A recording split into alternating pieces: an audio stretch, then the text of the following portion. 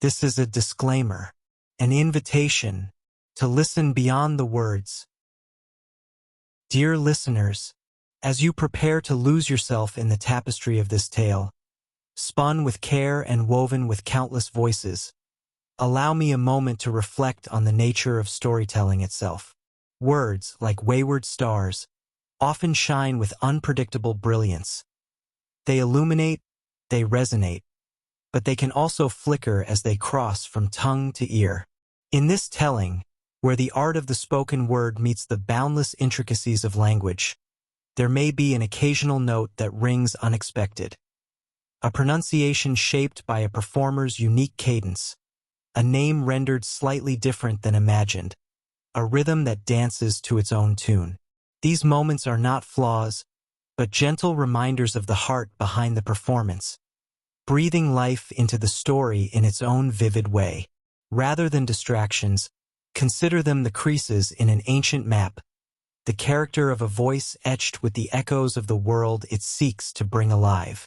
They are the marks of a tale well told, alive with the imperfections that makes human.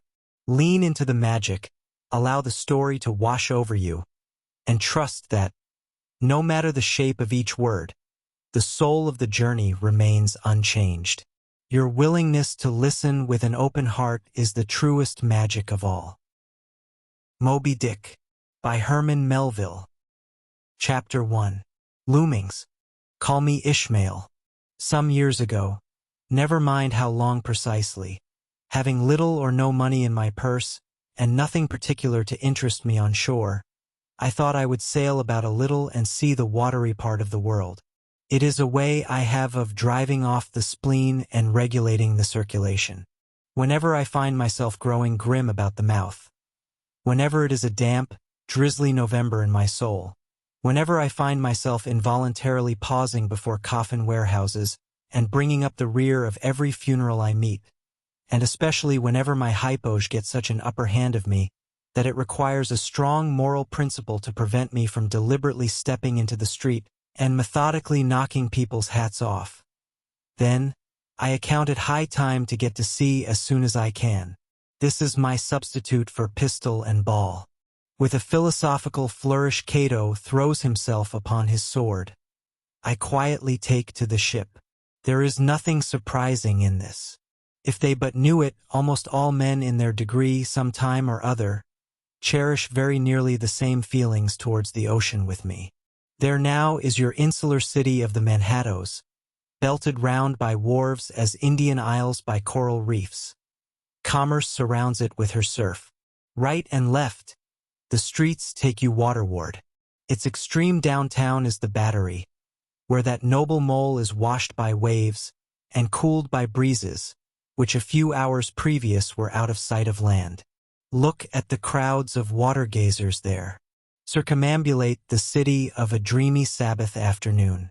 Go from Corlear's Hook to Coney's Slip, and from thence by Whitehall northward. What do you see? Posted like silent sentinels all around the town, stand thousands upon thousands of mortal men fixed in ocean reveries, some leaning against the spiles, some seated upon the pierheads, some looking over the bulwarks of ships from China, some high aloft in the rigging, as if striving to get a still better seaward peep. But these are all landsmen, of weekdays pent up in lath and plaster, tied to counters, nailed to benches, clinched to desks. How then is this? Are the green fields gone? What do they hear? But look, here come more crowds, pacing straight for the water, and seemingly bound for a dive. Strange. Nothing will content them but the extremest limit of the land. Loitering under the shady lee of yonder warehouses will not suffice. No, they must get just as nigh the water as they possibly can without falling in. And there they stand, miles of them, leagues. Inlanders all, they come from lanes and alleys, streets and avenues, north, east, south, and west. Yet here they all unite.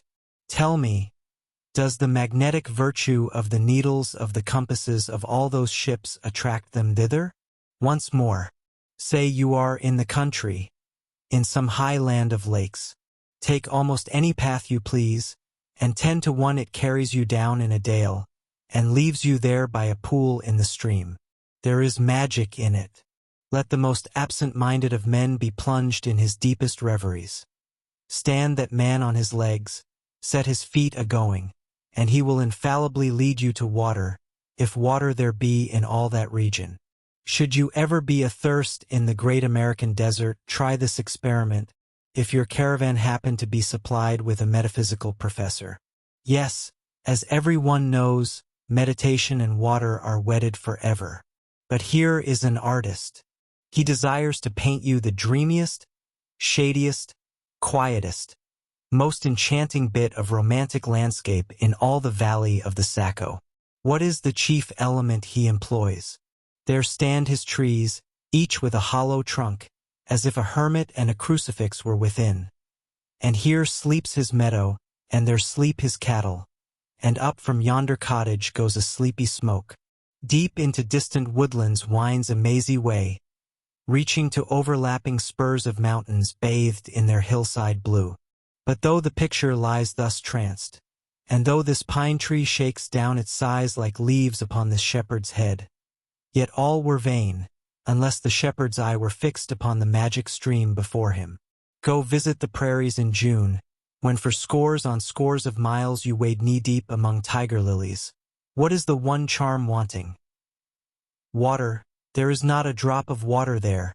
Were Niagara but a cataract of sand, would you travel your 1,000 miles to see it? Why did the poor poet of Tennessee, upon suddenly receiving 2 handfuls of silver, deliberate whether to buy him a coat, which he sadly needed, or invest his money in a pedestrian trip to Rockaway Beach? Why is almost every robust healthy boy with a robust healthy soul in him, at some time or other crazy to go to sea? Why upon your first voyage as a passenger, did you yourself feel such a mystical vibration, when first told that you and your ship were now out of sight of land? Why did the old Persians hold the sea holy? Why did the Greeks give it a separate deity, an own brother of Jove? Surely all this is not without meaning. And still deeper the meaning of that story of Narcissus, who, because he could not grasp the tormenting, mild image he saw in the fountain, plunged into it and was drowned. But that same image we ourselves see in all rivers and oceans. It is the image of the ungraspable phantom of life, and this is the key to it all. Now, when I say that I am in the habit of going to sea whenever I begin to grow hazy about the eyes, and begin to be overconscious of my lungs, I do not mean to have it inferred that I ever go to sea as a passenger. For to go as a passenger you must needs have a purse, and a purse is but a rag unless you have something in it. Besides, passengers get seasick, grow quarrelsome, don't sleep of nights, do not enjoy themselves much as a general thing. No, I never go as a passenger. Nor, though I am something of a salt, do I ever go to sea as a commodore or a captain or a cook. I abandon the glory and distinction of such offices to those who like them. For my part, I abominate all honorable respectable toils, trials, and tribulations of every kind whatsoever. It is quite as much as I can do to take care of myself without taking care of ships, barks, brigs, schooners, and what not. And as for going as cook, though I confess there is considerable glory in that, a cook being a sort of officer on shipboard, yet, somehow, I never fancied broiling fowls. Though once broiled, judiciously buttered, and judgmatically salted and peppered, there is no one who will speak more respectfully, not to say reverentially, of a broiled fowl than I will. It is out of the idolatrous dotings of the old Egyptians upon broiled ibis and roasted river horse, that you see the mummies of those creatures in their huge bakehouses, the pyramids. No, when I go to sea, I go as a simple sailor, right before the mast, plumb down into the forecastle, aloft there to the royal masthead. True, they rather order me about some, and make me jump from spar to spar, like a grasshopper in a May meadow. And at first, this sort of thing is unpleasant enough. It touches one's sense of honor, particularly if you come of an old established family in the land, the Van Rensselaers or Randolphs or Hardicanutes. And more than all, if just previous to putting your hand into the tar pot, You have been lording it as a country schoolmaster, making the tallest boys stand in awe of you. The transition is a keen one, I assure you, from a schoolmaster to a sailor, and requires a strong decoction of Seneca and the Stoics to enable you to grin and bear it. But even this wears off in time. What of it? If some old hunks of a sea captain orders me to get a broom and sweep down the decks, what does that indignity amount to, Wade, in the scales of the New Testament? Do you think the Archangel Gabriel thinks anything the less of me because I promptly and respectfully obey that old hunks in that particular instance? Who ain't a slave? Tell me that. Well then, however the old sea captains may order me about, however they may thump and punch me about, I have the satisfaction of knowing that it is all right, that everybody else is one way or other served in much the same way, either in a physical or metaphysical point of view, that is, and so the universal thump is passed round and all hands should rub each other's shoulder blades and be content. Again, I always go to sea as a sailor because they make a point of paying me for my trouble, whereas they never pay passengers a single penny that I ever heard of. On the contrary, passengers themselves must pay. And there is all the difference in the world between paying and being paid. The act of paying is perhaps the most uncomfortable infliction that the two orchard thieves entailed upon us. But being paid, what will compare with it? The urbane activity with which a man receives money is really marvelous, considering that we so earnestly believe money to be the root of all earthly ills, and that on no account can a moneyed man enter heaven. Ah!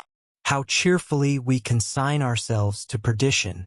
Finally, I always go to sea as a sailor, because of the wholesome exercise and pure air of the forecastle deck. For as in this world, headwinds are far more prevalent than winds from astern, that is, if you never violate the Pythagorean maxim, so for the most part the Commodore on the quarterdeck gets his atmosphere at second hand from the sailors on the forecastle. He thinks he breathes it first. But not so. In much the same way do the commonalty lead their leaders in many other things, at the same time that the leaders little suspect it. But wherefore it was that after having repeatedly smelt the sea as a merchant sailor, I should now take it into my head to go on a whaling voyage, this the invisible police officer of the fates, who has the constant surveillance of me, and secretly dogs me, and influences me in some unaccountable way. He can better answer than anyone else. And, doubtless, my going on this whaling voyage formed part of the grand program of Providence that was drawn up a long time ago. It came in as a sort of brief interlude and solo between more extensive performances. I take it that this part of the bill must have run something like this: Grand contested election for the presidency of the United States. Whaling voyage by one Ishmael. Bloody battle in Afghanistan. Though I cannot tell why it was exactly that those stage managers, the fates, put me down for this shabby part of a whaling voyage, when others were set down for magnificent parts in high tragedies, and short and easy parts in genteel comedies, and jolly parts in farces, though I cannot tell why this was exactly. Yet now that I recall all the circumstances, I think I can see a little into the springs and motives which, being cunningly presented to me under various disguises, induced me to set about performing the part one did, besides cajoling me into the delusion that it was a choice resulting from my own unbiased free will and discriminating judgment. Chief among these motives was the overwhelming idea of the great whale himself. Such a portentous and mysterious monster roused all my curiosity. Then the wild and distant seas where he rolled his island bulk. The undeliverable, nameless perils of the whale. These, with all the attending marvels of 1,000 Patagonian sights and sounds, helped to sway me to my wish. With other men, perhaps, such things would not have been inducements. But as for me, I am tormented with an everlasting itch for things remote. I love to sail forbidden seas and land on barbarous coasts. Not ignoring what is good, I am quick to perceive a horror and could still be social with it, would they let me, since it is but well to be on friendly terms with all the inmates of the place one lodges in. By reason of these things, then, the whaling voyage was welcome.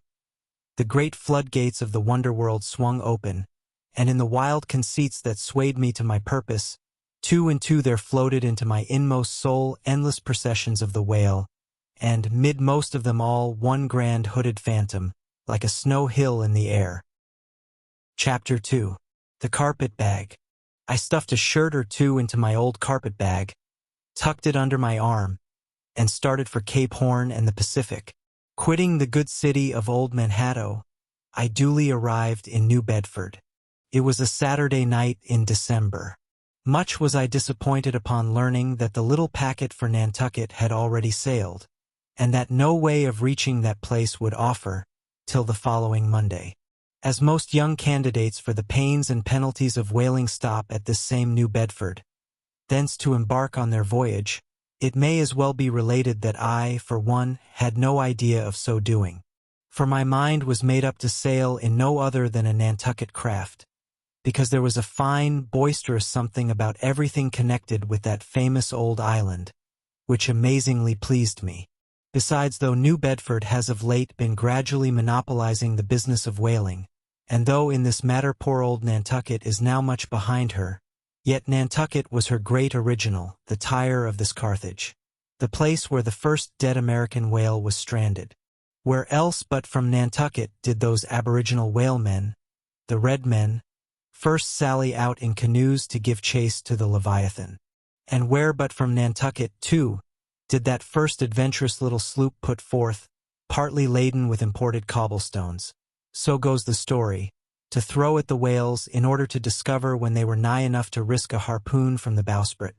Now having a night, a day, and still another night following before me in New Bedford, ere I could embark for my destined port, it became a matter of concernment where I was to eat and sleep meanwhile.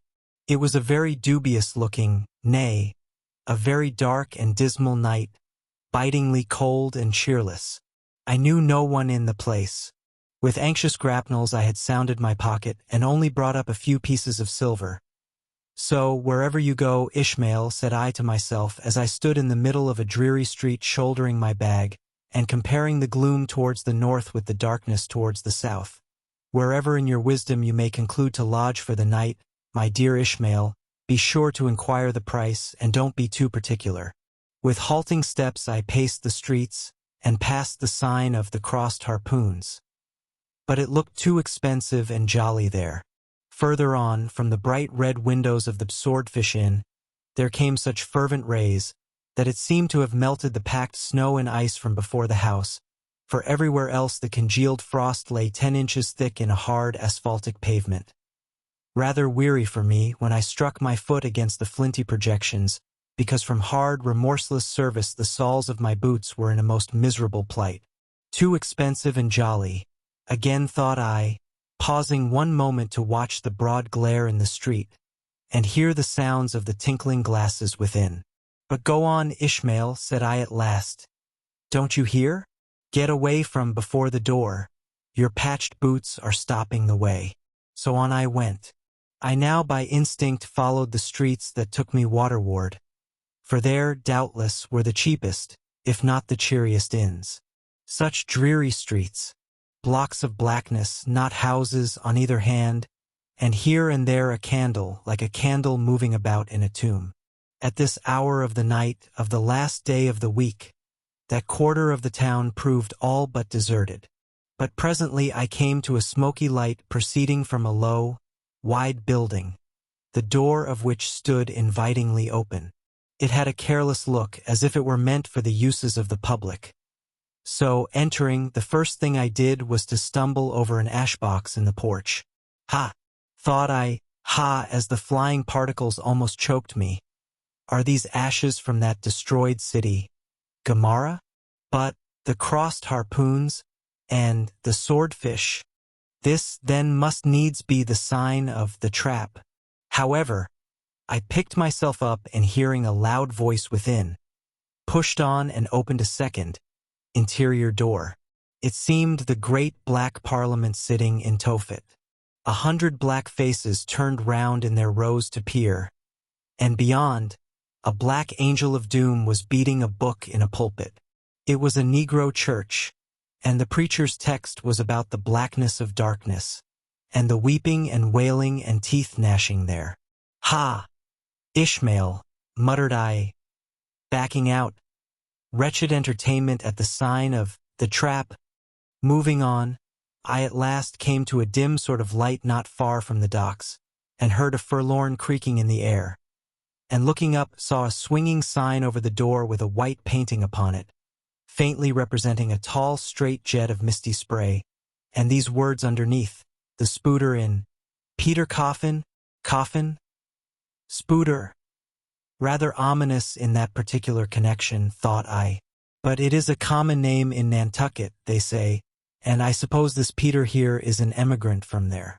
As the light looked so dim and the place, for the time, looked quiet enough, and the dilapidated little wooden house itself looked as if it might have been carted here from the ruins of some burnt district, and as the swinging sign had a poverty-stricken sort of creak to it, I thought that here was the very spot for cheap lodgings and the best of pea coffee. It was a queer sort of place, a gable-ended old house, one side palsied as it were and leaning over sadly.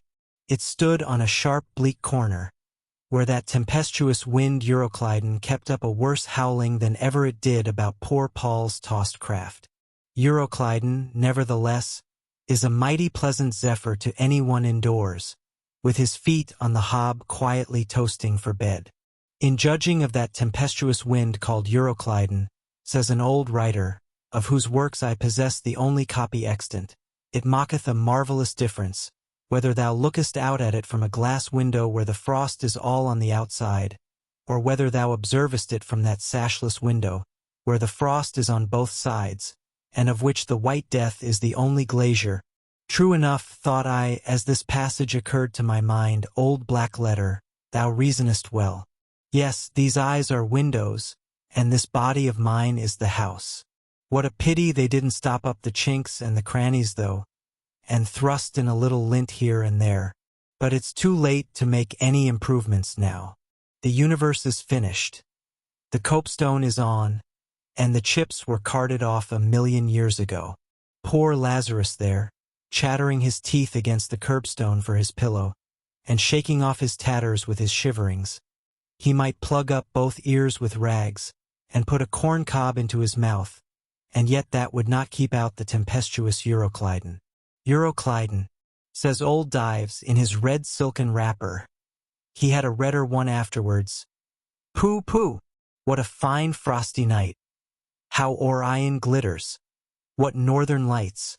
Let them talk of their oriental summer climes of everlasting conservatories.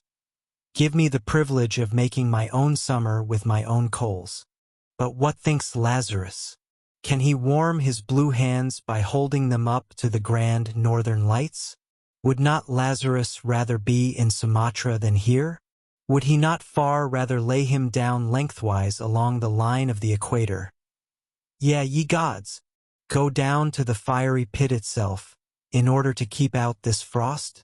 Now that Lazarus should lie stranded there on the curbstone before the door of Dives. This is more wonderful than that an iceberg should be moored to one of the Moluccas.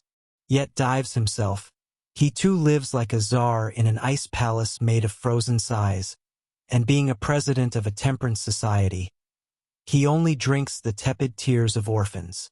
But no more of this blubbering now, we are going a-whaling, and there is plenty of that yet to come. Let us scrape the ice from our frosted feet, and see what sort of a place this Spooderth may be. Chapter 3. The Spooder Inn. Entering that gable-ended Spooder Inn, you found yourself in a wide, low, straggling entry with old-fashioned wainscots, reminding one of the bulwarks of some condemned old craft. On one side hung a very large oil painting so thoroughly besmoked, and every way defaced, that in the unequal crosslights by which you viewed it, it was only by diligent study and a series of systematic visits to it, and careful inquiry of the neighbors, that you could any way arrive at an understanding of its purpose.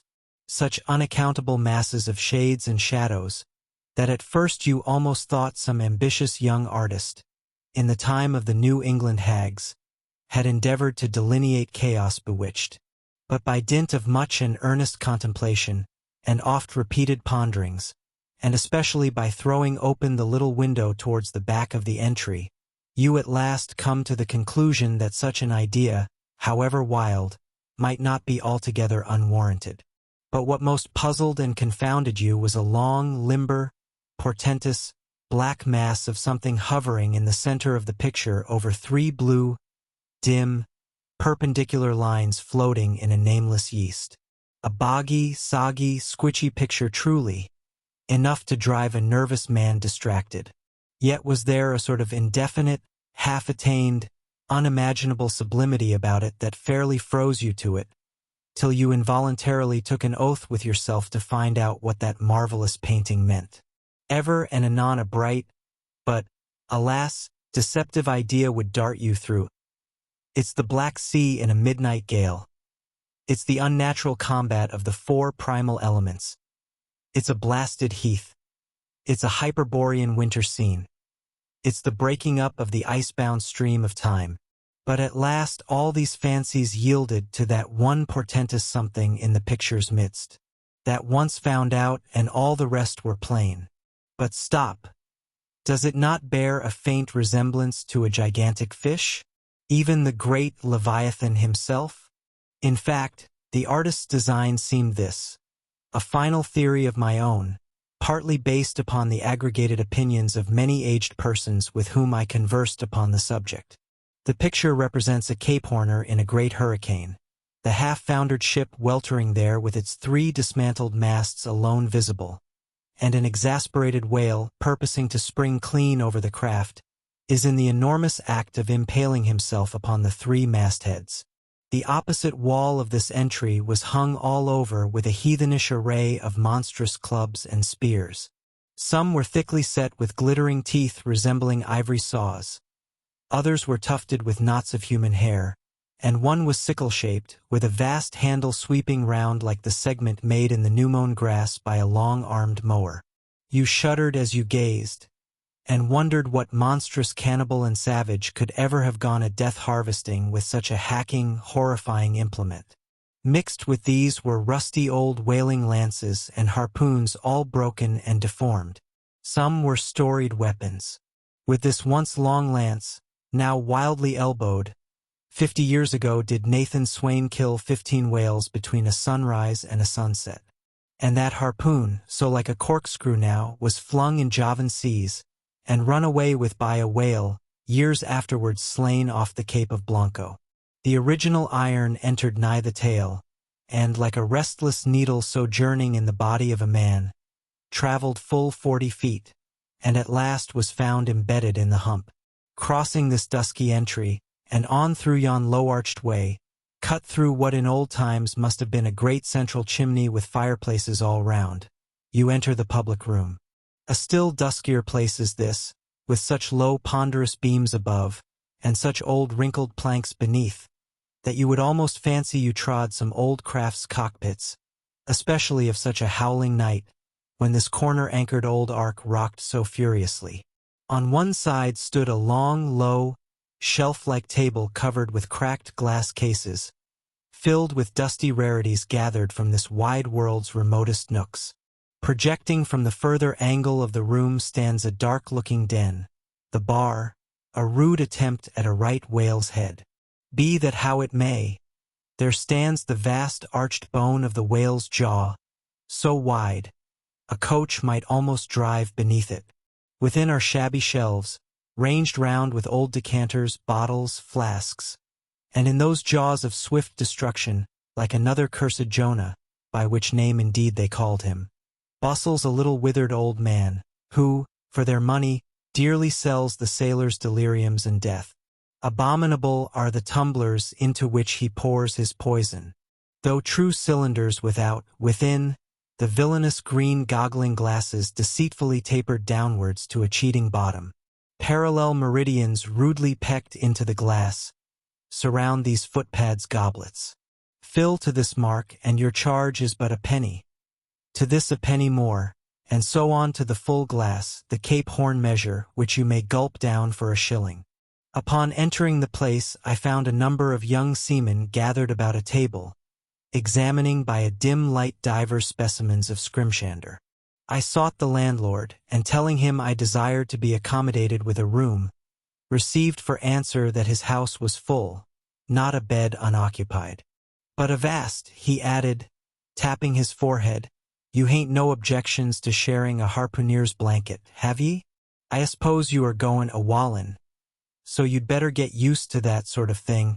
I told him that I never liked to sleep two in a bed, that if I should ever do so, it would depend upon who the harpooner might be, and that if he, the landlord, really had no other place for me, and the harpooner was not decidedly objectionable, why rather than wander further about a strange town on so bitter a night, I would put up with the half of any decent man's blanket. I thought so. All right, take a seat. Supper. You want supper? Supper'll be ready directly. I sat down on an old wooden settle, carved all over like a bench on the Battery. At one end a ruminating tar was still further adorning it with his jackknife, stooping over and diligently working away at the space between his legs. He was trying his hand at a ship under full sail, but he didn't make much headway, I thought. At last some 4 or 5 of us were summoned to our meal in an adjoining room. It was cold as Iceland, no fire at all. The landlord said he couldn't afford it. Nothing but 2 dismal tallow candles, each in a winding sheet. We were fain to button up our monkey jackets and hold to our lips cups of scalding tea with our half-frozen fingers. But the fare was of the most substantial kind. Not only meat and potatoes, but dumplings. Good heavens! Dumplings for supper. One young fellow in a green box coat addressed himself to these dumplings in a most direful manner. "My boy," said the landlord, "you'll have the nightmare to a dead sartainty." "Landlord," I whispered, "that ain't the harpooner, is it?" "Oh, no," said he, looking a sort of diabolically funny, "the harpooner is a dark-complexioned chap. He never eats dumplings, he don't. He eats nothing but steaks, and he likes 'em rare." "The devil he does," says I. "Where is that harpooner? Is he here?" "He'll be here afore long," was the answer. I could not help it, but I began to feel suspicious of this dark-complexioned harpooner. At any rate, I made up my mind that if it so turned out that we should sleep together, he must undress and get into bed before I did. Supper over, the company went back to the barroom, when, knowing not what else to do with myself, I resolved to spend the rest of the evening as a looker-on. Presently a rioting noise was heard without. Starting up, the landlord cried, "That's the Grampus's crew. I seed her reported in the offing this morning. A 3 years' voyage and a full ship. Hurrah, boys! Now we'll have the latest news from the Fijis." A tramping of sea boots was heard in the entry. The door was flung open, and enrolled a wild set of mariners enough, enveloped in their shaggy watch coats, and with their heads muffled in woolen comforters, all bedarned and ragged, and their beards stiff with icicles. They seemed an eruption of bears from Labrador. They had just landed from their boat, and this was the first house they entered. No wonder, then, that they made a straight wake for the Whale's Mouth, the bar, when the wrinkled little old Jonah, their officiating, soon poured them out brimmers all round. One complained of a bad cold in his head, upon which Jonah mixed him a pitch-like potion of gin and molasses, which he swore was a sovereign cure for all colds and catarrhs whatsoever, never mind of how long-standing, or whether caught off the coast of Labrador, or on the weather side of an ice island. The liquor soon mounted into their heads, as it generally does even with the errantest topers newly landed from sea, and they began capering about most obstreperously. I observed, however, that one of them held somewhat aloof, and though he seemed desirous not to spoil the hilarity of his shipmates by his own sober face, yet upon the whole he refrained from making as much noise as the rest. This man interested me at once, and since the sea gods had ordained that he should soon become my shipmate, though but a sleeping partner one, so far as this narrative is concerned, I will here venture upon a little description of him.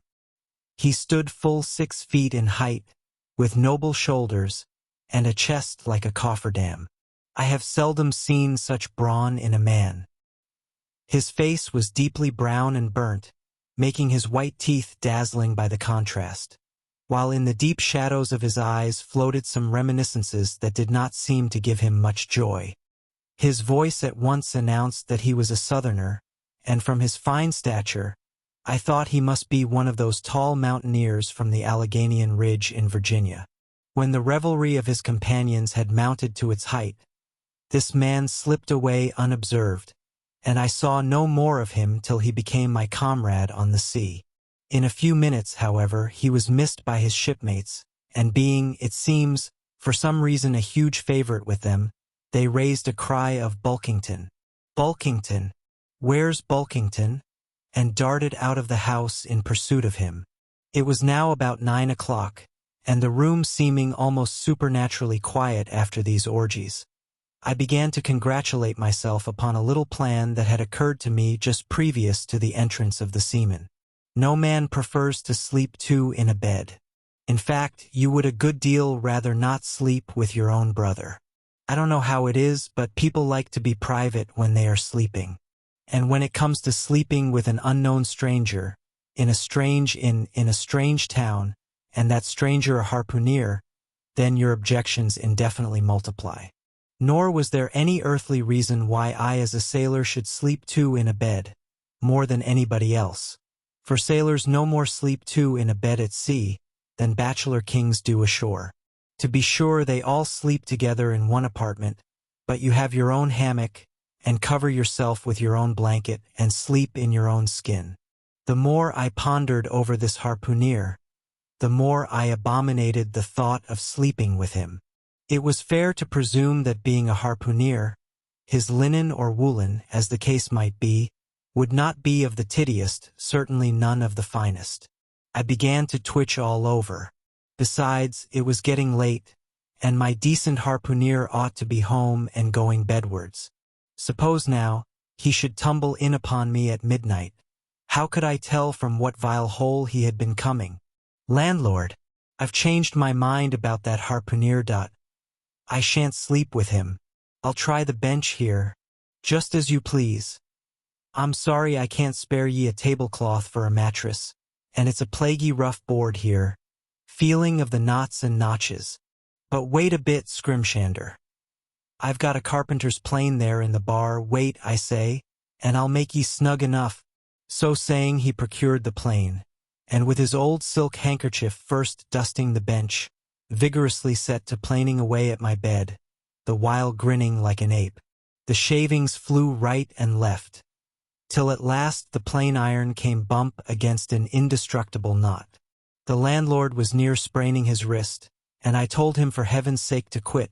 The bed was soft enough to suit me, and I did not know how all the planing in the world could make eider down of a pine plank. So gathering up the shavings with another grin, and throwing them into the great stove in the middle of the room, he went about his business, and left me in a brown study. I now took the measure of the bench, and found that it was a foot too short, but that could be mended with a chair. But it was a foot too narrow, and the other bench in the room was about 4 inches higher than the planed one, so there was no yoking them. I then placed the first bench lengthwise along the only clear space against the wall, leaving a little interval between, for my back to settle down in. But I soon found that there came such a draught of cold air over me from under the sill of the window, that this plan would never do at all, especially as another current from the rickety door met the one from the window, and both together formed a series of small whirlwinds in the immediate vicinity of the spot where I had thought to spend the night. The devil fetch that harpooner, thought I, but stop, couldn't I steal a march on him, bolt his door inside, and jump into his bed, not to be wakened by the most violent knockings? It seemed no bad idea, but upon second thoughts I dismissed it, for who could tell but what the next morning, so soon as I popped out of the room, the harpooner might be standing in the entry, all ready to knock me down. Still, looking round me again, and seeing no possible chance of spending a sufferable night unless in some other person's bed, I began to think that after all I might be cherishing unwarrantable prejudices against this unknown harpooner. Thinks I'll wait a while. He must be dropping in before long. I'll have a good look at him then, and perhaps we may become jolly good bedfellows after all. There's no telling. But though the other boarders kept coming in by ones, twos, and threes, and going to bed, yet no sign of my harpooner. "Landlord," said I, "what sort of a chap is he? Does he always keep such late hours?" It was now hard upon 12 o'clock. The landlord chuckled again with his lean chuckle, and seemed to be mightily tickled at something beyond my comprehension. "No," he answered, "generally he's an early bird, early to bed and early to rise. Yes, he's the bird what catches the worm. But tonight he went out a-peddling, you see, and I don't see what on earth keeps him so late, unless, maybe, he can't sell his head." "Can't sell his head? What sort of a bamboozingly story is this you are telling me?" Getting into a towering rage. "Do you pretend to say, landlord, that this harpooner is actually engaged this blessed Saturday night, or rather Sunday morning, in peddling his head around this town?" "That's precisely it," said the landlord, "and I told him he couldn't sell it here, the market's overstocked." "With what?" shouted I. "With heads, to be sure. Ain't there too many heads in the world?" "I tell you what it is, landlord," said I quite calmly, "you'd better stop spinning that yarn to me. I'm not green, maybe not, taking out a stick and whittling a toothpick, but I rather guess you'll be done brown if that air harpooner hears you a-slanderin' his head." "I'll break it for him," said I, now flying into a passion again at this unaccountable farrago of the landlord's. "It's broke already," said he. "Broke?" said I. "Broke, do you mean?" "Sartain, and that's the very reason he can't sell it, I guess." "Landlord," said I, going up to him as cool as empty Hecla in a snowstorm, "landlord, stop whittling. You and I must understand one another, and that too without delay. I come to your house and want a bed. You tell me you can only give me half a one, that the other half belongs to a certain harpooner. And about this harpooner, whom I have not yet seen, you persist in telling me the most mystifying and exasperating stories, tending to beget in me an uncomfortable feeling towards the man whom you design for my bedfellow. A sort of connection, landlord, which is an intimate and confidential one in the highest degree.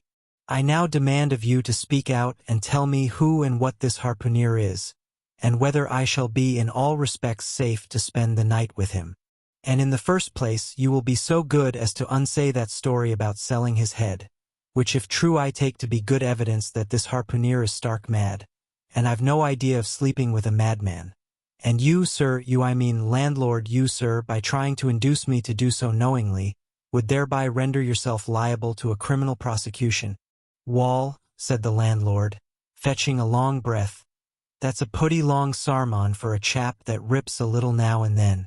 But be easy, be easy. This here harpooner I have been tellin' you of has just arrived from the South Seas, where he bought up a lot of bombed New Zealand heads, great curios, you know, and he's sold all on 'em but one, and that one he's trying to sell tonight, 'cause tomorrow's Sunday, and it would not do to be sellin' human heads about the streets when folks is goin' to churches. He wanted to, last Sunday, but I stopped him just as he was goin' out of the door with 4 heads strung on a string, for all the earth like a string of Aeneans." This account cleared up the otherwise unaccountable mystery, and showed that the landlord, after all, had had no idea of fooling me. But at the same time, what could I think of a harpooner who stayed out of a Saturday night clean into the Holy Sabbath, engaged in such a cannibal business as selling the heads of dead idolaters? "Depend upon it, landlord, that harpooner is a dangerous man. He pays reglar," was the rejoinder. "But come, it's getting dreadful late, you had better be turning flukes. It's a nice bed. Sal and me slept in that air bed the night we were spliced. There's plenty of room for 2 to kick about in that bed. It's an almighty big bed that. Why, afore we give it up, Sal used to put our Sam and little Johnny in the foot of it. But I got a dreaming and sprawling about one night, and somehow Sam got pitched on the floor and came near breaking his arm. Arter that, Sal said it wouldn't do. 'Come along here, I'll give ye a glim in a jiffy.' And so saying, he lighted a candle and held it towards me, offering to lead the way. But I stood irresolute. When looking at a clock in the corner, he exclaimed, "I vomit Sunday. You won't see that harpooner tonight. He's come to anchor somewhere. Come along then. Do come, won't ye come?" I considered the matter a moment, and then upstairs we went, and I was ushered into a small room, cold as a clam and furnished, sure enough, with a prodigious bed, almost big enough indeed for any 4 harpooneers to sleep abreast. "There," said the landlord, placing the candle on a crazy old sea chest that did double duty as a washstand and center table. "There, make yourself comfortable now, and good night to ye." I turned round from eyeing the bed, but he had disappeared. Folding back the counterpane, I stooped over the bed. Though none of the most elegant, it yet stood the scrutiny tolerably well.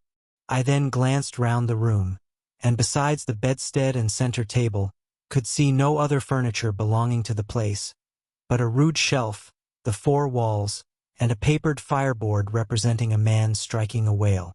Of things not properly belonging to the room, there was a hammock lashed up and thrown upon the floor in one corner.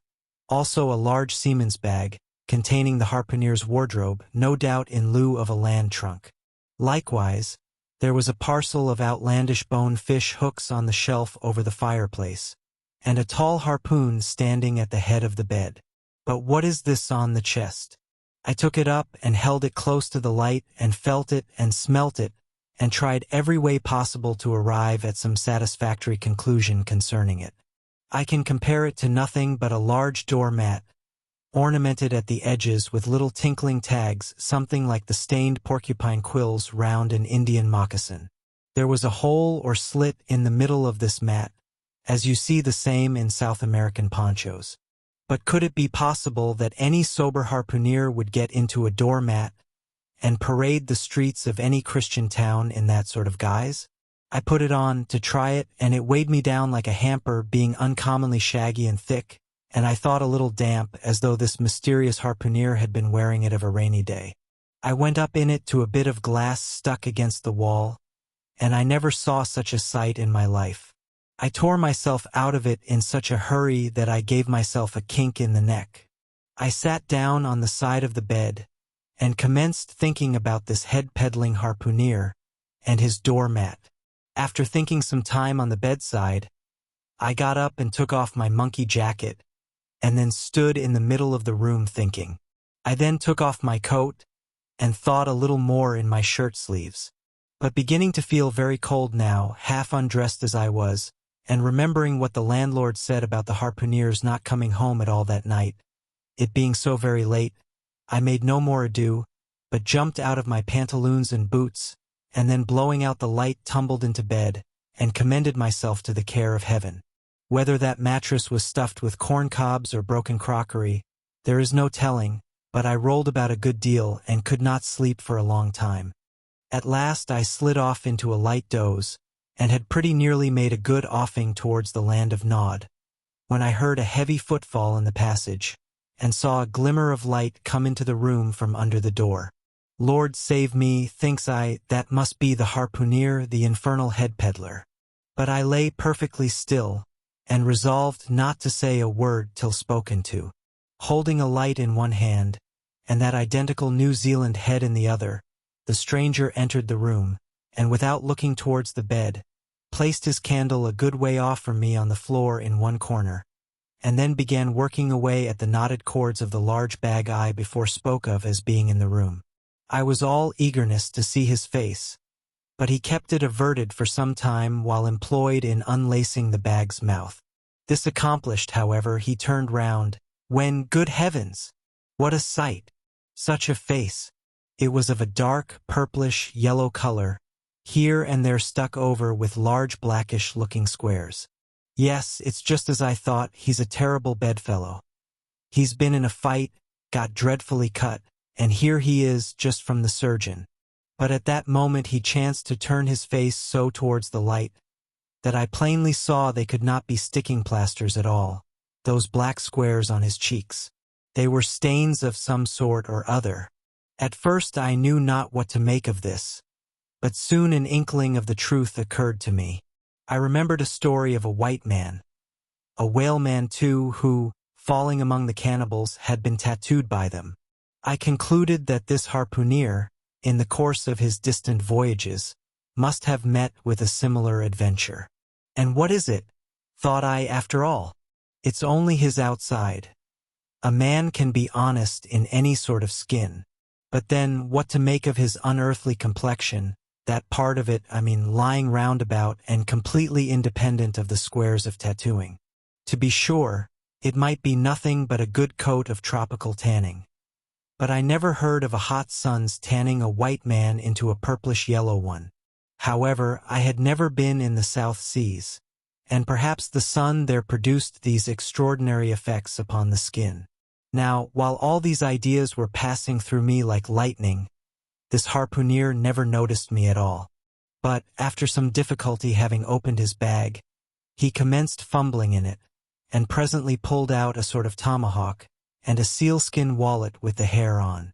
Placing these on the old chest in the middle of the room, he then took the New Zealand head, a ghastly thing enough, and crammed it down into the bag. He now took off his hat, a new beaver hat, when I came nigh singing out with fresh surprise. There was no hair on his head, none to speak of at least, nothing but a small scalp knot twisted up on his forehead.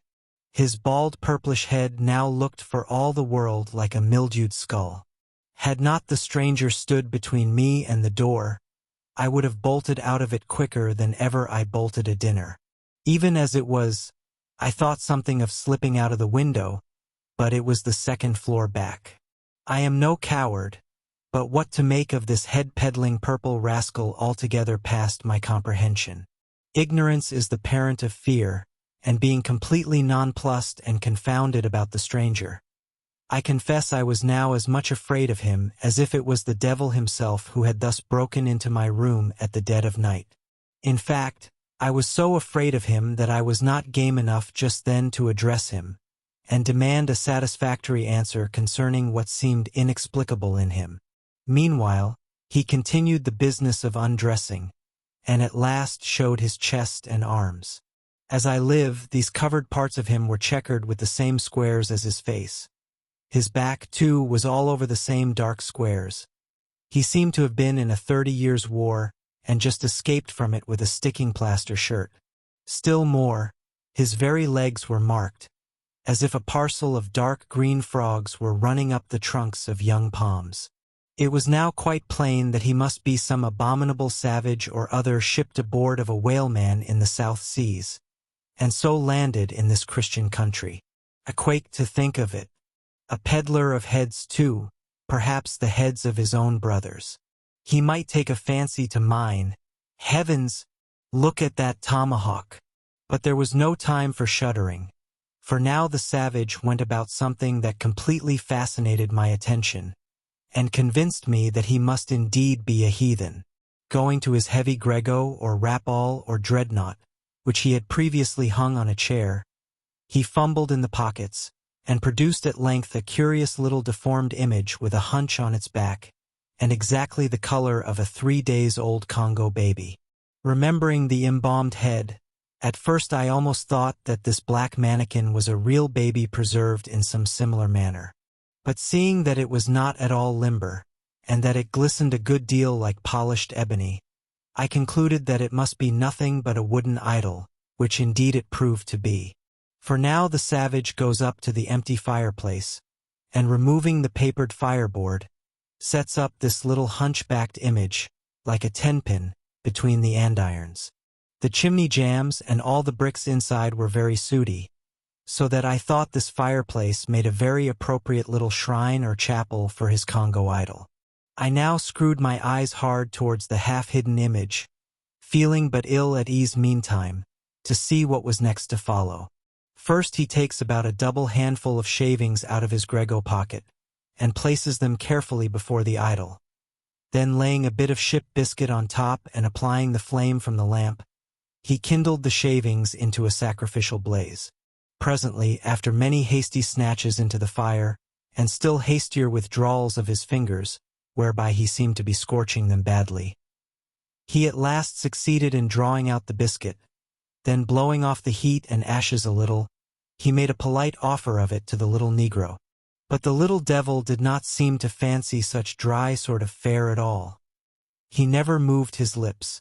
All these strange antics were accompanied by still stranger guttural noises from the devotee, who seemed to be praying in a sing-song or else singing some pagan psalmody or other, during which his face twitched about in the most unnatural manner. At last, extinguishing the fire, he took the idol up very unceremoniously, and bagged it again in his grego pocket as carelessly as if he were a sportsman bagging a dead woodcock. All these queer proceedings increased my uncomfortableness, and seeing him now exhibiting strong symptoms of concluding his business operations, and jumping into bed with me, I thought it was high time, now or never, before the light was put out, to break the spell in which I had so long been bound. But the interval I spent in deliberating what to say was a fatal one. Taking up his tomahawk from the table, he examined the head of it for an instant, and then holding it to the light with his mouth at the handle, he puffed out great clouds of tobacco smoke. The next moment the light was extinguished, and this wild cannibal, tomahawk between his teeth, sprang into bed with me. I sang out, I could not help it now, and giving a sudden grunt of astonishment he began feeling me. Stammering out something, I knew not what, I rolled away from him against the wall, and then conjured him, whoever or whatever he might be, to keep quiet and let me get up and light the lamp again. But his guttural responses satisfied me at once that he but ill comprehended my meaning. Who e debellu? He at last said, You no speaky, damn me, I kill e. And so saying, the lighted tomahawk began flourishing about me in the dark. Landlord, for God's sake, Peter Coffin, shouted I, landlord, watch, coffin, angels, save me, speak ye, telling me who he be or damn me, I kill. Again growled the cannibal, while his horrid flourishings of the tomahawk scattered the hot tobacco ashes about me till I thought my linen would get on fire. But thank heaven, at that moment the landlord came into the room light in hand, and leaping from the bed I ran up to him. Don't be afraid now, said he, grinning again. Queequeg here wouldn't harm a hair of your head. Stop your grinning, shouted I. And why didn't you tell me that that infernal harpooneer was a cannibal? I thought ye knowed it. Didn't I tell ye he was a peddlin' heads around town? But turn flukes again and go to sleep. Queequeg, look here. You sabby me, I sabby. You this man sleep you? You sabby? Me sabby plenty, grunted Queequeg, puffing away at his pipe and sitting up in bed.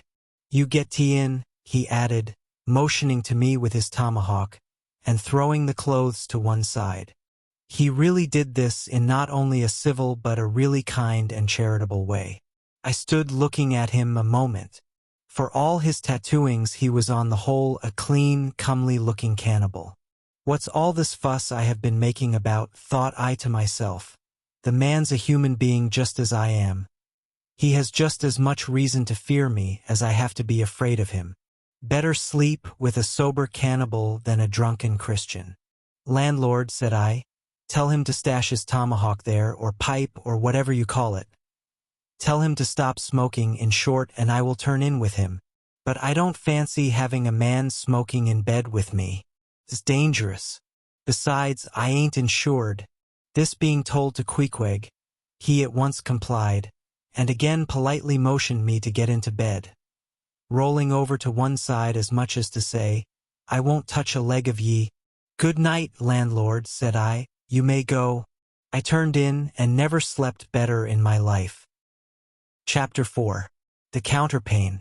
Upon waking next morning about daylight, I found Queequeg's arm thrown over me in the most loving and affectionate manner. You had almost thought I had been his wife. The counterpane was of patchwork, full of odd little party-colored squares and triangles, and this arm of his tattooed all over with an interminable Cretan labyrinth of a figure, no two parts of which were of one precise shade. Owing, I suppose, to his keeping his arm at sea unmethodically in sun and shade, his shirt sleeves irregularly rolled up at various times. This same arm of his, I say, looked for all the world like a strip of that same patchwork quilt. Indeed, partly lying on it as the arm did when I first awoke, I could hardly tell it from the quilt, they so blended their hues together, and it was only by the sense of weight and pressure that I could tell that Queequeg was hugging me. My sensations were strange. Let me try to explain them. When I was a child, I well remember a somewhat similar circumstance that befell me. Whether it was a reality or a dream, I never could entirely settle. The circumstance was this. I had been cutting up some caper or other. I think it was trying to crawl up the chimney, as I had seen a little sweep do a few days previous. And my stepmother, who, somehow or other, was all the time whipping me or sending me to bed supperless. My mother dragged me by the legs out of the chimney and packed me off to bed, though it was only 2 o'clock in the afternoon of the June 21st, the longest day in the year in our hemisphere. I felt dreadfully, but there was no help for it, so upstairs I went to my little room in the 3rd floor, undressed myself as slowly as possible so as to kill time, and with a bitter sigh got between the sheets. I lay there dismally calculating that 16 entire hours must elapse before I could hope for a resurrection. 16 hours in bed. The small of my back ached to think of it. And it was so light too.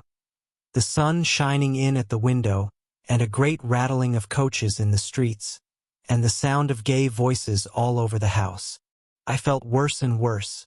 At last I got up, dressed, and softly going down in my stockinged feet, sought out my stepmother, and suddenly threw myself at her feet, beseeching her as a particular favor to give me a good slippering for my misbehavior. Anything indeed but condemning me to lie abed such an unendurable length of time.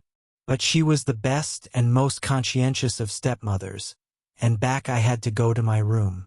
For several hours I lay there broad awake, feeling a great deal worse than I have ever done since, even from the greatest subsequent misfortunes. At last I must have fallen into a troubled nightmare of a doze, and slowly waking from it, half steeped in dreams, I opened my eyes, and the before sunlit room was now wrapped in outer darkness. Instantly I felt a shock running through all my frame. Nothing was to be seen, and nothing was to be heard, but a supernatural hand seemed placed in mine. My arm hung over the counterpane, and the nameless, unimaginable, silent form or phantom, to which the hand belonged, seemed closely seated by my bedside. For what seemed ages piled on ages, I lay there, frozen with the most awful fears, not daring to drag away my hand. Yet ever thinking that if I could but stir it 1 single inch, the horrid spell would be broken. I knew not how this consciousness at last glided away from me, but waking in the morning, I shudderingly remembered it all, and for days and weeks and months afterwards I lost myself in confounding attempts to explain the mystery. Nay, to this very hour I often puzzle myself with it. Now, take away the awful fear, and my sensations at feeling the supernatural hand in mine were very similar, in their strangeness, to those which I experienced on waking up and seeing Queequeg's pagan arm thrown round me. But at length all the past night's events soberly recurred, one by one in fixed reality, and then I lay only alive to the comical predicament. For though I tried to move his arm, unlock his bridegroom clasp, yet, sleeping as he was, he still hugged me tightly, as though naught but death should part us twain. I now strove to rouse him, Queequeg, but his only answer was a snore. I then rolled over, my neck feeling as if it were in a horse collar, and suddenly felt a slight scratch. Throwing aside the counterpane, there lay the tomahawk sleeping by the savage's side, as if it were a hatchet-faced baby. A pretty pickle, truly, thought I. Abed here in a strange house in the broad day, with a cannibal and a tomahawk. Queequeg! In the name of goodness, Queequeg, wake! At length, by dint of much wriggling, and loud and incessant expostulations upon the unbecomingness of his hugging a fellow male in that matrimonial sort of style, I succeeded in extracting a grunt, and presently he drew back his arm, shook himself all over like a Newfoundland dog just from the water, and sat up in bed, stiff as a pikestaff, looking at me, and rubbing his eyes as if he did not altogether remember how I came to be there, though a dim consciousness of knowing something about me seemed slowly dawning over him. Meanwhile, I lay quietly eyeing him, having no serious misgivings now, and bent upon narrowly observing so curious a creature.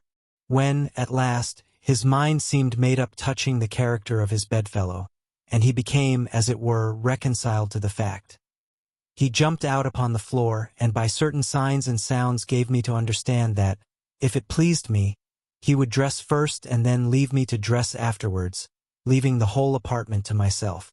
Thinks I, Queequeg, under the circumstances, this is a very civilized overture.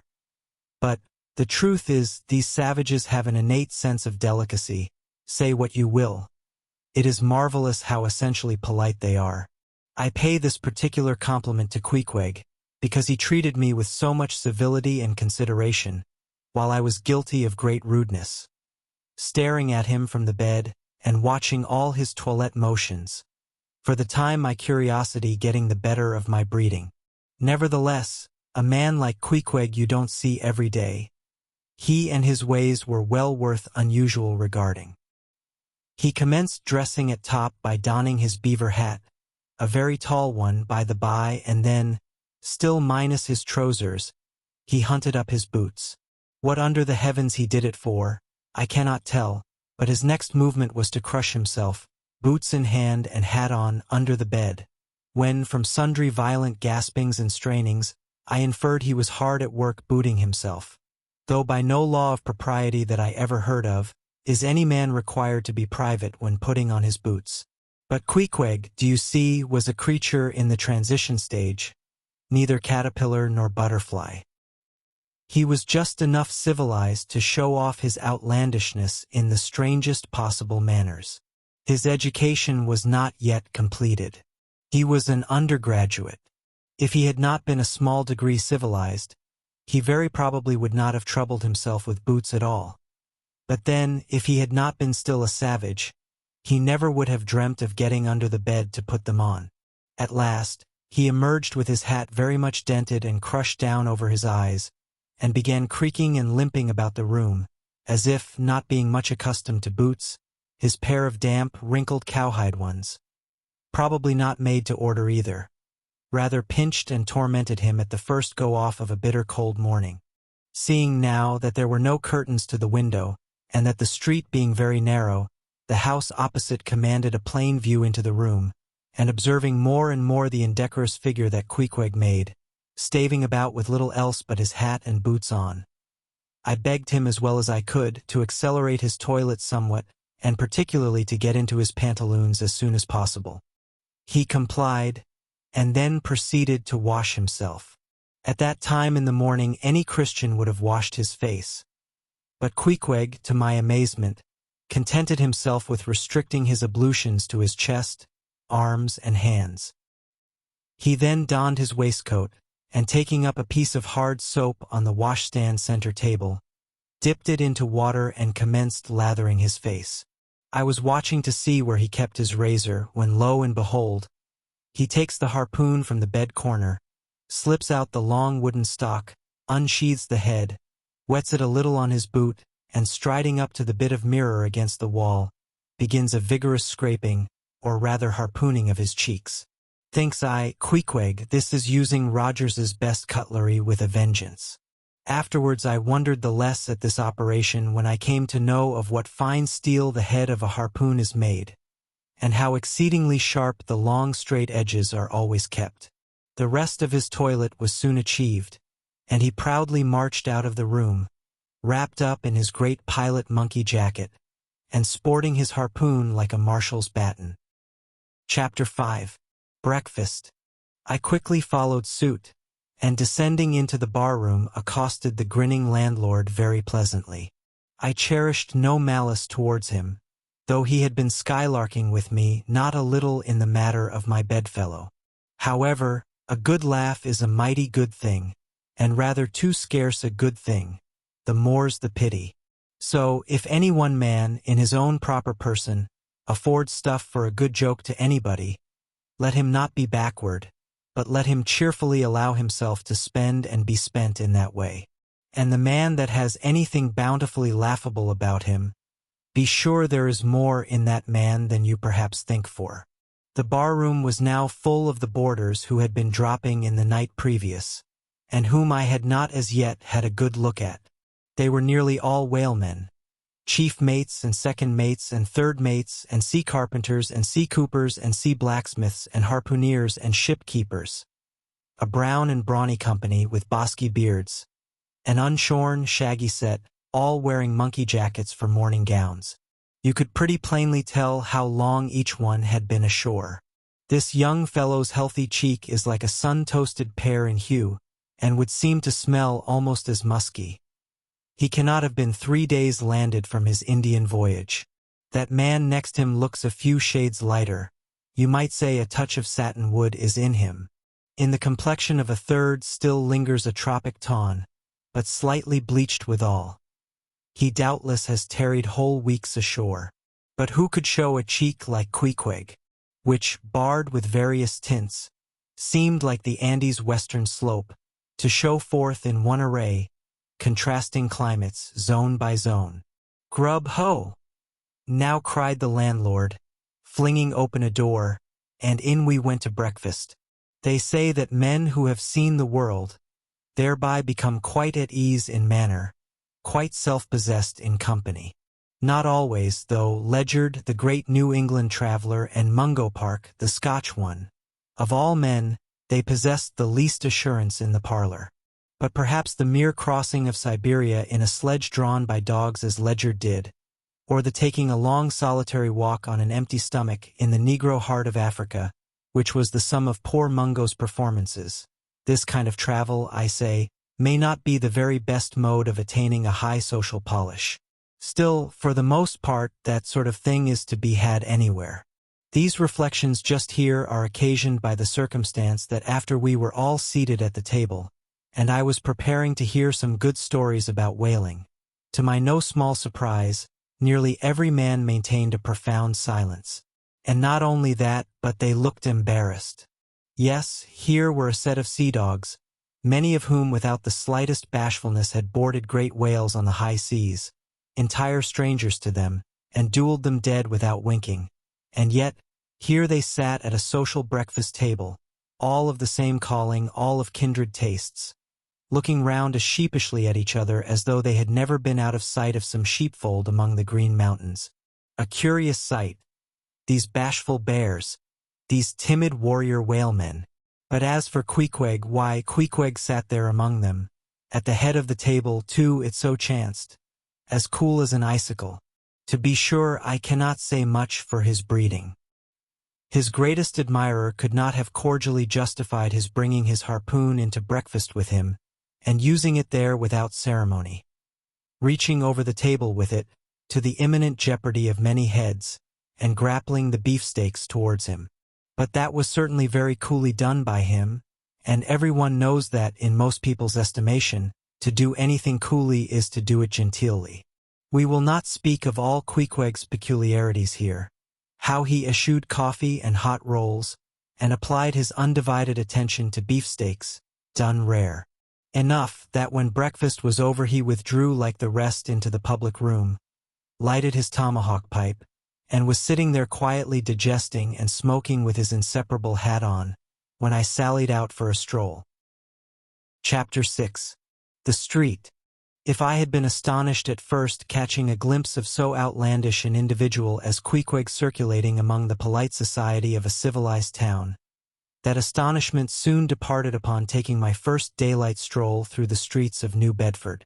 In thoroughfares nigh the docks, any considerable seaport will frequently offer to view the queerest-looking nondescripts from foreign parts. Even in Broadway and Chestnut streets, Mediterranean mariners will sometimes jostle the affrighted ladies. Regent Street is not unknown to Lascars and Malays, and at Bombay, in the Apollo Green, live Yankees have often scared the natives. But New Bedford beats all Water Street and Wapping. In these last-mentioned haunts you see only sailors. But in New Bedford, actual cannibals stand chatting at street corners. Savages outright, many of whom yet carry on their bones unholy flesh. It makes a stranger stare. But, besides the Fijians, Tongado Boers, Arromangoans, Penangians, and Brygians, and, besides the wild specimens of the whaling craft which unheeded reel about the streets, you will see other sights still more curious, certainly more comical. There weekly arrive in this town scores of green Vermonters and New Hampshire men, all athirst for gain and glory in the fishery. They are mostly young, of stalwart frames, fellows who have felled forests, and now seek to drop the axe and snatch the whale lance. Many are as green as the green mountains whence they came. In some things you would think them but a few hours old. Look there, that chap strutting round the corner. He wears a beaver hat and swallow-tailed coat, girdled with a sailor belt and sheath knife.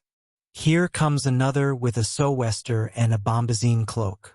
No town-bred dandy will compare with a country-bred one. I mean a downright bumpkin dandy, a fellow that, in the dog days, will mow his 2 acres in buckskin gloves for fear of tanning his hands. Now, when a country dandy like this takes it into his head to make a distinguished reputation, and joins the great whale fishery, you should see the comical things he does upon reaching the seaport. In bespeaking his sea outfit, he orders bell-buttons to his waistcoats, straps to his canvas trousers. Ah, poor hayseed! How bitterly will burst those straps in the first howling gale, when thou art driven, straps, buttons, and all, down the throat of the tempest. But think not that this famous town has only harpooneers, cannibals, and bumpkins to show her visitors. Not at all. Still, New Bedford is a queer place. Had it not been for us whalemen, that tract of land would this day perhaps have been in as howling condition as the coast of Labrador. As it is, parts of her back country are enough to frighten one. They look so bony. The town itself is perhaps the dearest place to live in all New England. It is a land of oil, true enough, but not like Canaan, a land also of corn and wine. The streets do not run with milk, nor in the springtime do they pave them with fresh eggs.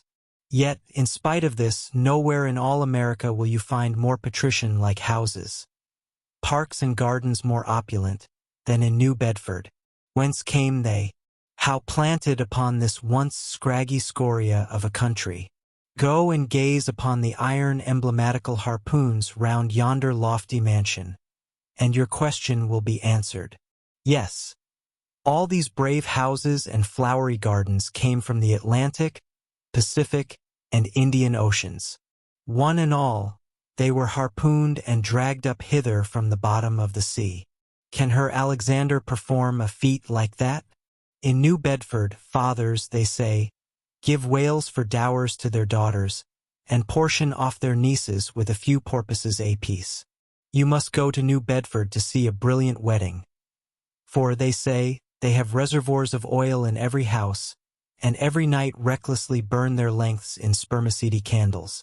In summer-time the town is sweet to see, full of fine maples, long avenues of green and gold. And in August, high in air, the beautiful and bountiful horse-chestnuts, candelabra-wise, proffer the passer-by their tapering upright cones of congregated blossoms. So omnipotent is art, which in many a district of New Bedford has superinduced bright terraces of flowers upon the barren refuse rocks thrown aside at creation's final day. And the women of New Bedford, they bloom like their own red roses. But roses only bloom in summer, whereas the fine carnation of their cheeks is perennial as sunlight in the seventh heavens. Elsewhere match that bloom of theirs, ye cannot, save in Salem, where they tell me the young girls breathe such musk. Their sailor sweethearts smell them miles offshore, as though they were drawing nigh the odorous Moluccas instead of the puritanic sands. Chapter 7. The Chapel. In this same New Bedford there stands a whaleman's chapel, and few are the moody fishermen, shortly bound for the Indian Ocean or Pacific, who fail to make a Sunday visit to the spot. I am sure that I did not. Returning from my first morning stroll, I again sallied out upon this special errand. The sky had changed from clear, sunny cold, to driving sleet and mist. Wrapping myself in my shaggy jacket of the cloth called bearskin, I fought my way against the stubborn storm. Entering, I found a small scattered congregation of sailors, and sailors' wives and widows. A muffled silence reigned, only broken at times by the shrieks of the storm. Each silent worshipper seemed purposely sitting apart from the other, as if each silent grief were insular and incommunicable. The chaplain had not yet arrived, and there these silent islands of men and women sat steadfastly eyeing several marble tablets, with black borders, massoned into the wall on either side the pulpit. 3 of them ran something like the following, but I do not pretend to quote. Sacred to the memory of John Talbot, who, at the age of 18, was lost overboard, near the Isle of Desolation, off Patagonia, November 1, 1836.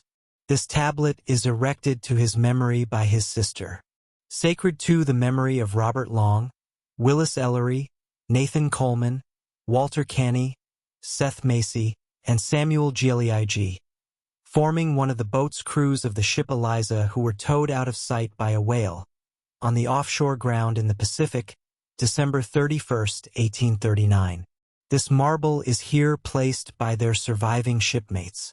Sacred to the memory of the late Captain Ezekiel Hardy, who in the bows of his boat was killed by a sperm whale on the coast of Japan. August 3d, 1833. This tablet is erected to his memory by his widow. Shaking off the sleet from my ice-glazed hat and jacket, I seated myself near the door, and turning sideways was surprised to see Queequeg near me. Affected by the solemnity of the scene, there was a wondering gaze of incredulous curiosity in his countenance. This savage was the only person present who seemed to notice my entrance, because he was the only one who could not read, and, therefore, was not reading those frigid inscriptions on the wall. Whether any of the relatives of the seamen whose names appeared there were now among the congregation, I knew not.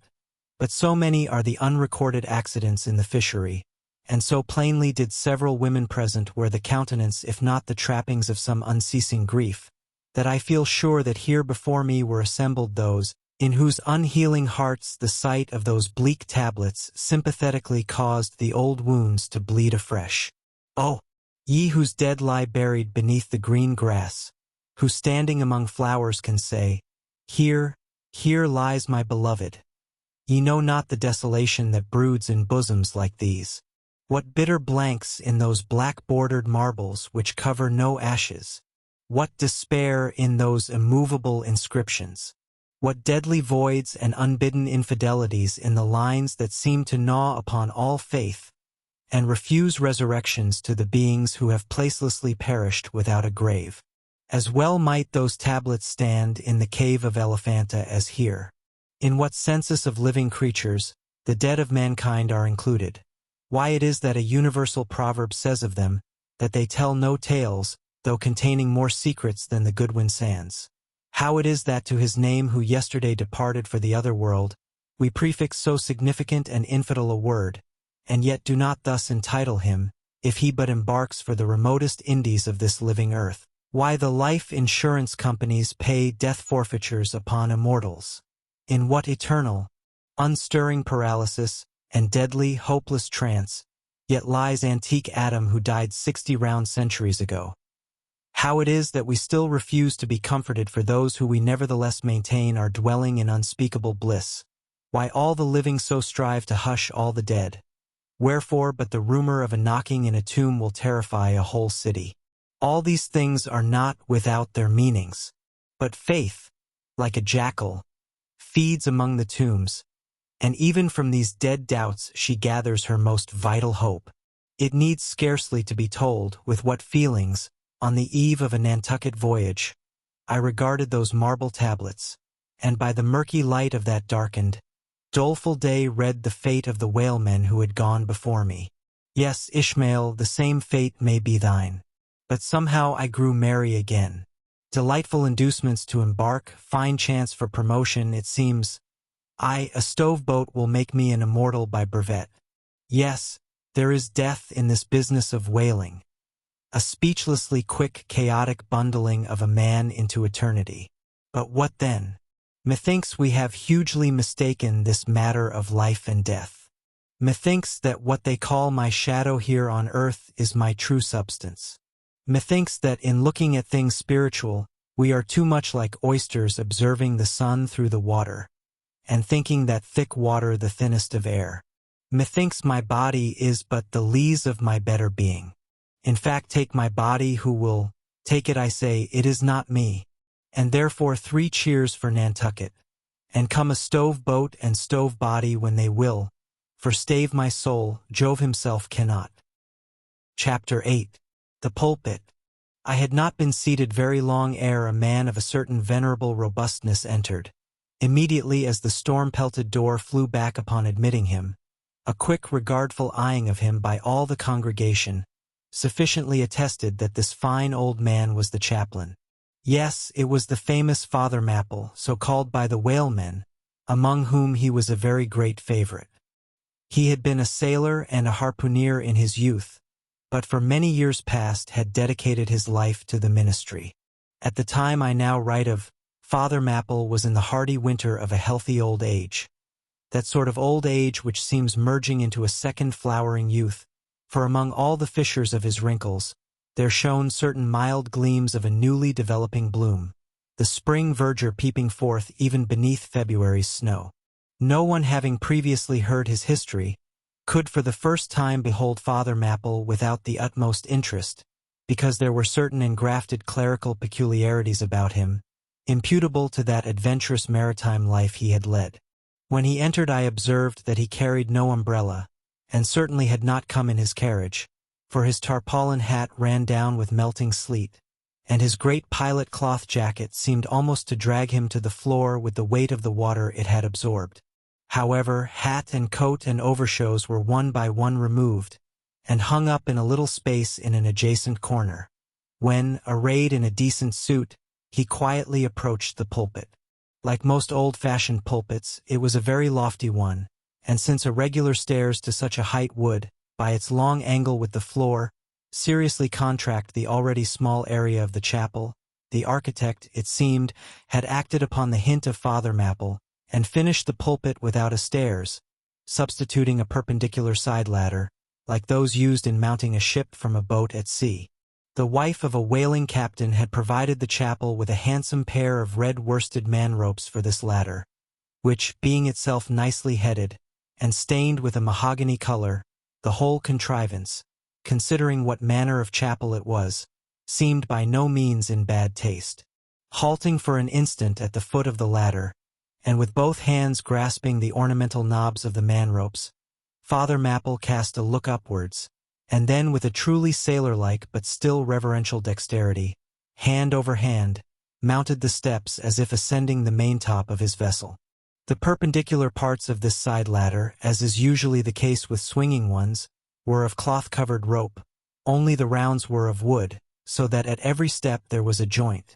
At my first glimpse of the pulpit, it had not escaped me that however convenient for a ship, these joints in the present instance seemed unnecessary, for I was not prepared to see Father Mapple after gaining the height, slowly turn round, and stooping over the pulpit, deliberately drag up the ladder step by step, till the whole was deposited within, leaving him impregnable in his little Quebec. I pondered some time without fully comprehending the reason for this. Father Mapple enjoyed such a wide reputation for sincerity and sanctity that I could not suspect him of courting notoriety by any mere tricks of the stage. No, thought I, there must be some sober reason for this thing. Furthermore, it must symbolize something unseen. Can it be, then, that by that act of physical isolation, he signifies his spiritual withdrawal for the time from all outward worldly ties and connections? Yes, for replenished with the meat and wine of the Word, to the faithful man of God, this pulpit, I see, is a self-containing stronghold, a lofty Ehrenbreitstein, with a perennial well of water within the walls. But the side ladder was not the only strange feature of the place, borrowed from the chaplain's former seafarings. Between the marble cenotaphs on either hand of the pulpit, the wall which formed its back was adorned with a large painting representing a gallant ship beating against a terrible storm off a lee coast of black rocks and snowy breakers. But high above the flying scud and dark rolling clouds, there floated a little isle of sunlight, from which beamed forth an angel's face. And this bright face shed a distinct spot of radiance upon the ship's tossed deck, something like that silver plate now inserted into the Victory's plank where Nelson fell. Ah, noble ship, the angel seemed to say, beat on, thou noble ship, and bear a hardy helm. For lo, the sun is breaking through. The clouds are rolling off.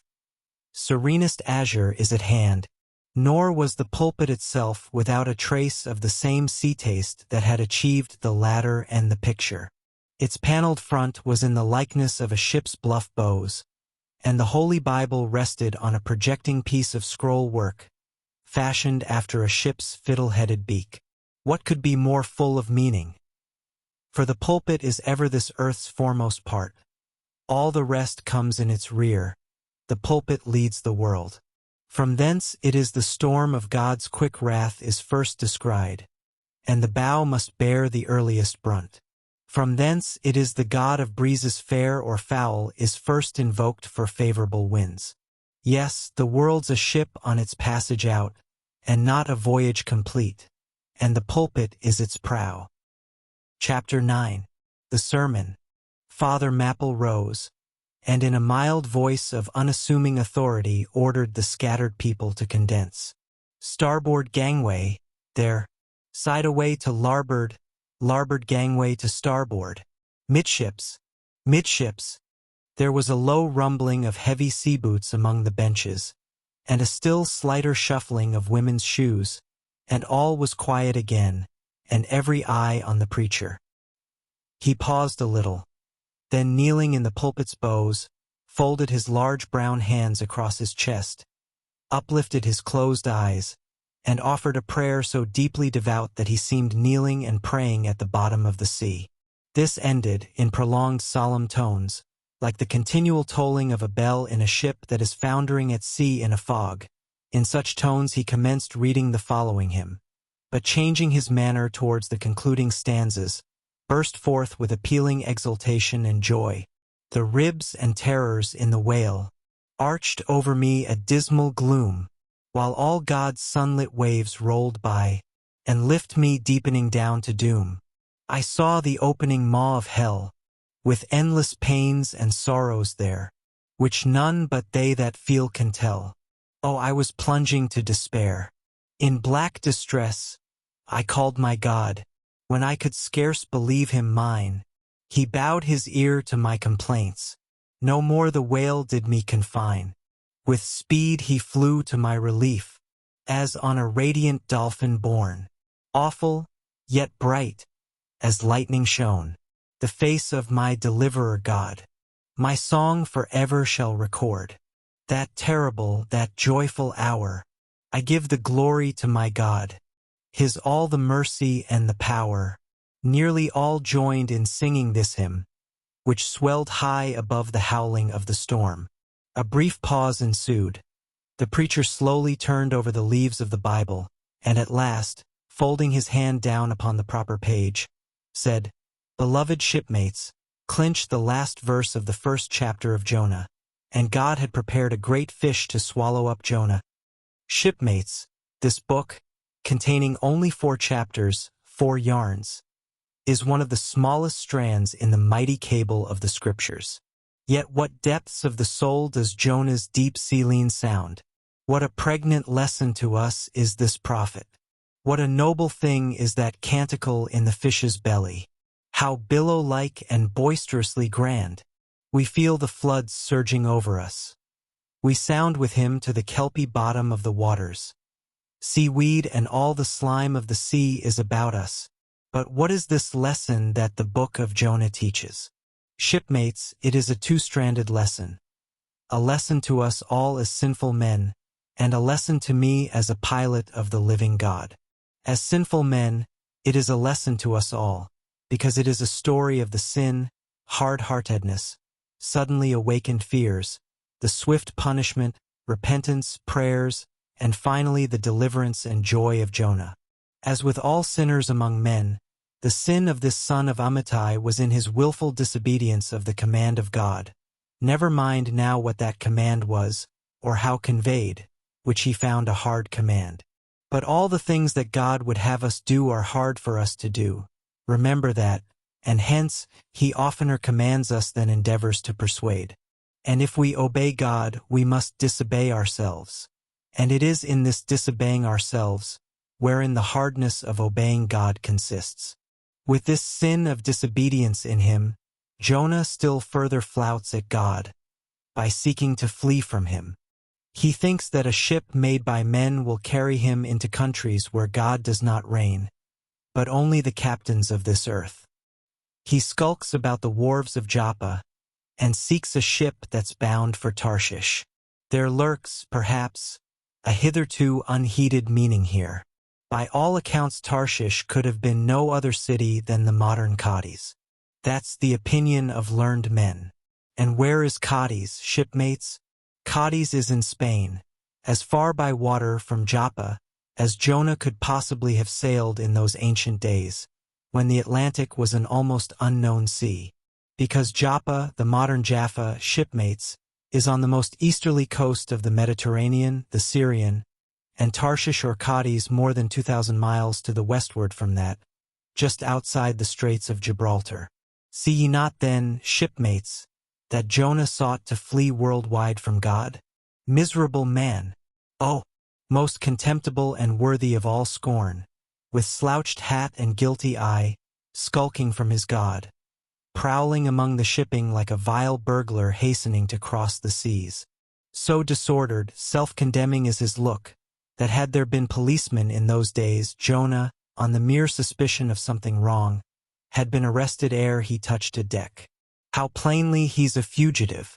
No baggage, not a hatbox, valise, or carpet-bag. No friends accompany him to the wharf with their adieus. At last, after much dodging search, he finds the Tarshish ship receiving the last items of her cargo, and as he steps on board to see its captain in the cabin, all the sailors for the moment desist from hoisting in the goods, to mark the stranger's evil eye. Jonah sees this, but in vain he tries to look all ease and confidence. In vain essays his wretched smile. Strong intuitions of the man assure the mariners he can be no innocent. In their gamesome but still serious way, one whispers to the other, "Jack, he's robbed a widow," or "Joe, do you mark him? He's a bigamist," or "Harry lad, I guess he's the adulterer that broke jail in old Gomorrah," or belike, one of the missing murderers from Sodom. Another runs to read the bill that's stuck against the spile upon the wharf to which the ship is moored, offering 500 gold coins for the apprehension of a parricide, and containing a description of his person. He reads and looks from Jonah to the bill, while all his sympathetic shipmates now crowd round Jonah, prepared to lay their hands upon him. Fright, Jonah trembles, and summoning all his boldness to his face, only looks so much the more a coward. He will not confess himself suspected, but that itself is strong suspicion. So he makes the best of it, and when the sailors find him not to be the man that is advertised, they let him pass, and he descends into the cabin. "Who's there?" cries the captain at his busy desk, hurriedly making out his papers for the customs. "Who's there?" Oh, how that harmless question mangles Jonah. For the instant he almost turns to flee again, but he rallies. "I seek a passage in this ship to Tarshish." "How soon sail ye, sir?" Thus far the busy captain had not looked up to Jonah, though the man now stands before him. But no sooner does he hear that hollow voice than he darts a scrutinizing glance. "We sail with the next coming tide." At last he slowly answered, still intently eyeing him. "No sooner, sir?" "Soon enough for any honest man that goes a passenger." "Ha! Jonah, that's another stab. But he swiftly calls away the captain from that scent. "I'll sail with ye," he says. "The passage money, how much is that?" "I'll pay now," for it is particularly written, shipmates, as if it were a thing not to be overlooked in this history, that he paid the fare thereof, ere the craft did sail. And taken with the context, this is full of meaning. Now Jonah's captain, shipmates, was one whose discernment detects crime in any, but whose cupidity exposes it only in the penniless. In this world, shipmates, sin that pays its way can travel freely, and without a passport, whereas virtue, if a pauper, is stopped at all frontiers. So Jonah's captain prepares to test the length of Jonah's purse, ere he judge him openly. He charges him thrice the usual sum, and it's assented to. Then the captain knows that Jonah is a fugitive, but at the same time resolves to help a flight that paves its rear with gold. Yet when Jonah fairly takes out his purse, prudent suspicions still molest the captain. He rings every coin to find a counterfeit. Not a forger, anyway, he mutters, and Jonah is put down for his passage. "Point out my stateroom, sir," says Jonah now. "I'm travel-weary. I need sleep." "Thou lookest like it," says the captain. "There's thy room." Jonah enters and would lock the door, but the lock contains no key. Hearing him foolishly fumbling there, the captain laughs lowly to himself, and mutters something about the doors of convicts' cells being never allowed to be locked within. All dressed and dusty as he is, Jonah throws himself into his berth, and finds the little stateroom ceiling almost resting on his forehead. The air is close, and Jonah gasps. Then, in that contracted hole, sunk, too, beneath the ship's waterline, Jonah feels the heralding presentiment of that stifling hour, when the whale shall hold him in the smallest of his bowels wards. Screwed at its axis against the side, a swinging lamp slightly oscillates in Jonah's room, and the ship, heeling over towards the wharf with the weight of the last bales received, the lamp, flame and all, though in slight motion, still maintains a permanent obliquity with reference to the room. Though, in truth, infallibly straight itself, it but made obvious the false, lying levels among which it hung. The lamp alarms and frightens Jonah, as lying in his berth his tormented eyes roll round the place, and this thus far successful fugitive finds no refuge for his restless glance. But that contradiction in the lamp more and more appalls him. The floor, the ceiling, and the side are all awry. "Oh, so my conscience hangs in me," he groans, "straight upwards, so it burns.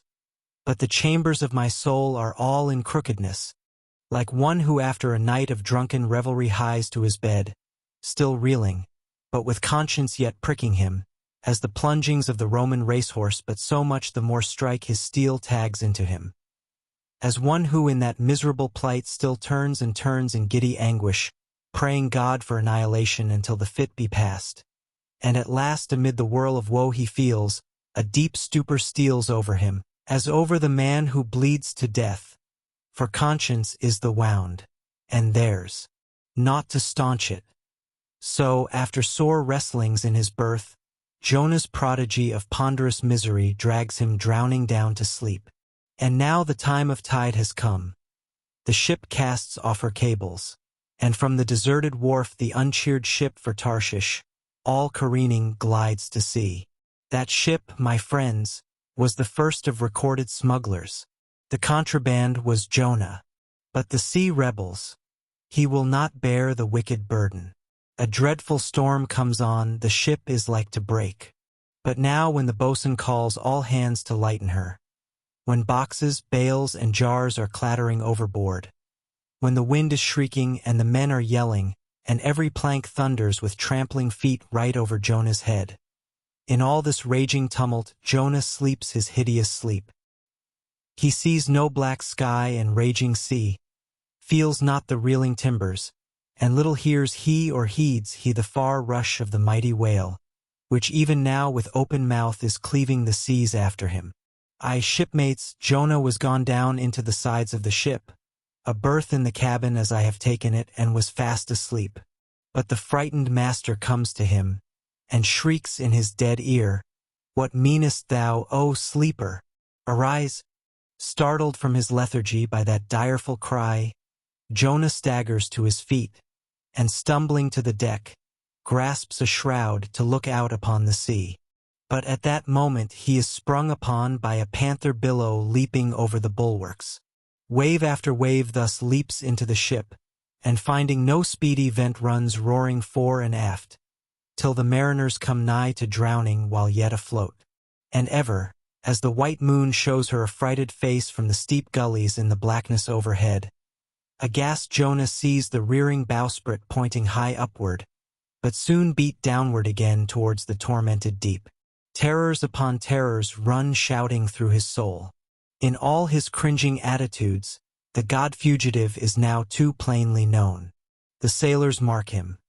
More and more certain grow their suspicions of him, and at last, fully to test the truth, by referring the whole matter to high heaven, they fall to casting lots, to see for whose cause this great tempest was upon them. The lot is Jonah's. That discovered, then how furiously they mob him with their questions. What is thine occupation? Whence comest thou? Thy country? What people? But mark now, my shipmates, the behavior of poor Jonah. The eager mariners but ask him who he is and where from, whereas they not only receive an answer to those questions, but likewise another answer to a question not put by them. But the unsolicited answer is forced from Jonah by the hard hand of God that is upon him. "I am a Hebrew," he cries, and then, "I fear the Lord the God of heaven who hath made the sea and the dry land." Fear him, O Jonah? Well mightest thou fear the Lord God then. Straightway, he now goes on to make a full confession, whereupon the mariners became more and more appalled, but still are pitiful. For when Jonah, not yet supplicating God for mercy, since he but too well knew the darkness of his deserts, when wretched Jonah cries out to them to take him and cast him forth into the sea, for he knew that for his sake this great tempest was upon them, they mercifully turn from him and seek by other means to save the ship. But all in vain. The indignant gale howls louder. Then, with one hand raised invokingly to God, with the other they not unreluctantly lay hold of Jonah.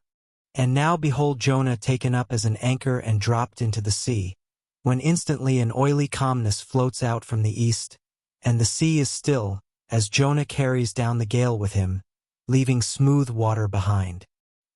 He goes down in the whirling heart of such a masterless commotion that he scarce heeds the moment when he drops seething into the yawning jaws awaiting him, and the whale shoots to all his ivory teeth, like so many white bolts, upon his prison. Then Jonah prayed unto the Lord out of the fish's belly. But observe his prayer and learn a weighty lesson.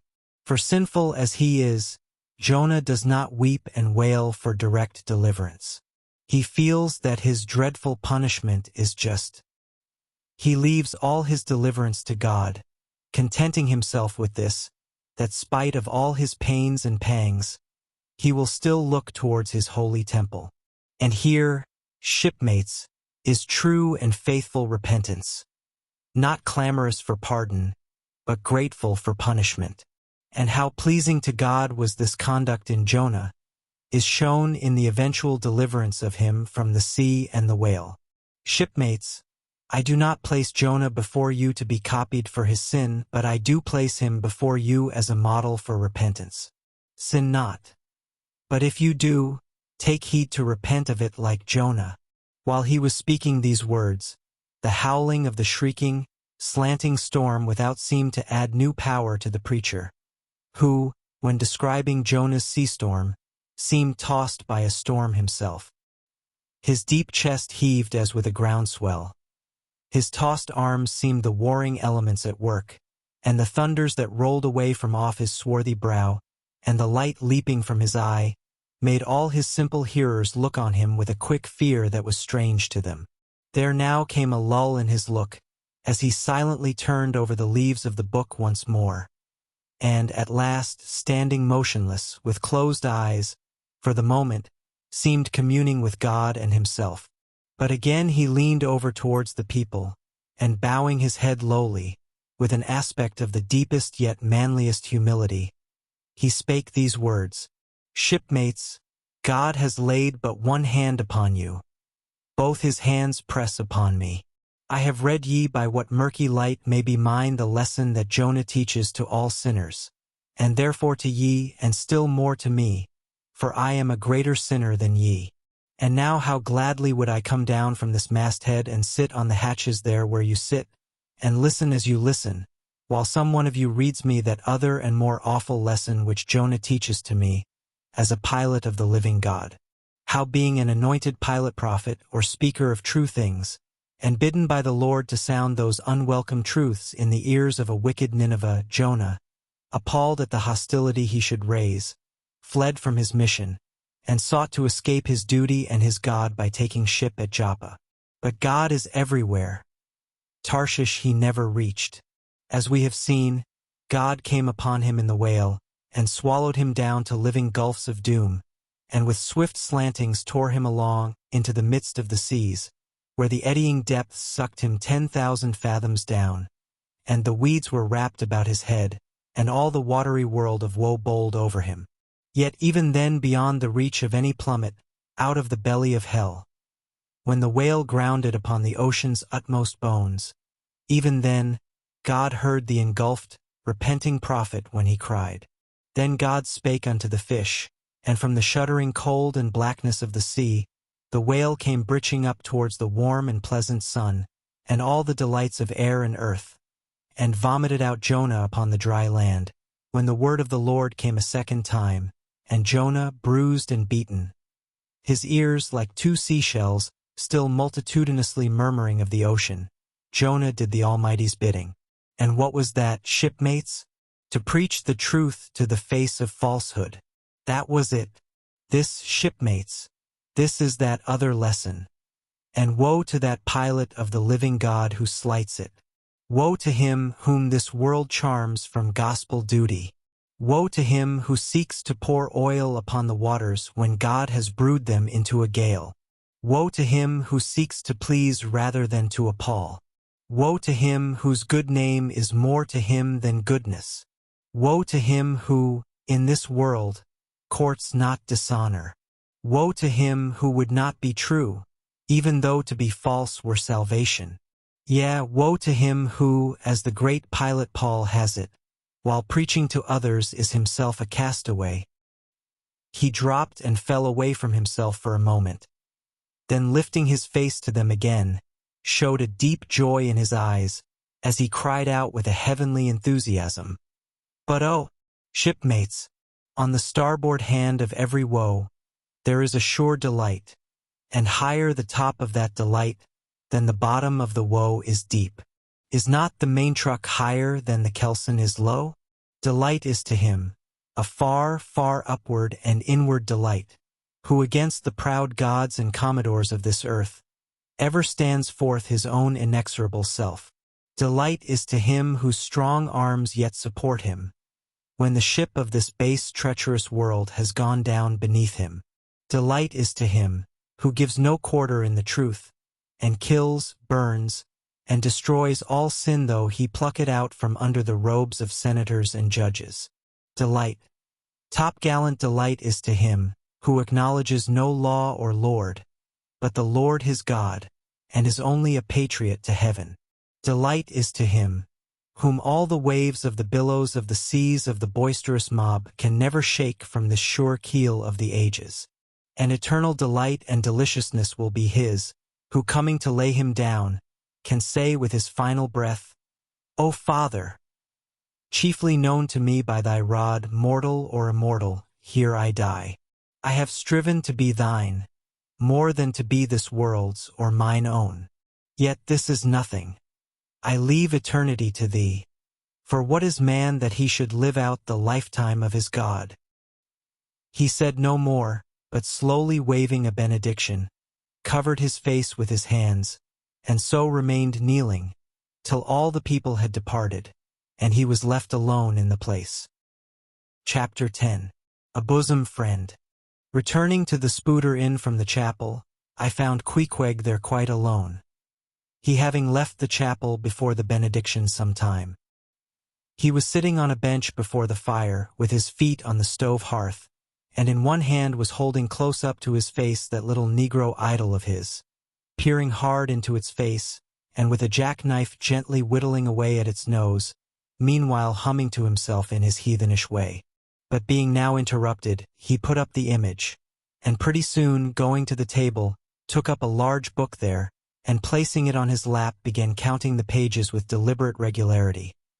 At every 50th page, as I fancied, stopping a moment, looking vacantly around him, and giving utterance to a long-drawn gurgling whistle of astonishment. He would then begin again at the next 50, seeming to commence at number 1 each time, as though he could not count more than 50, and it was only by such a large number of 50s being found together, that his astonishment at the multitude of pages was excited. With much interest I sat watching him. Savage though he was, and hideously marred about the face, at least to my taste, his countenance yet had a something in it which was by no means disagreeable. You cannot hide the soul.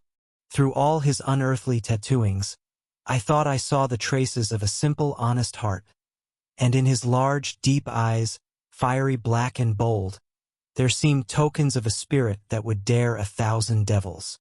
And besides all this, there was a certain lofty bearing about the pagan, which even his uncouthness could not altogether maim. He looked like a man who had never cringed and never had had a creditor. Whether it was, too, that his head being shaved, his forehead was drawn out in freer and brighter relief, and looked more expansive than it otherwise would, this I will not venture to decide. But certain it was his head was phrenologically an excellent one. It may seem ridiculous, but it reminded me of General Washington's head, as seen in the popular busts of him. It had the same long, regularly graded retreating slope from above the brows, which were likewise very projecting, like two long promontories thickly wooded on top. Queequeg was George Washington cannibalistically developed. Whilst I was thus closely scanning him, half pretending meanwhile to be looking out at the storm from the casement, he never heeded my presence, never troubled himself with so much as a single glance, but appeared wholly occupied with counting the pages of the marvelous book. Considering how sociably we had been sleeping together the night previous, and especially considering the affectionate arm I had found thrown over me upon waking in the morning, I thought this indifference of his very strange. But savages are strange beings. At times you do not know exactly how to take them. At first they are overawing. Their calm self-collectedness of simplicity seems a Socratic wisdom. I had noticed also that Queequeg never consorted at all, or but very little, with the other seamen in the inn. He made no advances whatever, appeared to have no desire to enlarge the circle of his acquaintances. All this struck me as mighty singular. Yet, upon second thoughts, there was something almost sublime in it. Here was a man some 20,000 miles from home, by the way of Cape Horn, that is, which was the only way he could get there, thrown among people as strange to him as though he were in the planet Jupiter, and yet he seemed entirely at his ease, preserving the utmost serenity, content with his own companionship, always equal to himself. Surely this was a touch of fine philosophy, though no doubt he had never heard there was such a thing as that. But, perhaps, to be true philosophers, we mortals should not be conscious of so living or so striving.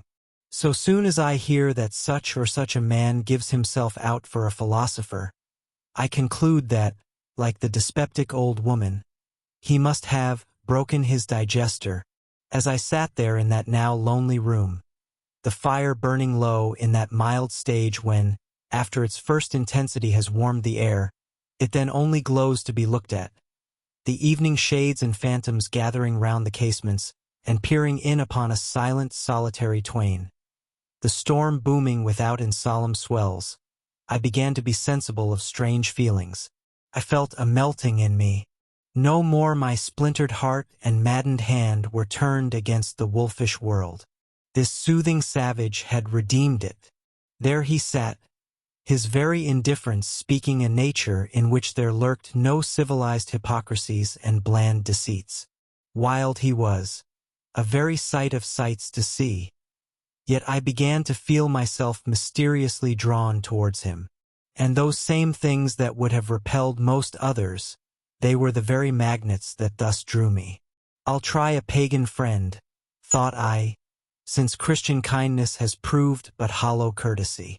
I drew my bench near him, and made some friendly signs and hints, doing my best to talk with him meanwhile. At first he little noticed these advances, but presently, upon my referring to his last night's hospitalities, he made out to ask me whether we were again to be bedfellows. I told him yes, whereat I thought he looked pleased, perhaps a little complimented. We then turned over the book together, and I endeavored to explain to him the purpose of the printing, and the meaning of the few pictures that were in it. Thus I soon engaged his interest, and from that we went to jabbering the best we could about the various outer sights to be seen in this famous town. Soon I proposed a social smoke, and, producing his pouch and tomahawk, he quietly offered me a puff. And then we sat exchanging puffs from that wild pipe of his, and keeping it regularly passing between us. If there yet lurked any ice of indifference towards me in the pagan's breast, this pleasant, genial smoke we had soon thawed it out and left us cronies. He seemed to take to me quite as naturally and unbiddenly as I to him, and when our smoke was over, he pressed his forehead against mine, clasped me round the waist, and said that henceforth we were married, meaning, in his country's phrase, that we were bosom friends. He would gladly die for me if need should be. In a countryman, this sudden flame of friendship would have seemed far too premature, a thing to be much distrusted. But in this simple savage those old rules would not apply. After supper and another social chat and smoke, we went to our room together. He made me a present of his embalmed head, took out his enormous tobacco wallet, and groping under the tobacco, drew out some $30 in silver. Then spreading them on the table and mechanically dividing them into 2 equal portions, pushed one of them towards me and said it was mine. I was going to remonstrate, but he silenced me by pouring them into my trousers pockets. I let them stay. He then went about his evening prayers, took out his idol, and removed the paper fireboard. By certain signs and symptoms, I thought he seemed anxious for me to join him, but well knowing what was to follow, I deliberated a moment whether, in case he invited me, I would comply or otherwise. I was a good Christian, born and bred in the bosom of the infallible Presbyterian Church. How then could I unite with this wild idolater in worshipping his piece of wood? But what is worship? Thought I. Do you suppose now, Ishmael, that the magnanimous God of heaven and earth, pagans and all included, can possibly be jealous of an insignificant bit of black wood? Impossible. But what is worship? To do the will of God, that is worship. And what is the will of God? To do to my fellow man what I would have my fellow man to do to me, that is the will of God. Now, Queequeg is my fellow man. And what do I wish that this Queequeg would do to me? Why, unite with me in my particular Presbyterian form of worship. Consequently, I must then unite with him in his. Ergo, I must turn idolater. So I kindled the shavings, helped prop up the innocent little idol, offered him burnt biscuit with Queequeg, salamied before him twice or thrice, kissed his nose, and that done, we undressed and went to bed, at peace with our own consciences and all the world. But we did not go to sleep without some little chat. How it is I know not, but there is no place like a bed for confidential disclosures between friends. Man and wife, they say, they're open the very bottom of their souls to each other, and some old couples often lie and chat over old times till nearly morning. Thus, then, in our heart's honeymoon, lay I and Queequeg, a cozy, loving pair. Chapter 11. Nightgown. We had lain thus in bed, chatting and napping at short intervals, and Queequeg now and then affectionately throwing his brown tattooed legs over mine, and then drawing them back. So entirely sociable and free and easy were we, when, at last, by reason of our confabulations, what little nappishness remained in us altogether departed, and we felt like getting up again, though daybreak was yet some way down the future. Yes, we became very wakeful. So much so that our recumbent position began to grow wearisome, and by little and little we found ourselves sitting up, the clothes well tucked around us, leaning against the headboard with our 4 knees drawn up close together, and our 2 noses bending over them as if our knee-pans were warming pans. We felt very nice and snug, the more so since it was so chilly out of doors. Indeed out of bedclothes too, seeing that there was no fire in the room. The more so, I say, because truly to enjoy bodily warmth some small part of you must be cold, for there is no quality in this world that is not what it is merely by contrast. Nothing exists in itself. If you flatter yourself that you are all over comfortable and have been so a long time, then you cannot be said to be comfortable anymore. But if, like Queequeg and me in the bed, the tip of your nose or the crown of your head be slightly chilled, why then, indeed, in the general consciousness you feel most delightfully and unmistakably warm. For this reason, a sleeping apartment should never be furnished with a fire, which is one of the luxurious discomforts of the rich. For the height of this sort of deliciousness is to have nothing but the blanket between you and your snugness and the cold of the outer air. Then there you lie like the one warm spark in the heart of an Arctic crystal. We had been sitting in this crouching manner for some time, when all at once I thought I would open my eyes. For when between sheets, whether by day or by night, and whether asleep or awake, I have a way of always keeping my eyes shut, in order the more to concentrate the snugness of being in bed. Because no man can ever feel his own identity aright except his eyes be closed. As if darkness were indeed the proper element of our essences, though light be more congenial to our clayey part. Upon opening my eyes then, and coming out of my own pleasant and self-created darkness into the imposed and coarse outer gloom of the unilluminated 12 o'clock at night, I experienced a disagreeable revulsion. Nor did I at all object to the hint from Queequeg that perhaps it were best to strike a light, seeing that we were so wide awake, and besides he felt a strong desire to have a few quiet puffs from his tomahawk. Be it said, that though I had felt such a strong repugnance to his smoking in the bed the night before, yet see how elastic our stiff prejudices grow when love once comes to bend them. For now I liked nothing better than to have Queequeg smoking by me, even in bed, because he seemed to be full of such serene household joy then. I no more felt unduly concerned for the landlord's policy of insurance. I was only alive to the condensed confidential comfortableness of sharing a pipe and a blanket with a real friend. With our shaggy jackets drawn about our shoulders, we now passed the tomahawk from one to the other, till slowly there grew over us a blue hanging tester of smoke, illuminated by the flame of the new-lit lamp. Whether it was that this undulating tester rolled the savage away to far distant scenes, I know not, but he now spoke of his native island, and, eager to hear his history, I begged him to go on and tell it. He gladly complied.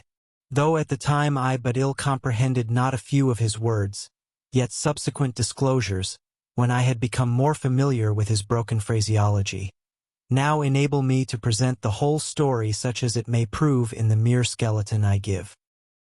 Chapter 12. Biographical. Queequeg was a native of Rokovoko, an island far away to the west and south. It is not down in any map. True places never are. When a new-hatched savage running wild about his native woodlands in a grass clout, followed by the nibbling goats, as if he were a green sapling. Even then, in Queequeg's ambitious soul, lurked a strong desire to see something more of Christendom than a specimen whaler or two. His father was a high chief, a king. His uncle a high priest, and on the maternal side he boasted aunts who were the wives of unconquerable warriors. There was excellent blood in his veins, royal stuff, though sadly vitiated, I fear, by the cannibal propensity he nourished in his untutored youth. A Sag Harbor ship visited his father's bay, and Queequeg sought a passage to Christian lands. But the ship, having her full complement of seamen, spurned his suit, and not all the king his father's influence could prevail. But Queequeg vowed a vow. Alone in his canoe, he paddled off to a distant strait, which he knew the ship must pass through when she quitted the island. On one side was a coral reef, on the other a low tongue of land, covered with mangrove thickets that grew out into the water. Hiding his canoe still afloat among these thickets with its prow seaward, he sat down in the stern, paddle low in hand, and when the ship was gliding by like a flash he darted out, gained her side, with one backward dash of his foot capsized and sank his canoe, climbed up the chains, and throwing himself at full length upon the deck, grappled a ring-bolt there, and swore not to let it go though hacked in pieces. In vain the captain threatened to throw him overboard, suspended a cutlass over his naked wrists. Queequeg was the son of a king, and Queequeg budged not. Struck by his desperate dauntlessness, and his wild desire to visit Christendom, the captain at last relented, and told him he might make himself at home. But this fine young savage, this sea prince of Wales, never saw the captain's cabin. They put him down among the sailors, and made a whaleman of him. But like Tsar Peter content to toil in the shipyards of foreign cities, Queequeg disdained no seeming ignominy, if thereby he might happily gain the power of enlightening his untutored countrymen. For at bottom, so he told me, he was actuated by a profound desire to learn among the Christians the arts whereby to make his people still happier than they were, and more than that, still better than they were. But, alas! The practices of whalemen soon convinced him that even Christians could be both miserable and wicked, infinitely more so than all his father's heathens. Arrived at last in Old Sag Harbor, and seeing what the sailors did there, and then going on to Nantucket and seeing how they spent their wages in that place also, poor Queequeg gave it up for lost. Thought he, it's a wicked world in all meridians.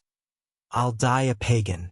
And thus an old idolater at heart, he yet lived among these Christians, wore their clothes and tried to talk their gibberish. Hence the queer ways about him, though now some time from home. By hints, I asked him whether he did not propose going back and having a coronation, since he might now consider his father dead and gone, he being very old and feeble at the last accounts. He answered no, not yet, and added that he was fearful Christianity, or rather Christians, had unfitted him for ascending the pure and undefiled throne of 30 pagan kings before him. But by and by, he said, he would return, as soon as he felt himself baptized again. For the nonce, however, he proposed to sail about, and sow his wild oats in all 4 oceans. They had made a harpooner of him, and that barbed iron was in lieu of a scepter now. I asked him what might be his immediate purpose, touching his future movements. He answered to go to sea again in his old vocation. Upon this, I told him that whaling was my own design, and informed him of my intention to sail out of Nantucket, as being the most promising port for an adventurous whaleman to embark from. He at once resolved to accompany me to that island, ship aboard the same vessel, get into the same watch, the same boat, the same mess with me, in short to share my every hap, with both my hands in his, boldly dip into the potluck of both worlds. To all this I joyously assented, for besides the affection I now felt for Queequeg, he was an experienced harpooner, and as such could not fail to be of great usefulness to one, who, like me, was wholly ignorant of the mysteries of whaling, though well acquainted with the sea as known to merchant seamen. His story being ended with his pipe's last dying puff, Queequeg embraced me, pressed his forehead against mine, and blowing out the light, we rolled over from each other, this way and that, and very soon were sleeping. Chapter 13. Wheelbarrow. Next morning, Monday, after disposing of the embalmed head to a barber, for a block, I settled my own and comrade's bill, using, however, my comrade's money. The grinning landlord, as well as the boarders, seemed amazingly tickled at the sudden friendship which had sprung up between me and Queequeg, especially as Peter Coffin's cock and bull stories about him had previously so much alarmed me concerning the very person whom I now companied with. We borrowed a wheelbarrow, and embarking our things, including my own poor carpet bag, and Queequeg's canvas sack and hammock, away we went down to the Moss, the little Nantucket packet schooner moored at the wharf. As we were going along, the people stared, not at Queequeg so much, for they were used to seeing cannibals like him in their streets, but at seeing him and me upon such confidential terms. But we heeded them not, going along wheeling the barrow by turns, and Queequeg now and then stopping to adjust the sheath on his harpoon barbs. I asked him why he carried such a troublesome thing with him ashore, and whether all whaling ships did not find their own harpoons.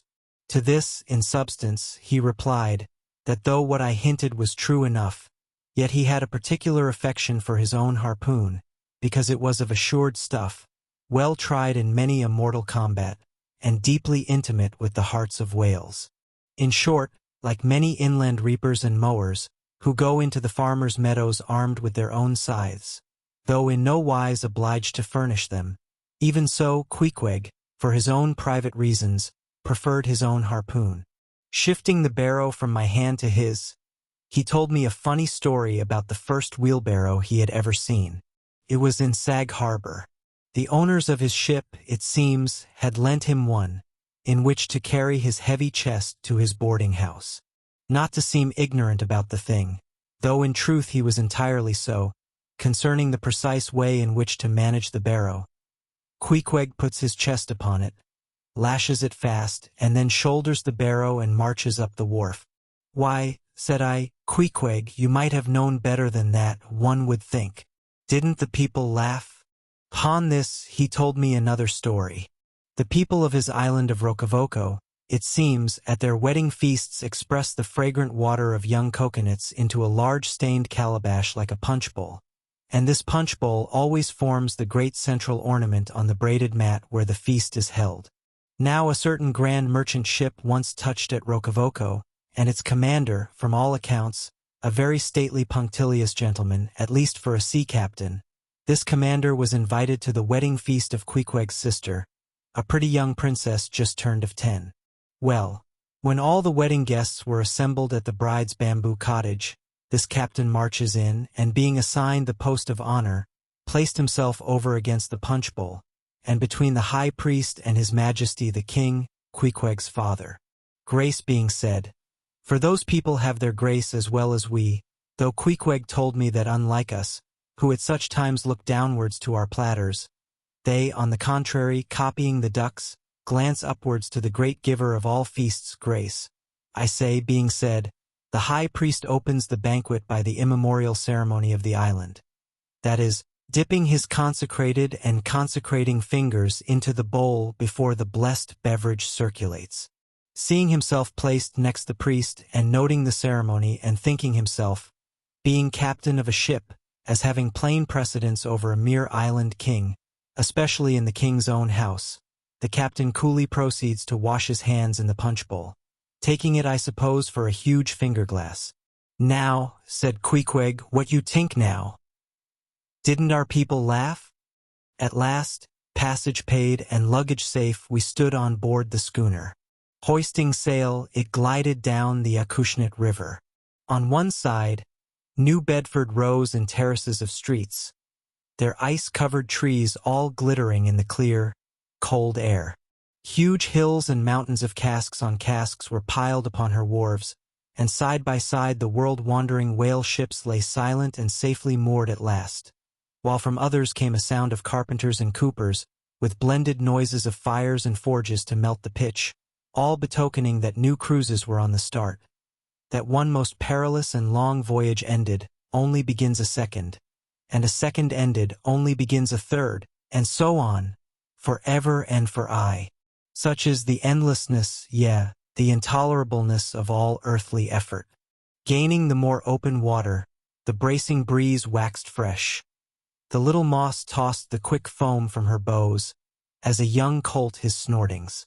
How I snuffed that Tartar air! How I spurned that turnpike earth!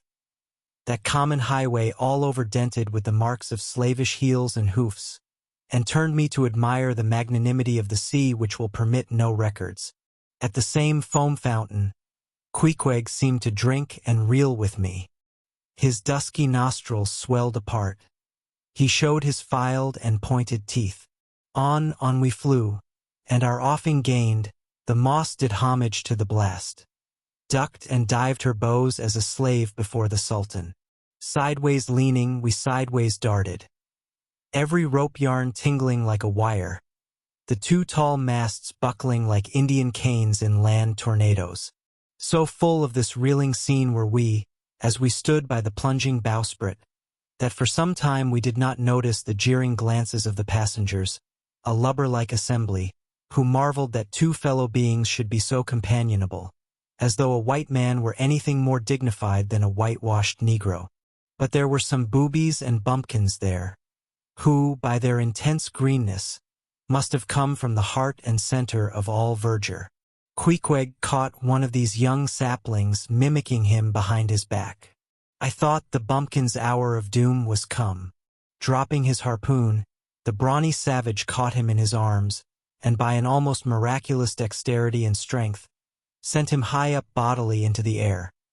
Then slightly tapping his stern in mid-somerset, the fellow landed with bursting lungs upon his feet, while Queequeg, turning his back upon him, lighted his tomahawk pipe and passed it to me for a puff. "Capting! Capting!" yelled the bumpkin, running towards that officer. "Capting! Capting! Here's the devil!" "Hullo, you sir!" cried the captain, a gaunt rib of the sea, stalking up to Queequeg. "What in thunder do you mean by that? Don't you know you might have killed that chap?" "What him say?" said Queequeg, as he mildly turned to me.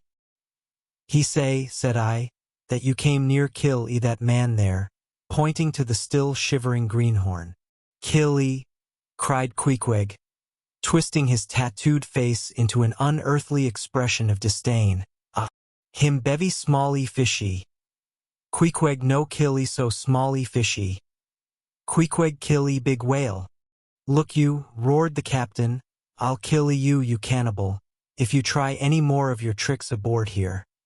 So mind your eye." But it so happened just then that it was high time for the captain to mind his own eye. The prodigious strain upon the mainsail had parted the weather sheet, and the tremendous boom was now flying from side to side, completely sweeping the entire after part of the deck. The poor fellow whom Queequeg had handled so roughly was swept overboard.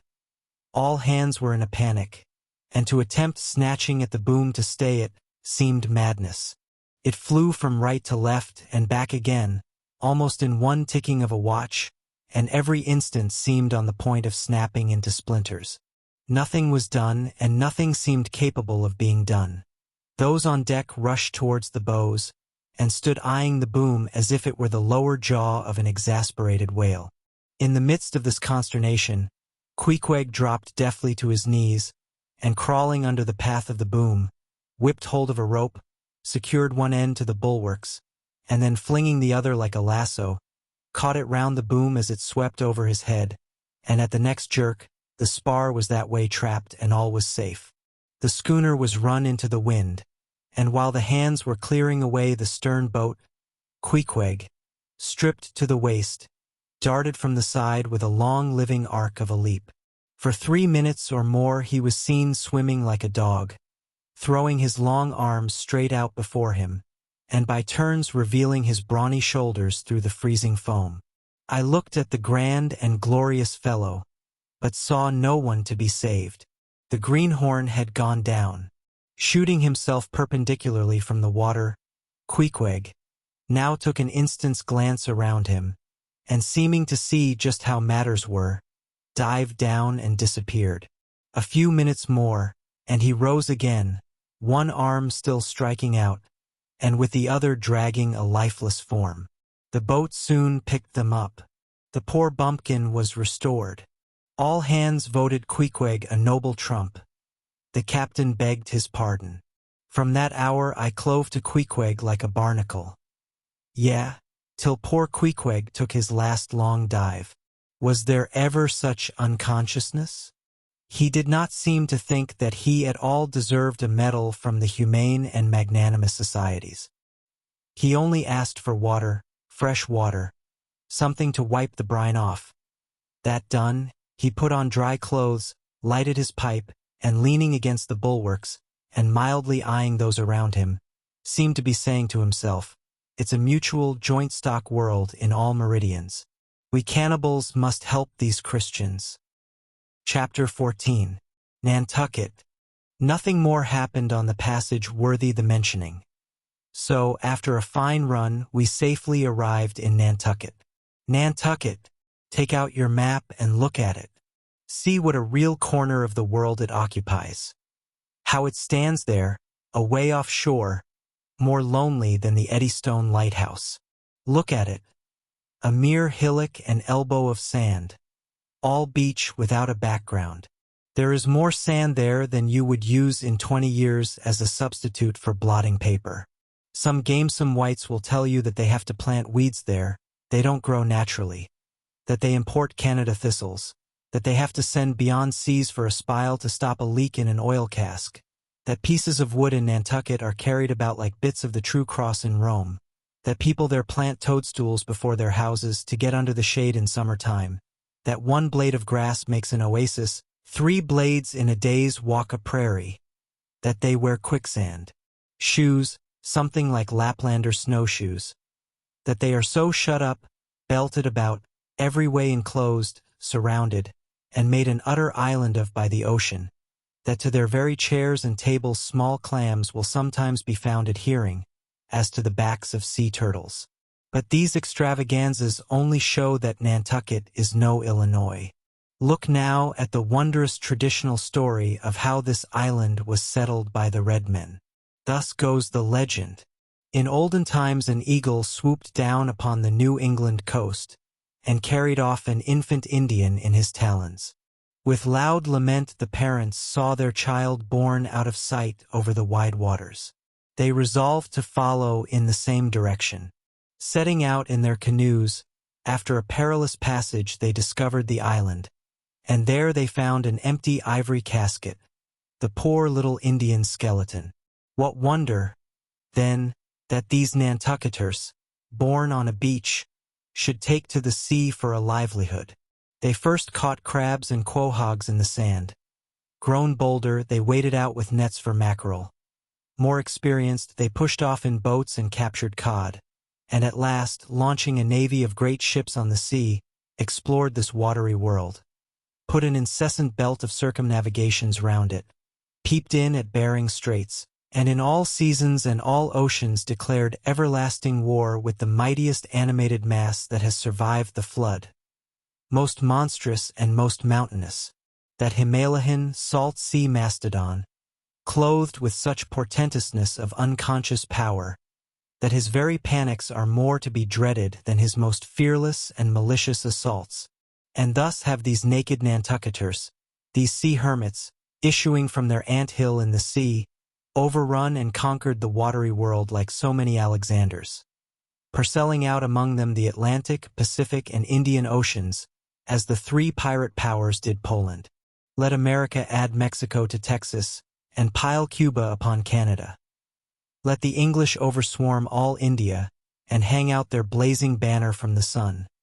2/3 of this terraqueous globe are the Nantucketers. For the sea is his. He owns it as emperors own empires, other seamen having but a right of way through it. Merchant ships are but extension bridges, armed ones but floating forts. Even pirates and privateers, though following the sea as highwaymen the road, they but plunder other ships, other fragments of the land like themselves, without seeking to draw their living from the bottomless deep itself. The Nantucketer, he alone resides and riots on the sea. He alone, in Bible language, goes down to it in ships, to and fro plowing it as his own special plantation. There is his home. There lies his business, which a Noah's flood would not interrupt, though it overwhelmed all the millions in China. He lives on the sea, as prairie cocks in the prairie. He hides among the waves, he climbs them as chamois hunters climb the Alps. For years he knows not the land, so that when he comes to it at last, it smells like another world, more strangely than the moon would to an earthsman. with the landless gull that at sunset folds her wings and is rocked to sleep between billows. So at nightfall the Nantucketer, out of sight of land, furls his sails, and lays him to his rest, while under his very pillow rush herds of walruses and whales. Chapter 15. Chowder. It was quite late in the evening when the little moss came snugly to anchor, and Queequeg and I went ashore, so we could attend to no business that day, at least none but a supper and a bed. The landlord of the Spooderinn had recommended us to his cousin Hosea Hussey of the Trypots, whom he asserted to be the proprietor of one of the best-kept hotels in all Nantucket, and moreover he had assured us that cousin Hosea, as he called him, was famous for his chowders. In short, he plainly hinted that we could not possibly do better than try potluck at the Trypots. But the directions he had given us about keeping a yellow warehouse on our starboard hand till we opened a white church to the larboard, and then keeping that on the larboard hand till we made a corner 3 points to the starboard, and that done, then asked the first man we met where the place was. These crooked directions of his very much puzzled us at first, especially as, at the outset, Queequeg insisted that the yellow warehouse, our first point of departure, must be left on the larboard hand, whereas I had understood Peter Coffin to say it was on the starboard. However, by dint of beating about a little in the dark, and now and then knocking up a peaceable inhabitant to inquire the way, we at last came to something which there was no mistaking. 2 enormous wooden pots painted black, and suspended by asses' ears, swung from the cross-trees of an old topmast, planted in front of an old doorway. The horns of the cross-trees were sawed off on the other side, so that this old topmast looked not a little like a gallows. Perhaps I was oversensitive to such impressions at the time, but I could not help staring at this gallows with a vague misgiving. A sort of crick was in my neck as I gazed up to the 2 remaining horns. Yes, 2 of them, one for Queequeg and one for me. 'Tis ominous, thinks I. A coffin my innkeeper upon landing in my first whaling port, tombstones staring at me in the whaleman's chapel, and here a gallows, and a pair of prodigious black pots too. Are these last throwing out oblique hints touching Tophet? I was called from these reflections by the sight of a freckled woman with yellow hair and a yellow gown, standing in the porch of the inn, under a dull red lamp swinging there, that looked much like an injured eye, and carrying on a brisk scolding with a man in a purple woolen shirt. "Get along with ye," said she to the man, "or I'll be combing ye." "Come on, Queequeg," said I, "all right. There's Mrs. Hussey." And so it turned out, Mr. Hosea Hussey being from home, but leaving Mrs. Hussey entirely competent to attend to all his affairs. Upon making known our desires for a supper and a bed, Mrs. Hussey, postponing further scolding for the present, ushered us into a little room, and seating us at a table spread with the relics of a recently concluded repast, turned round to us and said, "Clam or cod?" "What's that about cods, ma'am?" said I, with much politeness. "Clam or cod?" she repeated. "A clam for supper? A cold clam." "Is that what you mean, Mrs. Hussey?" says I, "but that's a rather cold and clammy reception in the winter time. Ain't it, Mrs. Hussey?" But being in a great hurry to resume scolding the man in the purple shirt, who was waiting for it in the entry, and seeming to hear nothing but the word clam, Mrs. Hussey hurried towards an open door leading to the kitchen, and bawling out, "Clam for 2, disappeared. "Queequeg," said I, "do you think that we can make out a supper for us both on 1 clam?" However, a warm savory steam from the kitchen served to belie the apparently cheerless prospect before us.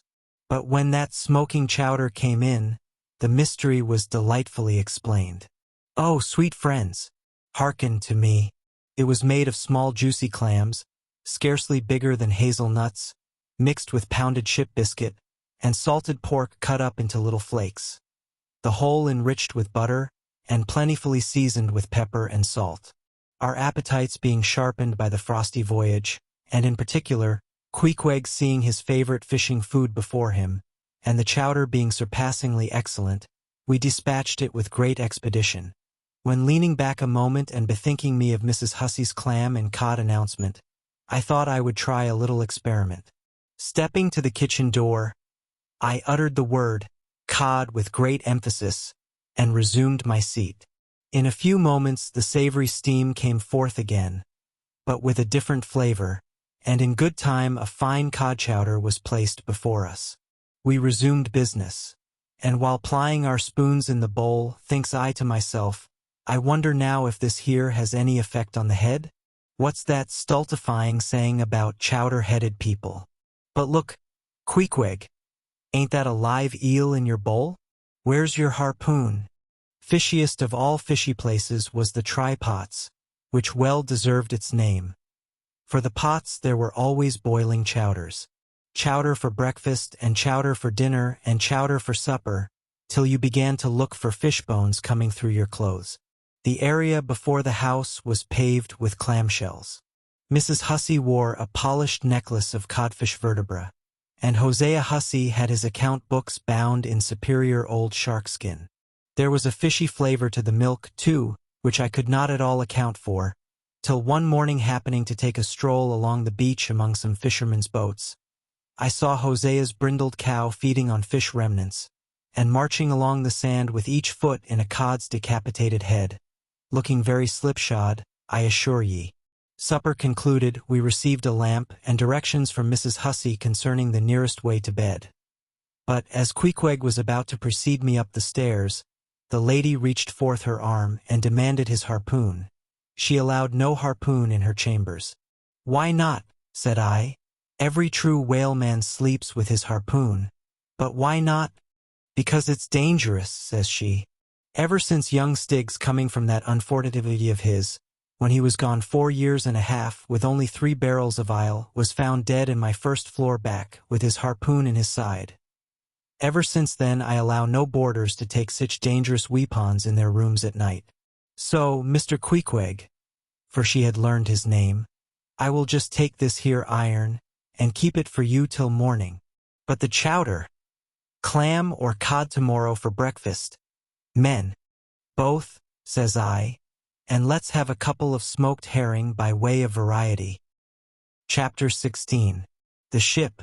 In bed we concocted our plans for the morrow. But to my surprise and no small concern, Queequeg now gave me to understand that he had been diligently consulting Yojo, the name of his black little god, and Yojo had told him 2 or 3 times over, and strongly insisted upon it every way, that instead of our going together among the whaling fleet in harbor, and in concert selecting our craft, instead of this, I say, Yojo earnestly enjoined that the selection of the ship should rest wholly with me, inasmuch as Yojo purposed befriending us, and, in order to do so, had already pitched upon a vessel, which, if left to myself, I, Ishmael, should infallibly light upon, for all the world as though it had turned out by chance, and in that vessel I must immediately ship myself, for the present irrespective of Queequeg. I have forgotten to mention that, in many things, Queequeg placed great confidence in the excellence of Yojo's judgment and surprising forecast of things, and cherished Yojo with considerable esteem, as a rather good sort of god, who perhaps meant well enough upon the whole, but in all cases did not succeed in his benevolent designs. Now, this plan of Queequeg's, or rather Yojo's, touching the selection of our craft, I did not like that plan at all. I had not a little relied upon Queequeg's sagacity to point out the whaler best fitted to carry us and our fortunes securely. But as all my remonstrances produced no effect upon Queequeg, I was obliged to acquiesce, and accordingly prepared to set about this business with a determined rushing sort of energy and vigor that should quickly settle that trifling little affair. Next morning early, leaving Queequeg shut up with Yojo in our little bedroom, for it seemed that it was some sort of Lent or Ramadan or day of fasting, humiliation, and prayer with Queequeg and Yojo that day. How it was I never could find out, for though I applied myself to it several times, I never could master his liturgies and XXXIX articles. Leaving Queequeg, then, fasting on his tomahawk pipe, and Yojo warming himself at his sacrificial fire of shavings, I sallied out among the shipping. After much prolonged sauntering and many random inquiries, I learnt that there were 3 ships up for 3 years' voyages, the Devil Dam, the Titbit, and the Pequod. Devil Dam I do not know the origin of. Titbit is obvious. Pequod, you will no doubt remember, was the name of a celebrated tribe of Massachusetts Indians, now extinct as the ancient Medes. I peered and pried about the Devil Dam. From her, hopped over to the Titbit, and finally, going on board the Pequod, looked around her for a moment, and then decided that this was the very ship for us. You may have seen many a quaint craft in your day, for aught I know. Square-toed luggers, mountainous Japanese junks, butterbox galliots, and what not. But take my word for it, you never saw such a rare old craft as this same rare old Pequod. She was a ship of the old school, rather small if anything, with an old-fashioned claw-footed look about her. Long-seasoned and weather-stained in the typhoons and calms of all four oceans, her old hull's complexion was darkened like a French grenadier's, who has alike fought in Egypt and Siberia. Her venerable bows looked bearded. Her masts, cut somewhere on the coast of Japan, where her original ones were lost overboard in a gale. Her masts stood stiffly up like the spines of the three old kings of Cologne. Her ancient decks were worn and wrinkled, like the pilgrim-worshipped flagstone in Canterbury Cathedral where Becket bled. But to all these her old antiquities were added new and marvelous features, pertaining to the wild business that for more than half a century she had followed. Old Captain Peleg, many years her chief mate, before he commanded another vessel of his own, and now a retired seaman, and one of the principal owners of the Pequod. This old Peleg, during the term of his chief mateship, had built upon her original grotesqueness, and inlaid it all over with a quaintness both of material and device, unmatched by anything except it be Thorkill Hake's carved buckler or bedstead. She was apparelled like any barbaric Ethiopian emperor, his neck heavy with pendants of polished ivory. She was a thing of trophies, a cannibal of a craft, tricking herself forth in the chaste bones of her enemies. All round, her unpaneled open bulwarks were garnished like one continuous jaw, with the long sharp teeth of the sperm whale, inserted there for pins, to fasten her old hempen thews and tendons to. Those thews ran not through base blocks of land wood, but deftly traveled over sheaves of sea ivory. Scorning a turnstile wheel at her reverend helm, she sported there a tiller, and that tiller was in one mass, curiously carved from the long, narrow lower jaw of her hereditary foe.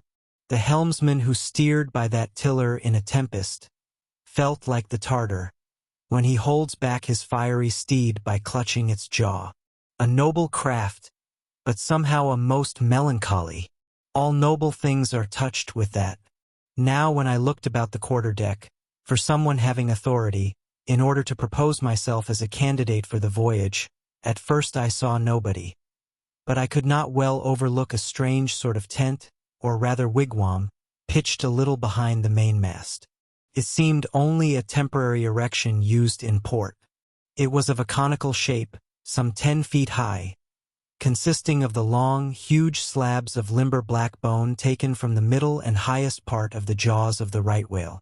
Planted with their broad ends on the deck, a circle of these slabs laced together, mutually sloped towards each other, and at the apex united in a tufted point, where the loose hairy fibers waved to and fro like the top knot on some old Potawatomi sachem's head.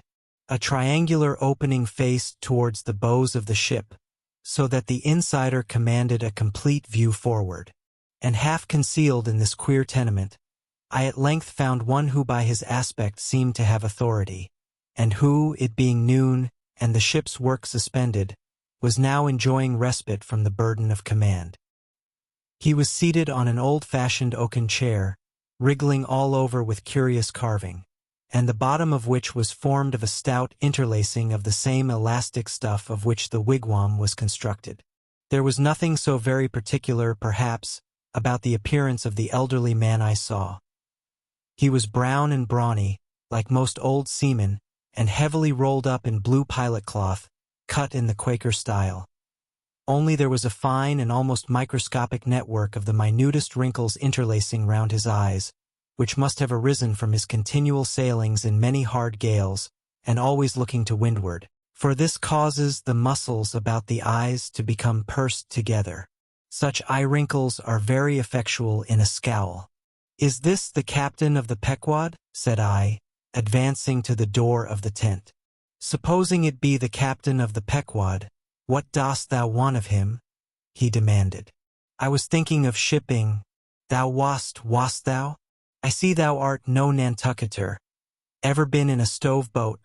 "No, sir, I never have." "Dost know nothing at all about whaling, I dare say, eh?" "Nothing, sir. But I have no doubt I shall soon learn. I've been several voyages in the merchant service, and I think that—" "Merchant service be damned. Talk not that lingo to me. Dost see that leg? I'll take that leg away from thy stern, if ever thou talkest of the merchant service to me again." "Merchant service indeed. I suppose now ye feel considerable proud of having served in those merchant ships. But flukes, man, what makes thee want to go a-whaling, eh? It looks a little suspicious, don't it, eh? Hast not been a pirate, hast thou? Didst not rob thy last captain, didst thou? Dost not think of murdering the officers when thou gettest to sea?" I protested my innocence of these things. I saw that under the mask of these half-humorous innuendos, this old seaman, as an insulated Quakerish Nantucketer, was full of his insular prejudices, and rather distrustful of all aliens, unless they hailed from Cape Cod or the Vineyard. "But what takes thee a-whaling? I want to know that before I think of shipping ye." "Well, sir, I want to see what whaling is. I want to see the world. Want to see what whaling is, eh? Have ye clapped eye on Captain Ahab?" "Who is Captain Ahab, sir?" I thought so. Captain Ahab is the captain of this ship." "I am mistaken, then. I thought I was speaking to the captain himself." "Thou art speaking to Captain Peleg. That's who ye are speaking to, young man.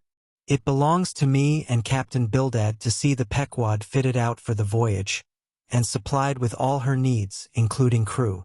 We are part owners and agents. But as I was going to say, if thou wantest to know what whaling is, as thou tellest ye do, I can put ye in a way of finding it out before ye bind yourself to it." Past backing out. "Clap eye on Captain Ahab, young man, and thou wilt find that he has only one leg."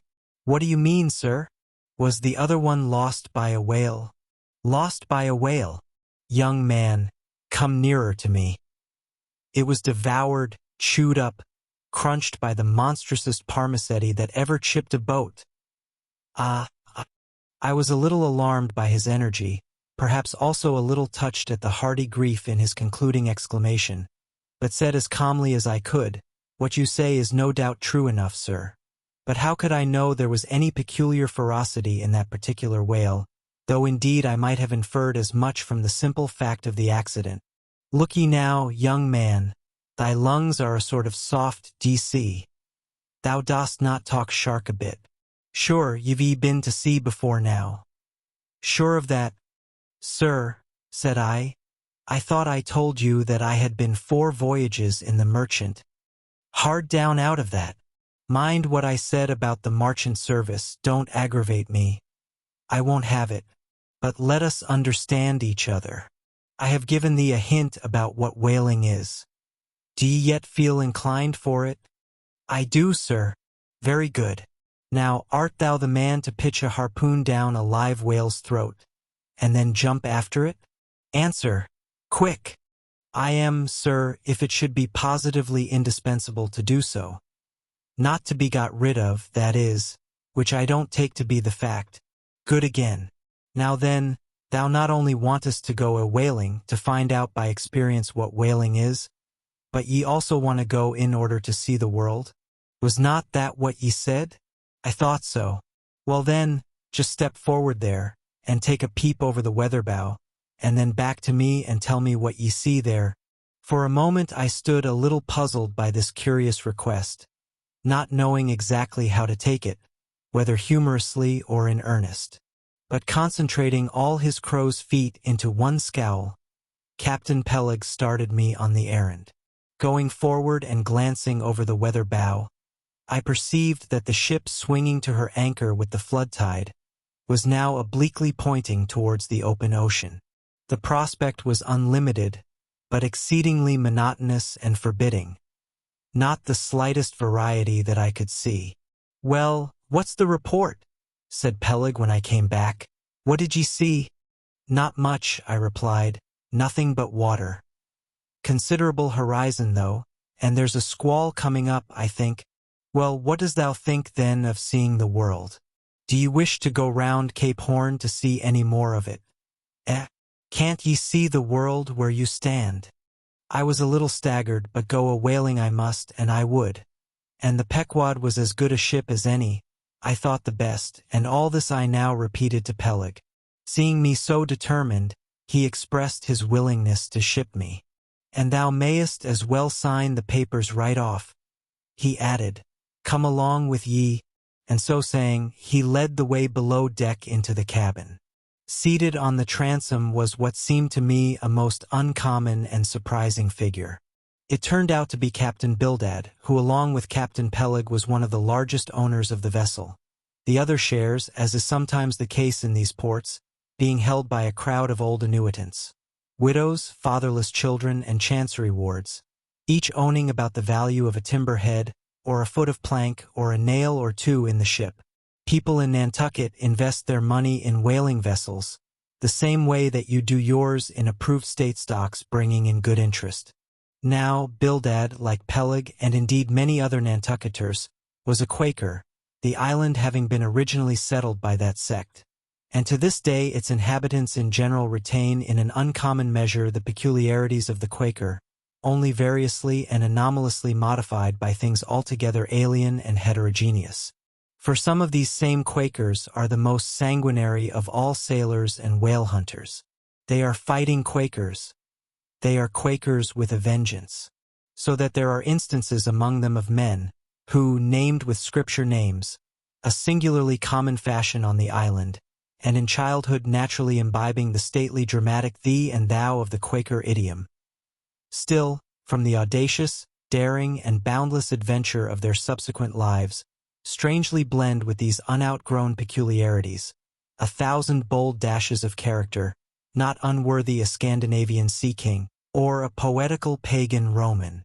And when these things unite in a man of greatly superior natural force, with a globular brain and a ponderous heart, who has also by the stillness and seclusion of many long night watches in the remotest waters, and beneath constellations never seen here at the north, been led to think untraditionally and independently, receiving all nature's sweet or savage impressions fresh from her own virgin voluntary and confiding breast, and thereby chiefly, but with some help from accidental advantages, to learn a bold and nervous lofty language, that man makes one in a whole nation's census, a mighty pageant creature, formed for noble tragedies. Nor will it at all detract from him, dramatically regarded, if either by birth or other circumstances, he have what seems a half-willful overruling morbidness at the bottom of his nature. For all men tragically great are made so through a certain morbidness. Be sure of this, O young ambition, all mortal greatness is but disease.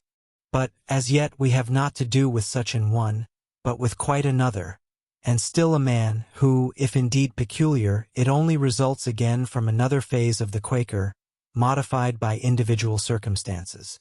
Like Captain Peleg, Captain Bildad was a well-to-do, retired whaleman. But unlike Captain Peleg, who cared not a rush for what are called serious things, and indeed deemed those self-same serious things the veriest of all trifles, Captain Bildad had not only been originally educated according to the strictest sect of Nantucket Quakerism, but all his subsequent ocean life, and the sight of many unclad, lovely island creatures round the Horn, all that had not moved this native-born Quaker one single jot, had not so much as altered one angle of his vest. Still, for all this immutableness, was there some lack of common consistency about worthy Captain Bildad. Though refusing, from conscientious scruples, to bear arms against land invaders, yet himself had illimitably invaded the Atlantic and Pacific, and though a sworn foe to human bloodshed, Yet had he, in his straight-bodied coat, spilled tons upon tons of Leviathan gore. How now, in the contemplative evening of his days, the pious Bildad reconciled these things in the reminiscence, I do not know. But it did not seem to concern him much, and very probably he had long since come to the sage and sensible conclusion that a man's religion is one thing, and this practical world quite another. This world pays dividends. Rising from a little cabin boy in short clothes of the drabbest drab, to a harpooner in a broad shad-bellied waistcoat, from that becoming boatheader, chief mate and captain, and finally a ship owner. Bildad, as I hinted before, had concluded his adventurous career by wholly retiring from active life at the goodly age of 60, and dedicating his remaining days to the quiet receiving of his well-earned income. Now, Bildad, I am sorry to say, had the reputation of being an incorrigible old hunks, and in his sea-going days, a bitter, hard taskmaster. They told me in Nantucket, though it certainly seems a curious story, that when he sailed the old Categut whaleman, his crew, upon arriving home, were mostly all carried ashore to the hospital, sore exhausted and worn out. For a pious man, especially for a Quaker, he was certainly rather hard-hearted, to say the least. He never used to swear, though at his men they said. But somehow he got an inordinate quantity of cruel, unmitigated hard work out of them. When Bildad was a chief mate, to have his drab-colored eye intently looking at you made you feel completely nervous, till you could clutch something, a hammer or a marling spike, and go to work like mad at something or other, never mind what. Indolence and idleness perished before him. His own person was the exact embodiment of his utilitarian character.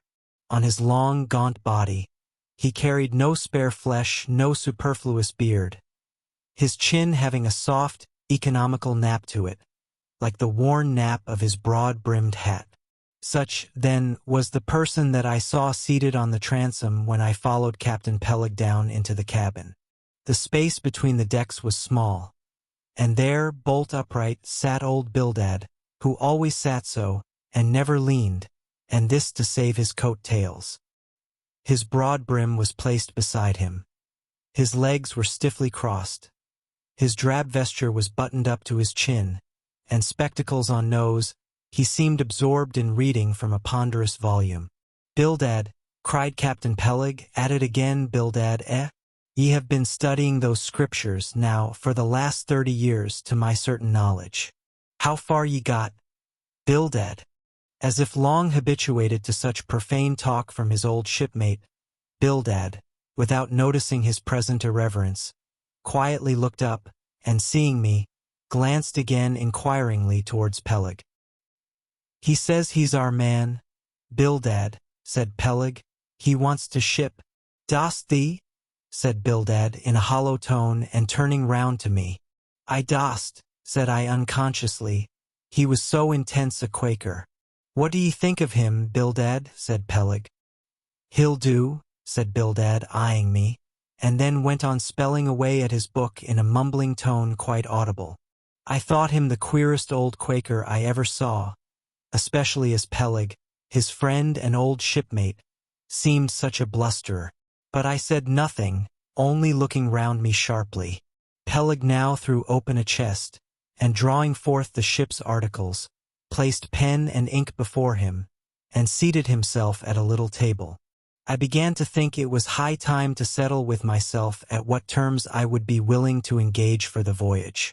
I was already aware that in the whaling business they paid no wages, but all hands, including the captain, received certain shares of the profits called lays, and that these lays were proportioned to the degree of importance pertaining to the respective duties of the ship's company.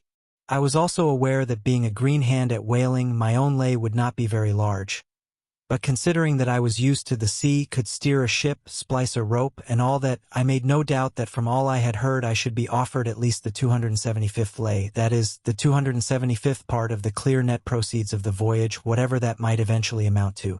And though the 275th lay was what they call a rather long lay, yet it was better than nothing, and if we had a lucky voyage, might pretty nearly pay for the clothing I would wear out on it, not to speak of my 3 years' beef and board, for which I would not have to pay one stiver. It might be thought that this was a poor way to accumulate a princely fortune, and so it was a very poor way indeed. But I am one of those that never take on about princely fortunes, and am quite content if the world is ready to board and lodge me, while I am putting up at this grim sign of the thunder cloud. Upon the whole, I thought that the 275th lay would be about the fair thing, but would not have been surprised had I been offered the 200th, considering I was of a broad-shouldered make. But one thing, nevertheless, that made me a little distrustful about receiving a generous share of the profits was this. Ashore, I had heard something of both Captain Peleg and his unaccountable old crony Bildad. How that they being the principal proprietors of the Pequod, therefore the other and more inconsiderable and scattered owners, left nearly the whole management of the ship's affairs to these two. And I did not know but what the stingy old Bildad might have a mighty deal to say about shipping hands, especially as I now found him on board the Pequod, quite at home there in the cabin, and reading his Bible as if at his own fireside. Now while Peleg was vainly trying to mend a pen with his jackknife, old Bildad, to my no small surprise, considering that he was such an interested party in these proceedings. Bildad never heeded us, but went on mumbling to himself out of his book, "Lay not up for yourselves treasures upon earth, where moth—" "Well, Captain Bildad," interrupted Peleg, "what d'ye say? What lay shall we give this young man?" "Thou knowest best," was the sepulchral reply. "The 777th wouldn't be too much, would it? Where moth and rust do corrupt, but lay indeed, thought I, and such a lay. The 777th. Well, old Bildad, you are determined that I, for one, shall not lay up many lays here below, where moth and rust do corrupt." It was an exceedingly long lay that, indeed, and though from the magnitude of the figure it might at first deceive a landsman, yet the slightest consideration will show that though 777 is a pretty large number, yet when you come to make a tenth of it, you will then see, I say, that the 777th part of a farthing is a good deal less than 777 gold doubloons. And so I thought at the time. "Why, blast your eyes, Bildad," cried Peleg, "thou dost not want to swindle this young man. He must have more than that." 777th, again said Bildad without lifting his eyes, and then went on mumbling, "For where your treasure is, there will your heart be also." "I am going to put him down for the 300th, said Peleg. "D'ye hear that, Bildad? The 300th lay, I say." Bildad laid down his book and turning solemnly towards him said, "Captain Peleg, thou hast a generous heart. But thou must consider the duty thou owest to the other owners of this ship, widows and orphans, many of them, and that if we too abundantly reward the labors of this young man, we may be taking the bread from those widows and those orphans." The 777th lay, Captain Peleg. "Thou Bildad!" roared Peleg, starting up and clattering about the cabin. "Blast ye, Captain Bildad, if I had followed thy advice in these matters. I would afore now had a conscience to lug about that would be heavy enough to founder the largest ship that ever sailed round Cape Horn." "Captain Peleg," said Bildad steadily, "thy conscience may be drawing 10 inches of water or 10 fathoms, I can't tell. But as thou art still an impenitent man, Captain Peleg, I greatly fear lest thy conscience be but a leaky one, and will in the end sink thee foundering down to the fiery pit. Captain Peleg, fiery pit, fiery pit. Ye insult me, man. Past all natural bearing, ye insult me. It's an all-fired outrage to tell any human creature that he's bound to hell. Flukes and flames. Bildad, say that again to me and start my soul bolts, but I'll swallow a live goat with all his hair and horns on. Out of the cabin, ye canting, drab-colored son of a wooden gun. A straight wake with ye." As he thundered out this, he made a rush at Bildad, but with a marvelous oblique, sliding celerity, Bildad for that time eluded him. Alarmed at this terrible outburst between the two principal and responsible owners of the ship, and feeling half a mind to give up all idea of sailing in a vessel so questionably owned and temporarily commanded, I stepped aside from the door to give egress to Bildad, who, I made no doubt, was all eagerness to vanish from before the awakened wrath of Peleg. But to my astonishment, he sat down again on the transom very quietly, and seemed to have not the slightest intention of withdrawing. He seemed quite used to impenitent Peleg and his ways. As for Peleg, after letting off his rage as he had, there seemed no more left in him, and he too sat down like a lamb, though he twitched a little as if still nervously agitated. "Phew!" he whistled at last. "The squall's gone off to leeward, I think. Bildad, thou used to be good at sharpening a lance. Mend that pen, will ye? My jackknife here needs the grindstone. That's he. Thank ye, Bildad. Now then, my young man, Ishmael's thy name, didn't ye say? Well then, down ye go here, Ishmael, for the 300th lay." "Captain Peleg," said I have a friend with me who wants to ship too. Shall I bring him down tomorrow?" "To be sure," said Peleg. "Fetch him along, and we'll look at him." "What lay does he want?" groaned Bildad, glancing up from the book in which he had again been burying himself. "Oh, never thee mind about that, Bildad," said Peleg. "Has he ever whaled at any?" turning to me. "Killed more whales than I can count." "Captain Peleg. Well, bring him along then," and after signing the papers, off I went, nothing doubting but that I had done a good morning's work, and that the Pequod was the identical ship that Yojo had provided to carry Queequeg and me round the Cape. But I had not proceeded far, when I began to bethink me that the captain with whom I was to sail yet remained unseen by me, though, indeed, in many cases a whale ship will be completely fitted out, and receive all her crew on board, ere the captain makes himself visible by arriving to take command.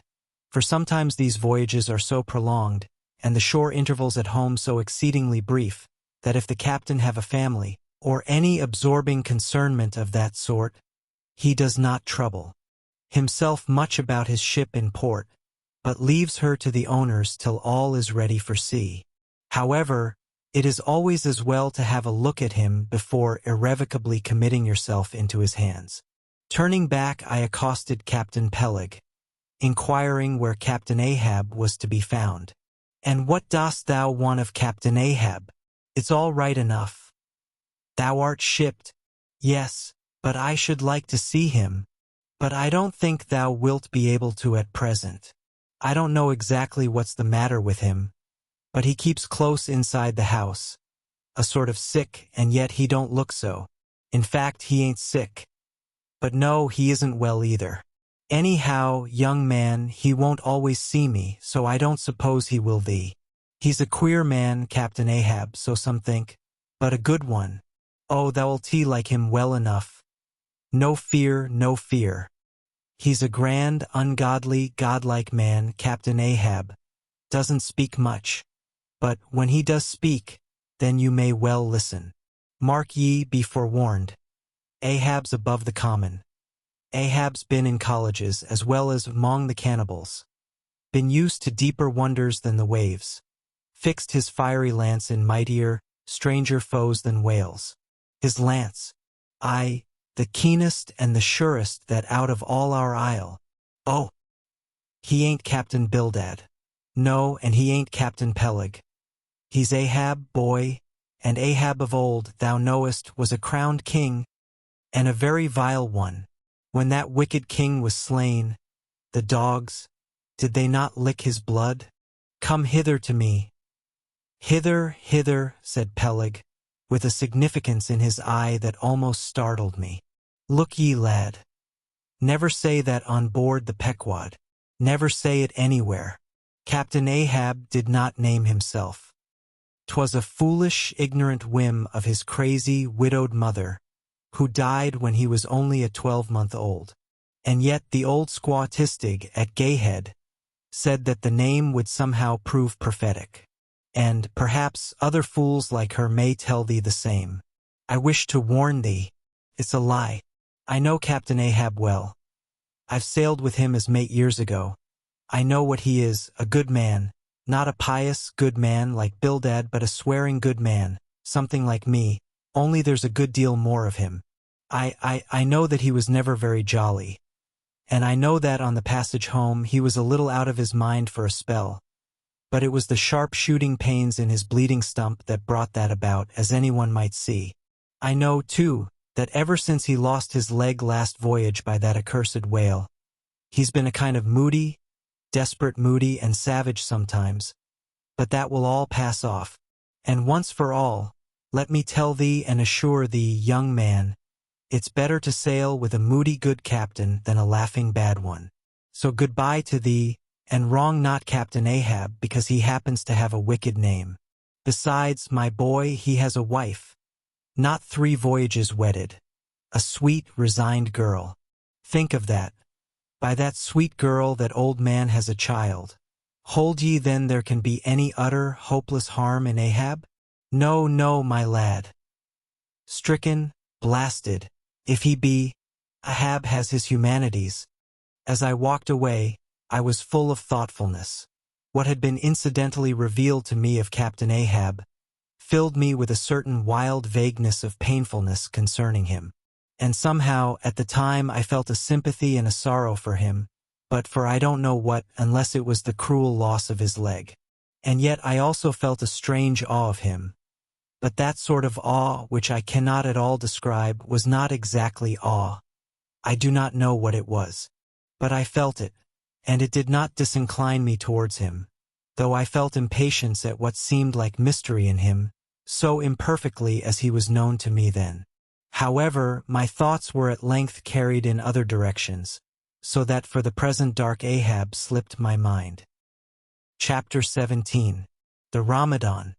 As Queequeg's Ramadan, or fasting and humiliation, was to continue all day, I did not choose to disturb him till towards nightfall, for I cherished the greatest respect towards everybody's religious obligations, never mind how comical, and could not find it in my heart to undervalue even a congregation of ants worshipping a toadstool, or those other creatures in certain parts of our earth, who, with a degree of footmanism quite unprecedented in other planets, bow down before the torso of a deceased landed proprietor merely on account of the inordinate possessions yet owned and rented in his name. I say, we good Presbyterian Christians should be charitable in these things, and not fancy ourselves so vastly superior to other mortals, pagans and what not, because of their half-crazy conceits on these subjects. There was Queequeg, now, certainly entertaining the most absurd notions about Yojo and his Ramadan. But what of that? Queequeg thought he knew what he was about, I suppose. He seemed to be content, and there let him rest. All our arguing with him would not avail. Let him be, I say, and heaven have mercy on us all, Presbyterians and pagans alike, for we are all somehow dreadfully cracked about the head, and sadly need mending. Towards evening, when I felt assured that all his performances and rituals must be over, I went up to his room and knocked at the door, but no answer. I tried to open it, but it was fastened inside. Queequeg, said I softly through the keyhole. All silent. I say, Queequeg, why don't you speak? It's I, Ishmael. But all remained still as before. I began to grow alarmed. I had allowed him such abundant time. I thought he might have had an apoplectic fit. I looked through the keyhole, but the door opening into an odd corner of the room, the keyhole prospect was but a crooked and sinister one. I could only see part of the footboard of the bed and a line of the wall, but nothing more. I was surprised to behold resting against the wall the wooden shaft of Queequeg's harpoon, which the landlady the evening previous had taken from him, before our mounting to the chamber. That's strange, thought I, but at any rate, since the harpoon stands yonder, and he seldom or never goes abroad without it, therefore he must be inside here, and no possible mistake. Queequeg! Queequeg! All still. Something must have happened. Apoplexy! I tried to burst open the door, but it stubbornly resisted. Running downstairs, I quickly stated my suspicions to the first person I met, the chambermaid. La! La! She cried. I thought something must be the matter. I went to make the bed after breakfast, and the door was locked, and not a mouse to be heard, and it's been just so silent ever since. But I thought maybe you had both gone off and locked your baggage in for safekeeping. La, ma'am. Mistress. Murder. Mrs. Hussey. Apoplexy. And with these cries she ran towards the kitchen, I following. Mrs. Hussey soon appeared, with a mustard pot in one hand and a vinegar cruet in the other, having just broken away from the occupation of attending to the castors, and scolding her little black boy meantime. "Woodhouse," cried I, "which way to it? Run for God's sake and fetch something to pry open the door. The axe! The axe! He's had a stroke. Depend upon it." And so saying, I was unmethodically rushing upstairs again empty-handed, when Mrs. Hussey interposed the mustard pot and vinegar cruet, and the entire castor of her countenance. "What's the matter with you, young man? Get the axe. For God's sake. Run for the doctor. Someone, while I pry it open." "Look here," said the landlady, quickly putting down the vinegar cruet, so as to have one hand free. "Look here. Are you talking about prying open any of my doors?" And with that she seized my arm. "What's the matter with you? What's the matter with you, shipmate?" In as calm but rapid a manner as possible, I gave her to understand the whole case. Unconsciously clapping the vinegar cruet to one side of her nose, she ruminated for an instant, then exclaimed, "No, I haven't seen it since I put it there." Running to a little closet under the landing of the stairs, she glanced in, and returning, told me that Queequeg's harpoon was missing. "He's killed himself," she cried. "It's unfortunate Stig's done over again. There goes another counterpane. God pity his poor mother. It will be the ruin of my house. Has the poor lad a sister? Where's that girl? There, Betty, go to Snarls the painter and tell him to paint me a sign with 'No suicides permitted here' and 'No smoking in the parlor.' Might as well kill both birds at once. Kill? The Lord be merciful to his ghost. What's that noise there? You, young man, avast there!" And running up after me, she caught me as I was again trying to force open the door. "I don't allow it. I won't have my premises spoiled. Go for the locksmith, there's one about a mile from here. But avast!" Putting her hand in her side pocket, "Here's a key that'll fit, I guess. Let's see." And with that, she turned it in the lock. But, alas! Queequeg's supplemental bolt remained unwithdrawn within. "Have to burst it open," said I, and was running down the entry a little, for a good start, when the landlady caught at me, again vowing I should not break down her premises. But I tore from her, and with a sudden bodily rush dashed myself full against the mark. With a prodigious noise the door flew open, and the knob slamming against the wall sent the plaster to the ceiling, and there, good heavens, there sat Queequeg, altogether cool and self-collected, right in the middle of the room, squatting on his hams and holding Yojo on top of his head. He looked neither one way nor the other way, but sat like a carved image with scarce a sign of active life. "Queequeg," said I, going up to him, "Queequeg, what's the matter with you?" "He hain't been a-sittin' so all day, has he?" said the landlady. But all we said, not a word could we drag out of him. I almost felt like pushing him over so as to change his position, for it was almost intolerable. It seemed so painfully and unnaturally constrained, especially as in all probability he had been sitting so for upwards of 8 or 10 hours, going too without his regular meals. "Mrs. Hussey," said I, "he's alive at all events. So leave us, if you please, and I will see to this strange affair myself." Closing the door upon the landlady, I endeavored to prevail upon Queequeg to take a chair, but in vain. There he sat, and all he could do, for all my polite arts and blandishments, he would not move a peg, nor say a single word, nor even look at me, nor notice my presence in the slightest way. I wonder, thought I, if this can possibly be a part of his Ramadan. Do they fast on their hams that way in his native island? It must be so. Yes, it's part of his creed, I suppose. Well then, let him rest. He'll get up sooner or later, no doubt. It can't last forever, thank God. And his Ramadan only comes once a year. And I don't believe it's very punctual then. I went down to supper. After sitting a long time listening to the long stories of some sailors who had just come from a plum-pudding voyage, as they called it, that is, a short whaling voyage in a schooner or brig, confined to the north of the line in the Atlantic Ocean only. After listening to these plum-puddingers till nearly 11 o'clock, I went upstairs to go to bed, feeling quite sure by this time Queequeg must certainly have brought his Ramadan to a termination. But no. There he was just where I had left him. He had not stirred an inch. I began to grow vexed with him. It seemed so downright senseless and insane to be sitting there all day and half the night on his hams in a cold room, holding a piece of wood on his head. For heaven's sake, Queequeg, get up and shake yourself. Get up and have some supper. You'll starve. You'll kill yourself, Queequeg. But not a word did he reply. Despairing of him, therefore, I determined to go to bed and to sleep. And no doubt, before a great while, he would follow me.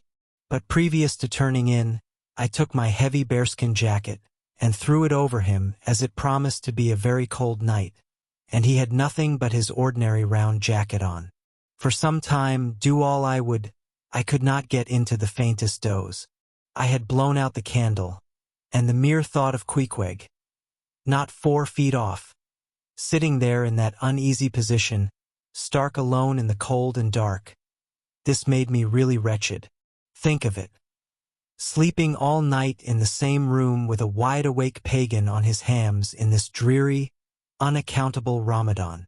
But somehow I dropped off at last, and knew nothing more till break of day, when, looking over the bedside, there squatted Queequeg, as if he had been screwed down to the floor. But as soon as the first glimpse of sun entered the window, up he got, with stiff and grating joints, but with a cheerful look, limped towards me where I lay, pressed his forehead again against mine, and said his Ramadan was over. Now, as I before hinted, I have no objection to any person's religion, be it what it may, so long as that person does not kill or insult any other person, because that other person don't believe it also. But when a man's religion becomes really frantic, when it is a positive torment to him, and, in fine, makes this earth of ours an uncomfortable inn to lodge in, then I think it high time to take that individual aside and argue the point with him. And just so I now did with Queequeg. Queequeg, said I, get into bed now, and lie and listen to me. I then went on, beginning with the rise and progress of the primitive religions, and coming down to the various religions of the present time, during which time I labored to show Queequeg that all these Lents, Ramadans, and prolonged ham-squattings in cold, cheerless rooms were stark nonsense. Bad for the health, useless for the soul, opposed, in short, to the obvious laws of hygiene and common sense. I told him, too, that he being in other things such an extremely sensible and sagacious savage, it pained me, very badly pained me, to see him now so deplorably foolish about this ridiculous Ramadan of his. Besides, argued I, fasting makes the body cave in. Hence the spirit caves in, and all thoughts born of a fast must necessarily be half-starved. This is the reason why most dyspeptic religionists cherish such melancholy notions about their hereafters. In one word, Queequeg, said I rather digressively, hell is an idea first born on an undigested apple dumpling, and since then perpetuated through the hereditary dyspepsias nurtured by Ramadans. I then asked Queequeg whether he himself was ever troubled with dyspepsia, expressing the idea very plainly so that he could take it in. He said no, only upon one memorable occasion. It was after a great feast given by his father the king, on the gaining of a great battle wherein 50 of the enemy had been killed by about 2 o'clock in the afternoon, and all cooked and eaten that very evening. No more, Queequeg, said I, shuddering. That will do, for I knew the inferences without his further hinting them.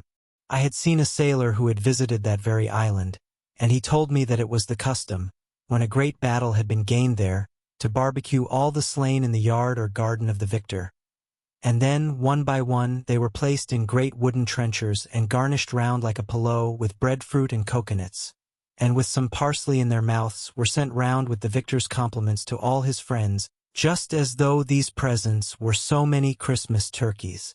After all, I do not think that my remarks about religion made much impression upon Queequeg, because, in the first place, he somehow seemed dull of hearing on that important subject unless considered from his own point of view, and, in the second place, he did not more than one-third understand me, couch my ideas simply as I would, and, finally, he no doubt thought he knew a good deal more about the true religion than I did.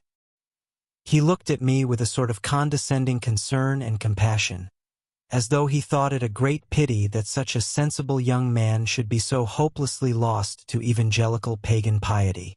At last we rose and dressed, and Queequeg, taking a prodigiously hearty breakfast of chowders of all sorts, so that the landlady should not make much profit by reason of his Ramadan, we sallied out to board the Pequod, sauntering along and picking our teeth with halibut bones. Chapter 18.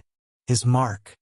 As we were walking down the end of the wharf towards the ship, Queequeg carrying his harpoon, Captain Peleg in his gruff voice loudly hailed us from his wigwam, saying he had not suspected my friend was a cannibal, and furthermore announcing that he let no cannibals on board that craft, unless they previously produced their papers. "What do you mean by that, Captain Peleg?" said I, now jumping on the bulwarks, and leaving my comrades standing on the wharf. "I mean," he replied, "he must show his papers." "Yes," said Captain Bildad in his hollow voice, sticking his head from behind Peleg's, out of the wigwam. "He must show that he's converted. Son of darkness," he added, turning to Queequeg, "art thou at present in communion with any Christian church?" "Why," said I, "he's a member of the First Congregational Church. Here be it said, that many tattooed savages sailing in Nantucket ships at last come to be converted into the churches." "First Congregational Church," cried Bildad. "What? That worships in Deacon Deuteronomy Coleman's meeting house?" And so saying, taking out his spectacles, he rubbed them with his great yellow bandana handkerchief, and putting them on very carefully, came out of the wigwam, and leaning stiffly over the bulwarks, took a good long look at Queequeg. "How long hath he been a member?" He then said, turning to me, "Not very long, I rather guess, young man." "No," said Peleg, "and he hasn't been baptized right either, or it would have washed some of that devil's blue off his face." "Do tell, now," cried Bildad, "is this Philistin a regular member of Deacon Deuteronomy's meeting? I never saw him going there, and I pass it every Lord's Day." "I don't know anything about Deacon Deuteronomy or his meeting," said I. "All I know is that Queequeg here is a born member of the First Congregational Church. He is a deacon himself, Queequeg is." "Young man," said Bildad sternly, "thou art skylarking with me. Explain thyself, thou young Hittite. What church dost thee mean? Answer me." Finding myself thus hard pushed, I replied, "I mean, sir, the same ancient Catholic church to which you and I, and Captain Peleg there, and Queequeg here, and all of us, and every mother's son and soul of us belong, the great and everlasting first congregation of this whole worshipping world. We all belong to that, only some of us cherish some queer crotchets no ways touching the grand belief, in that we all join hands." "Splice! Thou meanst splice hands," cried Peleg, drawing nearer. "Young man, you'd better ship for a missionary instead of a foremast hand. I never heard a better sermon. Deacon Deuteronomy, why Father Mapple himself couldn't beat it, and he's reckoned something. Come aboard, come aboard. Never mind about the papers. I say, tell Quahog there. What's that you call him? Tell Quahog to step along. By the great anchor, what a harpoon he's got there. Looks like good stuff that. And he handles it about right. I say, Quahog, or whatever your name is, did you ever stand in the head of a whaleboat? Did you ever strike a fish?" Without saying a word, Queequeg, in his wild sort of way, jumped upon the bulwarks, from thence into the bows of one of the whaleboats hanging to the side, and then bracing his left knee and poising his harpoon, cried out in some such way as this. Capine, you see him small drop tar on water deer? You see him? Well, s'pose him one whale eye well den, and taking sharp aim at it, he darted the iron right over old Bildad's broad brim, clean across the ship's decks, and struck the glistening tar spot out of sight. Now, said Queequeg, quietly hauling in the line, s'pose him whaley eye. Why, dad whale dead. Quick, Bildad, said Peleg, his partner, who, aghast at the close vicinity of the flying harpoon, had retreated towards the cabin gangway. Quick, I say, you Bildad, and get the ship's papers. We must have Quohog in one of our boats. Look ye, Quohog, we'll give ye the 90th lay, and that's more than ever was given a harpooneer yet out of Nantucket. So down we went into the cabin, and to my great joy Queequeg was soon enrolled among the same ship's company to which I myself belonged. When all preliminaries were over and Peleg had got everything ready for signing, he turned to me and said, I guess Quohog there don't know how to write, does he? I say, Quohog, blast ye, dost thou sign thy name or make thy mark?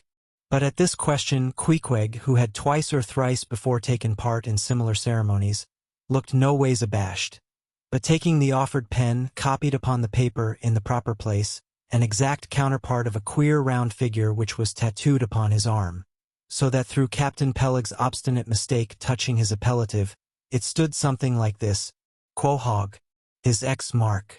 Meanwhile Captain Bildad sat earnestly and steadfastly eyeing Queequeg, and at last rising solemnly and fumbling in the huge pockets of his broad-skirted drab coat, took out a bundle of tracts, and selecting one entitled The Latter Day Coming, or No Time to Lose, placed it in Queequeg's hands, and then grasping them in the book with both his, looked earnestly into his eyes, and said, Son of darkness, I must do my duty by thee. I am part owner of this ship, and feel concerned for the souls of all its crew.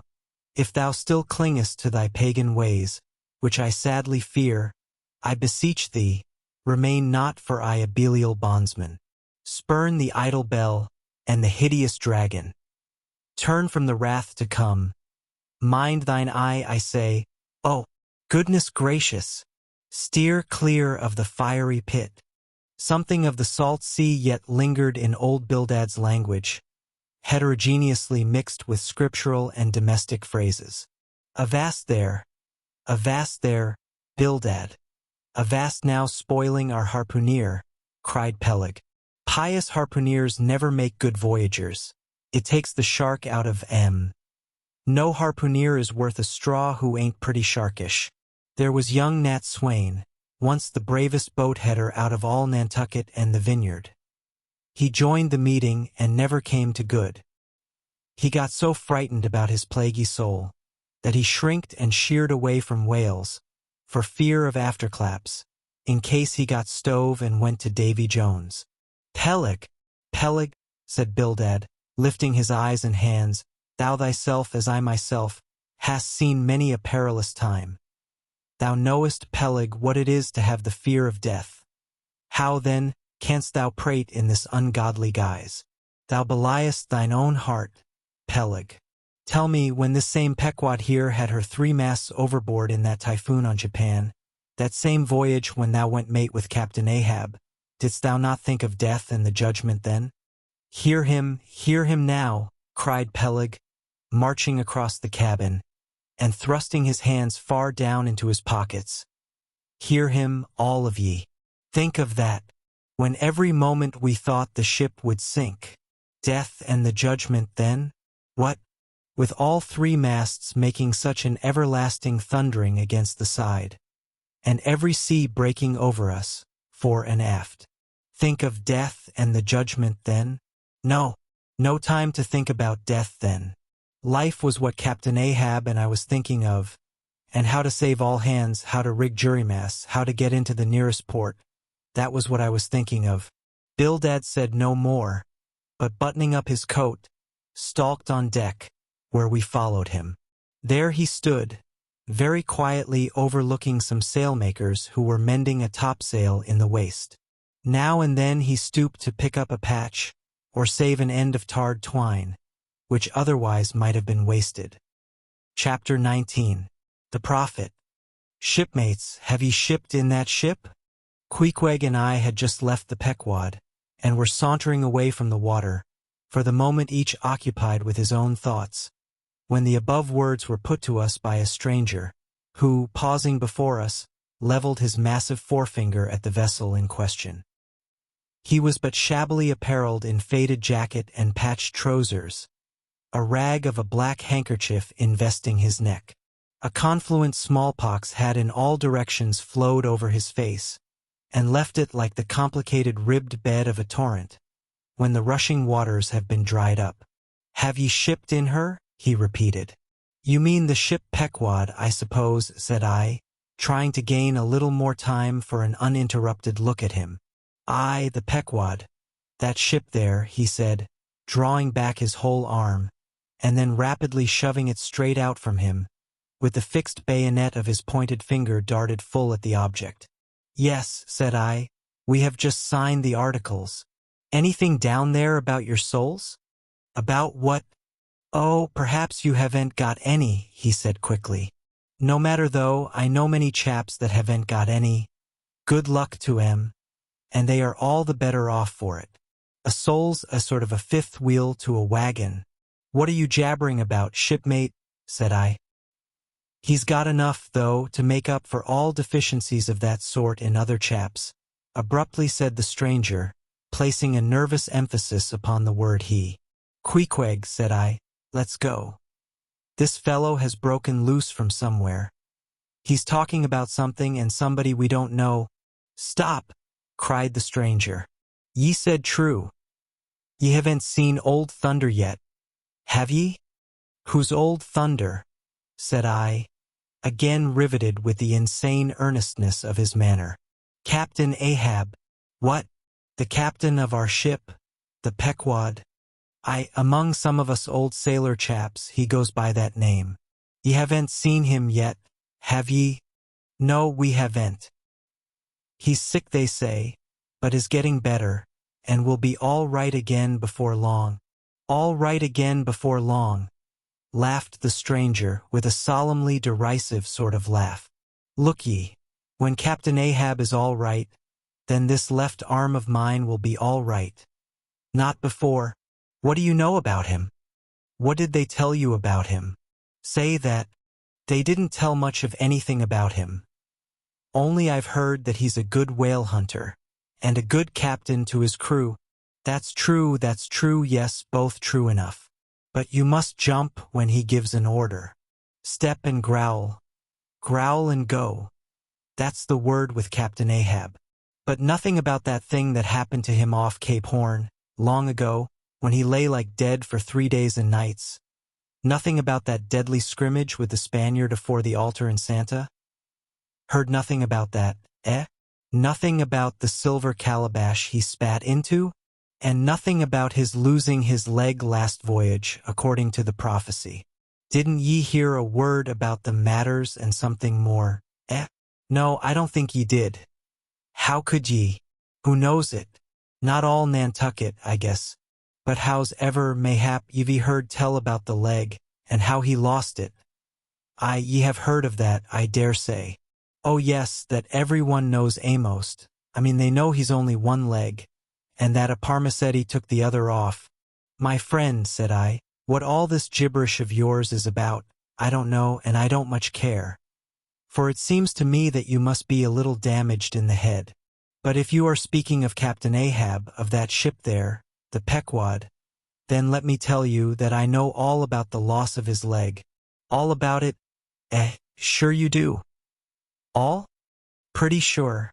With finger pointed and eye leveled at the Pequod, the beggar-like stranger stood a moment, as if in a troubled reverie. Then starting a little, turned and said, "Have ye shipped, have ye? Names down on the papers? Well, what's signed is signed, and what's to be will be, and then again perhaps it won't be after all. Anyhow, it's all fixed and arranged already, and some sailors or other must go with him, I suppose. As well these as any other men, God pity him. Morning to ye, shipmates, morning. The ineffable heavens bless ye. I'm sorry I stopped ye. Look here, friend, said I. If you have anything important to tell us, out with it. But if you are only trying to bamboozle us, you are mistaken in your game. That's all I have to say. And it's said very well, and I like to hear a chap talk up that way. You are just the man for him, the likes of ye. Morning to ye, shipmates, morning. Oh, when ye get there, tell 'em I've concluded not to make one of 'em. Ah, my dear fellow, you can't fool us that way. You can't fool us. It is the easiest thing in the world for a man to look as if he had a great secret in him. Morning to ye, shipmates, morning. Morning it is, said I. Come along, Queequeg. Let's leave this crazy man. But stop. Tell me your name, will you? Elijah. Elijah, thought I, and we walked away, both commenting, after each other's fashion, upon this ragged old sailor, and agreed that he was nothing but a humbug, trying to be a bugbear. But we had not gone perhaps above 100 yards, when chancing to turn a corner, and looking back as I did so, who should be seen but Elijah following us, though at a distance.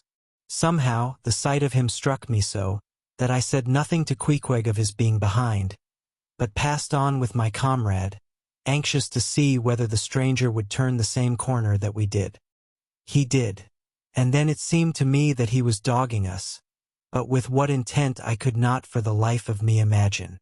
This circumstance, coupled with his ambiguous, half-hinting, half-revealing, shrouded sort of talk, now begot in me all kinds of vague wonderments and half-apprehensions, and all connected with the Pequod, and Captain Ahab, and the leg he had lost, and the Cape Horn fit, and the silver calabash, and what Captain Peleg had said of him when I left the ship the day previous, and the prediction of the squaw Tistig, and the voyage we had bound ourselves to sail, and 100 other shadowy things. I was resolved to satisfy myself whether this ragged Elijah was really dogging us or not, and with that intent crossed the way with Queequeg, and on that side of it retraced our steps. But Elijah passed on without seeming to notice us.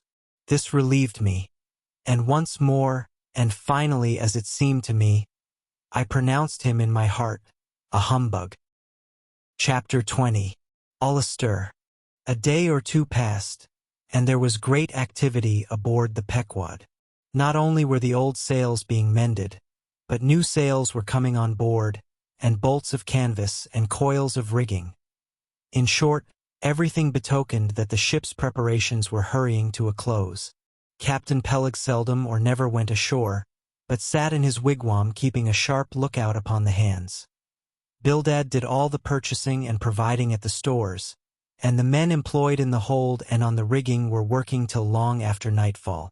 On the day following Queequeg's signing the articles, word was given at all the inns where the ship's company were stopping, that their chests must be on board before night, for there was no telling how soon the vessel might be sailing. So Queequeg and I got down our traps, resolving, however, to sleep ashore till the last. But it seems they always give very long notice in these cases, and the ship did not sail for several days. But no wonder.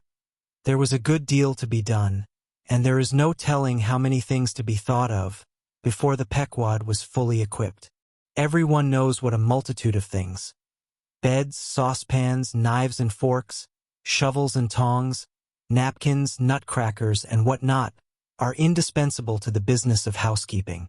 Just so with whaling, which necessitates a 3 years' housekeeping upon the wide ocean. Far from all grocers, costermongers, doctors, bakers, and bankers. And though this also holds true of merchant vessels, yet not by any means to the same extent as with whalemen. For besides the great length of the whaling voyage, the numerous articles peculiar to the prosecution of the fishery, and the impossibility of replacing them at the remote harbors usually frequented, it must be remembered that of all ships, whaling vessels are the most exposed to accidents of all kinds, and especially to the destruction and loss of the very things upon which the success of the voyage most depends. Hence, the spare boats, spare spars, and spare lines and harpoons and spare everything's almost but a spare captain and duplicate ship. At the period of our arrival at the island, the heaviest storage of the Pequod had been almost completed, comprising her beef, bread, water, fuel, and iron hoops and staves. But, as before hinted, for some time there was a continual fetching and carrying on board of divers odds and ends of things, both large and small. Chief among those who did this fetching and carrying was Captain Bildad's sister, a lean old lady of a most determined and indefatigable spirit, but withal very kind-hearted, who seemed resolved that, if she could help it, nothing should be found wanting in the Pequod, after once fairly getting to sea. At one time she would come on board with a jar of pickles for the steward's pantry, another time with a bunch of quills for the chief mate's desk, where he kept his log, a third time with a roll of flannel for the small of someone's rheumatic back. Never did any woman better deserve her name, which was Charity, Aunt Charity as everybody called her. And like a sister of charity did this charitable Aunt Charity bustle about hither and thither, ready to turn her hand and heart to anything that promised to yield safety, comfort, and consolation to all on board a ship in which her beloved brother Bildad was concerned, and in which she herself owned a score or two of well-saved dollars. But it was startling to see this excellent-hearted Quakeress coming on board, as she did the last day, with a long oil ladle in one hand, and a still longer whaling lance in the other. Nor was Bildad himself nor Captain Peleg at all backward. As for Bildad, he carried about with him a long list of the articles needed, and at every fresh arrival, down went his mark opposite that article upon the paper. Every once in a while Peleg came hobbling out of his whalebone den, roaring at the men down the hatchways, roaring up to the riggers at the masthead, and then concluded by roaring back into his wigwam. During these days of preparation, Queequeg and I often visited the craft, and as often I asked about Captain Ahab and how he was, and when he was going to come on board his ship. To these questions they would answer that he was getting better and better, and was expected aboard every day. Meantime, the two captains, Peleg and Bildad, could attend to everything necessary to fit the vessel for the voyage. If I had been downright honest with myself, I would have seen very plainly in my heart that I did but half fancy being committed this way to so long a voyage, without once laying my eyes on the man who was to be the absolute dictator of it, so soon as the ship sailed out upon the open sea. But when a man suspects any wrong, it sometimes happens that if he be already involved in the matter, he insensibly strives to cover up his suspicions even from himself. And much this way it was with me. I said nothing and tried to think nothing. At last it was given out that sometime next day the ship would certainly sail. So next morning Queequeg and I took a very early start. Chapter 21. Going aboard. It was nearly 6 o'clock, but only gray, imperfect, misty dawn, when we drew nigh the wharf. "There are some sailors running ahead there, if I see right," said I to Queequeg. "It can't be shadows. She's off by sunrise, I guess." "Come on." "Avast," cried a voice, whose owner at the same time coming close behind us, laid a hand upon both our shoulders, and then insinuating himself between us, stood stooping forward a little, in the uncertain twilight, strangely peering from Queequeg to me. It was Elijah. "Going aboard?" "Hands off, will you?" said I. "Looky here," said Queequeg, shaking himself. "Go away." "Ain't going aboard, then?" "Yes, we are," said I. "But what business is that of yours? Do you know, Mr. Elijah, that I consider you a little impertinent?" "No, no, no. I wasn't aware of that," said Elijah, slowly and wonderingly looking from me to Queequeg, with the most unaccountable glances. "Elijah," said I, "you will oblige my friend and me by withdrawing. We are going to the Indian and Pacific Oceans, and would prefer not to be detained. Ye be ye? Coming back afore breakfast?" "He's cracked, Queequeg," said I. "Come on." "Holloa!" cried stationary Elijah, hailing us when we had removed a few paces. "Never mind him," said I. "Queequeg, come on." But he stole up to us again, and suddenly clapping his hand on my shoulder, said, "Did ye see anything looking like men going towards that ship a while ago?" Struck by this plain matter-of-fact question, I answered, saying, "Yes, I thought I did see 4 or 5 men. But it was too dim to be sure." Very dim, said Elijah. "Morning to ye."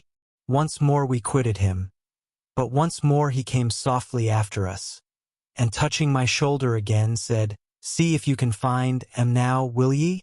"Find who?" "Morning to ye." "Morning to ye," he rejoined, again moving off. "Oh, I was going to warn ye against, but never mind. It's all one, all in the family too. Sharp frost this morning, ain't it? Goodbye to ye. Shan't see ye again very soon, I guess. Unless it's before the grand jury." And with these cracked words he finally departed, leaving me, for the moment, in no small wonderment at his frantic impudence. At last, stepping on board the Pequod, we found everything in profound quiet, not a soul moving. The cabin entrance was locked within. The hatches were all on, and lumbered with coils of rigging. Going forward to the forecastle, we found the slide of the scuttle open. Seeing a light, we went down, and found only an old rigger there, wrapped in a tattered pea-jacket. He was thrown at whole length upon 2 chests, his face downwards and enclosed in his folded arms. The profoundest slumber slept upon him. "Those sailors we saw, Queequeg, where can they have gone to?" said I, looking dubiously at the sleeper. But it seemed that, when on the wharf, Queequeg had not at all noticed what I now alluded to. Hence I would have thought myself to have been optically deceived in that matter, were it not for Elijah's otherwise inexplicable question. But I beat the thing down, and again marking the sleeper, jocularly hinted to Queequeg that perhaps we had best sit up with the body, telling him to establish himself accordingly. He put his hand upon the sleeper's rear, as though feeling if it was soft enough, and then, without more ado, sat quietly down there. "Gracious! Queequeg, don't sit there," said I. "Oh, Perry dude seat," said Queequeg, "my country way. Won't hurt him face." "Face," said I, "call that his face? Very benevolent countenance then. But how hard he breathes, he's heaving himself. Get off, Queequeg, you are heavy. It's grinding the face of the poor. Get off, Queequeg. Look, he'll twitch you off soon. I wonder he don't wake." Queequeg removed himself to just beyond the head of the sleeper, and lighted his tomahawk pipe. I sat at the feet. We kept the pipe passing over the sleeper, from one to the other. Meanwhile, upon questioning him in his broken fashion, Queequeg gave me to understand that, in his land, owing to the absence of settees and sofas of all sorts, the king, chiefs, and great people generally were in the custom of fattening some of the lower orders for ottomans. And to furnish a house comfortably in that respect, you had only to buy up 8 or 10 lazy fellows, and lay them round in the piers and alcoves. Besides, it was very convenient on an excursion. Much better than those garden chairs which are convertible into walking sticks. Upon occasion, a chief calling his attendant, and desiring him to make a settee of himself under a spreading tree, perhaps in some damp marshy place. While narrating these things, every time Queequeg received the tomahawk from me, he flourished the hatchet side of it over the sleeper's head. "What's that for, Queequeg?" "Parry easy, Killy." "Oh, parry easy." He was going on with some wild reminiscences about his tomahawk pipe, which, it seemed, had in its 2 uses both brained his foes and soothed his soul, when we were directly attracted to the sleeping rigger. The strong vapor now completely filling the contracted hole, it began to tell upon him. He breathed with a sort of muffledness, then seemed troubled in the nose, then revolved over once or twice, then sat up and rubbed his eyes. "Holloa!" he breathed at last. "Who be ye smokers?" "Shipped men," answered I. "When does she sail?" Ye're going in her, be ye?" "She sails today. The captain came aboard last night." "What captain?" Ahab? Who but him indeed? I was going to ask him some further questions concerning Ahab, when we heard a noise on deck. Halloa! Starbuck's astir, said the rigger. He's a lively chief mate, that good man and a pious. But all alive now I must turn to, and so saying he went on deck and we followed. It was now clear sunrise. Soon the crew came on board in twos and threes. The riggers bestirred themselves. The mates were actively engaged, and several of the shore people were busy in bringing various last things on board. Meanwhile, Captain Ahab remained invisibly enshrined within his cabin. Chapter 22. Merry Christmas. At length, towards noon, upon the final dismissal of the ship's riggers, and after the Pequod had been hauled out from the wharf, and after the ever-thoughtful Charity had come off in a whaleboat with her last gift, a nightcap for Stubb, the second mate, her brother-in-law, and a spare Bible for the steward. After all this, the two captains, Peleg and Bildad, issued from the cabin, and turning to the chief mate, Peleg said, "Now, Mr. Starbuck, are you sure everything is right? Captain Ahab is all ready. Just spoke to him. Nothing more to be got from shore? Well, call all hands, then. Muster 'em aft here. Blast 'em. No need of profane words, however great the hurry." "Peleg," said Bildad, "but away with thee, friend Starbuck, and do our bidding. How now?" Here, upon the very point of starting for the voyage, Captain Peleg and Captain Bildad were going it with a high hand on the quarterdeck, just as if they were to be joint commanders at sea, as well as to all appearances in port. And as for Captain Ahab, no sign of him was yet to be seen. Only, they said he was in the cabin.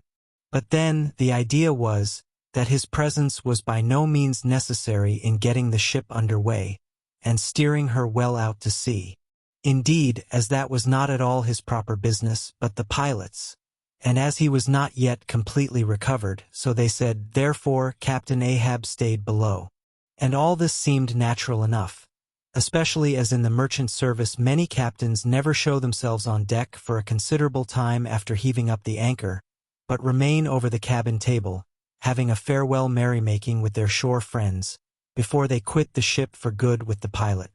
But there was not much chance to think over the matter, for Captain Peleg was now all alive. He seemed to do most of the talking and commanding, and not Bildad. "Aft here, ye sons of bachelors," he cried, as the sailors lingered at the mainmast. "Mr. Starbuck, drive 'em aft. Strike the tent there," was the next order. As I hinted before, this whalebone marquee was never pitched except in port, and on board the Pequod for 30 years, the order to strike the tent was well known to be the next thing to heaving up the anchor. "Man the capstan! Blood and thunder! Jump!" was the next command, and the crew sprang for the handspikes. Now, in getting under way, the station generally occupied by the pilot is the forward part of the ship. And here Bildad, who, with Peleg, be it known, in addition to his other officers, was one of the licensed pilots of the port, he being suspected to have got himself made a pilot in order to save the Nantucket pilot fee to all the ships he was concerned in, for he never piloted any other craft. Bildad, I say, might now be seen actively engaged in looking over the bows for the approaching anchor, and at intervals singing what seemed a dismal stave of psalmody, to cheer the hands at the windlass, who roared forth some sort of a chorus about the girls in Booble Alley, with hearty goodwill.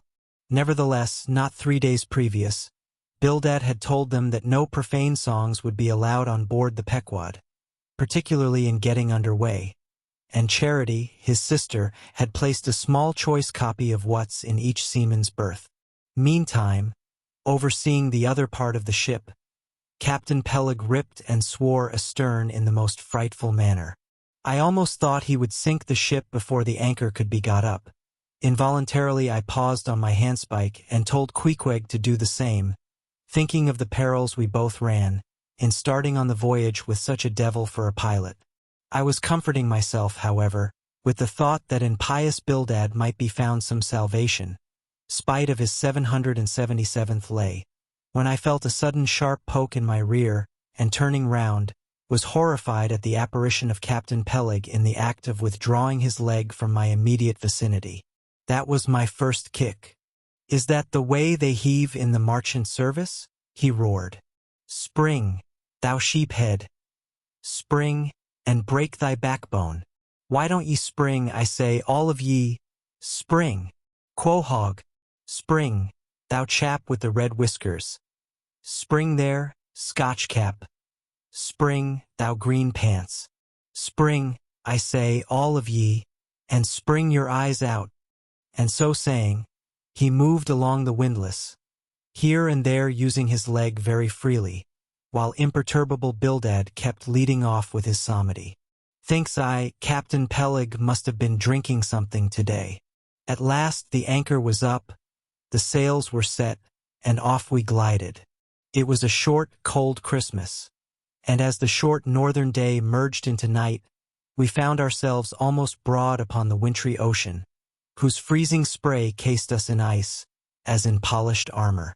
The long rows of teeth on the bulwarks glistened in the moonlight, and like the white ivory tusks of some huge elephant, vast curving icicles depended from the bows. Lank Bildad, as pilot, headed the first watch, and ever and anon, as the old craft deep dived into the green seas, and sent the shivering frost all over her, and the winds howled, and the cordage rang, his steady notes were heard. "Sweet fields beyond the swelling flood stand dressed in living green. So to the Jews old Canaan stood, while Jordan rolled between." Never did those sweet words sound more sweetly to me than then. They were full of hope and fruition. Spite of this frigid winter night in the boisterous Atlantic, spite of my wet feet and wetter jacket, there was yet, it then seemed to me, many a pleasant haven in store, and meads and glades so eternally vernal, that the grass shot up by the spring, untrodden, unwilted, remains at midsummer. At last we gained such an offing, that the two pilots were needed no longer. The stout sailboat that had accompanied us began ranging alongside. It was curious and not unpleasing how Peleg and Bildad were affected at this juncture, especially Captain Bildad.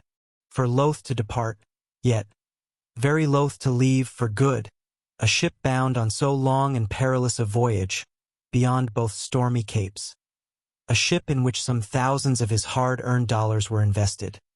A ship in which an old shipmate sailed as captain. A man almost as old as he, once more starting to encounter all the terrors of the pitiless jaw. Loath to say goodbye to a thing so every way brimful of every interest to him. Poor old Bildad lingered long, paced the deck with anxious strides, ran down into the cabin to speak another farewell word there, again came on deck and looked to windward, looked towards the wide and endless waters only bounded by the far-off unseen eastern continents, looked towards the land, looked aloft, looked right and left, looked everywhere and nowhere, and at last, mechanically coiling a rope upon its pin, convulsively grasped stout Peleg by the hand, and holding up a lantern, for a moment stood gazing heroically in his face, as much as to say, "Nevertheless, friend Peleg, I can stand it. Yes, I can." As for Peleg himself, he took it more like a philosopher. But for all his philosophy, there was a tear twinkling in his eye when the lantern came too near. And he, too, did not a little run from cabin to deck, now a word below, and now a word with Starbuck, the chief mate. But, at last, he turned to his comrade with a final sort of look about him. "Captain Bildad, come, old shipmate, we must go. Back the main yard there. Boat ahoy! Stand by to come close alongside, now. Careful, careful. Come, Bildad, boy, say your last. Luck to ye, Starbuck. Luck to ye, Mr. Stubb. Luck to ye, Mr. Flask. Goodbye and good luck to ye all. And this day 3 years I'll have a hot supper smoking for ye in old Nantucket. Hurrah and away! God bless ye, and have ye in his holy keeping, men," murmured old Bildad, almost incoherently. "I hope ye'll have fine weather now, so that Captain Ahab may soon be moving among ye. A pleasant sun is all he needs, and ye'll have plenty of them in the tropic voyage ye go. Be careful in the hunt, ye mates. Don't stave the boats needlessly, ye harpooneers. Good white cedar plank is raised full 3% within the year. Don't forget your prayers, either. Mr. Starbuck, mind that Cooper don't waste the spare staves. Oh, the sail needles are in the green locker. Don't whale it too much a Lord's days, men. But don't miss a fair chance either. That's rejecting heaven's good gifts. Have an eye to the molasses tierce, Mr. Stubb. It was a little leaky, I thought. If ye touch at the islands, Mr. Flask, beware of fornication. Goodbye, goodbye. Don't keep that cheese too long down in the hold, Mr. Starbuck. It'll spoil. Be careful with the butter. 20 cents the pound it was, and mind ye if— Come, come, Captain Bildad. Stop palavering. Away! And with that, Peleg hurried him over the side, and both dropped into the boat. Ship and boat diverged. The cold, damp night breeze blew between. A screaming gull flew overhead. The two hulls wildly rolled. We gave 3 heavy-hearted cheers and blindly plunged like fate into the lone Atlantic. Chapter 23. The Lee Shore. Some chapters back, one Bulkington was spoken of, a tall, Newland mariner, encountered in New Bedford at the inn. When on that shivering winter's night, the Pequod thrust her vindictive bows into the cold, malicious waves. Who should I see standing at her helm but Bulkington? I looked with sympathetic awe and fearfulness upon the man, who in midwinter just landed from a 4 years' dangerous voyage, could so unrestingly push off again for still another tempestuous term. The land seemed scorching to his feet. Wonderfulest things are ever the unmentionable. Deep memories yield no epitaphs. This 6-inch chapter is the stoneless grave of Bulkington. Let me only say that it fared with him as with the storm-tossed ship that miserably drives along the leeward land. The port would fain give succor. The port is pitiful. In the port is safety, comfort, hearthstone, supper, warm blankets, friends, all that's kind to our mortalities. But in that gale, the port, the land, is that ship's direst jeopardy. She must fly all hospitality. One touch of land, though it but grazed the keel, would make her shudder through and through. With all her might she crowds all sail offshore. In so doing fights, gainst the very winds that fain would blow her homeward. Seeks all the lashed sea's landlessness again. For refuge's sake forlornly rushing into peril. Her only friend her bitterest foe. Know ye now, Bulkington?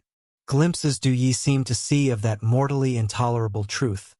That all deep, earnest thinking is but the intrepid effort of the soul to keep the open independence of her sea, while the wildest winds of heaven and earth conspire to cast her on the treacherous, slavish shore? But as in landlessness alone resides highest truth, shoreless, indefinite as God, so, better is it to perish in that howling infinite, than be ingloriously dashed upon the lee, even if that were safety. For worm-like, then, oh! Who would craven crawl to land? Terrors of the terrible. Is all this agony so vain? Take heart, O Bulkington. Bear thee grimly, demigod, up from the spray of thy ocean perishing. Straight up leaps thy apotheosis. Chapter 24. The Advocate. As Queequeg and I are now fairly embarked in this business of whaling, and as this business of whaling has somehow come to be regarded among landsmen as a rather unpoetical and disreputable pursuit. Therefore, I am all anxiety to convince ye landsmen, of the injustice hereby done to us hunters of whales. In the first place, it may be deemed almost superfluous to establish the fact that among people at large, the business of whaling is not accounted on a level with what are called the liberal professions.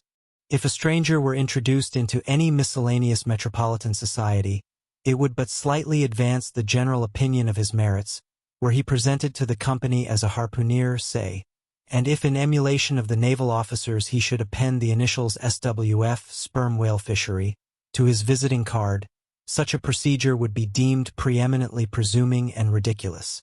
Doubtless one leading reason why the world declines honoring us whalemen is this: they think that, at best, our vocation amounts to a butchering sort of business, and that when actively engaged therein, we are surrounded by all manner of defilements.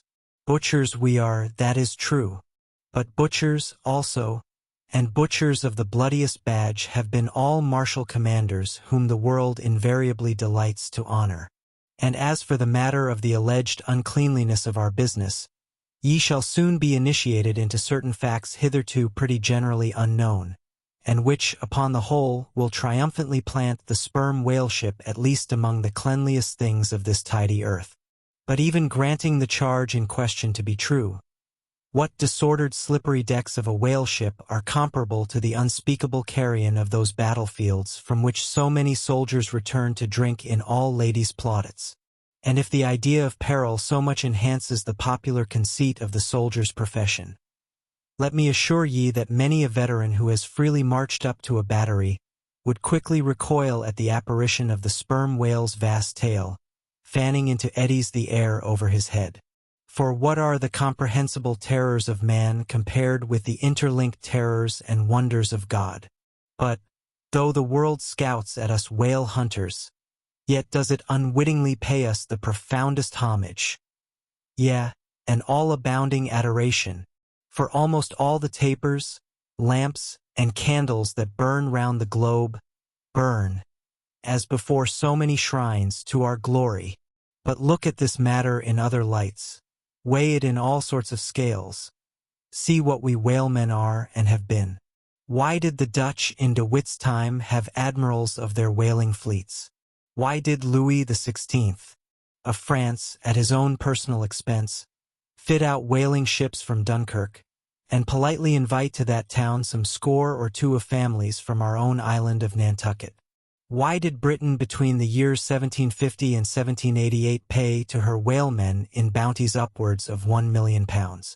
And lastly, how comes it that we whalemen of America now outnumber all the rest of the banded whalemen in the world, sail a navy of upwards of 700 vessels, manned by 18,000 men, yearly consuming $4 million, the ship's worth at the time of sailing $20 million, and every year importing into our harbors a well-reaped harvest of $7 million? How comes all this, if there be not something puissant in whaling? But this is not the half. Look again. I freely assert that the cosmopolite philosopher cannot, for his life, point out one single peaceful influence, which within the last 60 years has operated more potentially upon the whole broad world, taken in one aggregate, than the high and mighty business of whaling.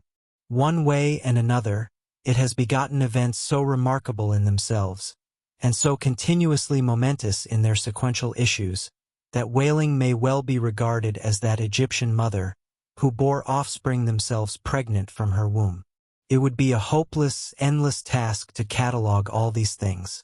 Let a handful suffice. For many years past the whale ship has been the pioneer in ferreting out the remotest and least known parts of the earth. She has explored seas and archipelagos which had no chart, where no Cook or Vancouver had ever sailed. If American and European men of war now peacefully ride in once savage harbors, let them fire salutes to the honor and glory of the whale ship, which originally showed them the way, and first interpreted between them and the savages. They may celebrate as they will the heroes of exploring expeditions, your Cooks, your Krusensterns. But I say that scores of anonymous captains have sailed out of Nantucket that were as great and greater than your Cook and your Krusenstern. For in their succorless empty-handedness, they, in the heathenish sharked waters, and by the beaches of unrecorded Javelin Islands, battled with virgin wonders and terrors that Cook with all his marines and muskets would not willingly have dared. All that is made such a flourish of in the old South Sea voyages, those things were but the lifetime commonplaces of our heroic Nantucketers. Often, adventures which Vancouver dedicates 3 chapters to, these men accounted unworthy of being set down in the ship's common log. Ah, the world! Oh, the world!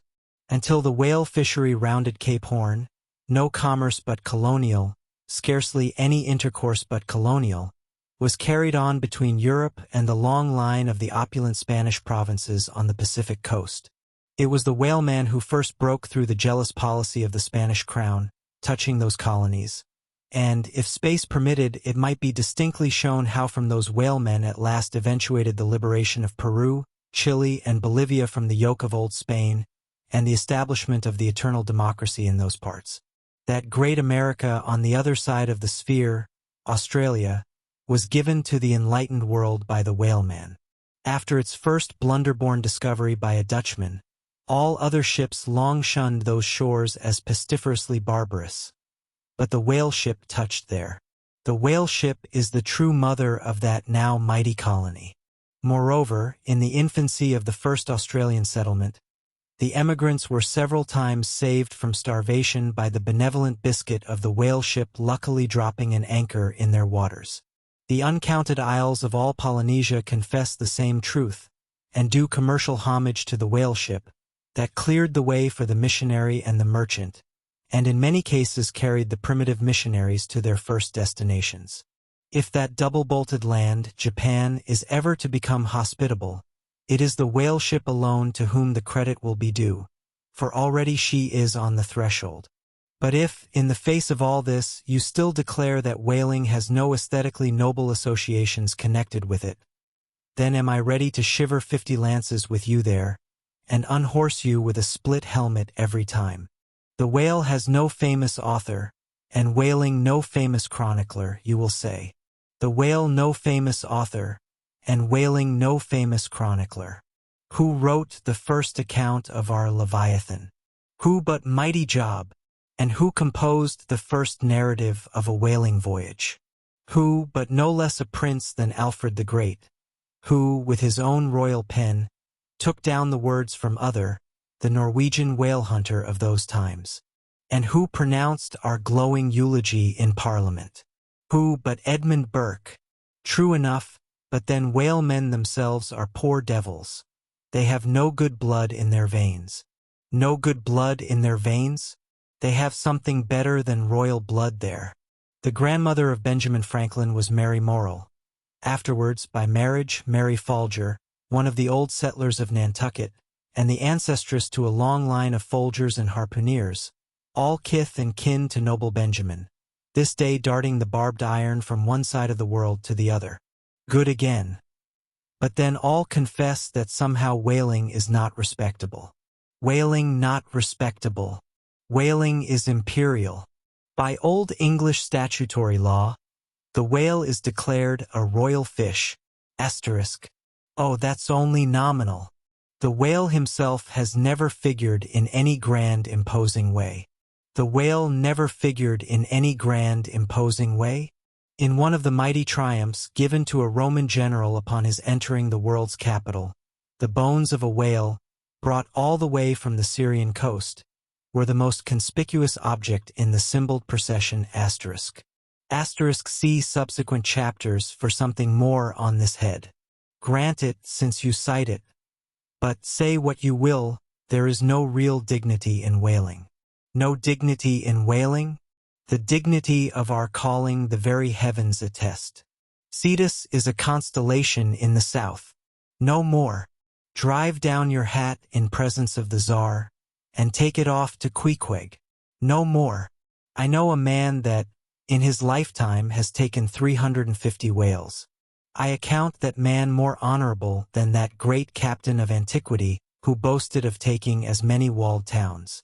And as for me, if by any possibility there be any as yet undiscovered prime thing in me, if I shall ever deserve any real repute in that small but high-hushed world which I might not be unreasonably ambitious of, if hereafter I shall do anything that, upon the whole, a man might rather have done than to have left undone, if at my death my executors, or more properly my creditors, find any precious misses in my desk, then here I prospectively ascribe all the honor and the glory to whaling, for a whale ship was my Yale College and my Harvard. Chapter 25. Postscript. In behalf of the dignity of whaling, I would fain advance naught but substantiated facts. But after embattling his facts, an advocate who should wholly suppress a not unreasonable surmise, which might tell eloquently upon his cause, such an advocate, would he not be blameworthy? It is well known that at the coronation of kings and queens, even modern ones, a certain curious process of seasoning them for their functions is gone through. There is a salt-cellar of state, so-called, and there may be a castor of state. How they use the salt precisely, who knows? Certain I am, however, that a king's head is solemnly oiled at his coronation, even as a head of salad. Can it be, though, that they anoint it with a view of making its interior run well, as they anoint machinery? Much might be ruminated here, concerning the essential dignity of this regal process, because in common life we esteem but meanly and contemptibly a fellow who anoints his hair, and palpably smells of that anointing. In truth, a mature man who uses hair oil unless medicinally, that man has probably got a quaggy spot in him somewhere. As a general rule, he can't amount to much in his totality. But the only thing to be considered here is this: what kind of oil is used at coronations? Certainly it cannot be olive oil, nor macassar oil, nor castor oil, nor bear's oil, nor train oil, nor cod liver oil. What then can it possibly be but sperm oil in its unmanufactured, unpolluted state, the sweetest of all oils? Think of that, ye loyal Britons. We whalemen supply your kings and queens with coronation stuff. Chapter 26. Knights and Squires. The chief mate of the Pequod was Starbuck, a native of Nantucket, and a Quaker by descent. He was a long, earnest man, and though born on an icy coast, seemed well adapted to endure hot latitudes, his flesh being hard as twice-baked biscuit. Transported to the Indies, his live blood would not spoil like bottled ale. He must have been born in some time of general drought and famine, or upon one of those fast days for which his state is famous. Only some 30 arid summers had he seen. Those summers had dried up all his physical superfluousness. But this, his thinness, so to speak, seemed no more the token of wasting anxieties and cares than it seemed the indication of any bodily blight. It was merely the condensation of the man. He was by no means ill-looking. Quite the contrary. His pure tight skin was an excellent fit, and closely wrapped up in it, and embalmed with inner health and strength, like a revivified Egyptian. This Starbuck seemed prepared to endure for long ages to come, and to endure always as now. For be it polar snow or torrid sun, like a patent chronometer, his interior vitality was warranted to do well in all climates. Looking into his eyes, you seemed to see there the yet lingering images of those thousandfold perils he had calmly confronted through life. A staid, steadfast man, whose life for the most part was a telling pantomime of action, and not a tame chapter of sounds. Yet, for all his hardy sobriety and fortitude, there were certain qualities in him which at times affected, and in some cases seemed well nigh to overbalance all the rest. Uncommonly conscientious for a seaman, and endued with a deep natural reverence, the wild watery loneliness of his life did therefore strongly incline him to superstition, but to that sort of superstition which in some organizations seems rather to spring, somehow, from intelligence than from ignorance. Outward portents and inward presentiments were his, and if at times these things bent the welded iron of his soul, much more did his faraway domestic memories of his young Cape wife and child tend to bend him still more from the original ruggedness of his nature, and open him still further to those latent influences which, in some honest-hearted men, restrain the gush of daredevil daring, so often evinced by others in the more perilous vicissitudes of the fishery. "I will have no man in my boat," said Starbuck, "who is not afraid of a whale." By this, he seemed to mean, not only that the most reliable and useful courage was that which arises from the fair estimation of the encountered peril, but that an utterly fearless man is a far more dangerous comrade than a coward. "Aye," said Stubb, the second mate. "Starbuck, there, is as careful a man as you'll find anywhere in this fishery. But we shall ere long see what that word careful precisely means when used by a man like Stubb, or almost any other whale hunter. Starbuck was no crusader after perils. In him courage was not a sentiment, but a thing simply useful to him, and always at hand upon all mortally practical occasions. Besides, he thought, perhaps, that in this business of whaling, courage was one of the great staple outfits of the ship, like her beef and her bread, and not to be foolishly wasted. Wherefore he had no fancy for lowering for whales after sundown, nor for persisting in fighting a fish that too much persisted in fighting him. For, thought Starbuck, I am here in this critical ocean to kill whales for my living, and not to be killed by them for theirs. And that hundreds of men had been so killed Starbuck well knew. What doom was his own father's? Where, in the bottomless deeps, could he find the torn limbs of his brother? With memories like these in him, and, moreover, given to a certain superstitiousness, as has been said, the courage of this Starbuck, which could, nevertheless, still flourish, must indeed have been extreme. But it was not in reasonable nature that a man so organized, and with such terrible experiences and remembrances as he had, it was not in nature that these things should fail in latently engendering an element in him, which, under suitable circumstances, would break out from its confinement, and burn all his courage up. And brave as he might be, it was that sort of bravery chiefly visible in some intrepid men, which, while generally abiding firm in the conflict with seas or winds or whales, or any of the ordinary irrational horrors of the world, yet cannot withstand those more terrific, because more spiritual terrors, which sometimes menace you from the concentrating brow of an enraged and mighty man. But were the coming narrative to reveal in any instance the complete abasement of poor Starbuck's fortitude, scarce might I have the heart to write it, for it is a thing most sorrowful, nay shocking, to expose the fall of valor in the soul. Men may seem detestable as joint stock companies and nations. Knaves, fools, and murderers there may be. Men may have mean and meager faces, but man in the ideal is so noble and so sparkling, such a grand and glowing creature, that over any ignominious blemish in him all his fellows should run to throw their costliest robes. That immaculate manliness we feel within ourselves, so far within us, that it remains intact though all the outer character seem gone, bleeds with keenest anguish at the undraped spectacle of a valor-ruined man. Nor can piety itself, at such a shameful sight, completely stifle her upbraidings against the permitting stars. But this august dignity I treat of is not the dignity of kings and robes, but that abounding dignity which has no robed investiture.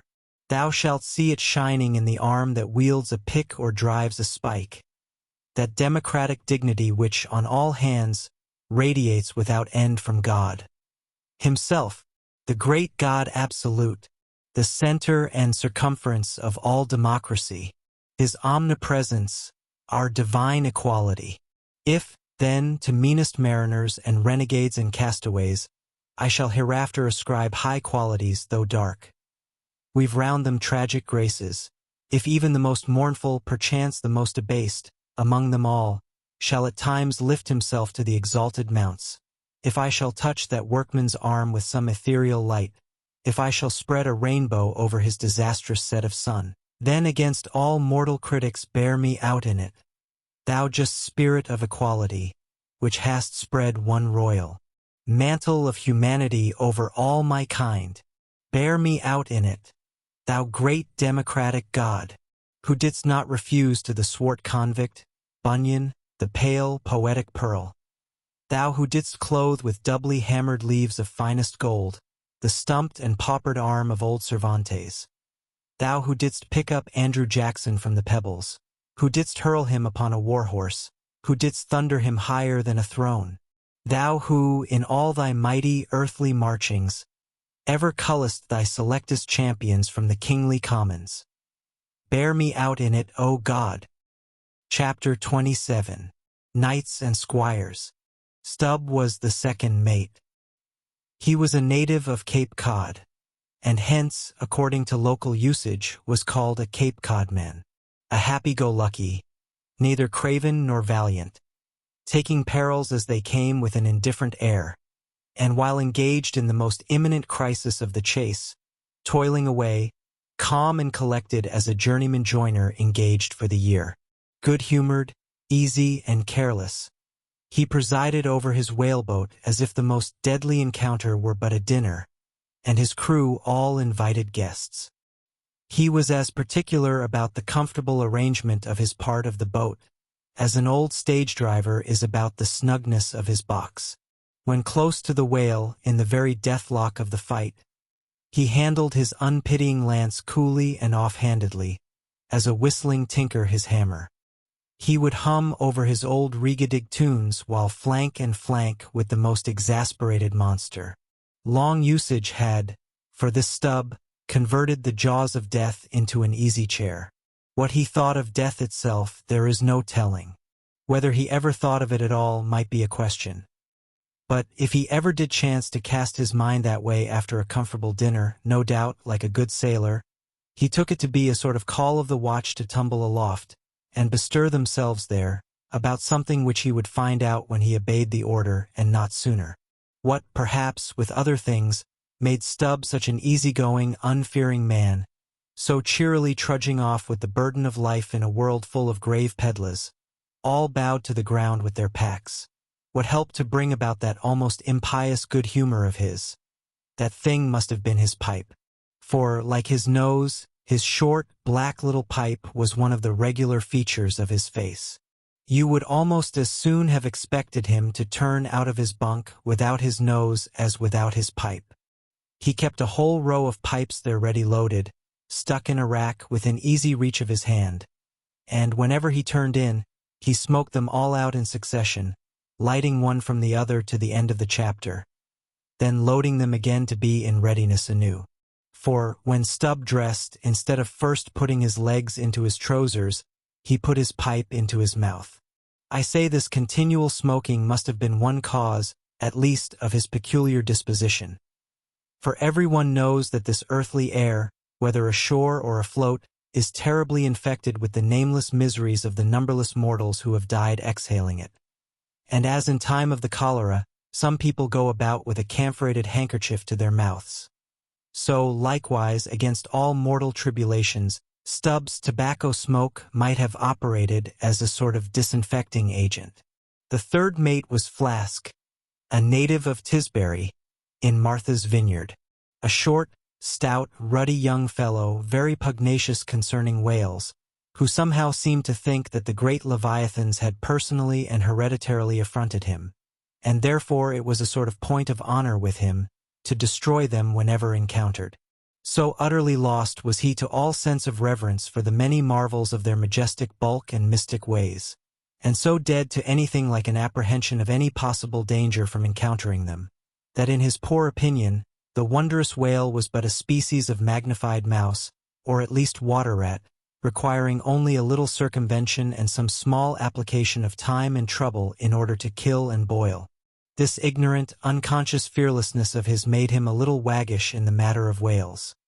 He followed these fish for the fun of it, and a 3 years' voyage round Cape Horn was only a jolly joke that lasted that length of time.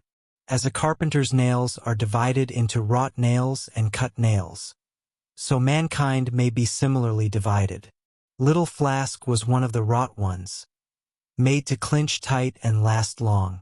They called him King Post on board of the Pequod, because, in form, he could be well likened to the short, square timber known by that name in Arctic whalers, and which by the means of many radiating side timbers inserted into it, serves to brace the ship against the icy concussions of those battering seas. Now these three mates, Starbuck, Stubb, and Flask, were momentous men. They it was who by universal prescription commanded 3 of the Pequod's boats as headsmen. In that grand order of battle in which Captain Ahab would probably marshal his forces to descend on the whales, these 3 headsmen were as captains of companies. Or, being armed with their long, keen whaling spears, they were as a picked trio of lancers, even as the harpooneers were flingers of javelins. And since in this famous fishery, each mate or headsman, like a Gothic knight of old, is always accompanied by his boat steerer or harpooner, who in certain conjunctures provides him with a fresh lance, when the former one has been badly twisted or elbowed in the assault. And moreover, as there generally subsists between the two, a close intimacy and friendliness. It is therefore but meet, that in this place we set down who the Pequod's harpooneers were, and to what headsman each of them belonged. First of all was Queequeg, whom Starbuck, the chief mate, had selected for his squire. But Queequeg is already known. Next was Tashtego, an unmixed Indian from Gay Head, the most westerly promontory of Martha's Vineyard, where there still exists the last remnant of a village of red men, which has long supplied the neighboring island of Nantucket with many of her most daring harpooneers. In the fishery, they usually go by the generic name of Gayheaders. Tashtego's long, lean, sable hair, his high cheekbones and black rounding eyes, for an Indian, oriental in their largeness, but Antarctic in their glittering expression. All this sufficiently proclaimed him an inheritor of the unvitiated blood of those proud warrior hunters, who, in quest of the great New England moose, had scoured, bow in hand, the aboriginal forests of the Maine. But no longer snuffing in the trail of the wild beasts of the woodland, Tashtego now hunted in the wake of the great whales of the sea, the unerring harpoon of the sun fitly replacing the infallible arrow of the sires. To look at the tawny brawn of his lithe snaky limbs, you would almost have credited the superstitions of some of the earlier Puritans, and half believed this wild Indian to be a son of the prince of the powers of the air. Tashtego was Stubb the second mate's squire. Third among the harpooneers was Daggoo, a gigantic, coal-black Negro savage, with a lion-like tread, and a Ahasuerus to behold. Suspended from his ears were two golden hoops, so large that the sailors called them ring-bolts, and would talk of securing the topsail halyards to them. In his youth Daggoo had voluntarily shipped on board of a whaler, lying in a lonely bay on his native coast, and never having been anywhere in the world but in Africa, Nantucket, and the pagan harbors most frequented by whalemen, and having now led for many years the bold life of the fishery in the ships of owners uncommonly heedful of what manner of men they shipped, Daggoo retained all his barbaric virtues, and erect as a giraffe, moved about the decks in all the pomp of 6'5" in his socks. There was a corporeal humility in looking up at him, and a white man standing before him seemed a white flag come to beg truce of a fortress. Curious to tell, this imperial Negro, Ahasuerus Daggoo, was the squire of Little Flask, who looked like a chessman beside him. As for the residue of the Pequod's company, be it said, that at the present day not 1 in 2 of the many thousand men before the mast employed in the American whale fishery are Americans born, though pretty nearly all the officers are. Herein it is the same with the American whale fishery as with the American Army and military and merchant navies, and the engineering forces employed in the construction of the American canals and railroads. The same, I say, because in all these cases the native American liberally provides the brains, the rest of the world as generously supplying the muscles. No small number of these whaling seamen belong to the Azores, where the outward-bound Nantucket whalers frequently touch to augment their crews from the hardy peasants of those rocky shores. In like manner, the Greenland whalers sailing out of Hull or London put in at the Shetland Islands to receive the full complement of their crew. Upon the passage homewards, they drop them there again. How it is, there is no telling, but islanders seem to make the best whalemen. They were nearly all islanders in the Pequod, isolados too. I call such, not acknowledging the common continent of men, but each isolato living on a separate continent of his own. Yet now, federated along one keel, what a set these isolatos were. An Anacharsis Klutz deputation from all the isles of the sea, and all the ends of the earth, accompanying old Ahab in the Pequod to lay the world's grievances before that bar from which not very many of them ever come back. Black little Pip, he never did. Oh no, he went before. Poor Alabama boy, on the grim Pequod's forecastle, ye shall ere long see him, beating his tambourine. Prelusive of the eternal time, when sent for to the great quarter-deck on high, he was bid strike in with angels, and beat his tambourine in glory. Called a coward here, hailed a hero there. Chapter 28. Ahab.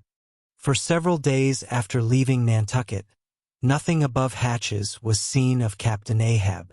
The mates regularly relieved each other at the watches, and for aught that could be seen to the contrary, they seemed to be the only commanders of the ship. Only they sometimes issued from the cabin with orders so sudden and peremptory, that after all it was plain they but commanded vicariously. Yes, their supreme lord and dictator was there, though hitherto unseen by any eyes not permitted to penetrate into the now sacred retreat of the cabin. Every time I ascended to the deck from my watches below, I instantly gazed aft to mark if any strange face were visible. For my first vague disquietude touching the unknown captain, now in the seclusion of the sea, became almost a perturbation. This was strangely heightened at times by the ragged Elijah's diabolical incoherences uninvitedly recurring to me, with a subtle energy I could not have before conceived of. But poorly could I withstand them. Much as in other moods I was almost ready to smile at the solemn whimsicalities of that outlandish prophet of the wharves. But whatever it was of apprehensiveness or uneasiness, to call it so, which I felt, yet whenever I came to look about me in the ship, it seemed against all warrantry to cherish such emotions. For though the harpooneers, with the great body of the crew, were a far more barbaric, heathenish, and motley set than any of the tame merchant ship companies which my previous experiences had made me acquainted with, still I ascribed this, and rightly ascribed it, to the fierce uniqueness of the very nature of that wild Scandinavian vocation in which I had so abandonedly embarked. But it was especially the aspect of the three chief officers of the ship, the mates, which was most forcibly calculated to allay these colorless misgivings, and induce confidence and cheerfulness in every presentment of the voyage. Three better, more likely sea officers and men, each in his own different way, could not readily be found, and they were every one of them Americans. A Nantucketer, a Vineyarder, a Cape man. Now, it being Christmas when the ship shot from out her harbor, for a space we had biting polar weather, though all the time running away from it to the southward, and by every degree and minute of latitude which we sailed, gradually leaving that merciless winter and all its intolerable weather behind us.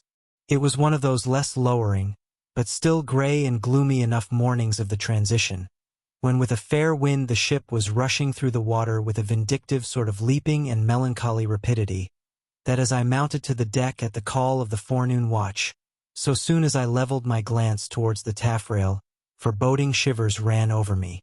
Reality outran apprehension. Captain Ahab stood upon his quarter-deck. There seemed no sign of common bodily illness about him, nor of the recovery from any. He looked like a man cut away from the stake, when the fire has overrunningly wasted all the limbs without consuming them, or taking away one particle from their compacted, aged robustness. His whole high, broad form seemed made of solid bronze, and shaped in an unalterable mold, like Cellini's cast Perseus, threading its way out from among his gray hairs, and continuing right down one side of his tawny scorched face and neck, till it disappeared in his clothing. You saw a slender rod-like mark lividly whitish. It resembled that perpendicular seam sometimes made in the straight, lofty trunk of a great tree, when the upper lightning tearingly darts down it, and without wrenching a single twig, peels and grooves out the bark from top to bottom, ere running off into the soil, leaving the tree still greenly alive but branded. Whether that mark was born with him, or whether it was the scar left by some desperate wound, no one could certainly say. By some tacit consent, throughout the voyage little or no allusion was made to it, especially by the mates. But once Tashtego Sr., an old gay-head Indian among the crew, superstitiously asserted that not till he was full 40 years old did Ahab become that way branded, and then it came upon him, not in the fury of any mortal fray, but in an elemental strife at sea. Yet this wild hint seemed inferentially negatived by what a gray Manxman insinuated, an old sepulchral man, who, having never before sailed out of Nantucket, had never ere this laid eye upon wild Ahab. Nevertheless, The old sea traditions, the immemorial credulities, popularly invested this old Manxman with preternatural powers of discernment, so that no white sailor seriously contradicted him when he said that if ever Captain Ahab should be tranquilly laid out, which might hardly come to pass, so he muttered, then, whoever should do that last office for the dead, would find a birthmark on him from crown to sole. So powerfully did the whole grim aspect of Ahab affect me, and the livid brand which streaked it, that for the first few moments I hardly noted that not a little of this overbearing grimness was owing to the barbaric white leg upon which he partly stood. It had previously come to me that this ivory leg had at sea been fashioned from the polished bone of the sperm whale's jaw. He was dismasted off Japan, said the old gay-head Indian once, but like his dismasted craft, he shipped another mast without coming home for it. He has a quiver of I was struck with the singular posture he maintained. Upon each side of the Pequod's quarter deck, and pretty close to the mizzen shrouds, there was an auger hole bored about half an inch or so into the plank. His bone leg steadied in that hole, one arm elevated and holding by a shroud. Captain Ahab stood erect, looking straight out beyond the ship's ever-pitching prow. There was an infinity of firmest fortitude, a determinate, unsurrenderable willfulness, in the fixed and fearless, forward dedication of that glance. Not a word he spoke, nor did his officers say aught to him, though by all their minutest gestures and expressions, they plainly showed the uneasy, if not painful, consciousness of being under a troubled master eye. And not only that, but moody stricken Ahab stood before them with a crucifixion in his face, in all the nameless regal overbearing dignity of some mighty woe. Ere long, from his first visit in the air, he withdrew into his cabin. But after that morning, he was every day visible to the crew, either standing in his pivot hole, or seated upon an ivory stool he had, or heavily walking the deck. As the sky grew less gloomy, indeed began to grow a little genial, he became still less and less a recluse, as if, when the ship had sailed from home, nothing but the dead wintry bleakness of the sea had then kept him so secluded. And by it came to pass that he was almost continually in the air. But as yet, for all that he said or perceptibly did on the at last sunny deck, he seemed as unnecessary there as another mast. But the Pequod was only making a passage now, not regularly cruising. Nearly all whaling preparatives needing supervision the mates were fully competent to, so that there was little or nothing out of himself to employ or excite Ahab now, and thus chase away, for that one interval, the clouds that layer upon layer were piled upon his brow, as ever all clouds choose the loftiest peaks to pile themselves upon. Nevertheless, ere long, the warm, warbling persuasiveness of the pleasant holiday weather we came to seemed gradually to charm him from his mood. For, as when the red-cheeked, dancing girls April and May trip home to the wintry misanthropic woods, even the barest, ruggedest, most thunder-cloven old oak will at least send forth some few green sprouts to welcome such glad-hearted visitants. So Ahab did, in the end, a little respond to the playful allurings of that girlish air. More than once did he put forth the faint blossom of a look, which, in any other man, would have soon flowered out in a smile. Chapter 29. Enter Ahab. To him, Stubb. Some days elapsed, and ice and icebergs all astern. The Pequod now went rolling through the bright Quito spring, which, at sea, almost perpetually reigns on the threshold of the eternal August of the tropic. The warmly cool, clear, ringing, perfumed, overflowing, redundant days were as crystal goblets of Persian sherbet, heaped up, flaked up with rose-water snow. The starred and stately nights seemed haughty dames in jeweled velvets, nursing at home in lonely pride the memory of their absent conquering earls, the golden-helmeted suns.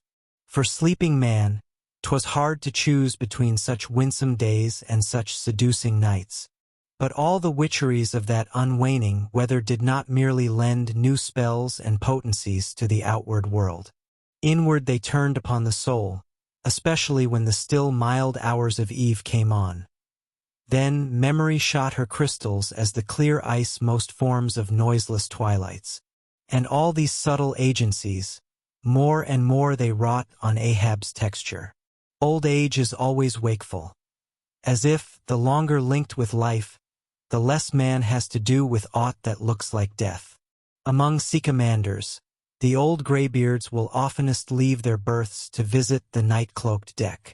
It was so with Ahab, only that now, of late, he seemed so much to live in the open air, that truly speaking, his visits were more to the cabin than from the cabin to the planks. It feels like going down into one's tomb, he would mutter to himself, for an old captain like me to be descending this narrow scuttle, to go to my grave-dug berth, so almost every 24 hours, when the watches of the night were set, and the band on deck sentineled the slumbers of the band below, and when if a rope was to be hauled upon the forecastle, the sailors flung it not rudely down, as by day, but with some cautiousness dropped it to its place for fear of disturbing their slumbering shipmates. When this sort of steady quietude would begin to prevail habitually, the silent steersman would watch the cabin scuttle, and ere long the old man would emerge, gripping at the iron banister, to help his crippled way. Some considering touch of humanity was in him, for at times like these he usually abstained from patrolling the quarterdeck, because to his wearied mates, seeking repose within 6 inches of his ivory heel, such would have been the reverberating crack and din of that bony step, that their dreams would have been on the crunching teeth of sharks. But once the mood was on him too deep for common regardings, and as with heavy, lumber-like pace he was measuring the ship from taffrail to mainmast, Stubb, the old second mate, came up from below with a certain unassured, deprecating humorousness, hinted that if Captain Ahab was pleased to walk the planks, then no one could say nay. But there might be some way of muffling the noise, hinting something indistinctly and hesitatingly about a globe of tow, and the insertion into it of the ivory heel. Ah, Stubb, thou didst not know Ahab then. Am I a cannonball, Stubb, said Ahab, that thou wouldst wad me that fashion? But go thy ways. I had forgot. Below to thy nightly grave, where such as ye sleep between shrouds, to use ye to the filling one at last. Down dog and kennel. Starting at the unforeseen concluding exclamation of the so suddenly scornful old man, Stubb was speechless a moment, then said excitedly, I am not used to be spoken to that way, sir. I do but less than half like it, sir. Avast! Gritted Ahab between his set teeth, and violently moving away, as if to avoid some passionate temptation. No, sir. Not yet, said Stubb, emboldened. I will not tamely be called a dog, sir. Then be called 10 times a donkey, and a mule, and an ass, and begone, or I'll clear the world of thee. As he said this, Ahab advanced upon him with such overbearing terrors in his aspect, that Stubb involuntarily retreated.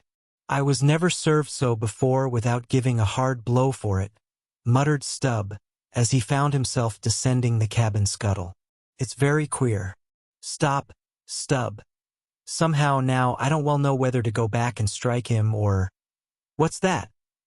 Down here on my knees and pray for him? Yes, that was the thought coming up in me. But it would be the first time I ever did pray. It's queer, very queer, and he's queer too. I take him fore and aft, he's about the queerest old man Stubb ever sailed with. How he flashed at me! His eyes like powder pans. Is he mad? Anyway, there's something on his mind, as sure as there must be something on a deck when it cracks. He ain't in his bed now either more than 3 hours out of the 24, and he don't sleep then. Didn't that doughboy, the steward, tell me that of a morning he always finds the old man's hammock clothes all rumpled and tumbled, and the sheets down at the foot, and the coverlid almost tied into knots, and the pillow a sort of frightful hot, as though a baked brick had been on it? A hot old man. I guess he's got what some folks ashore call a conscience. It's a kind of tick-dolly-row, they say, worse nor a toothache. Well, I don't know what it is, but the Lord keep me from catching it. He's full of riddles. I wonder what he goes into the after-hold for, every night, as Doughboy tells me he suspects.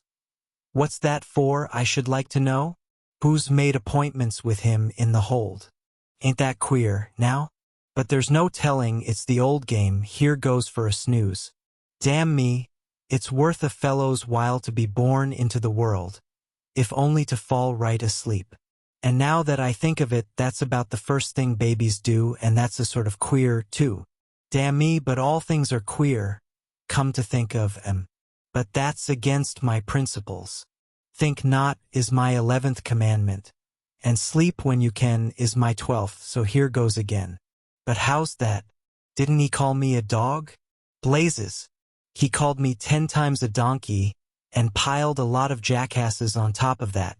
He might as well have kicked me and done with it. Maybe he did kick me, and I didn't observe it, I was so taken all aback with his brow. Somehow, it flashed like a bleached bone. What the devil's the matter with me? I don't stand right on my legs. Coming afoul of that old man has a sort of turned me wrong side out. By the Lord, I must have been dreaming, though. How? But the only way's to stash it. So here goes to hammock again. And in the morning I'll see how this plaguey juggling thinks over by daylight. Chapter 30. The Pipe. When Stubb had departed, Ahab stood for a while leaning over the bulwarks, and then, as had been usual with him of late, calling a sailor of the watch, he sent him below for his ivory stool and also his pipe. Lighting the pipe at the binnacle lamp and planting the stool on the weather side of the deck, he sat and smoked. In Old Norse times, the thrones of the sea-loving Danish kings were fabricated, saith tradition, of the tusks of the narwhal. How could one look at Ahab then, seated on that tripod of bones, without bethinking him of the royalty it symbolized? For a Khan of the plank, and a king of the sea, and a great lord of leviathans was Ahab. Some moments passed, during which the thick vapor came from his mouth in quick and constant puffs, which blew back again into his face. How now? He soliloquized at last, withdrawing the tube. This smoking no longer soothes. Oh, my pipe! Hard must it go with me if thy charm be gone. Here have I been unconsciously toiling, not pleasuring, aye, and ignorantly smoking to windward all the while. To windward, and with such nervous whiffs, as if, like the dying whale, my final jets were the strongest and fullest of trouble. What business have I with this pipe? This thing that is meant for sereneness, to send up mild white vapors among mild white hairs, not among torn iron-gray locks like mine. I'll smoke no more. He tossed the still, lighted pipe into the sea. The fire hissed in the waves. The same instant the ship shot by the bubble the sinking pipe made. With slouched hat, Ahab lurchingly paced the planks. Chapter 31. Queen Mab. Next morning Stubb accosted Flask. Such a queer dream, King Post, I never had. You know the old man's ivory leg? Well, I dreamed he kicked me with it. And when I tried to kick back, upon my soul, my little man, I kicked my leg right off. And then, presto, Ahab seemed a pyramid, and I, like a blazing fool, kept kicking at it. But what was still more curious, Flask, you know how curious all dreams are, through all this rage that I was in, I somehow seemed to be thinking to myself that after all it was not much of an insult, that kick from Ahab. Why, thinks I, what's the row? It's not a real leg, only a false leg, and there's a mighty difference between a living thump and a dead thump. That's what makes a blow from the hand, Flask, 50 times more savage to bear than a blow from a cane. The living member, that makes the living insult, my little man. And thinks I to myself all the while, mind, while I was stubbing my silly toes against that cursed pyramid. So confoundedly contradictory was it all the while, I say, I was thinking to myself, what's his leg now, but a cane, a whalebone cane. Yes, thinks I, it was only a playful cudgeling, in fact, only a whaleboning that he gave me, not a base kick. Besides, thinks I, look at it once. Why, the end of it, the foot part, what a small sort of end it is.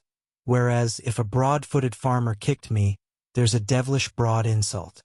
But this insult is whittled down to a point only. But now comes the greatest joke of the dream. Flask. While I was battering away at the pyramid, a sort of badger-haired old merman, with a hump on his back, takes me by the shoulders and slews me round. "What are you 'bout?" says he.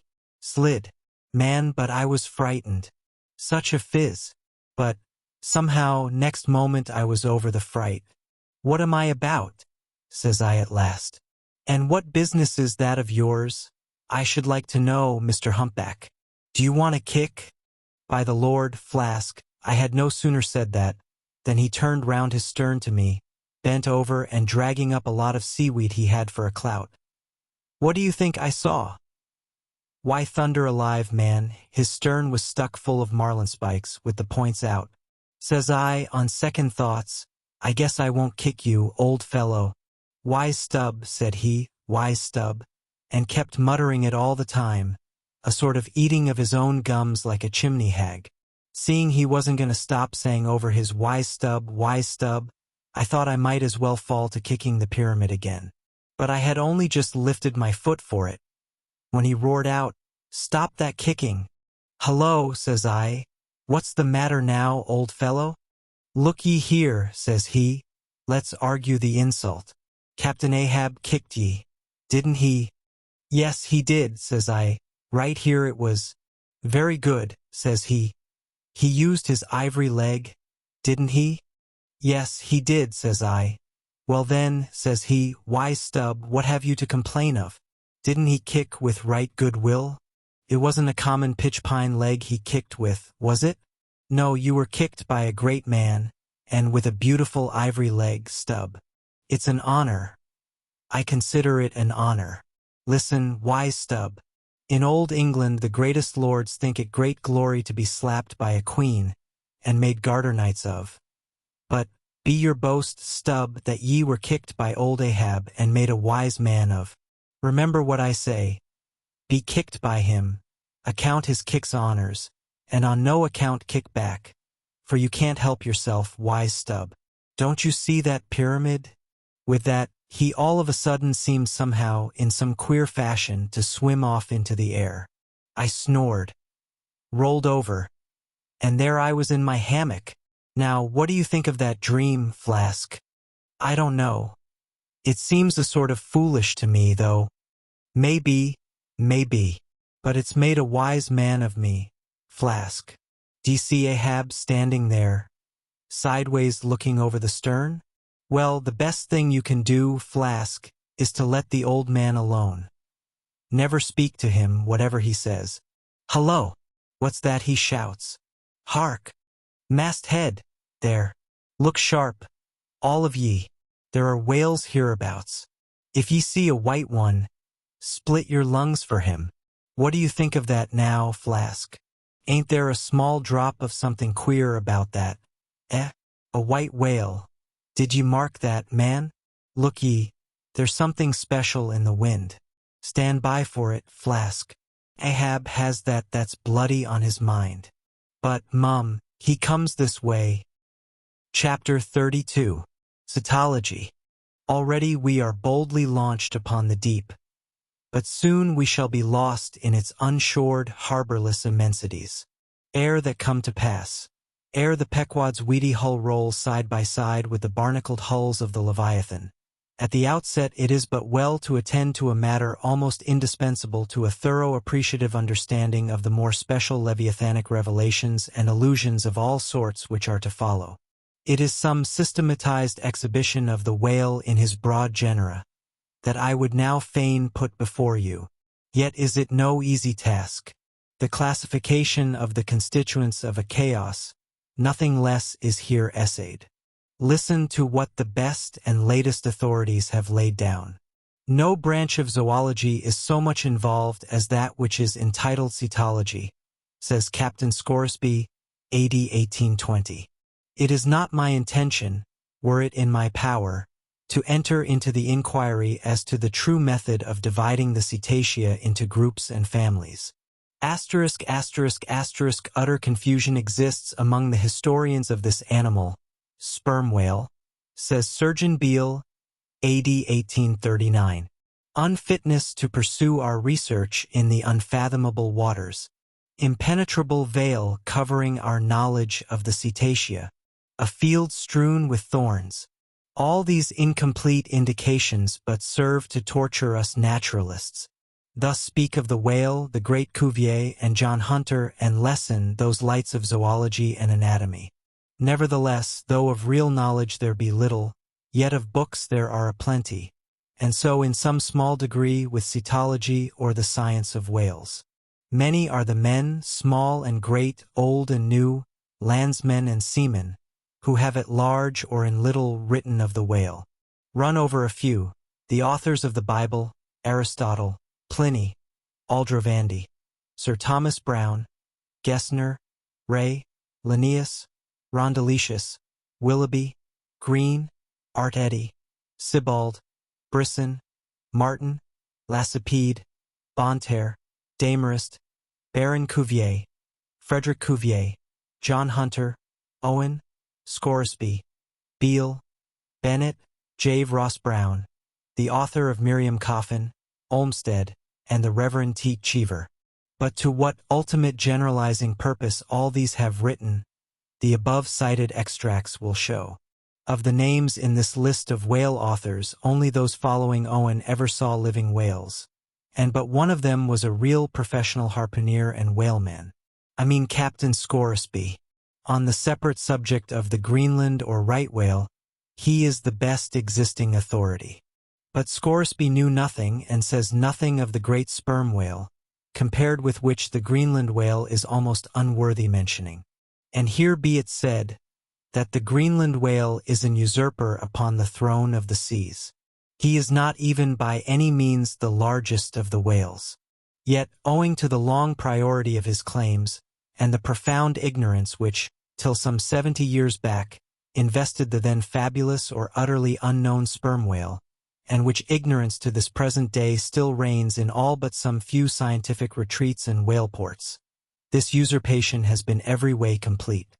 Reference to nearly all the Leviathanic allusions in the great poets of past days will satisfy you that the Greenland whale, without one rival, was to them the monarch of the seas. But the time has at last come for a new proclamation. This is Charing Cross. Hear ye, good people all. The Greenland whale is deposed. The great sperm whale now reigneth.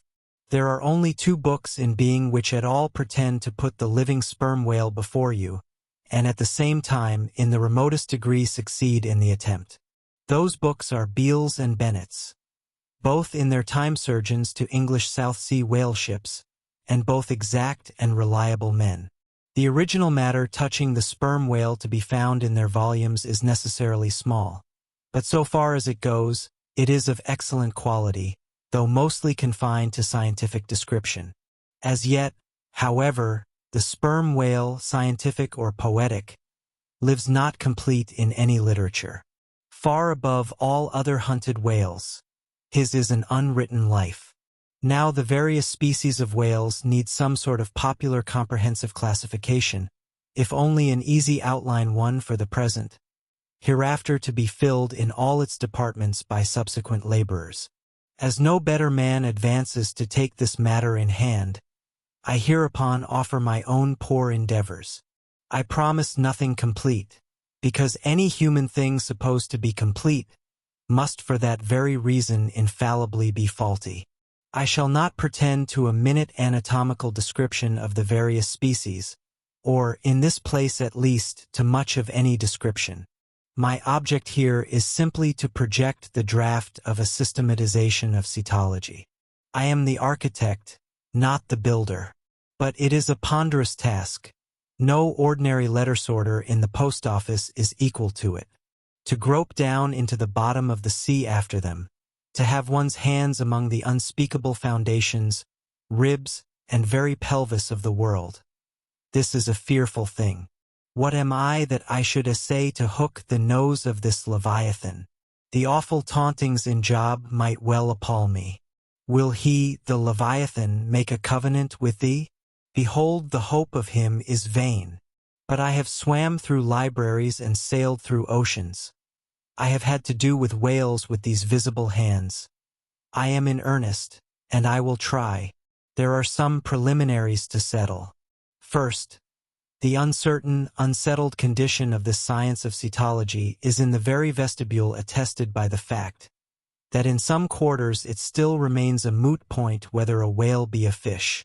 In his System of Nature, A.D. 1776, Linnaeus declares, I hereby separate the whales from the fish, but of my own knowledge, I know that down to the year 1850 sharks and shad, alewives and herring, against Linnaeus's express edict, were still found dividing the possession of the same seas with the Leviathan. The grounds upon which Linnaeus would fain have banished the whales from the waters, he states as follows, on account of their warm bilocular heart, their lungs, their movable eyelids, their hollow ears, penum intrantum feminam mammis lactantem, and finally, ex leg naturi jure meritoque. I submitted all this to my friends Simeon Macy and Charlie Coffin of Nantucket, both messmates of mine in a certain voyage, and they united in the opinion that the reasons set forth were altogether insufficient. Charlie profanely hinted they were humbug. Be it known that, waiving all argument, I take the good old-fashioned ground that the whale is a fish, and call upon holy Jonah to back me. This fundamental thing settled, the next point is, in what internal respect does the whale differ from other fish? Above, Linnaeus has given you those items. But in brief, they are these: lungs and warm blood, whereas all other fish are lungless and cold-blooded. Next, how shall we define the whale by his obvious externals, so as conspicuously to label him for all time to come? To be short, then, a whale is a spouting fish with a horizontal tail. There you have him. However contracted, that definition is the result of expanded meditation. A walrus spouts much like a whale, but the walrus is not a fish because he is amphibious. But the last term of the definition is still more cogent as coupled with the first. Almost anyone must have noticed that all the fish familiar to landsmen have not a flat, but a vertical or up and down tail. Whereas, among spouting fish the tail, though it may be similarly shaped, invariably assumes a horizontal position. By the above definition of what a whale is, I do by no means exclude from the Leviathanic Brotherhood any sea creature hitherto identified with the whale by the best informed Nantucketers, nor, on the other hand, link with it any fish hitherto authoritatively regarded as alien hence. All the smaller, spouting, and horizontal-tailed fish must be included in this ground plan of cetology. Now, then, come the grand divisions of the entire whale host. I am aware that down to the present time, the fish-styled lamatins and dugongs, pigfish and sowfish of the coffins of Nantucket, are included by many naturalists among the whales. But as these pigfish are a noisy, contemptible set, mostly lurking in the mouths of rivers, and feeding on wet hay, and especially as they do not spout, I deny their credentials as whales, and have presented them with their passports to quit the kingdom of cetology. First, according to magnitude, I divide the whales into 3 primary books, subdivisible into chapters, and these shall comprehend them all, both small and large. I, the folio whale; 2, the octavo whale; 3, the duodecimo whale. As the type of the folio I present the sperm whale, of the octavo the grampus, of the duodecimo the porpoise. Folios. Among these I here include the following chapters: I, the sperm whale; 2, the right whale; 3, the finback whale; 4, the humpbacked whale; V, the razorback whale; 6, the sulphur bottom whale. Book I. Folio, Chapter 1. Sperm whale. This whale, among the English of old vaguely known as the trumpa whale, and the physeter whale and the anvil-headed whale, is the present cachalot of the French and the potsfich of the Germans and the macrocephalus of the long words.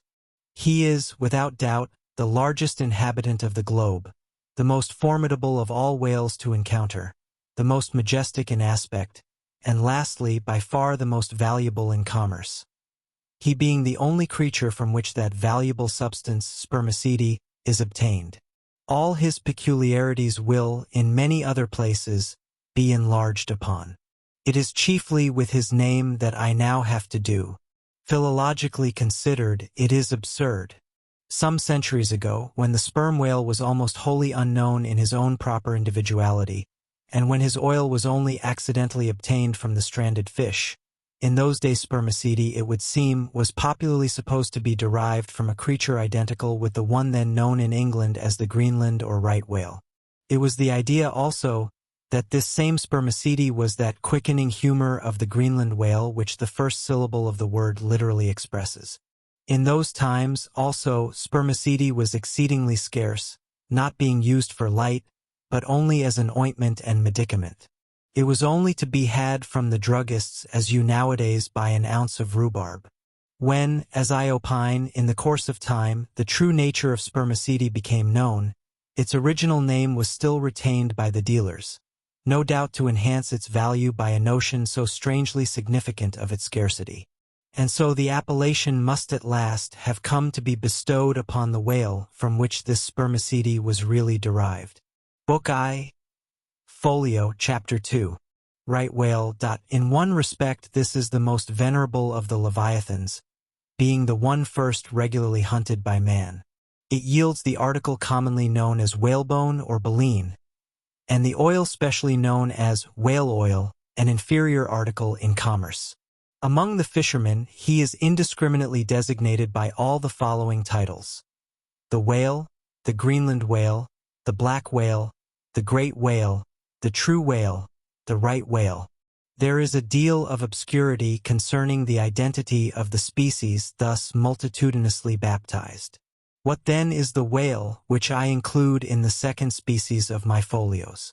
It is the great mysticetus of the English naturalists, the Greenland whale of the English whalemen, the baleen ordinaire of the French whalemen, the Groenland's wallfish of the Swedes.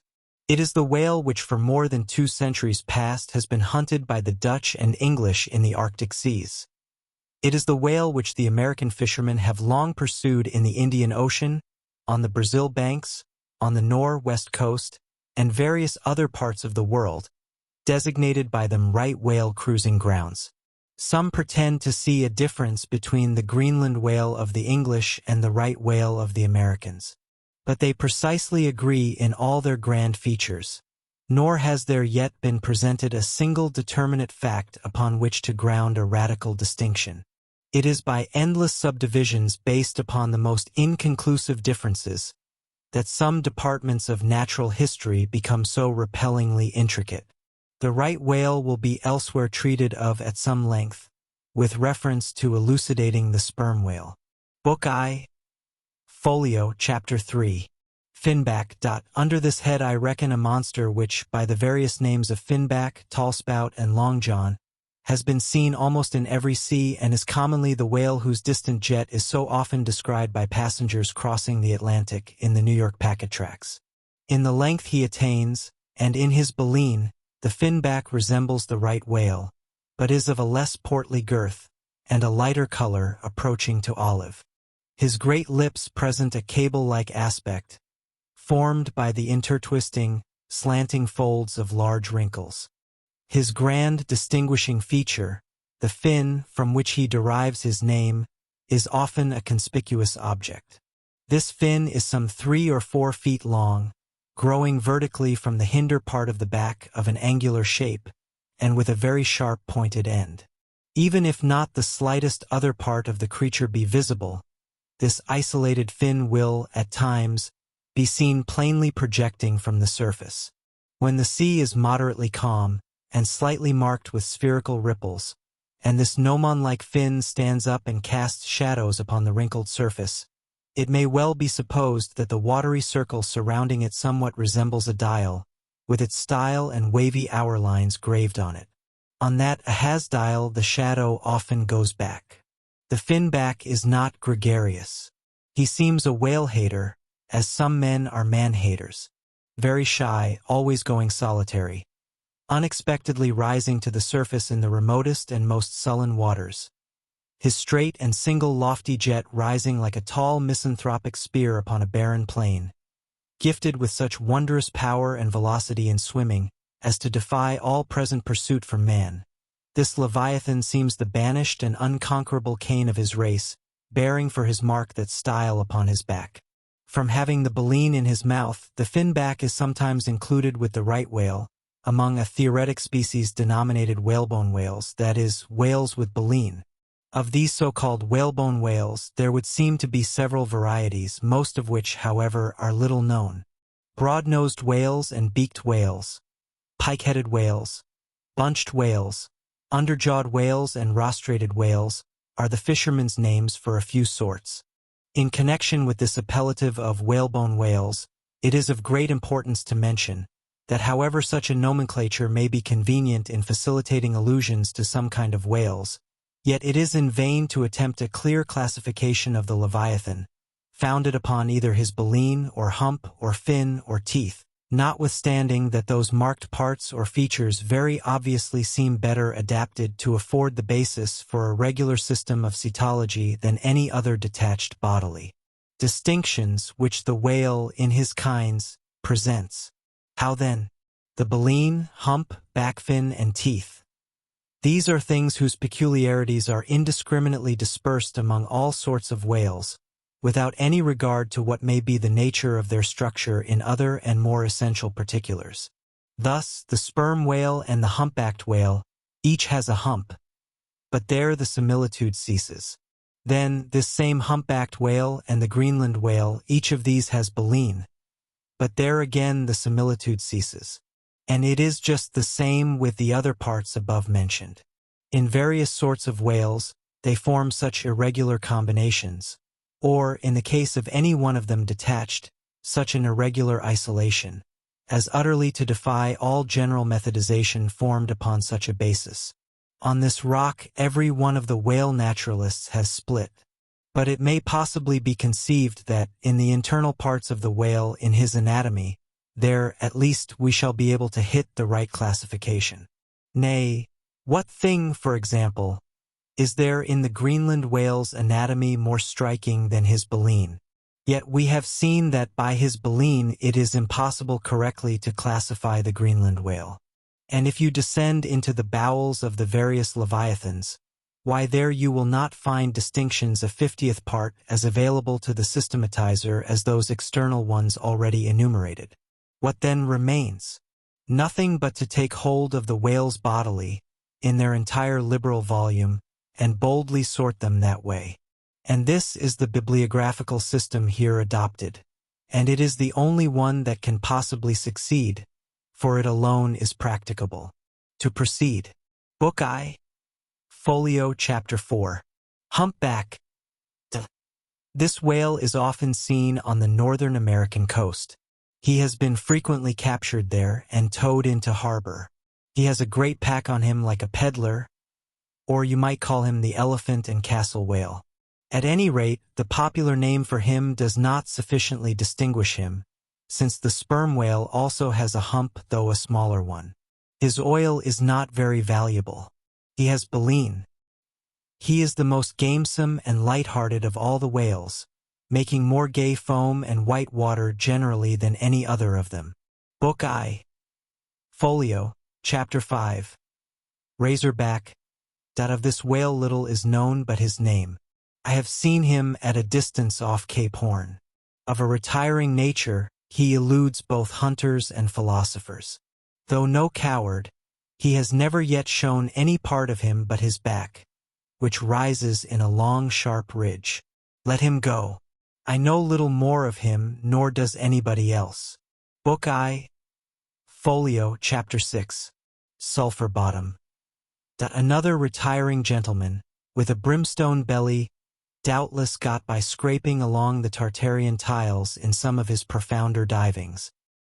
He is seldom seen. At least I have never seen him except in the remoter southern seas, and then always at too great a distance to study his countenance. He is never chased. He would run away with rope walks of line. Prodigies are told of him. Adieu, sulphur bottom. I can say nothing more that is true of ye, nor can the oldest Nantucketer. Thus ends Book I. Folio, and now begins Book II. Octavo. Octavos asterisk. These embrace the whales of middling magnitude, among which present may be numbered I, the grampus, 2, the blackfish, 3, the narwhal, 4, the thrasher, v, the killer. Asterisk why this book of whales is not denominated the quarto is very plain. Because, while the whales of this order, though smaller than those of the former order, nevertheless retain a proportionate likeness to them in figure, yet the bookbinder's quarto volume in its dimensioned form does not preserve the shape of the folio volume, but the octavo volume does. Book II. Octavo, Chapter 1. Grampus. That though this fish, whose loud sonorous breathing, or rather blowing, has furnished a proverb to landsmen, is so well known a denizen of the deep, yet is he not popularly classed among whales. But possessing all the grand distinctive features of the Leviathan, most naturalists have recognized him for one. He is of moderate octavo size, varying from 15 to 25 feet in length, and of corresponding dimensions round the waist. He swims in herds. He is never regularly hunted, though his oil is considerable in quantity, and pretty good for light. By some fishermen his approach is regarded as premonitory of the advance of the great sperm whale. Book II. Octavo, Chapter 2. Blackfish. I give the popular fishermen's names for all these fish, for generally they are the best. Where any name happens to be vague or inexpressive, I shall say so, and suggest another. I do so now, touching the blackfish, so-called, because blackness is the rule among almost all whales. So call him the hyena whale, if you please. His veracity is well known, and from the circumstance that the inner angles of his lips are curved upwards, he carries an everlasting Mephistophelian grin on his face. This whale averages some 16 or 18 feet in length. He is found in almost all latitudes. He has a peculiar way of showing his dorsal hooked fin in swimming, which looks something like a Roman nose. When not more profitably employed, the sperm whale hunters sometimes capture the hyena whale to keep up the supply of cheap oil for domestic employment, as some frugal housekeepers, in the absence of company, and quite alone by themselves, burn unsavory tallow instead of odorous wax. Though their blubber is very thin, some of these whales will yield you upwards of 30 gallons of oil. Book II. Octavo, Chapter 3. Narwhal, that is, nostril whale. Another instance of a curiously named whale, so named I suppose from his peculiar horn being originally mistaken for a peaked nose. The creature is some 16 feet in length, while its horn averages 5 feet, though some exceed 10, and even attain to 15 feet. Strictly speaking, this horn is but a lengthened tusk, growing out from the jaw in a line a little depressed from the horizontal. But it is only found on the sinister side, which has an ill effect, giving its owner something analogous to the aspect of a clumsy left-handed man. What precise purpose this ivory horn or lance answers, it would be hard to say. It does not seem to be used like the blade of the swordfish and billfish, though some sailors tell me that the narwhal employs it for a rake in turning over the bottom of the sea for food. Charlie Coffin said it was used for an ice piercer. For the narwhal, rising to the surface of the polar sea, and finding it sheeted with ice, thrusts his horn up and so breaks through. But you cannot prove either of these surmises to be correct. My own opinion is that however this one-sided horn may really be used by the narwhal, however that may be, it would certainly be very convenient to him for a folder in reading pamphlets. The narwhal I have heard called the tusked whale, the horned whale, and the unicorn whale. He is certainly a curious example of the unicornism to be found in almost every kingdom of animated nature. From certain cloistered old authors I have gathered that this same sea unicorn's horn was in ancient days regarded as the great antidote against poison, and as such, preparations of it brought immense prices. It was also distilled to a volatile salts for fainting ladies, the same way that the horns of the male deer are manufactured into hartshorn. Originally, it was in itself accounted an object of great curiosity. Black letter tells me that Sir Martin Frobisher, on his return from that voyage, when Queen Bess did gallantly wave her jeweled hand to him from a window of Greenwich Palace, as his bold ship sailed down the Thames. When Sir Martin returned from that voyage, saith Black letter, on bended knees he presented to her Highness a prodigious long horn of the narwhal, which for a long period after hung in the castle at Windsor. An Irish author avers that the Earl of Leicester, on bended knees, did likewise present to her Highness another horn, pertaining to a land beast of the unicorn nature. The narwhal has a very picturesque, leopard-like look, being of a milk-white ground color, dotted with round and oblong spots of black. His oil is very superior, clear and fine, but there is little of it, and he is seldom hunted. He is mostly found in the circumpolar seas.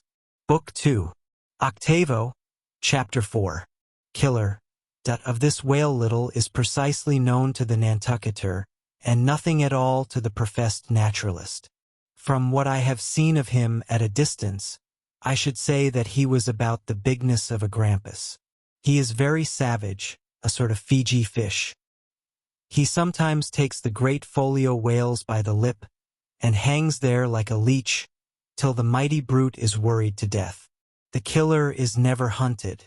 I never heard what sort of oil he has.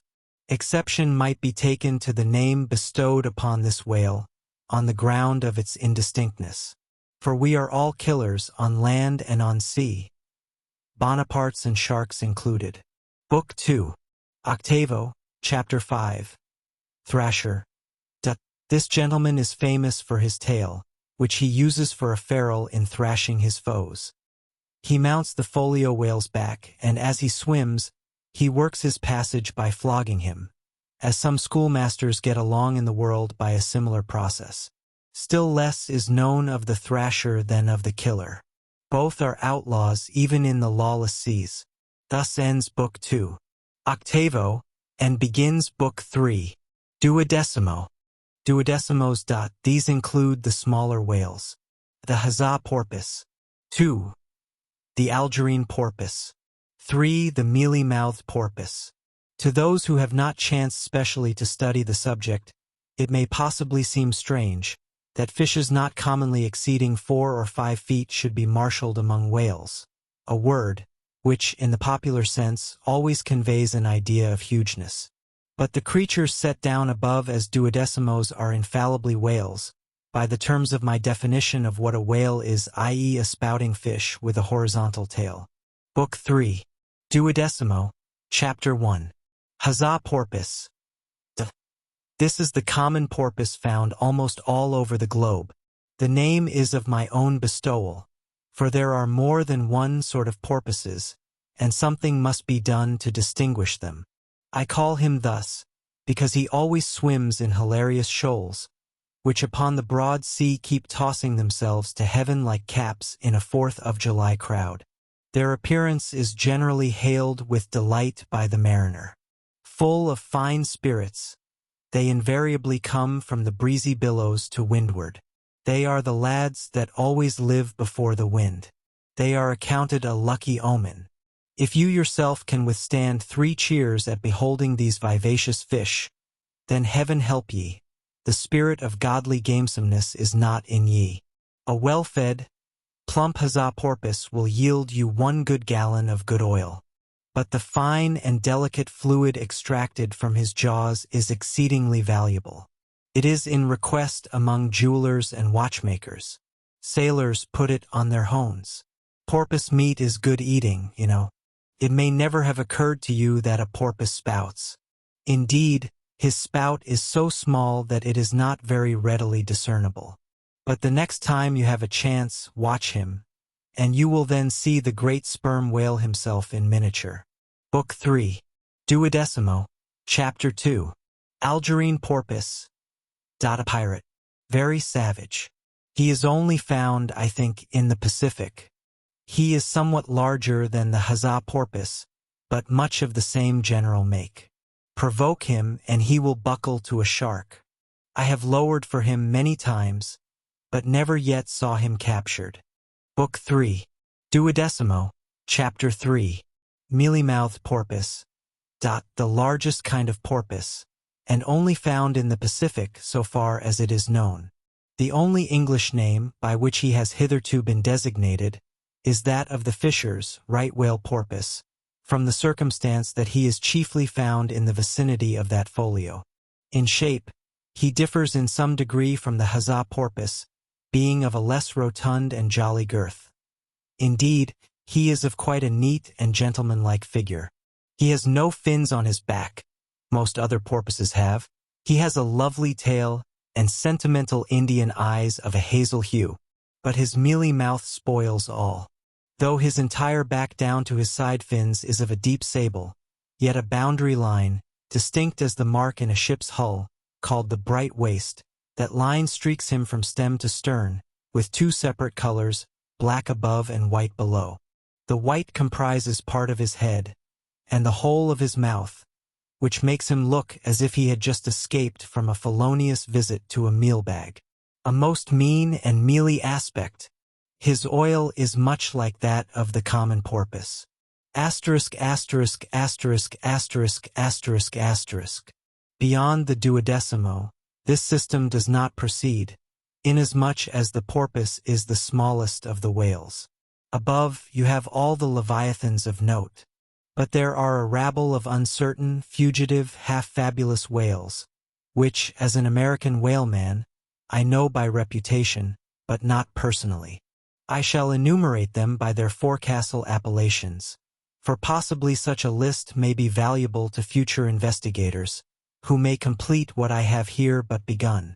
If any of the following whales shall hereafter be caught and marked, then he can readily be incorporated into this system, according to his folio, octavo, or duodecimo magnitude.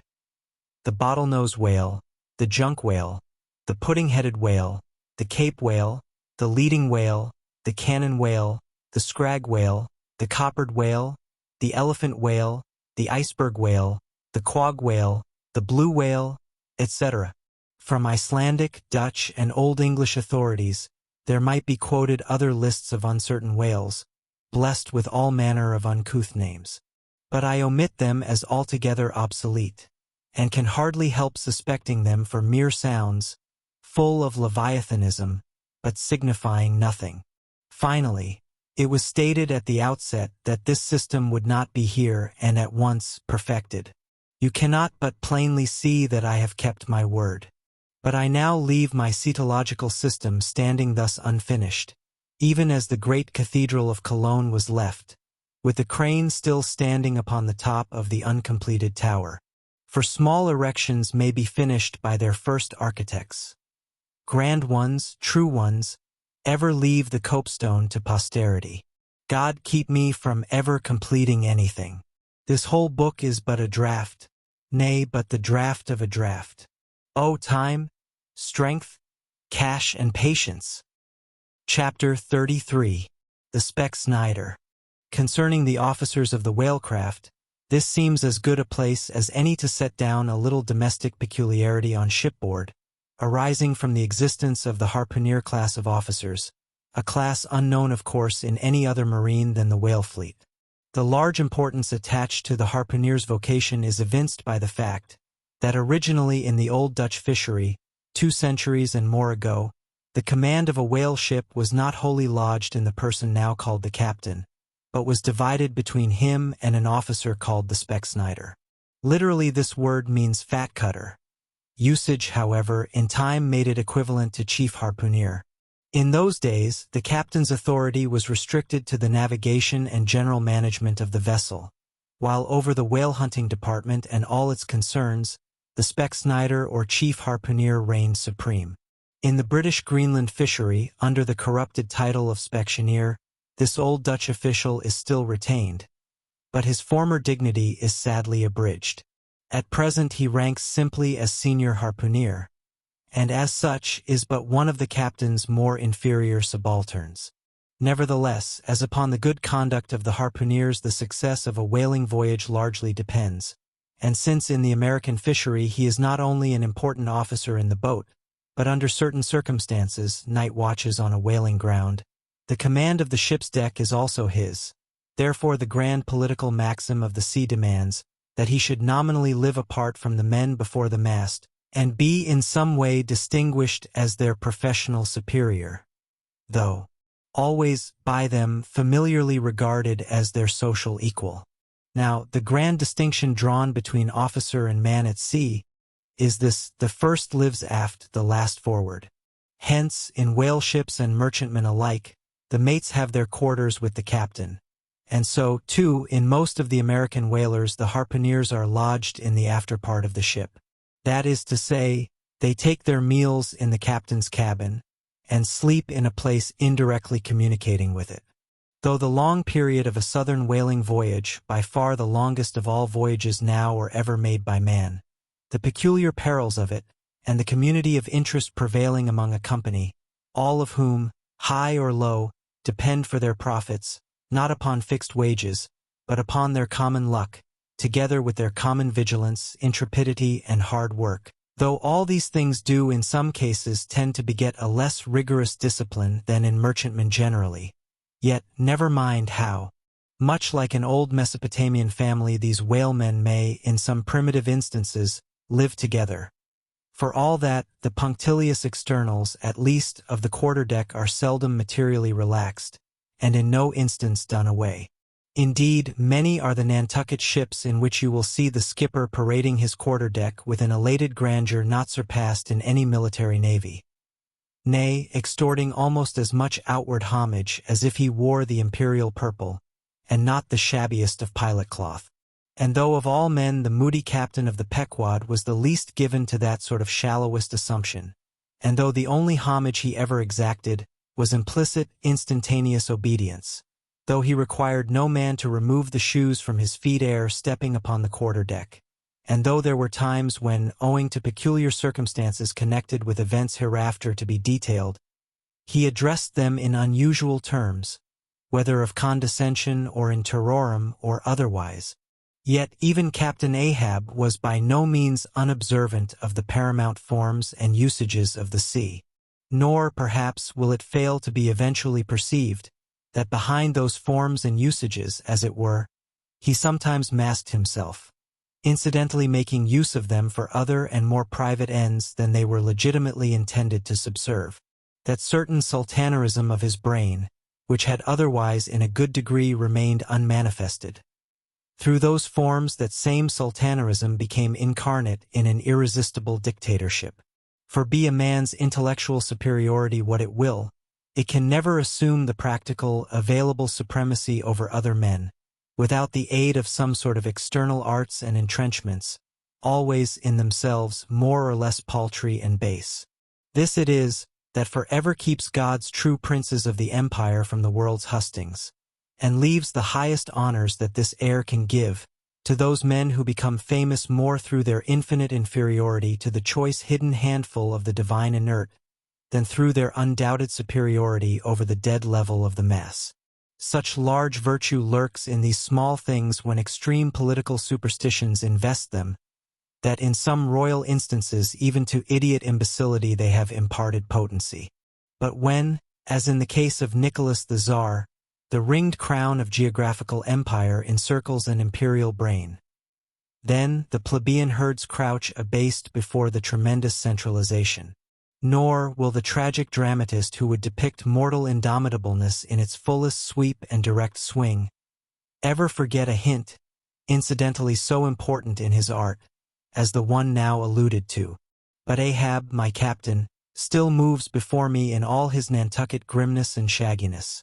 And in this episode touching emperors and kings, I must not conceal that I have only to do with a poor old whale hunter like him, and therefore all outward majestical trappings and housings are denied me.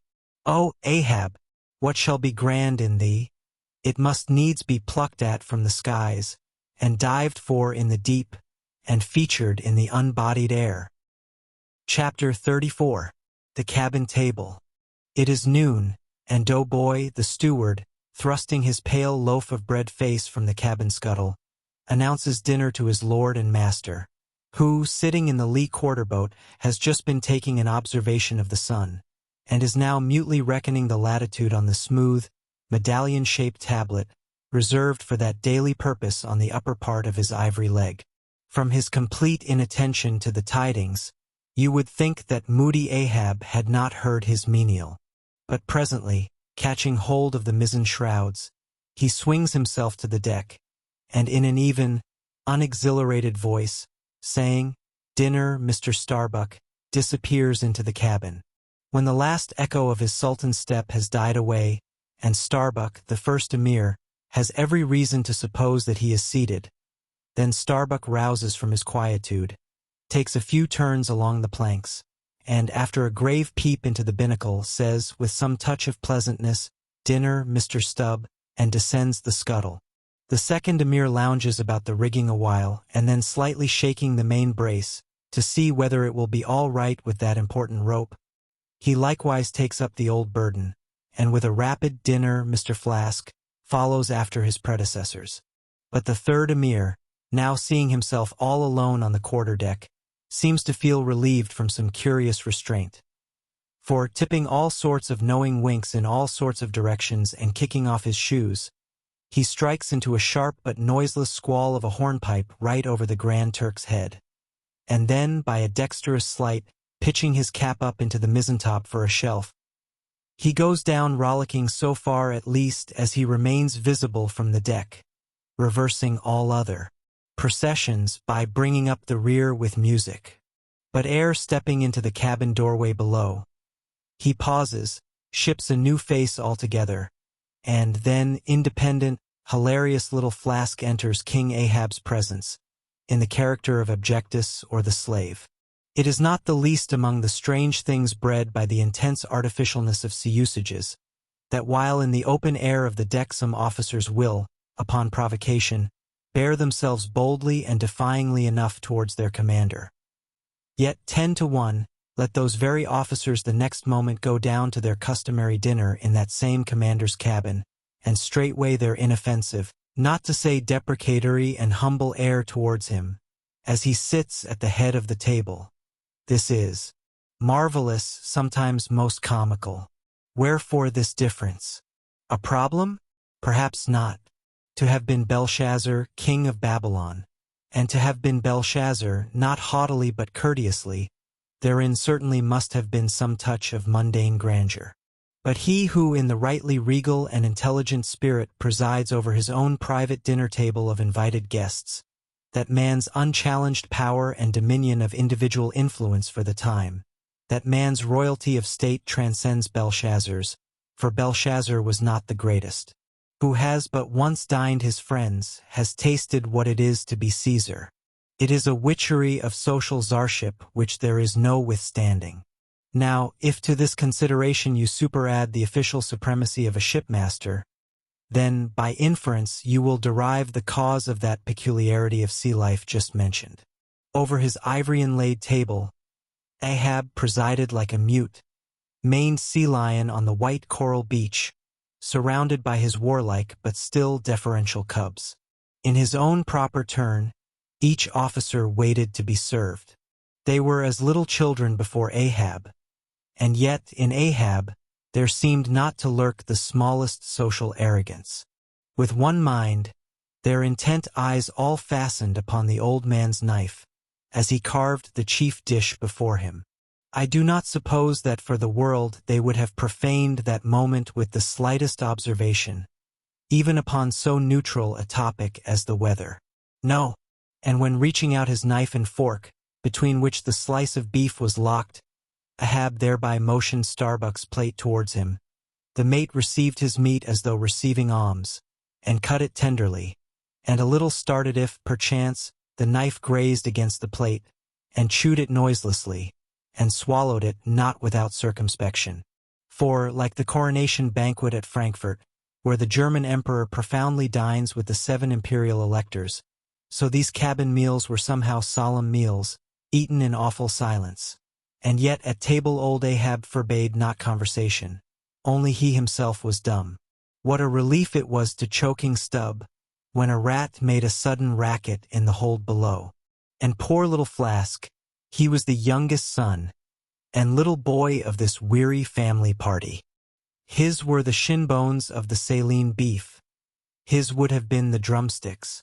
For Flask to have presumed to help himself, this must have seemed to him tantamount to larceny in the first degree. Had he helped himself at that table, doubtless, never more would he have been able to hold his head up in this honest world. Nevertheless, strange to say, Ahab never forbade him.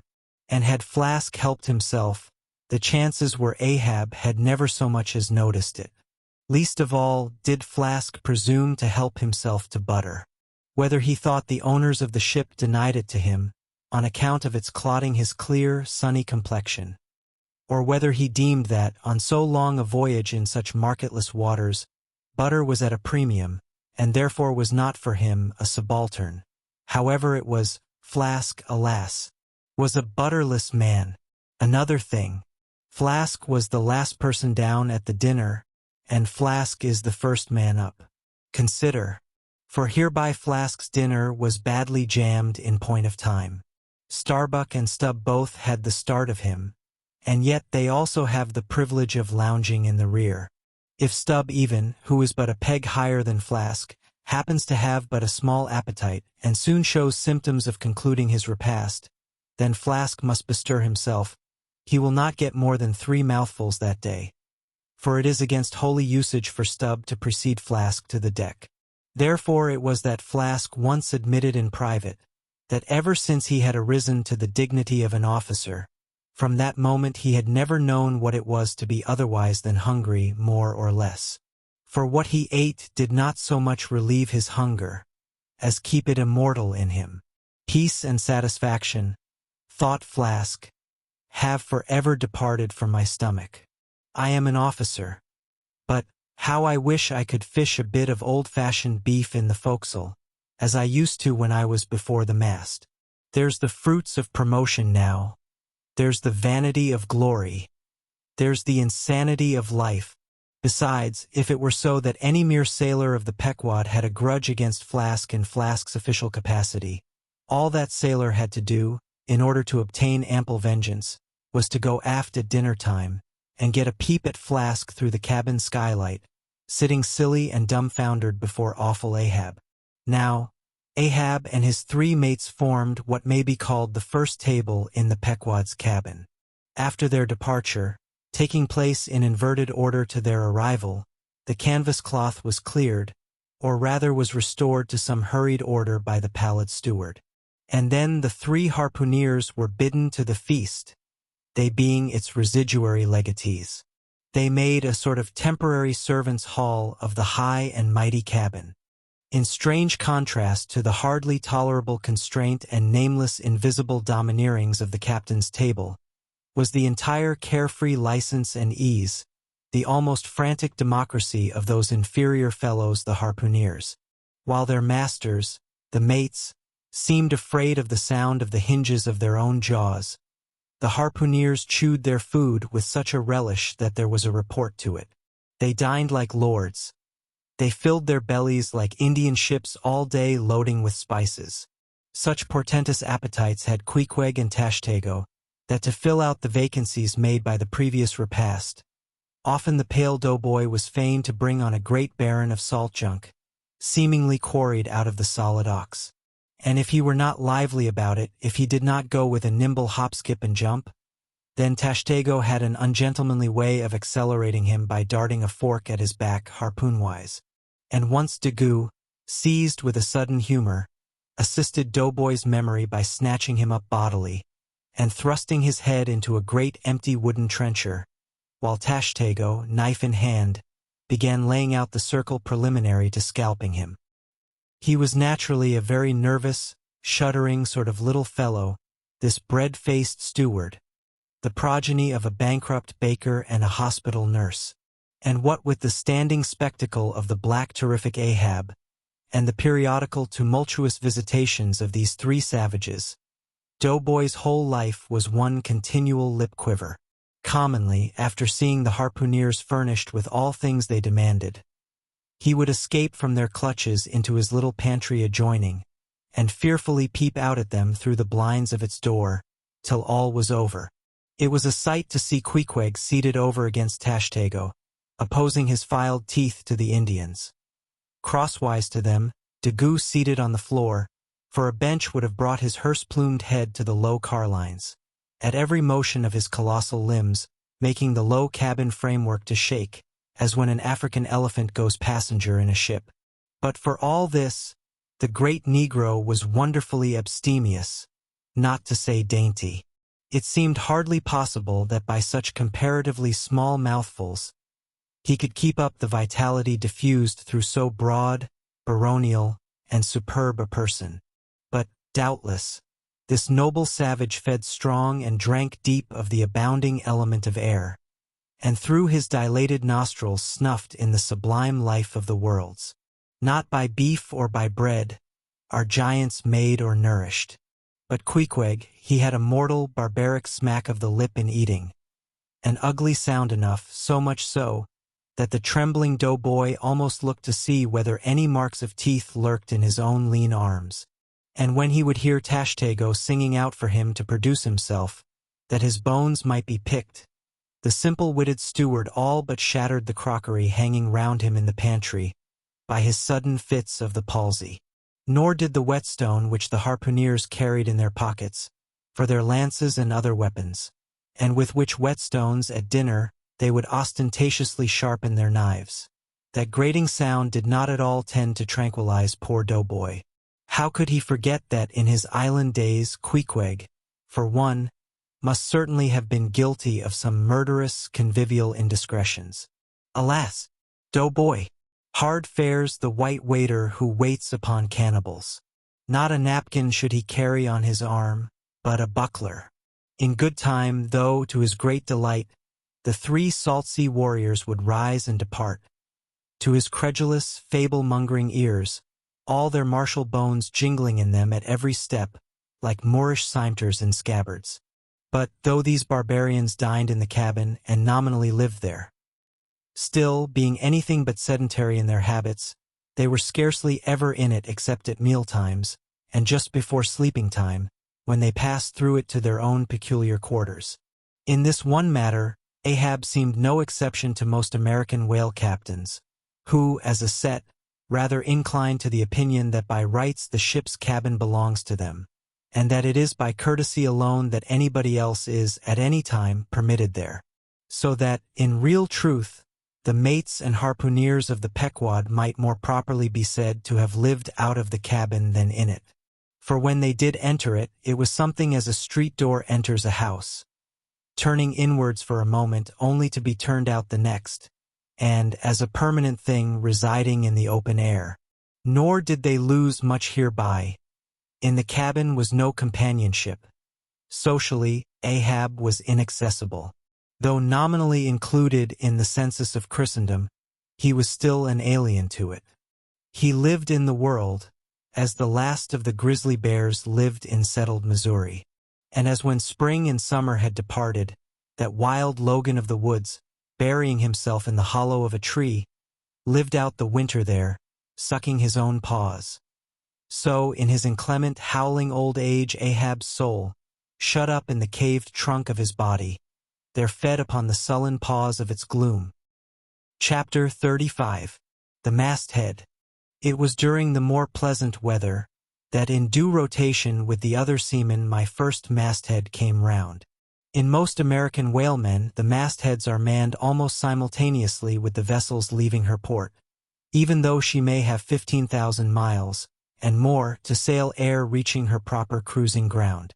And if, after a 3, 4, or 5 years' voyage she is drawing nigh home with anything empty in her, say an empty vial even, then her mastheads are kept manned to the last, and not till her skysail poles sail in among the spires of the port does she altogether relinquish the hope of capturing one whale more. Now, as the business of standing mastheads, ashore or afloat, is a very ancient and interesting one, let us in some measure expatiate here. I take it that the earliest standers of mastheads were the old Egyptians, because, in all my researches, I find none prior to them. For though their progenitors, the builders of Babel, must doubtless, by their tower, have intended to rear the loftiest masthead in all Asia, or Africa either, yet ere the final truck was put to it, as that great stone mast of theirs may be said to have gone by the board, in the dread gale of God's wrath. Therefore we cannot give these Babel builders priority over the Egyptians. And that the Egyptians were a nation of masthead standers is an assertion based upon the general belief among archaeologists that the first pyramids were founded for astronomical purposes, a theory singularly supported by the peculiar stair-like formation of all four sides of those edifices, whereby, with prodigious long upliftings of their legs, those old astronomers were wont to mount to the apex and sing out for new stars, even as the lookouts of a modern ship sing out for a sail or a whale just bearing in sight. In St. Stylites, the famous Christian hermit of old times, who built him a lofty stone pillar in the desert and spent the whole latter portion of his life on its summit, hoisting his food from the ground with a tackle.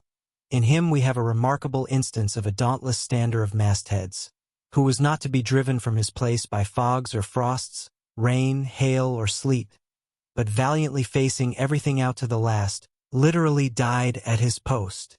Of modern standers of mastheads we have but a lifeless set, mere stone, iron, and bronze men, who, though well capable of facing out a stiff gale, are still entirely incompetent to the business of singing out upon discovering any strange sight. There is Napoleon, who, upon the top of the column of Vendôme, stands with arms folded, some 150 feet in the air, careless now who rules the decks below, whether Louis Philippe, Louis Blanc, or Louis the Devil. Great Washington, too, stands high aloft on his towering mainmast in Baltimore, and like one of Hercules' pillars, his column marks that point of human grandeur beyond which few mortals will go. Admiral Nelson, also on a capstan of gunmetal, stands his masthead in Trafalgar Square, and ever when most obscured by that London smoke, token is yet given that a hidden hero is there. For where there is smoke must be fire. But neither great Washington, nor Napoleon, nor Nelson will answer a single hail from below, however madly invoked to befriend by their counsels the distracted decks upon which they gaze. However it may be surmised that their spirits penetrate through the thick haze of the future and descry what shoals and what rocks must be shunned. It may seem unwarrantable to couple in any respect the masthead standers of the land with those of the sea, but that in truth it is not so is plainly evinced by an item for which Obed Macy, the sole historian of Nantucket, stands accountable. The worthy Obed tells us that in the early times of the whale fishery, airships were regularly launched in pursuit of the game.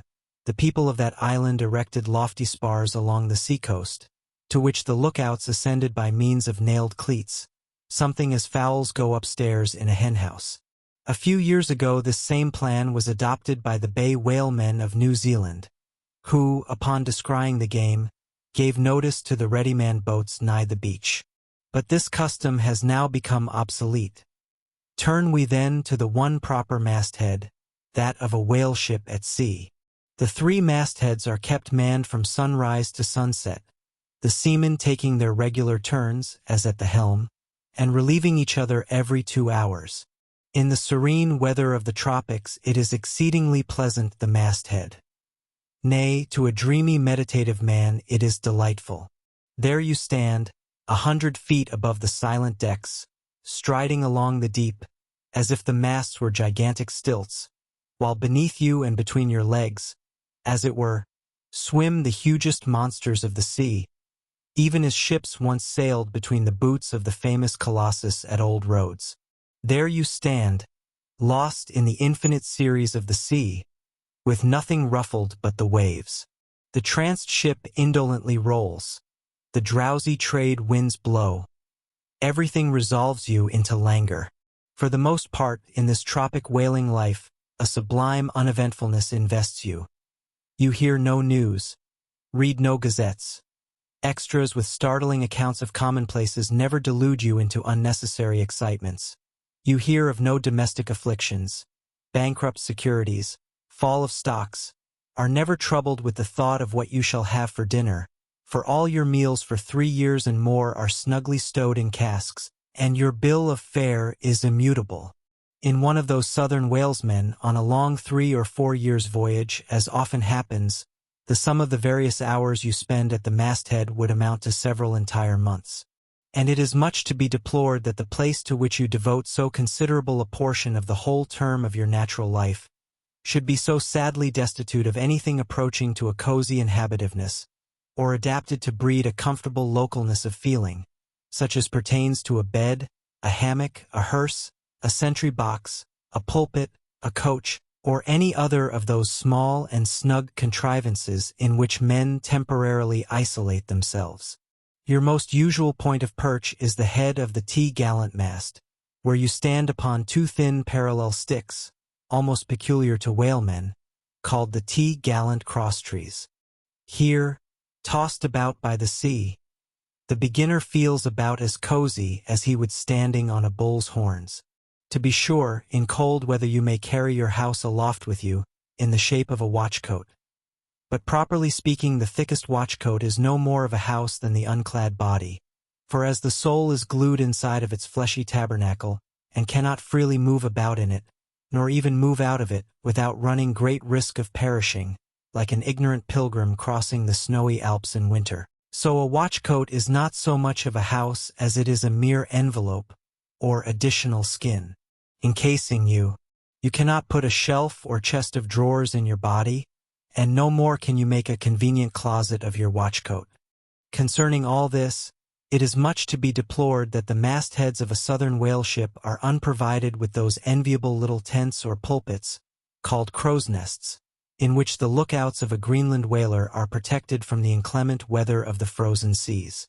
In the fireside narrative of Captain Sleet, entitled A Voyage Among the Icebergs, in quest of the Greenland whale, and incidentally for the rediscovery of the lost Icelandic colonies of Old Greenland, in this admirable volume, all standers of mastheads are furnished with a charmingly circumstantial account of the then recently invented crow's nest of the glacier, which was the name of Captain Sleet's good craft. He called it the Sleet's crow's nest in honor of himself, he being the original inventor and patentee, and free from all ridiculous false delicacy, and holding that if we call our own children after our own names, we fathers being the original inventors and patentees, so likewise should we denominate after ourselves any other apparatus we may beget. In shape, the Sleet's crow's nest is something like a large tierce or pipe.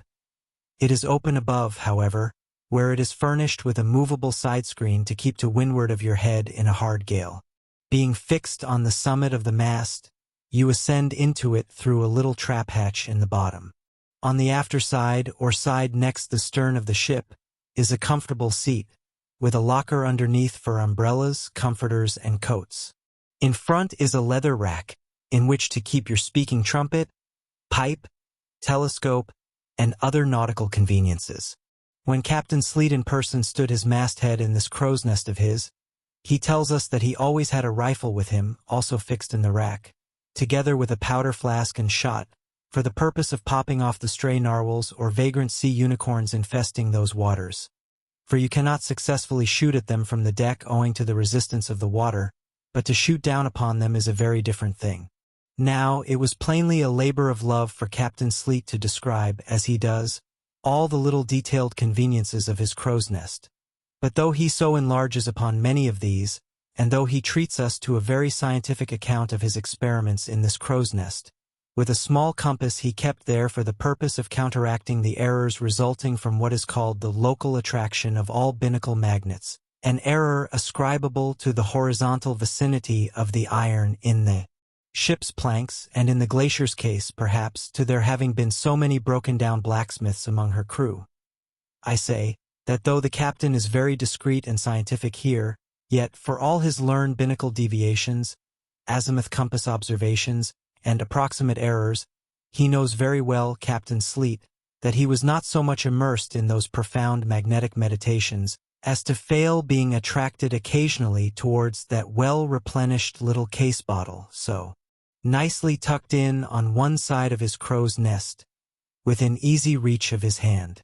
Though, upon the whole, I greatly admire and even love the brave, the honest and learned captain, Yet I take it very ill of him that he should so utterly ignore that case bottle, seeing what a faithful friend and comforter it must have been, while with mittened fingers and hooded head he was studying the mathematics aloft there in that bird's nest within 3 or 4 perches of the pole.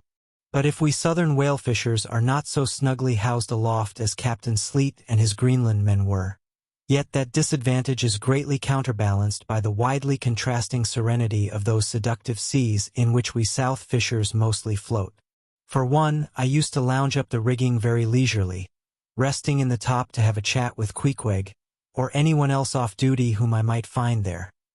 Then ascending a little way further and throwing a lazy leg over the topsail yard, take a preliminary view of the watery pastures, and so at last mount to my ultimate destination. Let me make a clean breast of it here, and frankly admit that I kept but sorry guard.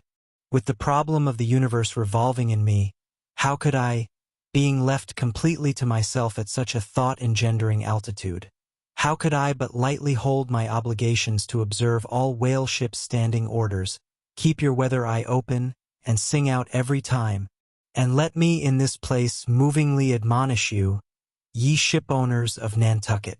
Beware of enlisting in your vigilant fisheries any lad with lean brow and hollow eye, given to unseasonable meditativeness, and who offers to ship with the Faden instead of Bowditch in his head. Beware of such an one, I say. Your whales must be seen before they can be killed, and this sunken-eyed young Platonist will tow you 10 wakes round the world, and never make you 1 pint of sperm the richer. Nor are these monitions at all unneeded. For nowadays, the whale fishery furnishes an asylum for many romantic, melancholy, and absent-minded young men, disgusted with the carking cares of earth, and seeking sentiment in tar and blubber. Childe Harold not unfrequently perches himself upon the masthead of some luckless, disappointed whale ship, and in moody phrase ejaculates, "Roll on, thou deep and dark blue ocean, roll. 10,000 blubber hunters sweep over thee in vain." Very often do the captains of such ships take those absent-minded young philosophers to task, upbraiding them with not feeling sufficient interest in the voyage, half hinting that they are so hopelessly lost to all honorable ambition, as that in their secret souls they would rather not see whales than otherwise. But all in vain. Those young Platonists have a notion that their vision is imperfect. They are short-sighted. What use, then, to strain the visual nerve? They have left their opera glasses at home. "Why, thou monkey," said a harpooner to one of these lads, "we've been cruising now hard upon 3 years, and thou hast not raised a whale yet. Whales are scarce as hen's teeth whenever thou art up here." Perhaps they were, or perhaps there might have been shoals of them in the far horizon. But lulled into such an opium-like listlessness of vacant, unconscious reverie is this absent-minded youth by the blending cadence of waves with thoughts, that at last he loses his identity, takes the mystic ocean at his feet for the visible image of that deep, blue, bottomless soul, pervading mankind and nature, and every strange, half-seen, gliding, beautiful thing that eludes him. Every dimly discovered, uprising fin of some undiscernible form, seems to him the embodiment of those elusive thoughts that only people the soul by continually flitting through it. In this enchanted mood, thy spirit ebbs away to whence it came, becomes diffused through time and space, like Cranmer's sprinkled pantheistic ashes, forming at last a part of every shore the round globe over. There is no life in thee now except that rocking life imparted by a gently rolling ship, by her borrowed from the sea, by the sea from the inscrutable tides of God. But while this sleep, this dream is on ye, move your foot or hand an inch, slip your hold at all, and your identity comes back in horror. Over Discartian vortices you hover, and perhaps at midday, in the fairest weather, with one half-throttled shriek you drop through that transparent air into the summer sea, no more to rise forever. Heed it well, ye pantheists. Chapter 36. The Quarter Deck. It was not a great while after the affair of the pipe, that one morning shortly after breakfast, Ahab, as was his wont, ascended the cabin gangway to the deck. There most sea captains usually walk at that hour as country gentlemen, after the same meal, take a few turns in the garden. Soon his steady, ivory stride was heard, as to and fro he paced his old rounds, upon planks so familiar to his tread, that they were all over dented, like geological stones, with the peculiar mark of his walk. Did you fixedly gaze, too, upon that ribbed and dented brow? There also you would see still stranger footprints, the footprints of his one unsleeping, ever-pacing thought. But on the occasion in question, those dents looked deeper, even as his nervous step that morning left a deeper mark. And so full of his thought was Ahab, that at every uniform turn that he made, now at the mainmast and now at the binnacle, you could almost see that thought turn in him as he turned, and pace in him as he paced. So completely possessing him, indeed, that it all but seemed the inward mold of every outer movement. "D'ye mark him, Flask?" whispered Stubb. "The chick that's in him pecks the shell. 'Twill soon be out." The hours wore on. Ahab now shut up within his cabin.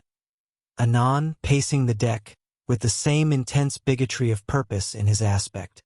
It drew near the close of day. Suddenly he came to a halt by the bulwarks, and inserting his bone leg into the auger hole there, and with one hand grasping a shroud, he ordered Starbuck to send everybody aft. "Sir," said the mate, astonished at an order seldom or never given on shipboard except in some extraordinary case. "Send everybody aft," repeated Ahab. "Mastheads there, come down." When the entire ship's company were assembled, and with curious and not wholly unapprehensive faces, were eyeing him, for he looked not unlike the weather horizon when a storm is coming up, Ahab, after rapidly glancing over the bulwarks, and then darting his eyes among the crew, started from his standpoint, and as though not a soul were nigh him resumed his heavy turns upon the deck. With bent head and half-slouched hat he continued to pace, unmindful of the wondering whispering among the men, till Stubb cautiously whispered to Flask that Ahab must have summoned them there for the purpose of witnessing a pedestrian feat, but this did not last long.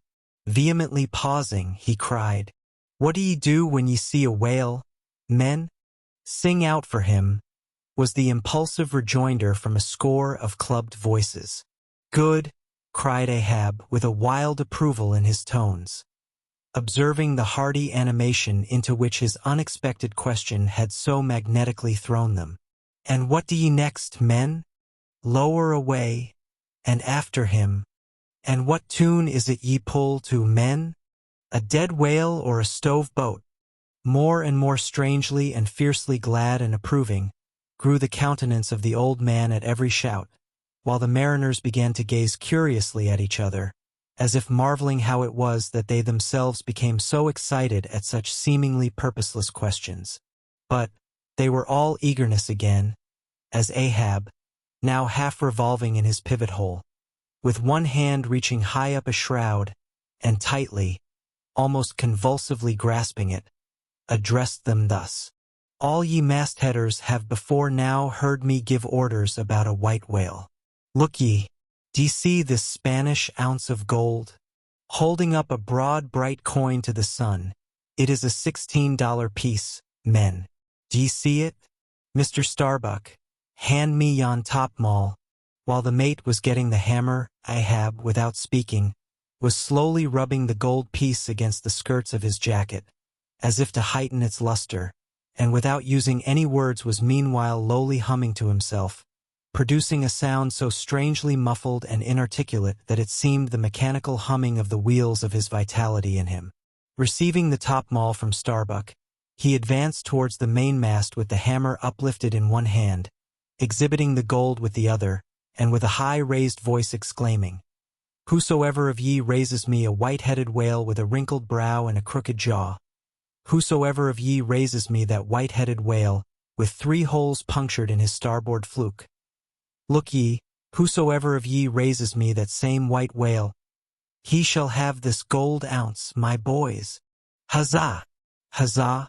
cried the seamen, as with swinging tarpaulins they hailed the act of nailing the gold to the mast.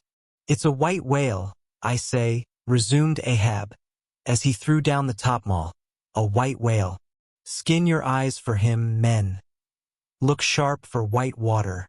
If ye see but a bubble, sing out. All this while Tashtego, Daggoo, and Queequeg had looked on with even more intense interest and surprise than the rest. And at the mention of the wrinkled brow and crooked jaw they had started, as if each was separately touched by some specific recollection. Captain Ahab, said Tashtego, that white whale must be the same that some call Moby-Dick. Moby-Dick, shouted Ahab. Do ye know the white whale, then, Tash? Does he fantail a little curious, sir, before he goes down? Said the gay-header deliberately. And has he a curious spout, too? Said Daggoo, very bushy, even for a parmacetty, and mighty quick, Captain Ahab?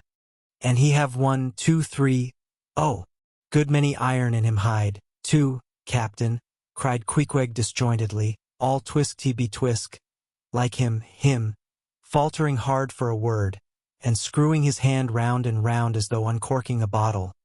Like him, corkscrew, cried Ahab, aye, Queequeg, the harpoons lie all twisted and wrenched in him. Aye, Daggoo, his spout is a big one, like a whole shock of wheat, and white as a pile of our Nantucket wool after the great annual sheep-shearing. Aye, Tashtego, and he fantails like a split jib in a squall. Death and devils! Men, it is Moby-Dick ye have seen. Moby-Dick. Moby-Dick.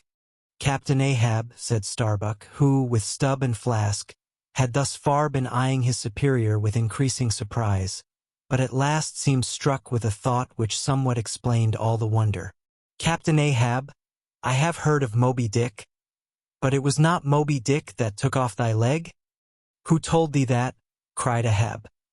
Then pausing, I, Starbuck, I, my hearties all round. It was Moby-Dick that dismasted me. Moby-Dick that brought me to this dead stump I stand on now. I, he shouted with a terrific, loud, animal sob, like that of a heart-stricken moose. I, it was that accursed white whale that raised me. Made a poor pegging lubber of me for ever and a day.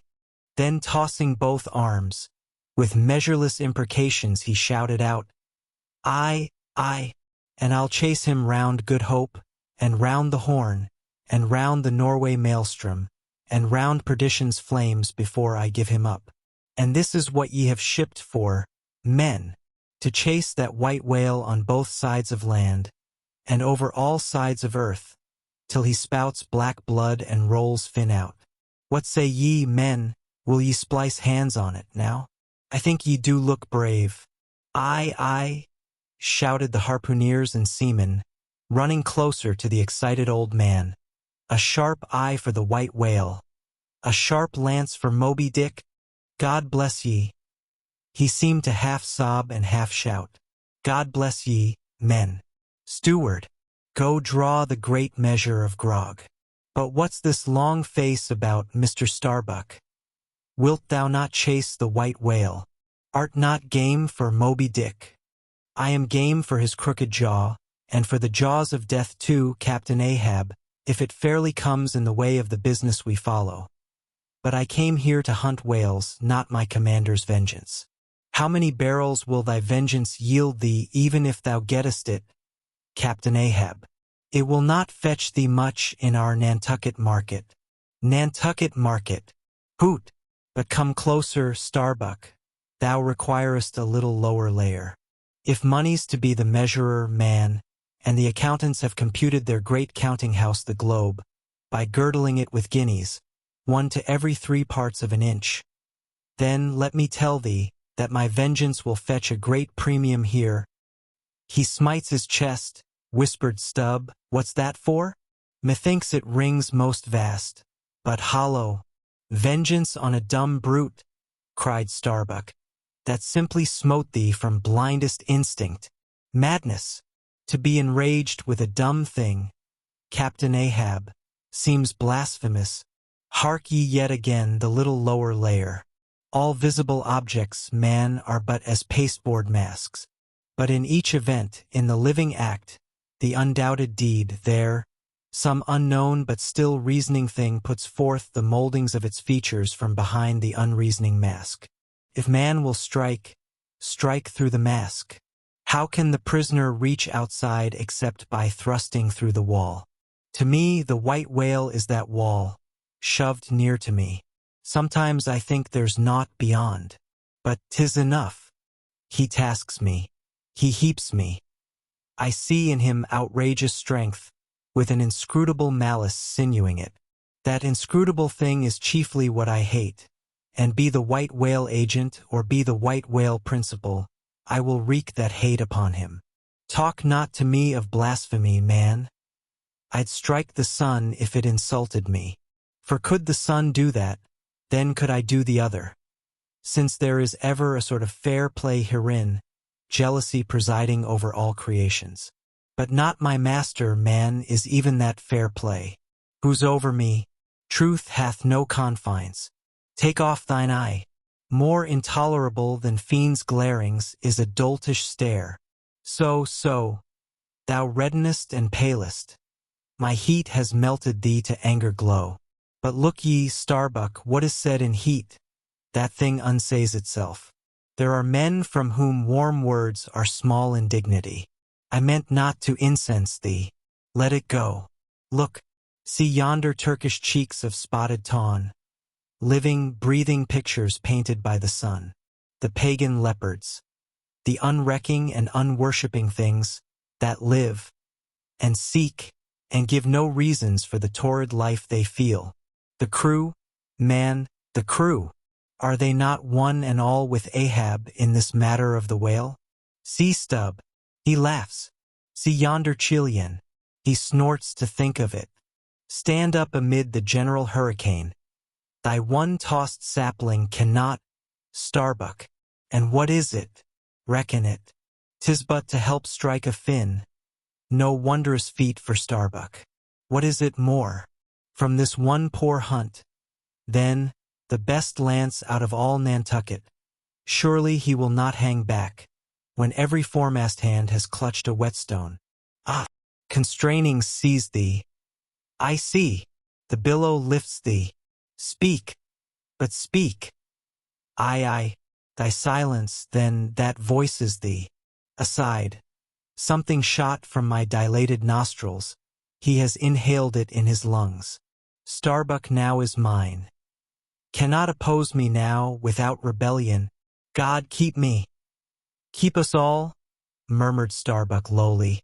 But in his joy at the enchanted, tacit acquiescence of the mate, Ahab did not hear his foreboding invocation, nor yet the low laugh from the hold, nor yet the presaging vibrations of the winds in the cordage, nor yet the hollow flap of the sails against the masts, as for a moment their hearts sank in. For again Starbuck's downcast eyes lighted up with the stubbornness of life. The subterranean laugh died away. The winds blew on. The sails filled out. The ship heaved and rolled as before. Ah, ye admonitions and warnings! Why stay ye not when ye come? But rather are ye predictions than warnings. Ye shadows, yet not so much predictions from without, as verifications of the foregoing things within. For with little external to constrain us, the innermost necessities in our being, these still drive us on. The measure, cried Ahab, receiving the brimming pewter, and turning to the harpooneers, he ordered them to produce their weapons.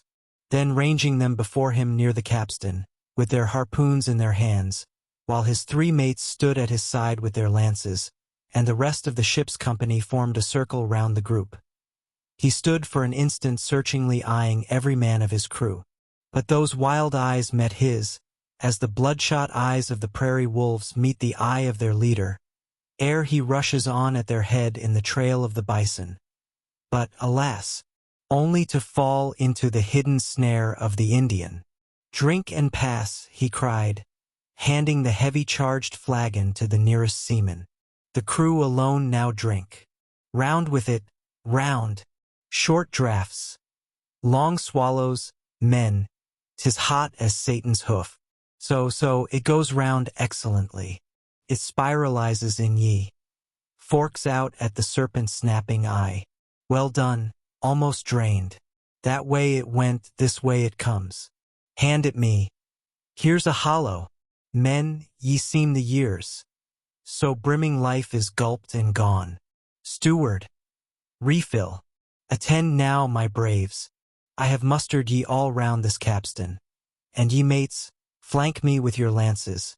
And ye harpooneers, stand there with your irons. And ye, stout mariners, ring me in, that I may in some sort revive a noble custom of my fisherman fathers before me. O men, you will yet see that, ha! Boy, come back? Bad pennies come not sooner. Hand it me. Why now, this pewter had run brimming again. Art not thou Saint Vitus imp. Away, thou ague. Advance, ye mates. Cross your lances full before me. Well done. Let me touch the axis. So saying, with extended arm, he grasped the 3 level, radiating lances at their cross center. While so doing, suddenly and nervously twitched them. Meanwhile, glancing intently from Starbuck to Stubb, from Stubb to Flask, it seemed as though, by some nameless, interior volition, he would fain have shocked into them the same fiery emotion accumulated within the Leyden jar of his own magnetic life. The 3 mates quailed before his strong, sustained, and mystic aspect. Stubb and Flask looked sideways from him. The honest eye of Starbuck fell downright. In vain, cried Ahab, but maybe 'tis well. For did ye 3 but once take the full force shock, then mine own electric thing, that had perhaps expired from out me. Perchance, too, it would have dropped ye dead. Perchance ye need it not. Down lances! And now, ye mates, I do appoint ye 3 cupbearers to my 3 pagan kinsmen there, yon 3 most honorable gentlemen and noblemen, my valiant harpooneers. Disdain the task?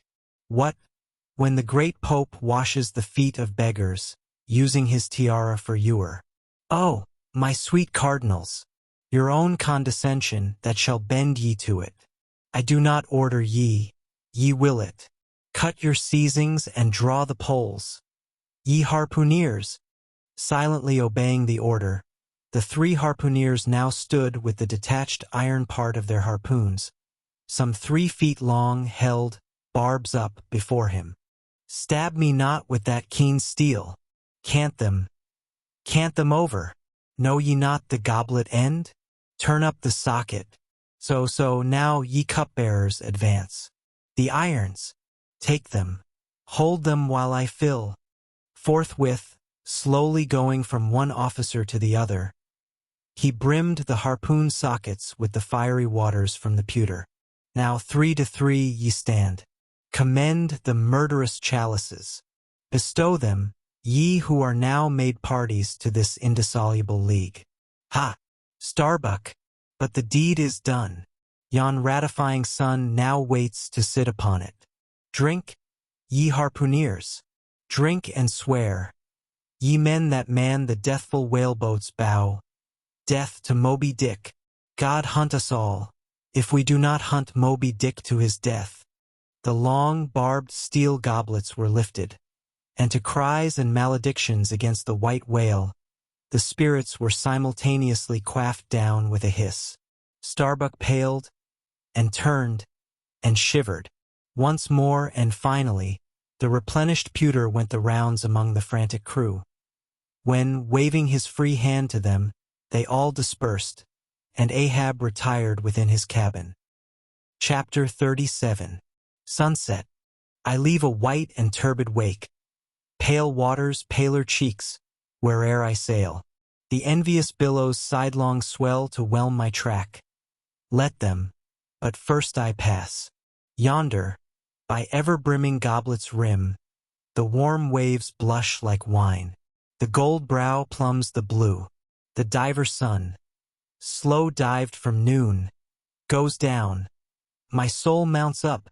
She wearies with her endless hill. Is then the crown too heavy that I wear? This iron crown of Lombardy. Yet is it bright with many a gem. I the wearer see not its far flashings, but darkly feel that I wear that, that dazzlingly confounds. 'Tis iron that I know, not gold. 'Tis split, too, that I feel. The jagged edge galls me so, my brain seems to beat against the solid metal. I steel skull mine, the sort that needs no helmet in the most brain-battering fight. Dry heat upon my brow? Oh, time was, when as the sunrise nobly spurred me, so the sunset soothed. No more. This lovely light, it lights not me. All loveliness is anguish to me, since I can ne'er enjoy. Gifted with the high perception, I lack the low, enjoying power.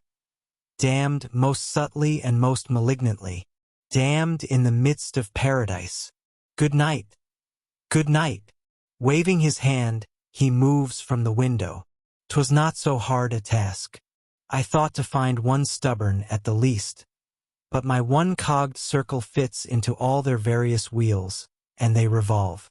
Or, if you will, like so many ant-hills of powder, they all stand before me, and I their match. Oh, hard! That to fire others, the match itself must needs be wasting. What I've dared, I've willed. And what I've willed, I'll do. They think me mad. Starbuck does. But I'm demoniac. I am madness maddened. That wild madness that's only calm to comprehend itself. The prophecy was that I should be dismembered. And I lost this leg. I now prophesy that I will dismember my dismemberer. Now then, be the prophet and the fulfiller one. That's more than ye great gods, ever were. I laugh and hoot at ye cricket players, ye pugilists, ye deaf Burkes and blinded Bendigos. I will not say as schoolboys do to bullies. Take someone of your own size. Don't pummel me. No, ye've knocked me down, and I am up again. But ye have run and hidden. Come forth from behind your cotton bags. I have no long gun to reach ye. Come, Ahab's compliments to ye. Come and see if ye can swerve me. Swerve me? Ye cannot swerve me, else ye swerve yourselves. Man has ye there. Swerve me? The path to my fixed purpose is laid with iron rails, whereon my soul is grooved to run. Over unsound gorges, through the rifled hearts of mountains, under torrents' beds, unerringly I rush. Naught's an obstacle, naught's an angle to the iron way. Chapter 38. Dusk.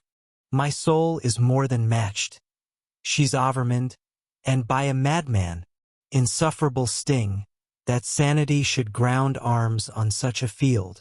But he drilled deep down, and blasted all my reason out of me. I think I see his impious end, but feel that I must help him to it. Will I, nil I, the ineffable thing has tied me to him.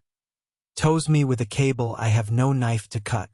Horrible old man, who's over him, he cries. Aye, he would be a Democrat to all above. Look, how he lords it over all below. Oh, I plainly see my miserable office. To obey, rebelling, and worse yet, to hate with touch of pity.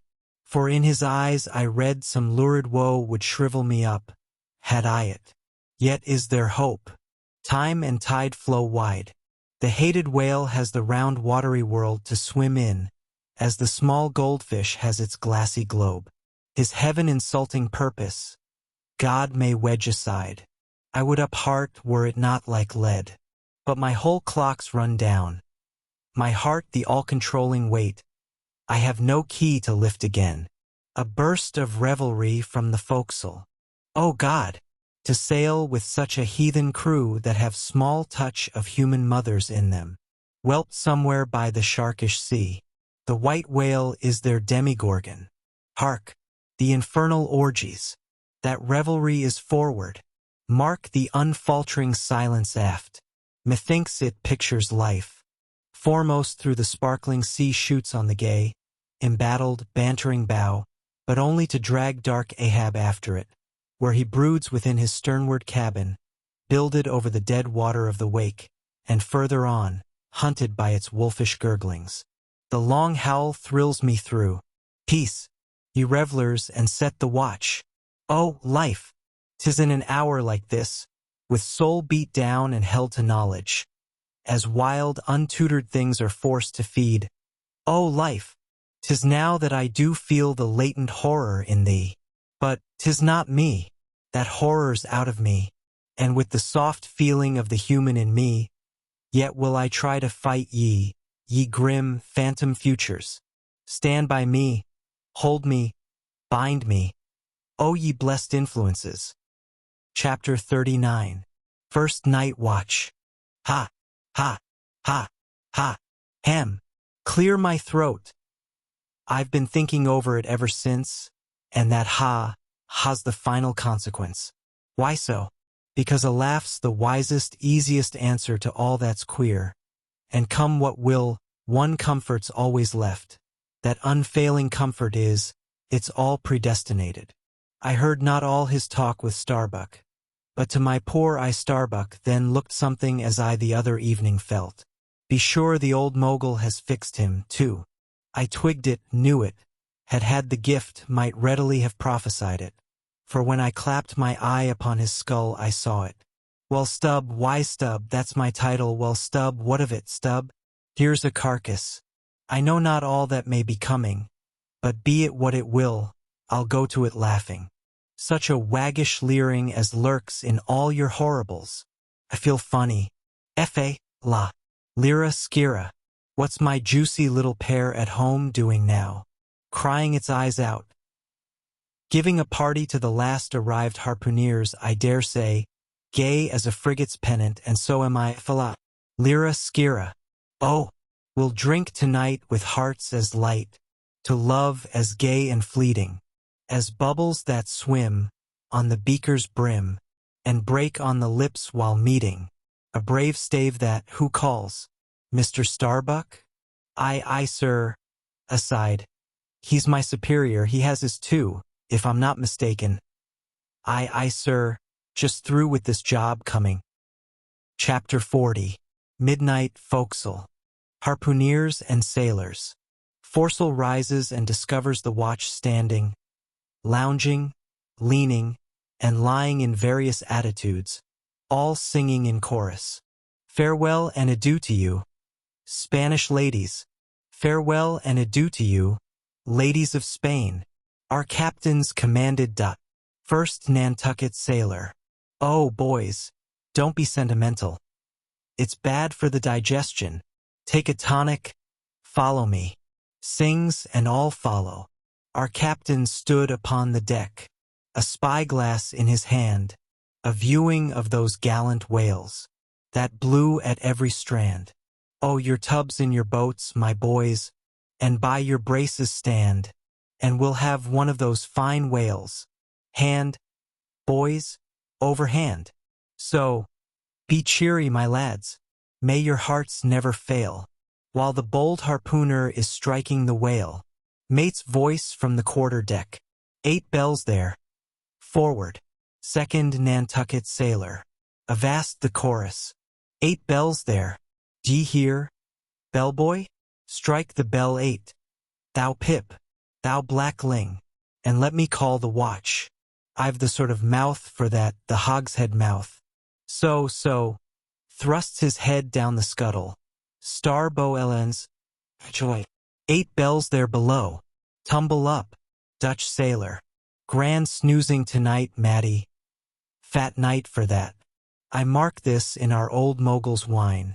It's quite as deadening to some as filliping to others. We sing. They sleep. I lie down there like ground-tier butts. At 'em again. There, take this copper pump and hail 'em through it. Tell 'em to a vast dreaming of their lasses. Tell 'em it's the resurrection. They must kiss their last and come to judgment. That's the way, that's it. Thy throat ain't spoiled with eating Amsterdam butter. French sailor. Hist, boys. Let's have a jig or two before we ride to anchor in Blanket Bay. What say ye? There comes the other watch. Stand by all legs. Pip, little Pip. Hurrah with your tambourine. Pip, sulky and sleepy. Don't know where it is. French sailor. Beat thy belly, then, and wag thy ears. Jig it, men, I say, merry's the word. Hurrah! Damn me, won't you dance? Form now Indian file and gallop into the double shuffle. Throw yourselves. Legs. Legs. Iceland sailor. I don't like your floor, Maddie. It's too springy to my taste. I'm used to ice floors. I'm sorry to throw cold water on the subject. But excuse me. Maltese sailor. Me too. Where's your girls? Who but a fool would take his left hand by his right and say to himself, how d'ye do? Partners. I must have partners. Sicilian sailor. I, girls and a green. Then I'll hop with ye. Yeah, turn grasshopper. Long Island sailor. Well, well, ye sulkies, there's plenty more of us. Hoe corn when you may, say I. All legs go to harvest soon. Ah, here comes the music. Now for it, Azore sailor. Ascending and pitching the tambourine up the scuttle. Here you are, Pip, and there's the windlass bits. Up you mount. Now, boys. The half of them dance to the tambourine. Some go below. Some sleep or lie among the coils of rigging. Oaths a plenty. Azore sailor. Dancing, go it, Pip. Bang it, bell boy. Rig it, dig it, stig it, quig it, bell boy. Make fireflies. Break the jinglers. Pip. Jinglers, you say? There goes another, dropped off. I pound it so. China sailor. Rattle thy teeth, then, and pound away. Make a pagoda of thyself. French sailor. Merry mad. Hold up thy hoop. Pip. Till I jump through it. Split jibs. Tear yourselves. Tashtego. Quietly smoking. That's a white man. He calls that fun. Humph. I save my sweat. Old Manx sailor.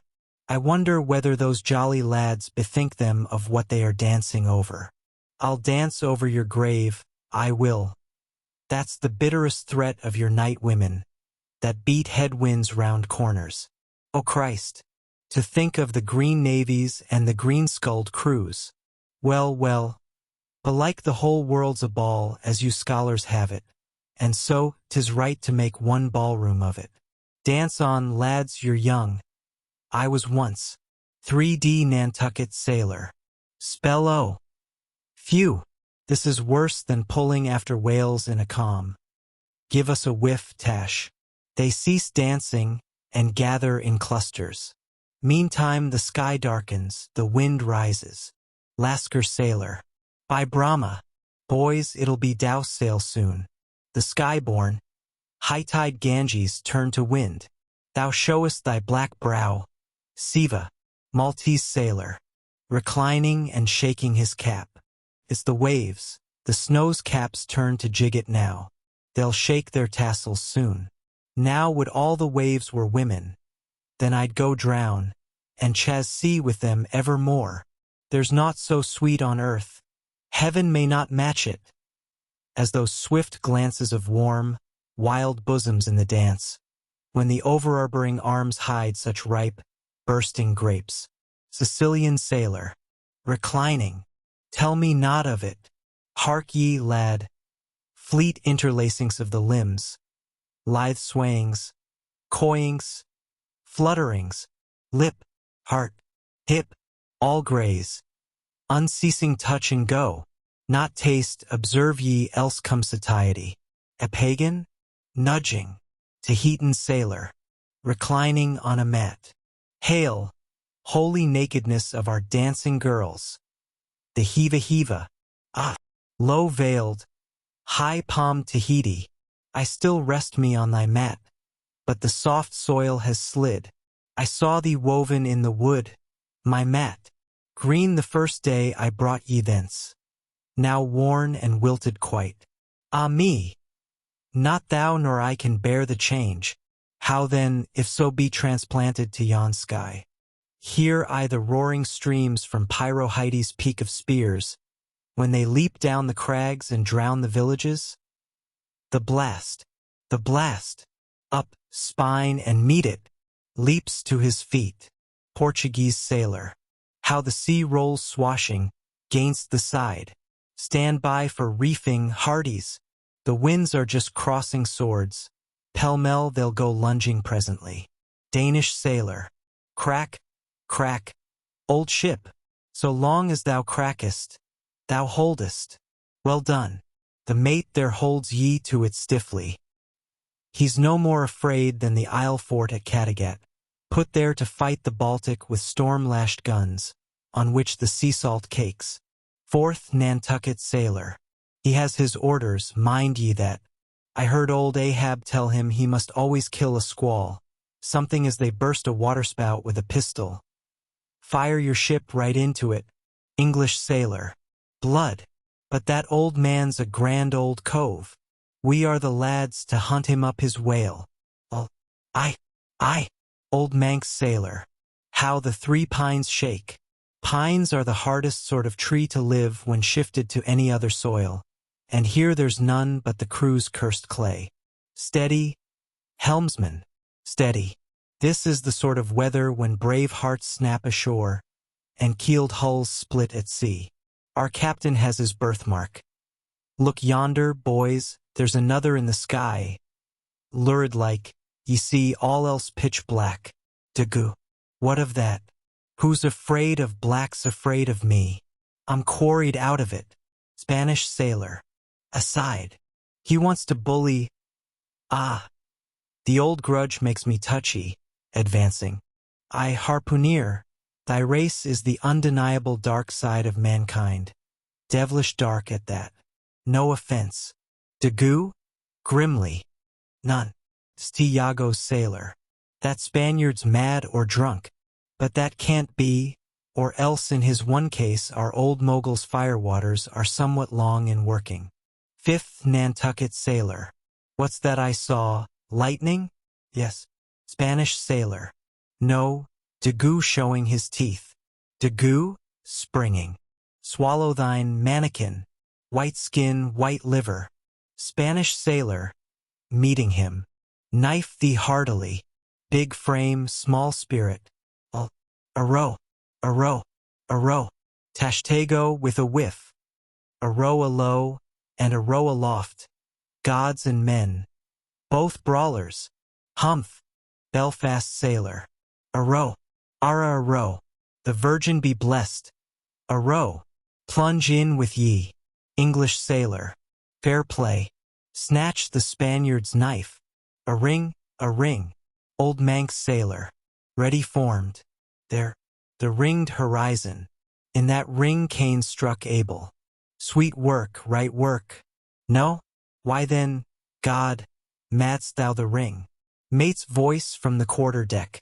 Hands by the halyards. In topgallant sails. Stand by to reef topsails. The squall. Jump, my jollies. They scatter. Pip. Shrinking under the windlass.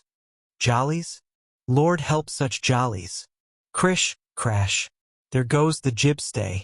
Blang wang. God. Duck lower. Pip, here comes the royal yard. It's worse than being in the world woods. The last day of the year. Who'd go climbing after chestnuts now?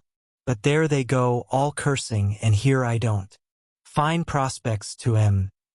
They're on the road to heaven. Hold on hard. Jim Minnie, what a squall. But those chaps there are worse yet. They are your white squalls, they. White squalls. White whale. Sure. Here have I heard all their chat just now.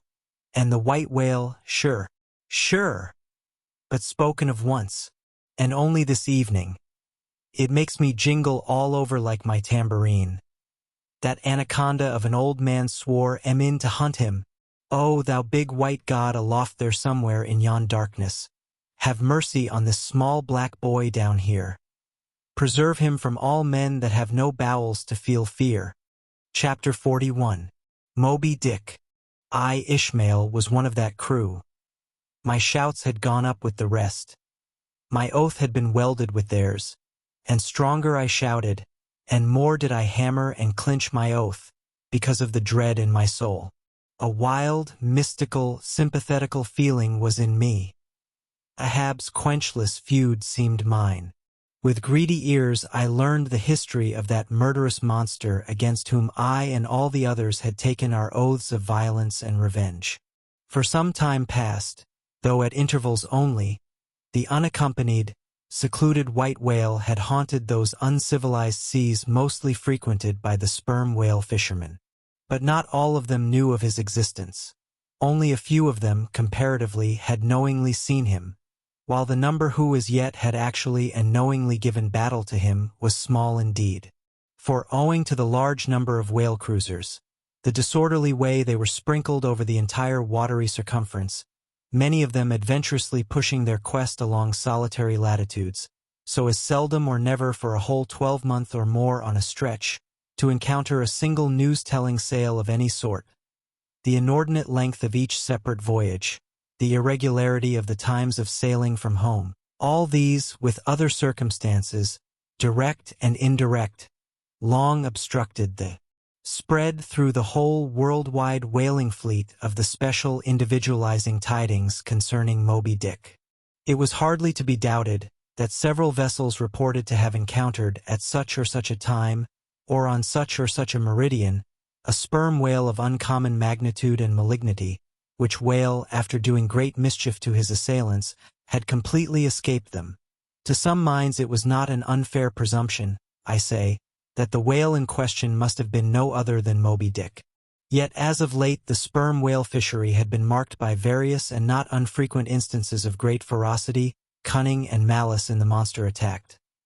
Therefore it was that those who by accident ignorantly gave battle to Moby-Dick, such hunters, perhaps, for the most part, were content to ascribe the peculiar terror he bred, more, as it were, to the perils of the sperm whale fishery at large, than to the individual cause.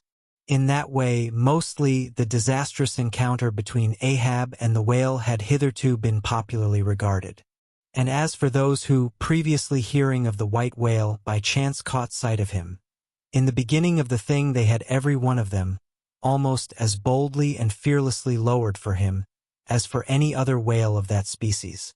But at length such calamities did ensue in these assaults, not restricted to sprained wrists and ankles, broken limbs, or devouring amputations, but fatal to the last degree of fatality. Those repeated disastrous repulses, all accumulating and piling their terrors upon Moby-Dick. Those things had gone far to shake the fortitude of many brave hunters, to whom the story of the white whale had eventually come. Nor did wild rumors of all sorts fail to exaggerate, and still the more horrify the true histories of these deadly encounters. For not only do fabulous rumors naturally grow out of the very body of all surprising terrible events, as the smitten tree gives birth to its fungi, but in maritime life, far more than in that of terra firma, wild rumors abound, wherever there is any adequate reality for them to cling to. And as the sea surpasses the land in this matter, so the whale fishery surpasses every other sort of maritime life, in the wonderfulness and fearfulness of the rumors which sometimes circulate there. For not only are whalemen as a body unexempt from that ignorance and superstitiousness hereditary to all sailors, but of all sailors, they are by all odds the most directly brought into contact with whatever is appallingly astonishing in the sea. Face to face they not only eye its greatest marvels, but hand to jaw give battle to them. Alone, in such remotest waters, that though you sailed 1,000 miles and passed 1,000 shores, you would not come to any chiseled hearthstone, or aught hospitable beneath that part of the sun. In such latitudes and longitudes, pursuing to such a calling as he does, the whaleman is wrapped by influences all tending to make his fancy pregnant with many a mighty birth. No wonder, then, that ever-gathering volume from the mere transit over the widest watery spaces, the outblown rumors of the white whale did in the end incorporate with themselves all manner of morbid hints, and half-formed fetal suggestions of supernatural agencies, which eventually invested Moby-Dick with new terrors unborrowed from anything that visibly appears. So that in many cases such a panic did he finally strike, that few who by those rumors, at least, had heard of the white whale, few of those hunters were willing to encounter the perils of his jaw. But there were still other and more vital practical influences at work. Not even at the present day has the original prestige of the sperm whale, as fearfully distinguished from all other species of the Leviathan, died out of the minds of the whalemen as a body. There are those this day among them, who, though intelligent and courageous enough in offering battle to the Greenland or right whale, would perhaps, either from professional inexperience or incompetency or timidity, decline a contest with the sperm whale. At any rate, there are plenty of whalemen, especially among those whaling nations not sailing under the American flag, who have never hostilely encountered the sperm whale, but whose sole knowledge of the Leviathan is restricted to the ignoble monster primitively pursued in the north. Seated on their hatches, these men will hearken with a childish fireside interest and awe to the wild, strange tales of southern whaling. Nor is the preeminent tremendousness of the great sperm whale anywhere more feelingly comprehended than on board of those prows which stem him. And as if the now tested reality of his might had in former legendary times thrown its shadow before it, we find some book naturalists, Olassen and Pavelson, declaring the sperm whale not only to be a consternation to every other creature in the sea, but also to be so incredibly ferocious as continually to be athirst for human blood. Nor even down to so late a time as Cuvier's were these or almost similar impressions effaced. For in his natural history, the Baron himself affirms that at sight of the sperm whale, all fish, sharks included, are struck with the most lively terrors, and often in the precipitancy of their flight dash themselves against the rocks with such violence as to cause instantaneous death. And however the general experiences in the fishery may amend such reports as these, yet in their full terribleness, even to the bloodthirsty item of Pavelson, the superstitious belief in them is, in some vicissitudes of their vocation, revived in the minds of the hunters, so that overawed by the rumors and portents concerning him, not a few of the fishermen recalled, in reference to Moby-Dick, the earlier days of the sperm whale fishery, when it was oftentimes hard to induce long-practiced right whalemen to embark in the perils of this new and daring warfare. Such men protesting that although other leviathans might be hopefully pursued, yet to chase and point lance at such an apparition as the sperm whale was not for mortal man, that to attempt it would be inevitably to be torn into a quick eternity. On this head, there are some remarkable documents that may be consulted. Nevertheless, some there were, who even in the face of these things were ready to give chase to Moby-Dick, and a still greater number who, chancing only to hear of him distantly and vaguely, without the specific details of any certain calamity, and without superstitious accompaniments, were sufficiently hardy not to flee from the battle if offered. One of the wild suggestions referred to, as at last coming to be linked with the white whale in the minds of the superstitiously inclined, was the unearthly conceit that Moby-Dick was ubiquitous, that he had actually been encountered in opposite latitudes at one and the same instant of time. Nor, credulous as such minds must have been, was this conceit altogether without some faint show of superstitious probability. For as the secrets of the currents in the seas have never yet been divulged, even to the most erudite research, so the hidden ways of the sperm whale when beneath the surface remain, in great part, unaccountable to his pursuers, and from time to time have originated the most curious and contradictory speculations regarding them, especially concerning the mystic modes whereby, after sounding to a great depth, he transports himself with such vast swiftness to the most widely distant points. It is a thing well known to both American and English whale ships, and as well a thing placed upon authoritative record years ago by Scoresby, that some whales have been captured far north in the Pacific, in whose bodies have been found the barbs of harpoons darted in the Greenland seas. Nor is it to be gainsaid that in some of these instances it has been declared that the interval of time between the two assaults could not have exceeded very many days. Hence, by inference, it has been believed by some whalemen that the Nor-West Passage, so long a problem to man, was never a problem to the whale. So that here, in the real living experience of living men, the prodigies related in old times of the inland Strelo Mountain in Portugal, near whose top there was said to be a lake in which the wrecks of ships floated up to the surface, and that still more wonderful story of the Arethusa fountain near Syracuse, whose waters were believed to have come from the Holy Land by an underground passage. These fabulous narrations are almost fully equaled by the realities of the whalemen. Forced into familiarity, then, with such prodigies as these, and knowing that after repeated, intrepid assaults the white whale had escaped alive, it cannot be much matter of surprise that some whalemen should go still further in their superstitions, declaring Moby-Dick not only ubiquitous but immortal, for immortality is but ubiquity in time, that though groves of spears should be planted in his flanks, he would still swim away unharmed, or if indeed he should ever be made to spout thick blood, such a sight would be but a ghastly deception. For again in unensanguined billows hundreds of leagues away, his unsullied jet would once more be seen. But even stripped of these supernatural surmisings, there was enough in the earthly make and incontestable character of the monster to strike the imagination with unwonted power. For it was not so much his uncommon bulk that so much distinguished him from other sperm whales, but, as was elsewhere thrown out, a peculiar snow-white wrinkled forehead and a high pyramidical white hump. These were his prominent features, the tokens whereby, even in the limitless, uncharted seas, he revealed his identity, at a long distance, to those who knew him. The rest of his body was so streaked and spotted and marbled with the same shrouded hue, that, in the end, he had gained his distinctive appellation of the white whale, a name, indeed, literally justified by his vivid aspect, when seen gliding at high noon through a dark blue sea, leaving a Milky Way wake of creamy foam, all spangled with golden gleamings.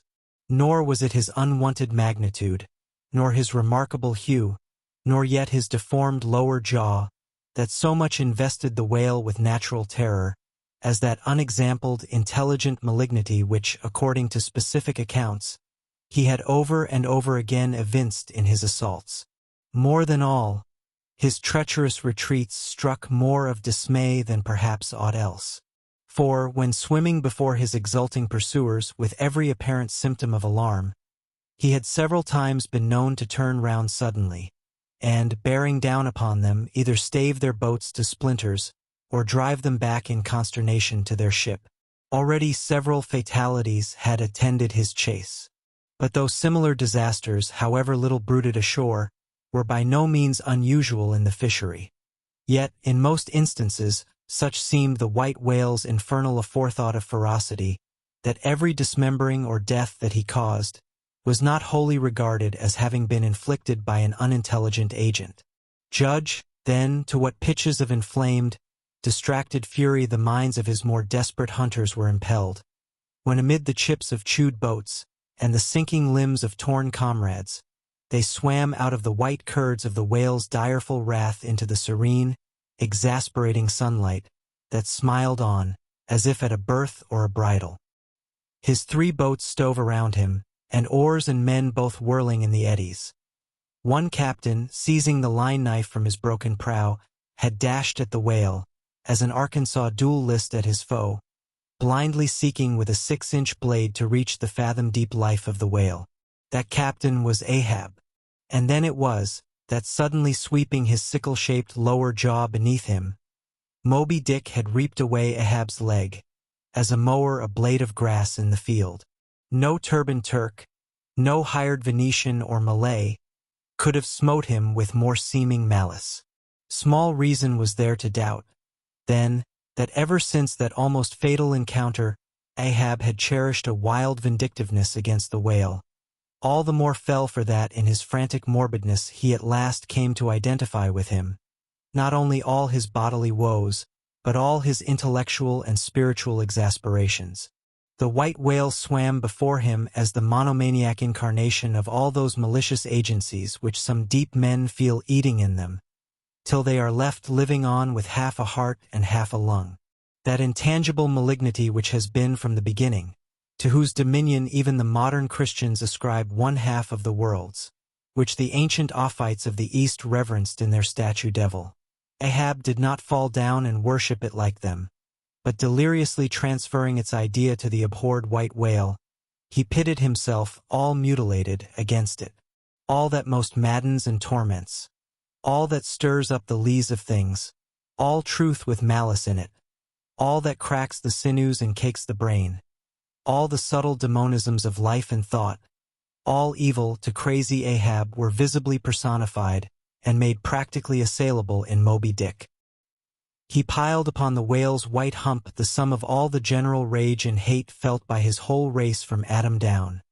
And then, as if his chest had been a mortar, he burst his hot heart's shell upon it. It is not probable that this monomania in him took its instant rise at the precise time of his bodily dismemberment. Then, in darting at the monster, knife in hand, he had but given loose to a sudden, passionate, corporal animosity. And when he received the stroke that tore him, he probably but felt the agonizing bodily laceration, but nothing more. Yet, when by this collision forced to turn towards home, and for long months of days and weeks, Ahab and anguish lay stretched together in one hammock, rounding in midwinter that dreary, howling Patagonian cape, then it was that his torn body and gashed soul bled into one another, and so interfusing made him mad.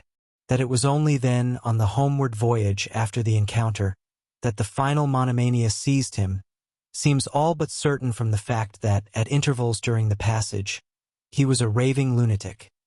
And though unlimbed of a leg, yet such vital strength yet lurked in his Egyptian chest, and was moreover intensified by his delirium, that his mates were forced to lace him fast, even there as he sailed, raving in his hammock. In a straitjacket, he swung to the mad rockings of the gales.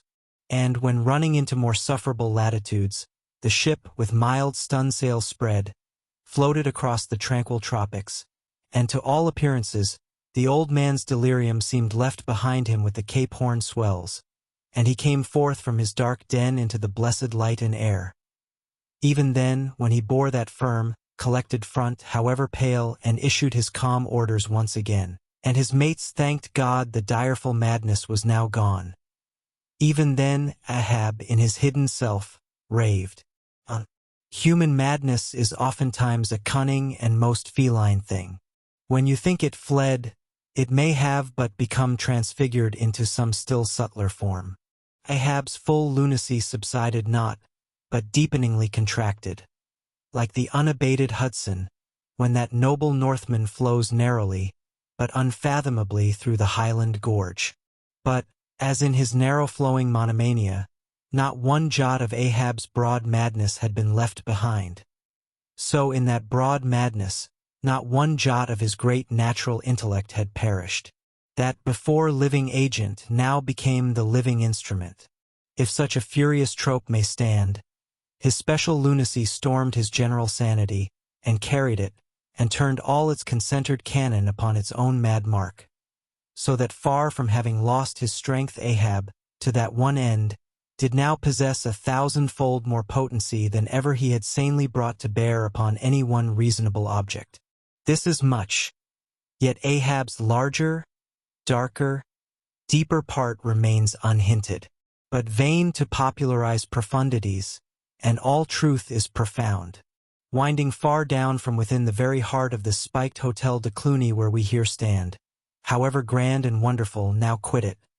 And take your way, ye nobler, sadder souls, to those vast Roman halls of Thermes, where far beneath the fantastic towers of man's upper earth, his root of grandeur, his whole awful essence sits in bearded state.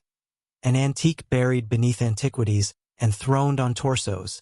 So, with a broken throne, the great gods mock that captive king.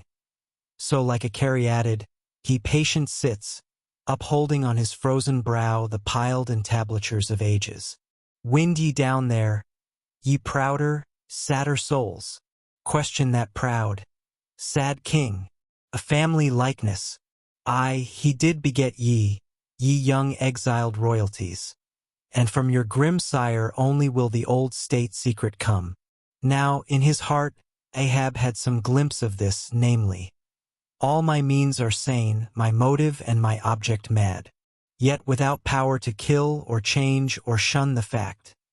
He likewise knew that to mankind he did long dissemble, in some sort did still. But that thing of his dissembling was only subject to his perceptibility, not to his will determine it. Nevertheless, so well did he succeed in that dissembling, that when with ivory leg he stepped ashore at last, no Nantucketer thought him otherwise than but naturally grieved, and that to the quick with the terrible casualty which had overtaken him. The report of his undeniable delirium at sea was likewise popularly ascribed to a kindred cause. And so, too, all the added moodiness which always afterwards, to the very day of sailing in the Pequod on the present voyage, sat brooding on his brow. Nor is it so very unlikely, that far from distrusting his fitness for another whaling voyage, on account of such dark symptoms, the calculating people of that prudent isle were inclined to harbor the conceit, that for those very reasons he was all the better qualified and set on edge, for a pursuit so full of rage and wildness as the bloody hunt of whales. Gnawed within and scorched without, with the infixed, unrelenting fangs of some incurable idea. Such an one, could he be found, would seem the very man to dart his iron and lift his lance against the most appalling of all brutes. Or, if for any reason thought to be corporeally incapacitated for that, yet such an one would seem superlatively competent to cheer and howl on his underlings to the attack. But be all this as it may, certain it is, that with the mad secret of his unabated rage bolted up and keyed in him, Ahab had purposely sailed upon the present voyage with the one only and all-engrossing object of hunting the white whale. Had any one of his old acquaintances on shore but half dreamed of what was lurking in him then, how soon would their aghast and righteous souls have wrenched the ship from such a fiendish man. They were bent on profitable cruises, the profit to be counted down in dollars from the mint. He was intent on an audacious, immitigable, and supernatural revenge. Here, then, was this gray-headed, ungodly old man, chasing with curses a Job's whale round the world, at the head of a crew, too, chiefly made up of mongrel renegades, and castaways, and cannibals, morally enfeebled also, by the incompetence of mere unaided virtue or right-mindedness in Starbuck, the invulnerable jollity of indifference and recklessness in Stubb, and the pervading mediocrity in Flask. Such a crew, so officered, seemed specially picked and packed by some infernal fatality to help him to his monomaniac revenge. How it was that they so aboundingly responded to the old man's ire, by what evil magic their souls were possessed, that at times his hate seemed almost theirs, the white whale as much their insufferable foe as his. How all this came to be, what the white whale was to them, or how to their unconscious understandings, also in some dim, unsuspected way, he might have seemed the gliding great demon of the seas of life. All this to explain would be to dive deeper than Ishmael can go, the subterranean miner that works in us all. How can one tell whither leads his shaft by the ever-shifting, muffled sound of his pick? Who does not feel the irresistible arm drag? What skiff in tow of a 74 can stand still? For one, I gave myself up to the abandonment of the time and the place. But while yet all a rush to encounter the whale, could see naught in that brute but the deadliest ill. Chapter 42. The Whiteness of the Whale. What the white whale was to Ahab has been hinted. What, at times, he was to me, as yet remains unsaid. Aside from those more obvious considerations touching Moby-Dick, which could not but occasionally awaken in any man's soul some alarm, there was another thought, or rather vague, nameless horror concerning him, which at times by its intensity completely overpowered all the rest. And yet so mystical and well-nigh ineffable was it, that I almost despair of putting it in a comprehensible form. It was the whiteness of the whale that above all things appalled me.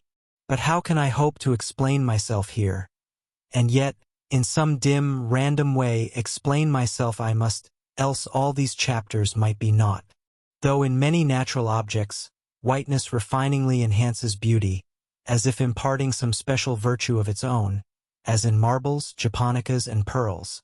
And though various nations have in some way recognized a certain royal preeminence in this hue, even the barbaric, grand old kings of Pequod placing the title Lord of the White Elephant above all their other magniloquent ascriptions of dominion, and the modern kings of Siam unfurling the same snow-white quadruped in the royal standard, and the Hanoverian flag bearing the one figure of a snow-white charger, and the great Austrian Empire, Caesarian, heir to overlording Rome, having for the imperial color the same imperial hue, and though this preeminence in it applies to the human race itself, giving the white man ideal mastership over every dusky tribe, and though, besides all this, whiteness has been even made significant of gladness, for among the Romans a white stone marked a joyful day, and though in other mortal sympathies and symbolizings, this same hue is made the emblem of many touching, noble things, the innocence of brides, the benignity of age,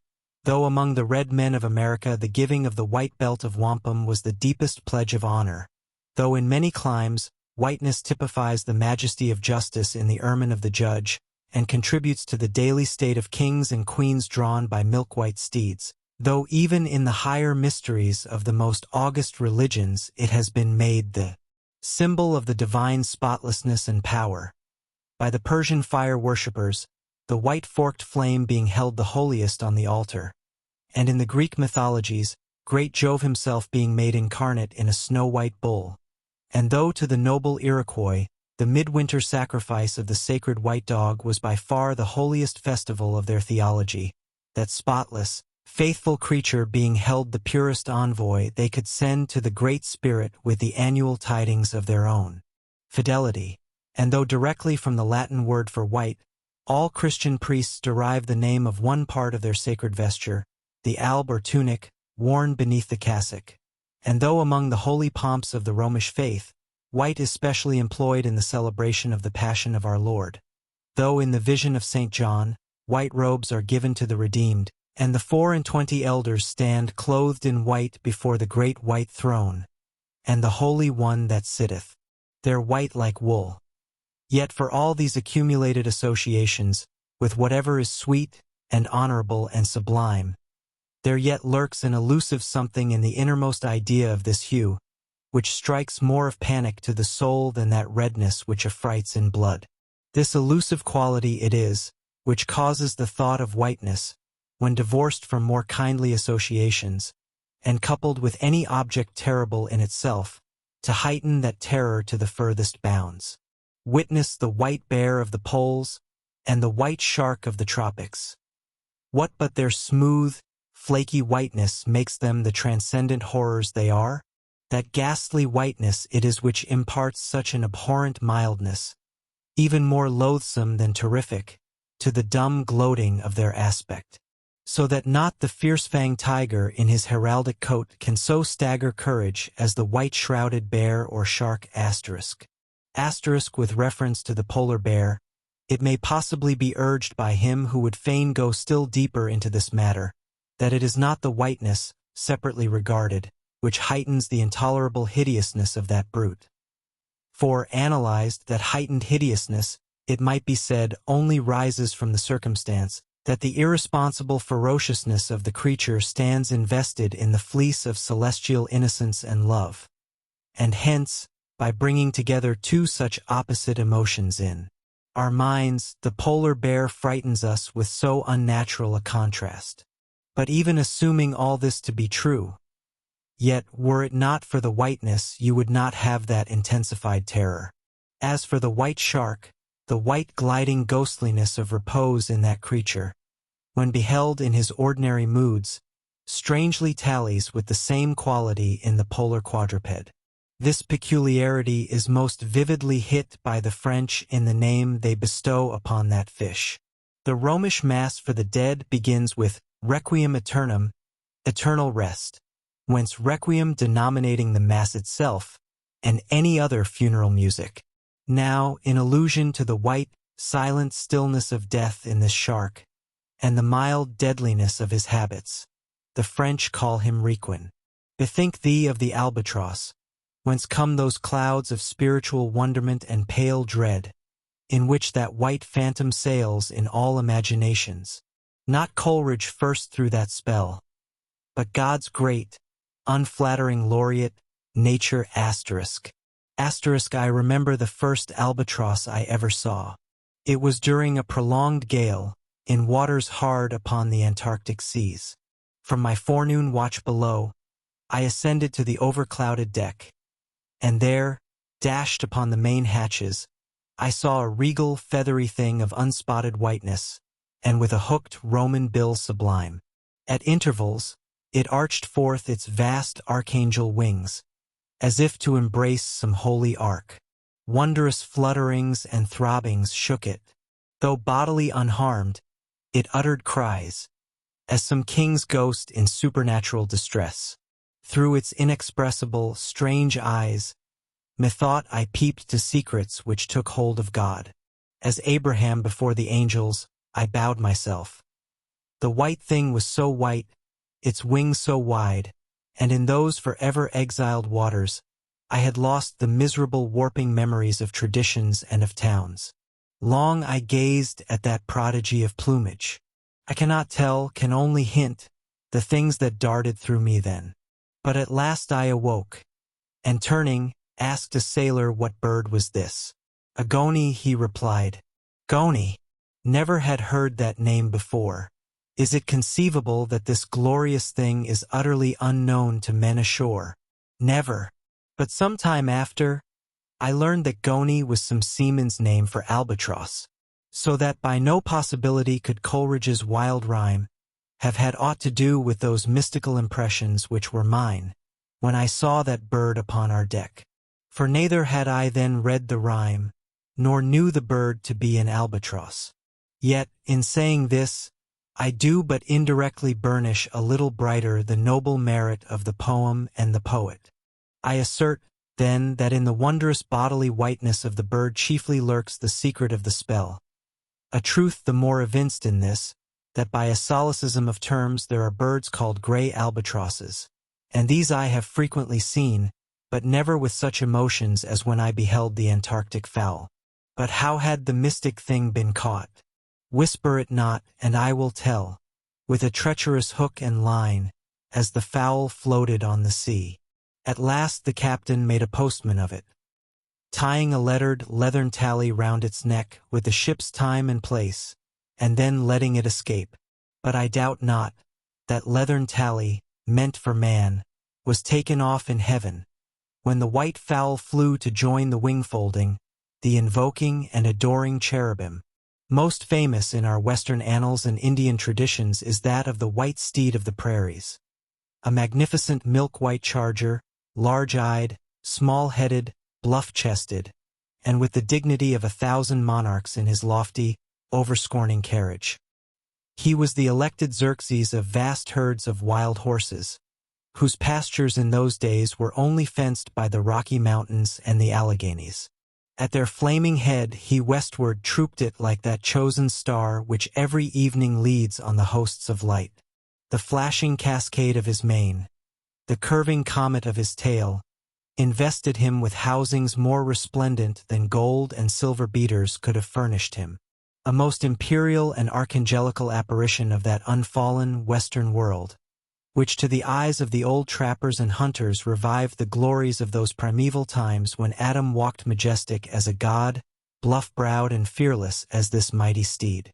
Whether marching amid his aides and marshals in the van of countless cohorts that endlessly streamed it over the plains like an Ohio, or whether with his circumambient subjects browsing all around at the horizon, the white steed gallopingly reviewed them with warm nostrils reddening through his cool milkiness. In whatever aspect he presented himself, always to the bravest Indians he was the object of trembling reverence and awe. Nor can it be questioned from what stands on legendary record of this noble horse, that it was his spiritual whiteness chiefly, which so clothed him with divineness, and that this divineness had that in it which, though commanding worship, at the same time enforced a certain nameless terror. But there are other instances where this whiteness loses all that accessory and strange glory which invests it in the white steed and albatross. What is it that in the albino man so peculiarly repels and often shocks the eye, as that sometimes he is loathed by his own kith and kin? It is that whiteness which invests him, a thing expressed by the name he bears. The albino is as well made as other men, has no substantive deformity, and yet this mere aspect of all-pervading whiteness makes him more strangely hideous than the ugliest abortion. Why should this be so? Nor, in quite other aspects, does nature in her least palpable but not the less malicious agencies fail to enlist among her forces this crowning attribute of the terrible. From its snowy aspect, the gauntlet ghost of the southern seas has been denominated the white squall. Nor, in some historic instances, has the art of human malice omitted so potent an auxiliary.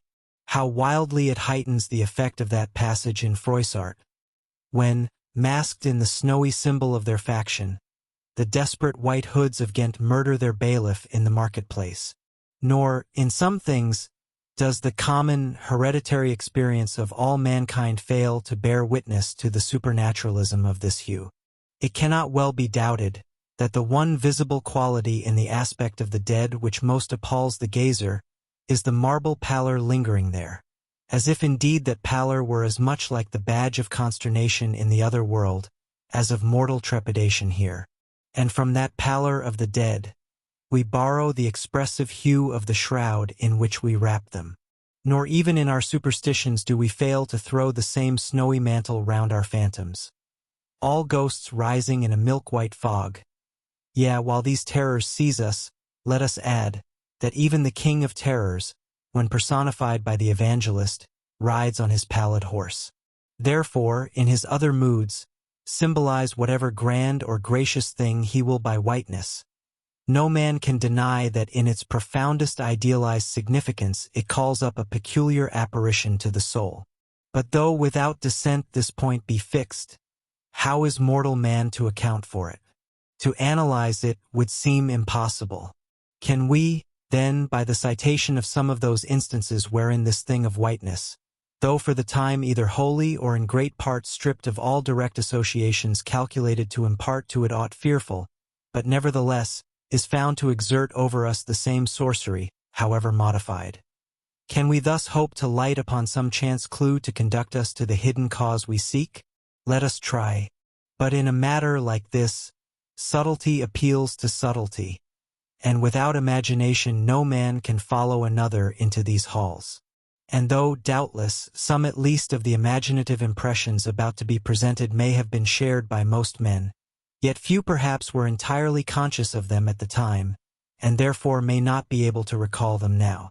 Why to the man of untutored ideality, who happens to be but loosely acquainted with the peculiar character of the day, does the bare mention of Whitsuntide marshal in the fancy such long, dreary, speechless processions of slow-pacing pilgrims, downcast and hooded with new-fallen snow? Or, to the unread, unsophisticated Protestant of the middle American states, why does the passing mention of a white friar or a white nun evoke such an eyeless statue in the soul? Or what is there apart from the traditions of dungeon warriors and kings, which will not wholly account for it, that makes the White Tower of London tell so much more strongly on the imagination of an untraveled American than those other storied structures, its neighbors, the Bywood Tower, or even the Bloody, and those sublimer towers, the White Mountains of New Hampshire, whence, in peculiar moods, comes that gigantic ghostliness over the soul at the bare mention of that name, while the thought of Virginia's Blue Ridge is full of a soft, dewy, distant dreaminess? Or why, irrespective of all latitudes and longitudes, does the name of the White Sea exert such a spectralness over the fancy, while that of the Yellow Sea lulls us with mortal thoughts of long lacquered mild afternoons on the waves, followed by the gaudiest and yet sleepiest of sunsets? Or, to choose a wholly unsubstantial instance, purely addressed to the fancy, why, in reading the old fairy tales of Central Europe, does the tall, pale man of the Hartz forests, whose changeless pallor unrustlingly glides through the green of the groves, why is this phantom more terrible than all the whooping imps of the Blocksberg? Nor is it, altogether, the remembrance of her cathedral-toppling earthquakes, nor the stampedos of her frantic seas, nor the tearlessness of arid skies that never rain, nor the sight of her wide field of leaning spires, wrenched copestones, and crosses all adroop, like canted yards of anchored fleets, and her suburban avenues of house walls lying over upon each other as a tossed pack of cards, It is not these things alone which make tearless Lima the strangest, saddest city thou canst see. For Lima has taken the white veil, and there is a higher horror in this whiteness of her woe. Old as Pizarro, this whiteness keeps her ruins forever new, admits not the cheerful greenness of complete decay, spreads over her broken ramparts the rigid pallor of an apoplexy that fixes its own distortions.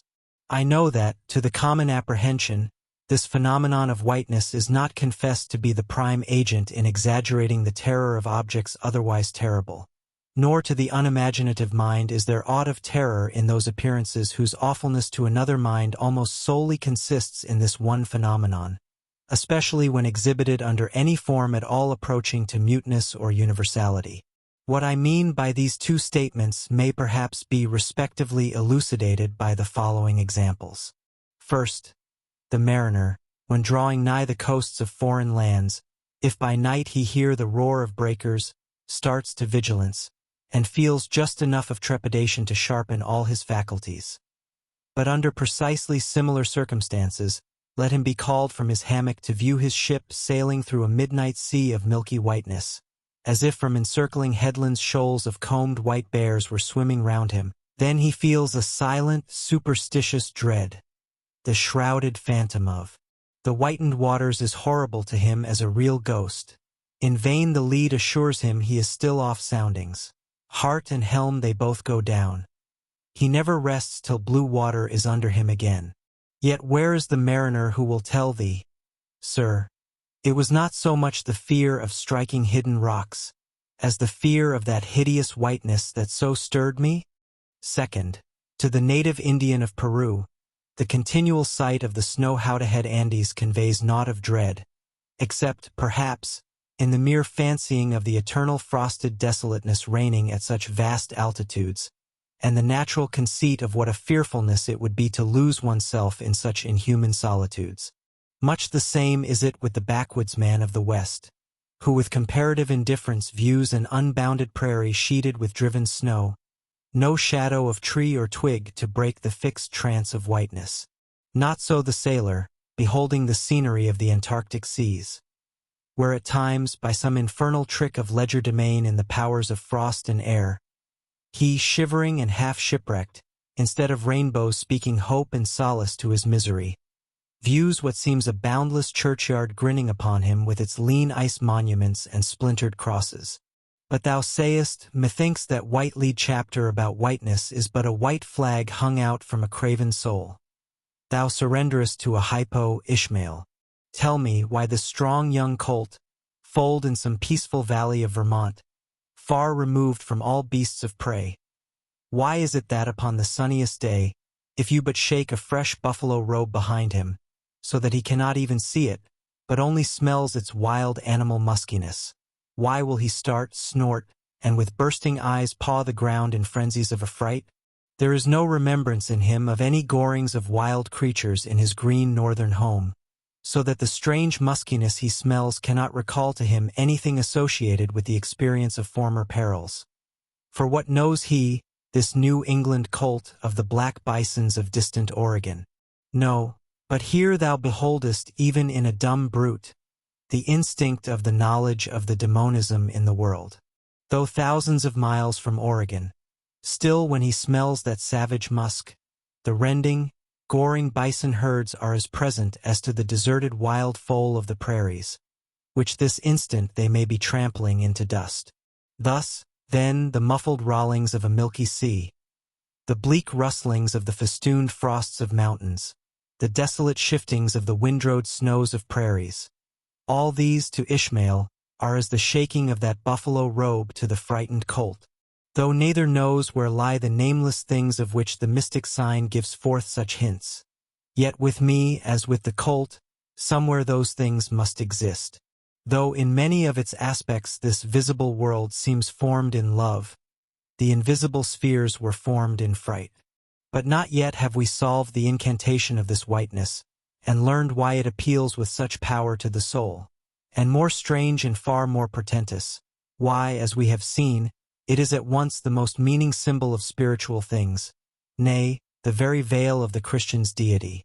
and yet should be as it is, the intensifying agent in things the most appalling to mankind? Is it that by its indefiniteness it shadows forth the heartless voids and immensities of the universe, and thus stabs us from behind with the thought of annihilation, when beholding the white depths of the Milky Way? Or is it that as in essence whiteness is not so much a color as the visible absence of color, and at the same time the concrete of all colors?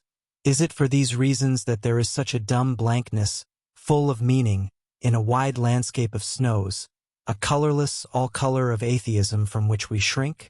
And when we consider that other theory of the natural philosophers, that all other earthly hues, every stately or lovely emblazoning, the sweet tinges of sunset skies and woods, yea, and the gilded velvets of butterflies, and the butterfly cheeks of young girls, all these are but subtle deceits, not actually inherent in substances, but only laid on from without, so that all deified nature absolutely paints like the harlot, whose allurements cover nothing but the charnel house within.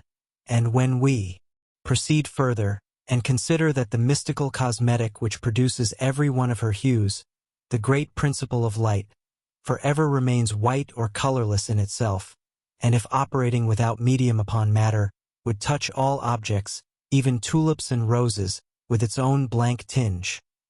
Pondering all this, the palsied universe lies before us a leper, and like willful travelers in Lapland, who refuse to wear colored and coloring glasses upon their eyes, so the wretched infidel gazes himself, blind at the monumental white shroud that wraps all the prospect around him. And of all these things the albino whale was the symbol. Wonder ye then at the fiery hunt? Chapter 43. Hark! Hist! Did you hear that noise? Tobacco? It was the middle watch, a fair moonlight. The seamen were standing in a cordon, extending from one of the freshwater butts in the waist to the scuttle-butt near the taffrail. In this manner they passed the buckets to fill the scuttle-butt. Standing, for the most part, on the hallowed precincts of the quarter-deck, they were careful not to speak or rustle their feet. From hand to hand, the buckets went in the deepest silence, only broken by the occasional flap of a sail and the steady hum of the unceasingly advancing keel. It was in the midst of this repose that Archie, one of the cordon, whose post was near the after-hatches, whispered to his neighbor, a cholo, the words above. Hist! Did you hear that noise? Tobacco? Take the bucket, will ye, Archie? What noise d'ye mean? There it is again. Under the hatches. Don't you hear it? A cough. It sounded like a cough. Cough be damned. Pass along that return bucket. There again. There it is. It sounds like 2 or 3 sleepers turning over now. Carumba. Have done, shipmate, will ye? It's the 3 soaked biscuits ye eat for supper turning over inside of ye, nothing else. Look to the bucket. Say what ye will, shipmate. I've sharp ears. Aye, you are the chap, ain't ye, that heard the hum of the old Quakeress's knitting needles 50 miles at sea from Nantucket. You're the chap. Grin away, we'll see what turns up. Hark ye, Tobacco. There is somebody down in the afterhold that has not yet been seen on deck, and I suspect our old mogul knows something of it too. I heard Stubb tell Flask, one morning watch, that there was something of that sort in the wind. Tish! The bucket! Chapter 44. The chart. Had you followed Captain Ahab down into his cabin after the squall that took place on the night succeeding that wild ratification of his purpose with his crew, you would have seen him go to a locker in the transom, and bringing out a large wrinkled roll of yellowish sea charts, spread them before him on his screwed-down table. Then, seating himself before it, you would have seen him intently study the various lines and shadings which there met his eye, and with slow but steady pencil trace additional courses over spaces that before were blank. At intervals, he would refer to piles of old logbooks beside him, wherein were set down the seasons and places in which, on various former voyages of various ships, sperm whales had been captured or seen. While thus employed, the heavy pewter lamp suspended in chains over his head, continually rocked with the motion of the ship, and forever through shifting gleams and shadows of lines upon his wrinkled brow, till it almost seemed that while he himself was marking out lines and courses on the wrinkled charts, some invisible pencil was also tracing lines and courses upon the deeply marked chart of his forehead. But it was not this night in particular that, in the solitude of his cabin, Ahab thus pondered over his charts. Almost every night they were brought out. Almost every night some pencil marks were effaced, and others were substituted. For with the charts of all 4 oceans before him, Ahab was threading a maze of currents and eddies, with a view to the more certain accomplishment of that monomaniac thought of his soul. Now, to anyone not fully acquainted with the ways of the Leviathans, it might seem an absurdly hopeless task thus to seek out one solitary creature in the unhooked oceans of this planet. But not so did it seem to Ahab, who knew the sets of all tides and currents, and thereby calculating the driftings of the sperm whale's food, and also calling to mind the regular, ascertained seasons for hunting him in particular latitudes, could arrive at reasonable surmises, almost approaching to certainties, concerning the timeliest day to be upon this or that ground in search of his prey. So assured, indeed, is the fact concerning the periodicalness of the sperm whales resorting to given waters, that many hunters believe that, could he be closely observed and studied throughout the world, were the logs for one voyage of the entire whale fleet carefully collated, then the migrations of the sperm whale would be found to correspond in invariability to those of the herring shoals or the flights of swallows. On this hint, attempts have been made to construct elaborate migratory charts of the sperm whale asterisk. Since the above was written, the statement is happily borne out by an official circular issued by Lieutenant Maury of the National Observatory, Washington, April 16, 1851. By that circular, it appears that precisely such a chart is in course of completion, and portions of it are presented in the circular. This chart divides the ocean into districts of 5 degrees of latitude by 5 degrees of longitude, perpendicularly through each of which districts are 12 columns for the 12 months, and horizontally through each of which districts are 3 lines, one to show the number of days that have been spent in each month in every district, and the 2 others to show the number of days in which whales, sperm or right, have been seen. Besides, when making a passage from one feeding ground to another, the sperm whales, guided by some infallible instinct, say, rather secret intelligence from the deity, mostly swim in veins, as they are called, continuing their way along a given ocean line with such undeviating exactitude that no ship ever sailed her course, by any chart, with 1/10 of such marvelous precision.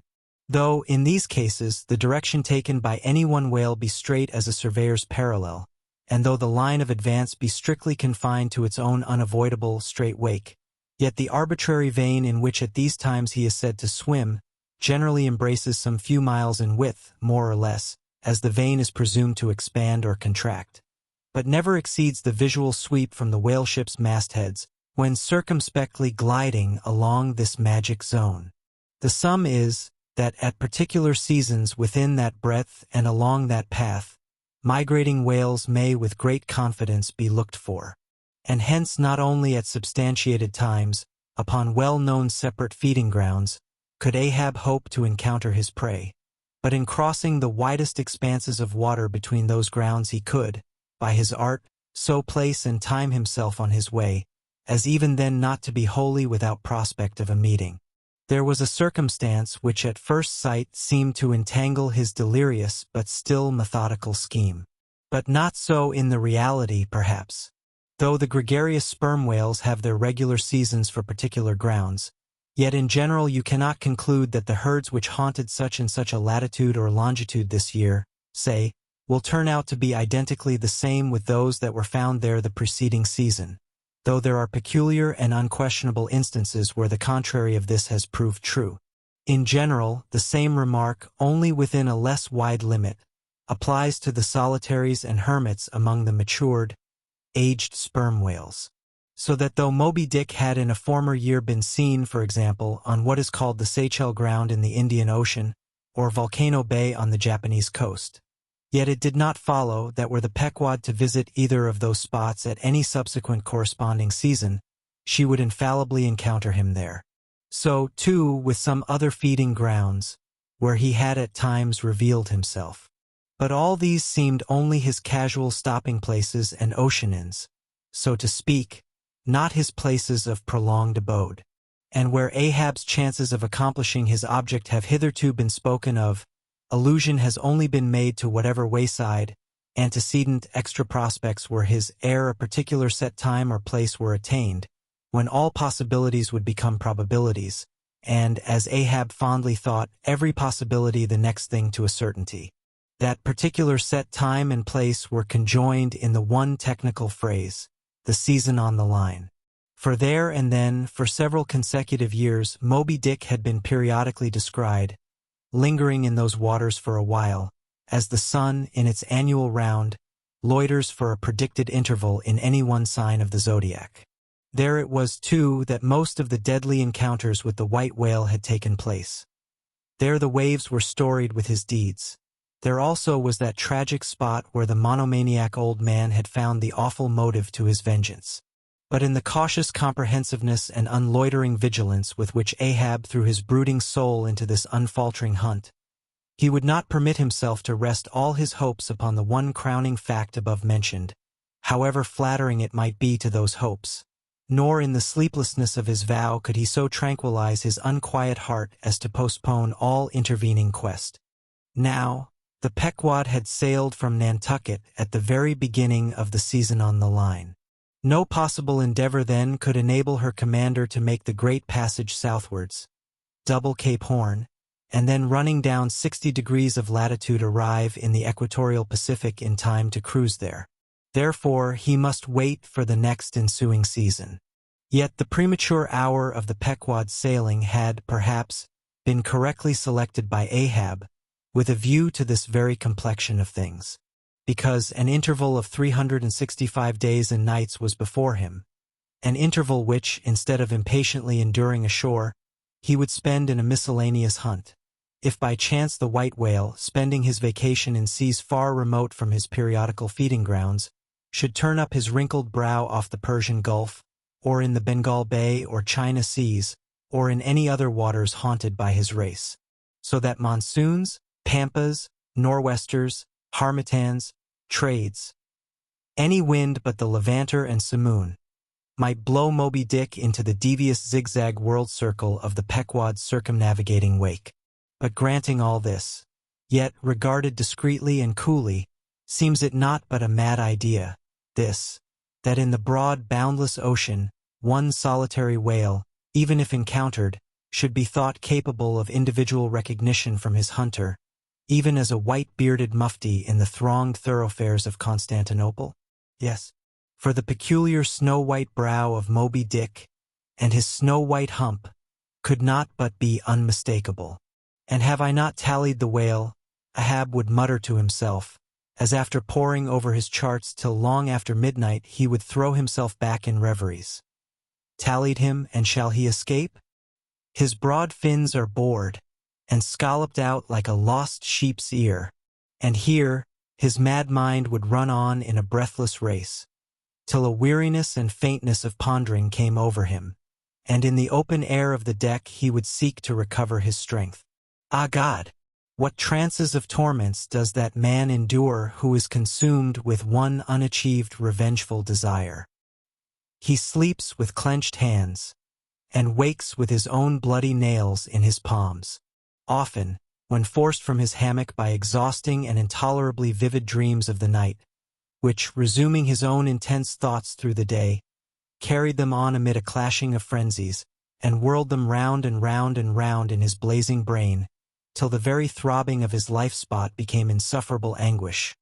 And when, as was sometimes the case, these spiritual throes in him heaved his being up from its base, and a chasm seemed opening in him, from which forked flames and lightnings shot up, and accursed fiends beckoned him to leap down among them. When this hell in himself yawned beneath him, a wild cry would be heard through the ship, and with glaring eyes Ahab would burst from his stateroom, as though escaping from a bed that was on fire. Yet these, perhaps, instead of being the unsuppressible symptoms of some latent weakness, or fright at his own resolve, were but the plainest tokens of its intensity. For, at such times, crazy Ahab, the scheming, unappeasedly steadfast hunter of the white whale, this Ahab that had gone to his hammock, was not the agent that so caused him to burst from it in horror again. The latter was the eternal, living principle or soul in him, and in sleep, being for the time dissociated from the characterizing mind, which at other times employed it for its outer vehicle or agent, it spontaneously sought escape from the scorching contiguity of the frantic thing, of which, for the time, it was no longer an integral. But as the mind does not exist unless leagued with the soul, therefore it must have been that, in Ahab's case, yielding up all his thoughts and fancies to his one supreme purpose, that purpose, by its own sheer inveteracy of will, forced itself against gods and devils into a kind of self-assumed, independent being of its own. Nay, could grimly live and burn, while the common vitality to which it was conjoined fled horror-stricken from the unbidden and unfathered birth. Therefore, the tormented spirit that glared out of bodily eyes, when what seemed Ahab rushed from his room, was for the time but a vacated thing, a formless somnambulistic being, a ray of living light, to be sure, but without an object to color, and therefore a blankness in itself. God help thee, old man, thy thoughts have created a creature in thee, and he whose intense thinking thus makes him a Prometheus. A vulture feeds upon that heart forever, that vulture the very creature he creates. Chapter 45. The Affidavit. So far as what there may be of a narrative in this book, and indeed as indirectly touching one or two very interesting and curious particulars in the habits of sperm whales, the foregoing chapter, in its earlier part, is as important a one as will be found in this volume. But the leading matter of it requires to be still further and more familiarly enlarged upon, in order to be adequately understood, and moreover to take away any incredulity which a profound ignorance of the entire subject may induce in some minds, as to the natural verity of the main points of this affair. I care not to perform this part of my task methodically, but shall be content to produce the desired impression by separate citations of items, practically or reliably known to me as a whaleman, and from these citations, I take it, the conclusion aimed at will naturally follow of itself. First, I have personally known 3 instances where a whale, after receiving a harpoon, has effected a complete escape, and after an interval, in one instance of 3 years, has been again struck by the same hand and slain, when the 2 irons, both marked by the same private cipher, have been taken from the body. In the instance where 3 years intervened between the flinging of the 2 harpoons, and I think it may have been something more than that, the man who darted them happening, in the interval, to go in a trading ship on a voyage to Africa, went ashore there, joined a discovery party, and penetrated far into the interior, where he traveled for a period of nearly 2 years, often endangered by serpents, savages, tigers, poisonous miasmas, with all the other common perils incident to wandering in the heart of unknown regions. Meanwhile, the whale he had struck must also have been on its travels. No doubt it had thrice circumnavigated the globe, brushing with its flanks all the coasts of Africa, but to no purpose. This man and this whale again came together, and the one vanquished the other. I say I, myself, have known 3 instances similar to this. That is, in 2 of them I saw the whale struck, and, upon the second attack, saw the 2 irons with the respective marks cut in them, afterwards taken from the dead fish. In the 3-year instance, it so fell out that I was in the boat both times, first and last, and the last time distinctly recognized a peculiar sort of huge mole under the whale's eye, which I had observed there 3 years previous. I say 3 years, but I am pretty sure it was more than that. Here are 3 instances, then, which I personally know the truth of, but I have heard of many other instances from persons whose veracity in the matter there is no good ground to impeach. Secondly, it is well known in the sperm whale fishery, however ignorant the world ashore may be of it, that there have been several memorable historical instances where a particular whale in the ocean has been at distant times and places popularly cognizable. Why such a whale became thus marked was not altogether and originally owing to his bodily peculiarities as distinguished from other whales. For however peculiar in that respect any chance whale may be, they soon put an end to his peculiarities by killing him and boiling him down into a peculiarly valuable oil. No, the reason was this, that from the fatal experiences of the fishery there hung a terrible prestige of perilousness about such a whale as there did about Rinaldo Rinaldini, insomuch that most fishermen were content to recognize him by merely touching their tarpaulins when he would be discovered lounging by them on the sea, without seeking to cultivate a more intimate acquaintance.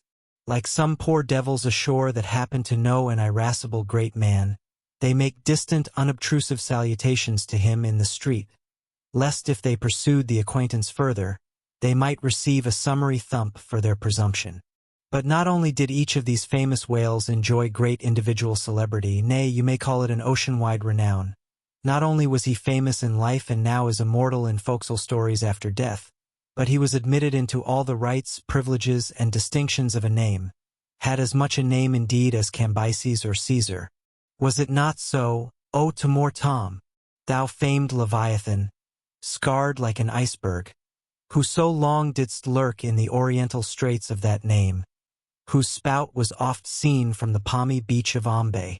Was it not so, O New Zealand Jack, thou terror of all cruisers that crossed their wakes in the vicinity of the Tattoo Land? Was it not so, O Morquan, King of Japan, whose lofty jet they say at times assumed the semblance of a snow-white cross against the sky?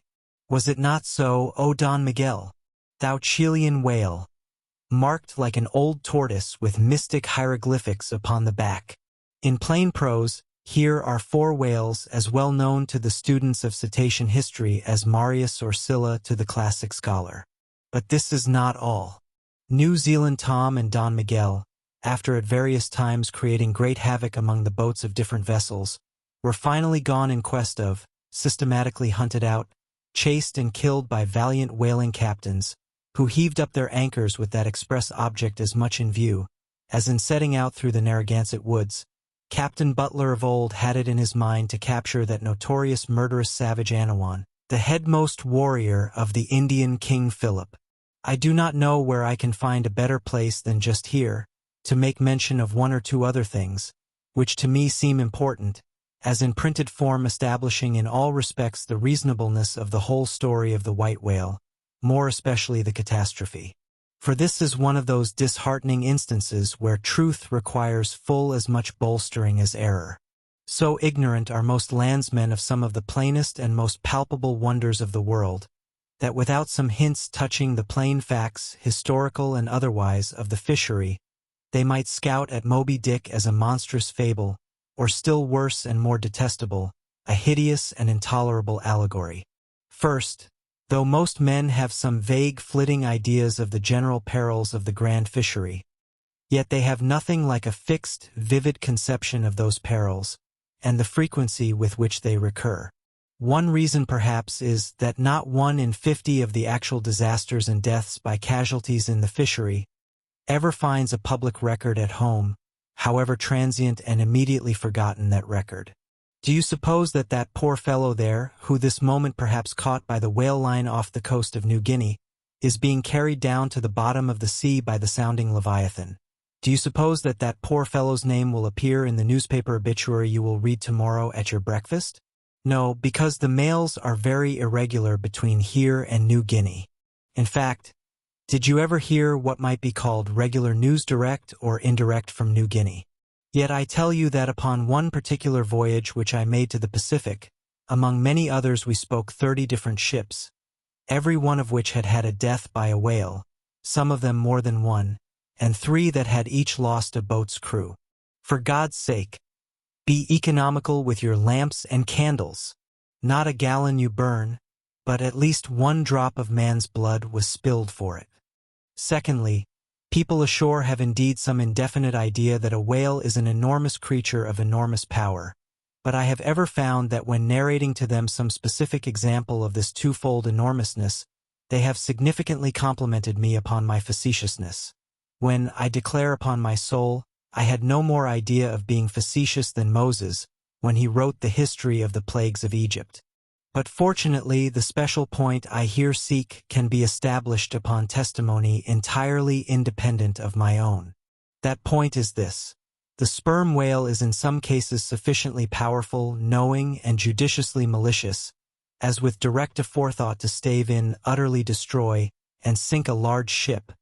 And what is more, the sperm whale has done it. First, in the year 1820, the ship Essex, Captain Pollard of Nantucket, was cruising in the Pacific Ocean. One day she saw spouts, lowered her boats, and gave chase to a shoal of sperm whales. Ere long, several of the whales were wounded.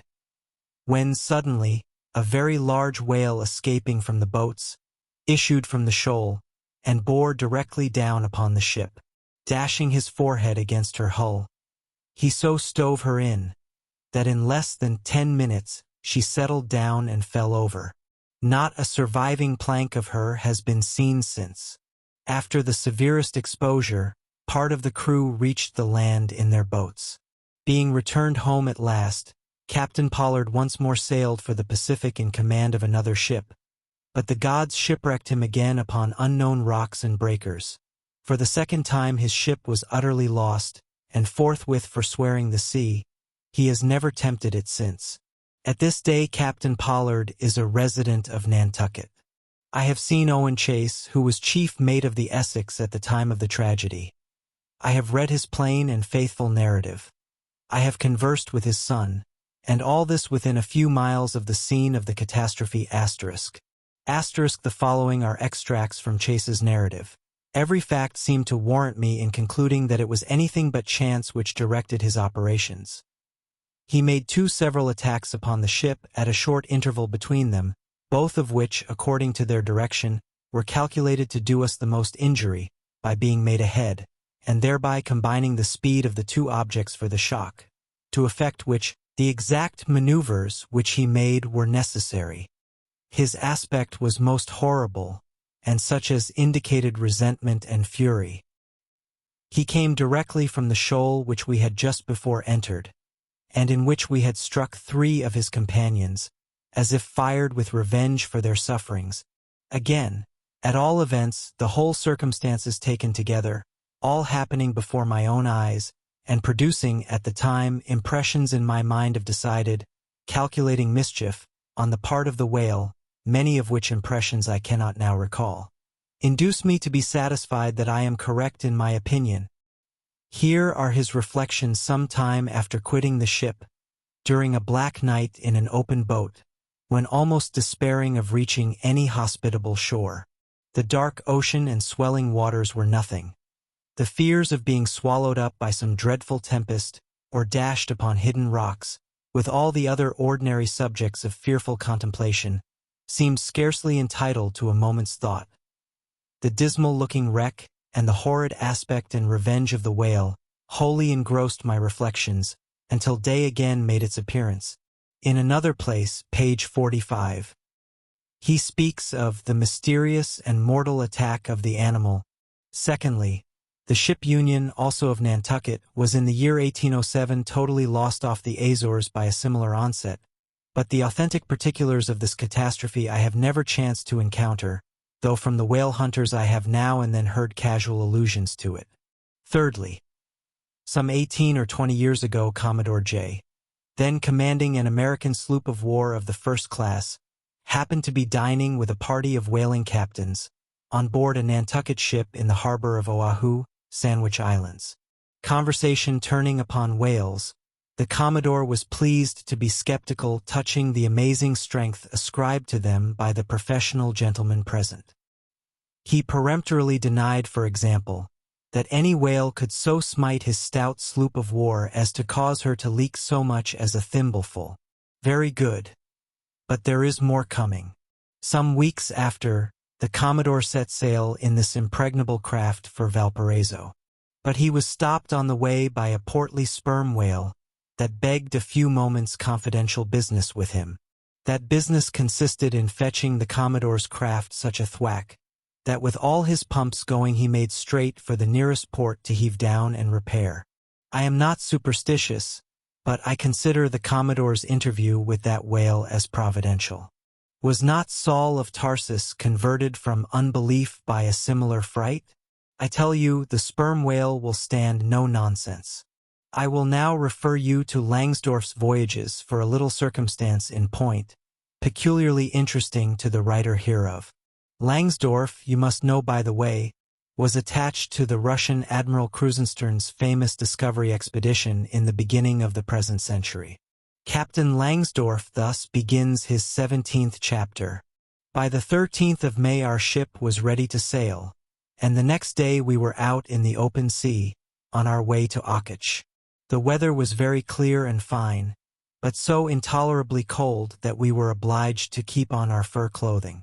For some days we had very little wind. It was not till the 19th that a brisk gale from the northwest sprang up. An uncommon large whale, the body of which was larger than the ship itself, lay almost at the surface of the water, but was not perceived by anyone on board till the moment when the ship, which was in full sail, was almost upon him, so that it was impossible to prevent its striking against him. We were thus placed in the most imminent danger, as this gigantic creature, setting up its back, raised the ship 3 feet at least out of the water. The masts reeled, and the sails fell altogether, while we who were below all sprang instantly upon the deck, concluding that we had struck upon some rock. Instead of this we saw the monster sailing off with the utmost gravity and solemnity. Captain Dwulf applied immediately to the pumps to examine whether or not the vessel had received any damage from the shock, but we found that very happily it had escaped entirely uninjured. Now, the Captain Dwulf here alluded to as commanding the ship in question is a New Englander, who, after a long life of unusual adventures as a sea captain, this day resides in the village of Dorchester near Boston. I have the honor of being a nephew of his. I have particularly questioned him concerning this passage in Langsdorff. He substantiates every word. The ship, however, was by no means a large one, a Russian craft built on the Siberian coast, and purchased by my uncle after bartering away the vessel in which he sailed from home. In that up-and-down manly book of old-fashioned adventure, so full, too, of honest wonders, The Voyage of Lionel Wafer, one of Ancient Dampier's old chums, I found a little matter set down so like that just quoted from Langsdorff, that I cannot forbear inserting it here for a corroborative example, if such be needed. Lionel, it seems, was on his way to John Ferdinando, as he calls the modern Juan Fernandez. In our way thither, he says, about 4 o'clock in the morning, when we were about 150 leagues from the main of America, our ship felt a terrible shock, which put our men in such consternation that they could hardly tell where they were or what to think. But everyone began to prepare for death. And indeed, the shock was so sudden and violent that we took it for granted the ship had struck against a rock. But when the amazement was a little over, we cast the lead, and sounded, but found no ground. Asterisk, asterisk, asterisk, asterisk, asterisk, the suddenness of the shock made the guns leap in their carriages, and several of the men were shaken out of their hammocks. Captain Davis, who lay with his head on a gun, was thrown out of his cabin. Lionel then goes on to impute the shock to an earthquake, and seems to substantiate the imputation by stating that a great earthquake, somewhere about that time, did actually do great mischief along the Spanish land. But I should not much wonder if, in the darkness of that early hour of the morning, the shock was after all caused by an unseen whale vertically bumping the hull from beneath. I might proceed with several more examples, one way or another known to me, of the great power and malice at times of the sperm whale. In more than one instance, he has been known, not only to chase the assailing boats back to their ships, but to pursue the ship itself, and long withstand all the lances hurled at him from its decks. The English ship Pusey Hall can tell a story on that head, and as for his strength, let me say that there have been examples where the lines attached to a running sperm whale have, in a calm, been transferred to the ship and secured there, the whale towing her great hull through the water as a horse walks off with a cart. Again, it is very often observed that, If the sperm whale, once struck, is allowed time to rally, he then acts, not so often with blind rage, as with willful, deliberate designs of destruction to his pursuers.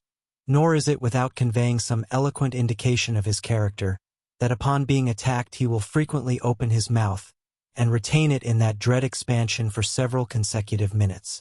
But I must be content with only one more and a concluding illustration, a remarkable and most significant one, by which you will not fail to see that not only is the most marvelous event in this book corroborated by plain facts of the present day, but that these marvels, like all marvels, are mere repetitions of the ages.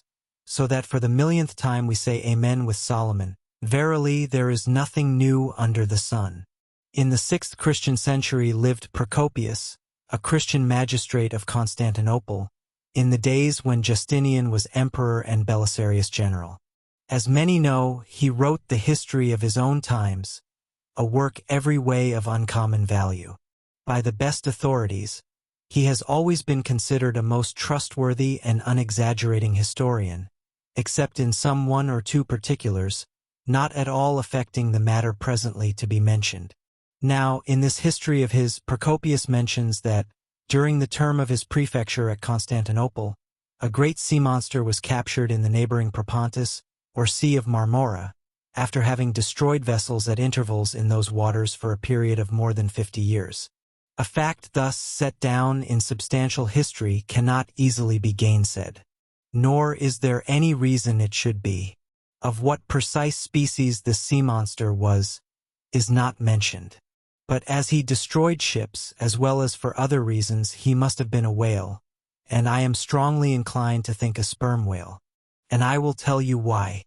For a long time I fancied that the sperm whale had been always unknown in the Mediterranean and the deep waters connecting with it. Even now I am certain that those seas are not, and perhaps never can be, in the present constitution of things, a place for his habitual gregarious resort.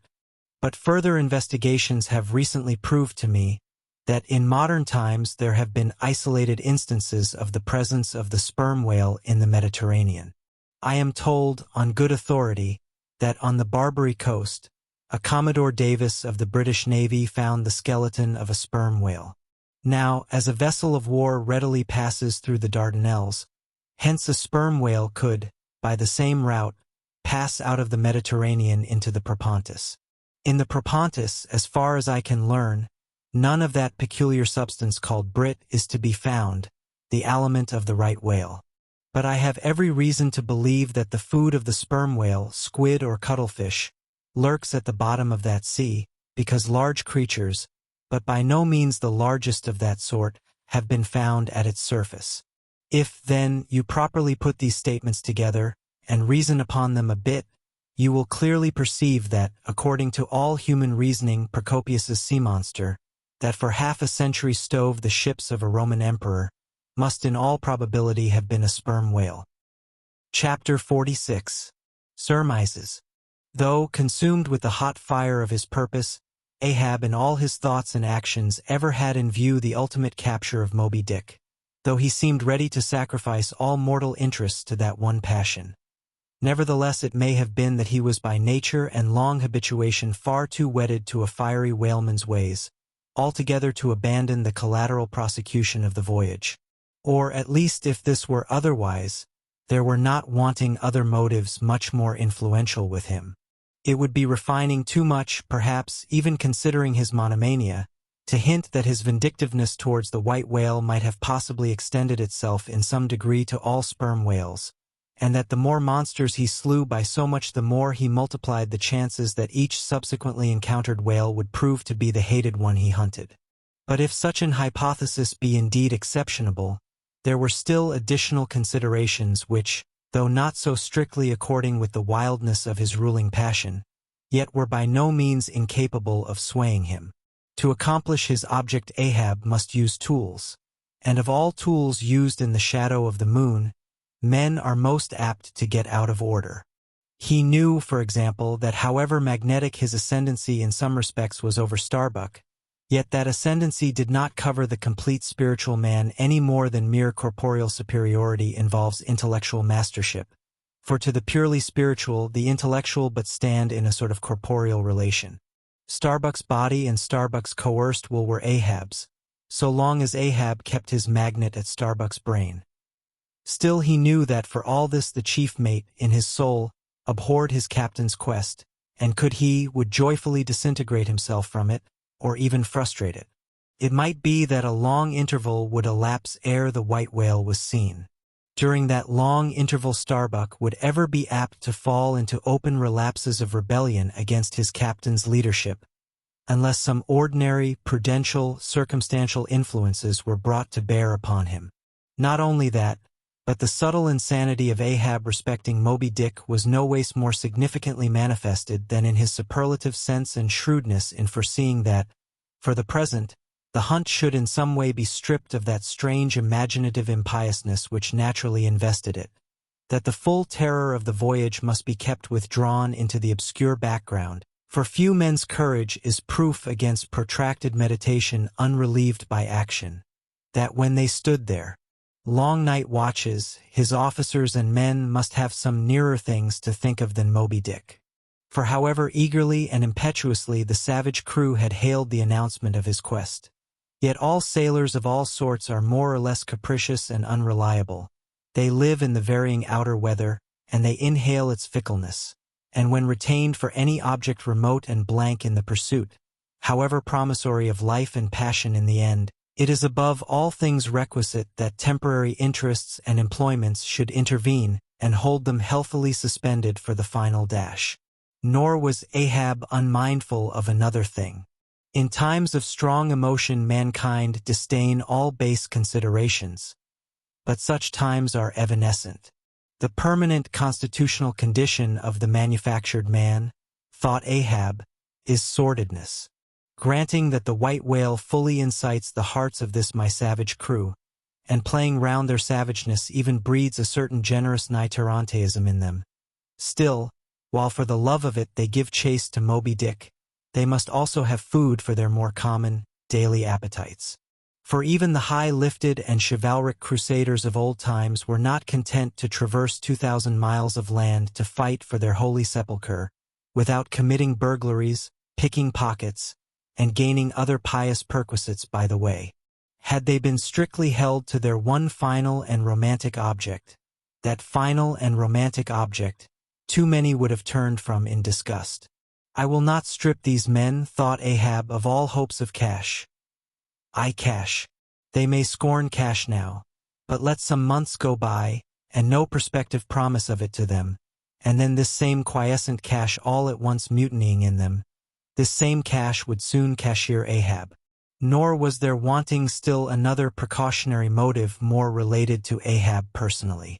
Having impulsively, it is probable, and perhaps somewhat prematurely revealed the prime but private purpose of the Pequod's voyage, Ahab was now entirely conscious that, in so doing, he had indirectly laid himself open to the unanswerable charge of usurpation, and with perfect impunity, both moral and legal, his crew, if so disposed, and to that end competent, could refuse all further obedience to him, and even violently wrest from him the command, from even the barely hinted imputation of usurpation, and the possible consequences of such a suppressed impression gaining ground. Ahab must of course have been most anxious to protect himself. That protection could only consist in his own predominating brain and heart and hand, backed by a heedful, closely calculating attention to every minute atmospheric influence which it was possible for his crew to be subjected to. For all these reasons then, and others perhaps too analytic to be verbally developed here, Ahab plainly saw that he must still in a good degree continue true to the natural, nominal purpose of the Pequod's voyage, observe all customary usages, and not only that, but force himself to evince all his well-known passionate interest in the general pursuit of his profession. Be all this as it may, his voice was now often heard hailing the three mastheads and admonishing them to keep a bright lookout, and not omit reporting even a porpoise. This vigilance was not long without reward. Chapter 47. The Mat-Maker. It was a cloudy, sultry afternoon. The seamen were lazily lounging about the decks, or vacantly gazing over into the lead-colored waters. Queequeg and I were mildly employed weaving what is called a sword mat, for an additional lashing to our boat. So still and subdued and yet somehow preluding was all the scene, and such an incantation of reverie lurked in the air, that each silent sailor seemed resolved into his own invisible self. I was the attendant or page of Queequeg, while busy at the mat. As I kept passing and repassing the filling or woof of marline between the long yarns of the warp, using my own hand for the shuttle, and as Queequeg, standing sideways, ever and anon slid his heavy oaken sword between the threads, and idly looking off upon the water, carelessly and unthinkingly drove home every yarn. I say so strange a dreaminess did there then reign all over the ship and all over the sea, only broken by the intermitting dull sound of the sword, that it seemed as if this were the loom of time, and I myself were a shuttle mechanically weaving and weaving away at the fates. There lay the fixed threads of the warp subject to but one single, ever-returning, unchanging vibration, and that vibration merely enough to admit of the crosswise interblending of other threads with its own. This warp seemed necessity. And here, thought I, with my own hand I ply my own shuttle and weave my own destiny into these unalterable threads. Meantime, Queequeg's impulsive, indifferent sword, sometimes hitting the woof slantingly or crookedly or strongly or weakly, as the case might be, and by this difference in the concluding blow producing a corresponding contrast in the final aspect of the completed fabric. This savage's sword, thought I, which thus finally shapes and fashions both warp and woof. This easy, indifferent sword must be chance. Chance, free will, and necessity, nowise incompatible, all interweavingly working together. The straight warp of necessity, not to be swerved from its ultimate course. Its every alternating vibration, indeed, only tending to that. Free will still free to ply her shuttle between given threads. And chance, though restrained in its play within the right lines of necessity, and sideways in its motions directed by free will, though thus prescribed to by both, chance by turns rules either, and has the last featuring blow at events. Thus we were weaving and weaving away when I started at a sound so strange, long-drawn, and musically wild and unearthly, that the ball of free will dropped from my hand, and I stood gazing up at the clouds whence that voice dropped like a wing. High aloft in the cross-trees was that mad gayheader, Tashtego. His body was reaching eagerly forward, his hand stretched out like a wand, and at brief sudden intervals he continued his cries. To be sure the same sound was that very moment perhaps being heard all over the seas, from hundreds of whalemen's lookouts perched as high in the air. But from few of those lungs could that accustomed old cry have derived such a marvelous cadence as from Tashtego the Indian's. As he stood hovering over you half suspended in air, so wildly and eagerly peering towards the horizon, you would have thought him some prophet or seer beholding the shadows of fate, and by those wild cries announcing their coming. There she blows. There. She blows. She blows. Where away? On the lee beam, about 2 miles off. A school of them. Instantly all was commotion. The sperm whale blows as a clock ticks, with the same undeviating and reliable uniformity. And thereby whalemen distinguish this fish from other tribes of his genus. There go flukes, was now the cry from Tashtego, and the whales disappeared. Quick, steward, cried Ahab. Time. Doughboy hurried below, glanced at the watch, and reported the exact minute to Ahab. The ship was now kept away from the wind, and she went gently rolling before it. Tashtego reporting that the whales had gone down heading to leeward, we confidently looked to see them again directly in advance of our bows. For that singular craft at times evinced by the sperm whale when, sounding with his head in one direction, he nevertheless, while concealed beneath the surface, mills round, and swiftly swims off in the opposite quarter, this deceitfulness of his could not now be in action. For there was no reason to suppose that the fish seen by Tashtego had been in any way alarmed, or indeed knew at all of our vicinity. one of the men selected for shipkeepers, that is, those not appointed to the boats, by this time relieved the Indian at the mainmast head. The sailors at the fore and mizzen had come down.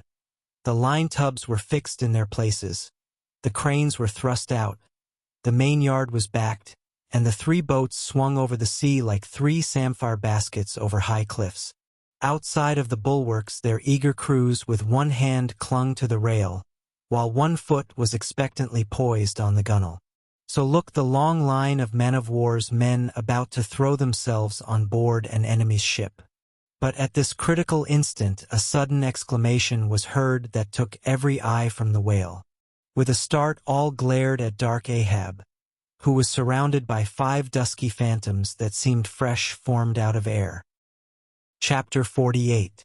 The first lowering.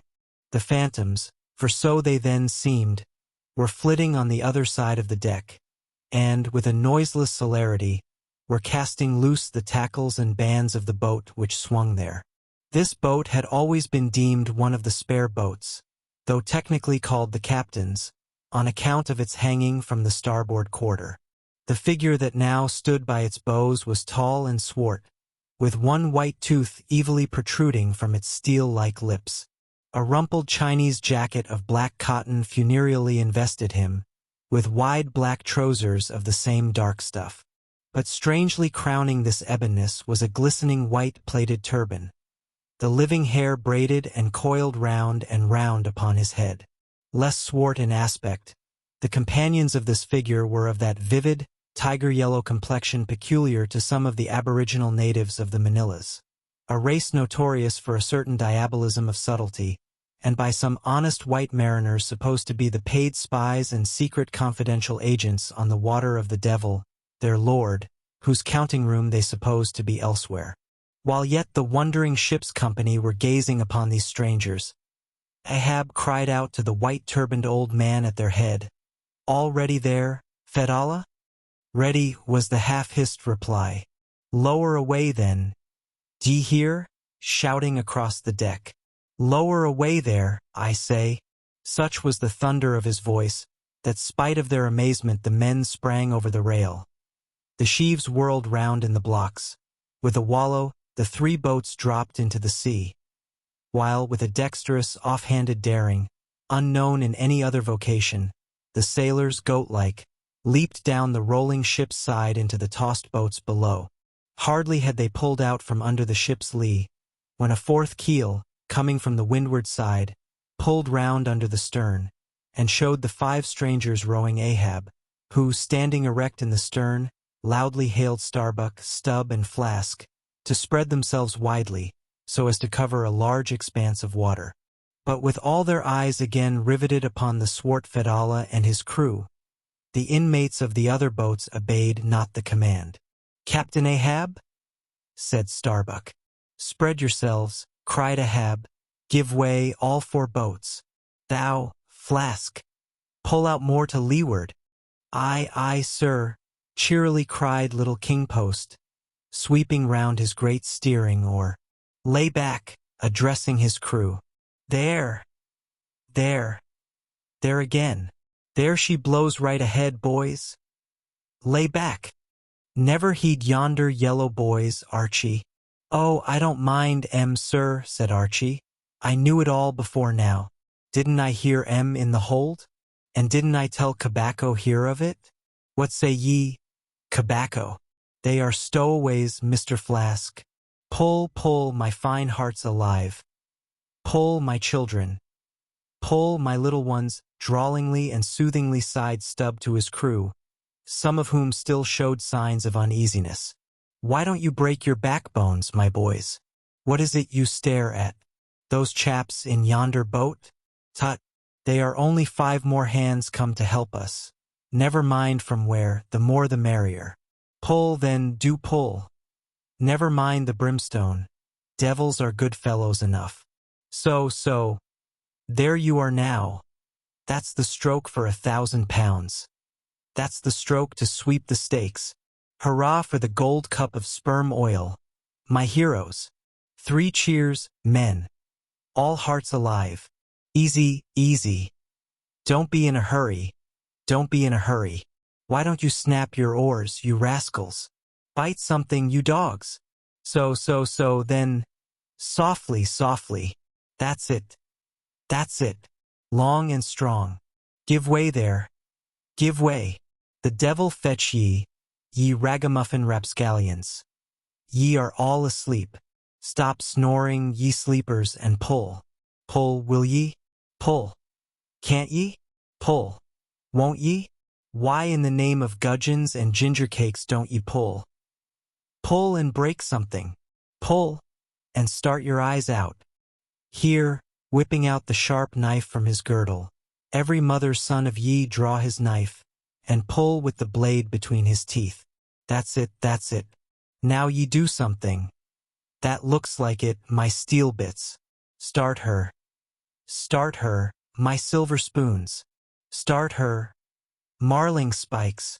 Stubbs' exordium to his crew is given here at large, because he had rather a peculiar way of talking to them in general, and especially in inculcating the religion of rowing. But you must not suppose from this specimen of his sermonizings that he ever flew into downright passions with his congregation. Not at all, and therein consisted his chief peculiarity. He would say the most terrific things to his crew, in a tone so strangely compounded of fun and fury, and the fury seemed so calculated merely as a spice to the fun, that no oarsman could hear such queer invocations without pulling for dear life, and yet pulling for the mere joke of the thing. Besides, he all the time looked so easy and indolent himself, so loungingly managed his steering oar, and so broadly gaped, open-mouthed at times, that the mere sight of such a yawning commander, by sheer force of contrast, acted like a charm upon the crew. Then again, Stubb was one of those odd sort of humorists, whose jollity is sometimes so curiously ambiguous, as to put all inferiors on their guard in the matter of obeying them. In obedience to a sign from Ahab, Starbuck was now pulling obliquely across Stubb's bow, and when for a minute or so the two boats were pretty near to each other, Stubb hailed the mate. "Mr. Starbuck, larboard boat there. Ahoy! A word with ye, sir, if ye please." "Hullo," returned Starbuck, turning round not a single inch as he spoke, still earnestly but whisperingly urging his crew, his face set like a flint from Stubb's. "What think ye of those yellow boys, sir? Smuggled on board, somehow, before the ship sailed. Strong, strong boys." In a whisper to his crew, then speaking out loud again, "A sad business, Mr. Stubb. Seethe her, my lads. But never mind, Mr. Stubb, all for the best. Let all your crew pull strong, come what will. Spring, my men, spring. There's hogsheads of sperm ahead, Mr. Stubb, and that's what ye came for. Pull, my boys. Sperm's the play. This at least is duty. Duty and profit hand in hand. I thought as much," soliloquized Stubb, when the boats diverged. "As soon as I clapped eye on 'em, I thought so. And that's what he went into the after hold for so often, as Doughboy long suspected. They were hidden down there, the white whales at the bottom of it. Well, so be it. Can't be helped. All right, give way, men. It ain't the white whale today. Give way." Now the advent of these outlandish strangers at such a critical instant as the lowering of the boats from the deck, this had not unreasonably awakened a sort of superstitious amazement in some of the ship's company. But Archie's fancied discovery having some time previous got abroad among them, though indeed not credited then, this had in some small measure prepared them for the event. It took off the extreme edge of their wonder, and so what with all this and Stubb's confident way of accounting for their appearance, they were for the time freed from superstitious surmisings, though the affair still left abundant room for all manner of wild conjectures as to dark Ahab's precise agency in the matter from the beginning. For me, I silently recalled the mysterious shadows I had seen creeping on board the Pequod during the dim Nantucket dawn, as well as the enigmatical hintings of the unaccountable Elijah. Meantime, Ahab, out of hearing of his officers, having sided the furthest to windward, was still ranging ahead of the other boats. a circumstance bespeaking how potent a crew was pulling him. Those tiger-yellow creatures of his seemed all steel and whalebone. Like 5 trip hammers they rose and fell with regular strokes of strength, which periodically started the boat along the water like a horizontal burst boiler out of a Mississippi steamer. As for Fedallah, who was seen pulling the harpooner oar, he had thrown aside his black jacket and displayed his naked chest with the whole part of his body above the gunwale, clearly cut against the alternating depressions of the watery horizon. While at the other end of the boat Ahab, with one arm, like a fencer's, thrown half backward into the air, as if to counterbalance any tendency to trip, Ahab was seen steadily managing his steering, or as in 1,000 boat lowerings ere the white whale had torn him. All at once the outstretched arm gave a peculiar motion and then remained fixed, while the boat's 5 oars were seen simultaneously peaked. Boat and crew sat motionless on the sea. Instantly the 3 spread boats in the rear paused on their way. The whales had irregularly settled bodily down into the blue, thus giving no distantly discernible token of the movement, though from his closer vicinity Ahab had observed it. "Every man look out along his oars," cried Starbuck. "Thou, Queequeg, stand up." Nimbly springing up on the triangular raised box in the bow, the savage stood erect there, and with intensely eager eyes gazed off towards the spot where the chase had last been descried. Likewise upon the extreme stern of the boat, where it was also triangularly platformed level with the gunwale, Starbuck himself was seen coolly and adroitly balancing himself to the jerking tossings of his chip of a craft, and silently eyeing the vast blue eye of the sea. Not very far distant Flask's boat was also lying breathlessly still, its commander recklessly standing upon the top of the loggerhead, a stout sort of post rooted in the keel, and rising some 2 feet above the level of the stern platform. It is used for catching turns with the whale line. Its top is not more spacious than the palm of a man's hand, and standing upon such a base as that, Flask seemed perched at the masthead of some ship which had sunk to all but her trucks. But Little Kingpost was small and short, and at the same time Little Kingpost was full of a large and tall ambition, so that this loggerhead standpoint of his did by no means satisfy Kingpost. "I can't see 3 seas off. Tip us up an or there, and let me on to that." Upon this, Daggoo, with either hand upon the gunwale to steady his way, swiftly slid aft, and then erecting himself volunteered his lofty shoulders for a pedestal. "Good a masthead as any, sir. Will you mount?" "That I will, and thank ye very much, my fine fellow. Only I wish you 50 feet taller."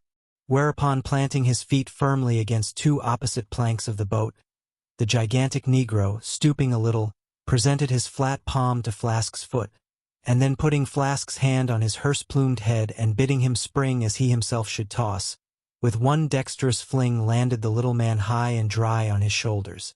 And here was Flask now standing, Daggoo with one lifted arm furnishing him with a breastband to lean against and steady himself by. At any time it is a strange sight to the tyro to see with what wondrous habitude of unconscious skill the whaleman will maintain an erect posture in his boat, even when pitched about by the most riotously perverse and cross-running seas. Still more strange to see him giddily perched upon the loggerhead itself, under such circumstances. But the sight of little Flask mounted upon gigantic Daggoo was yet more curious, for sustaining himself with a cool, indifferent, easy, unthought of barbaric majesty, the noble Negro to every roll of the sea harmoniously rolled his fine form. On his broad back, flaxen-haired Flask seemed a snowflake. The bearer looked nobler than the rider. Though truly vivacious, tumultuous, ostentatious little Flask would now and then stamp with impatience, but not one added heave did he thereby give to the Negro's lordly chest. So have I seen passion and vanity stamping the living magnanimous earth, but the earth did not alter her tides and her seasons for that. Meanwhile Stubb, the third mate, betrayed no such far-gazing solicitudes. The whales might have made one of their regular soundings, not a temporary dive from mere fright. And if that were the case, Stubb, as his wont in such cases, it seems, was resolved to solace the languishing interval with his pipe. He withdrew it from his hatband, where he always wore it aslant like a feather. He loaded it and rammed home the loading with his thumb end. But hardly had he ignited his match across the rough sandpaper of his hand, when Tashtego, his harpooner, whose eyes had been setting to windward like two fixed stars, suddenly dropped like light from his erect attitude to his seat, crying out in a quick frenzy of hurry, "Down, down all, and give way!" There they are. To a landsman, no whale nor any sign of a herring would have been visible at that moment.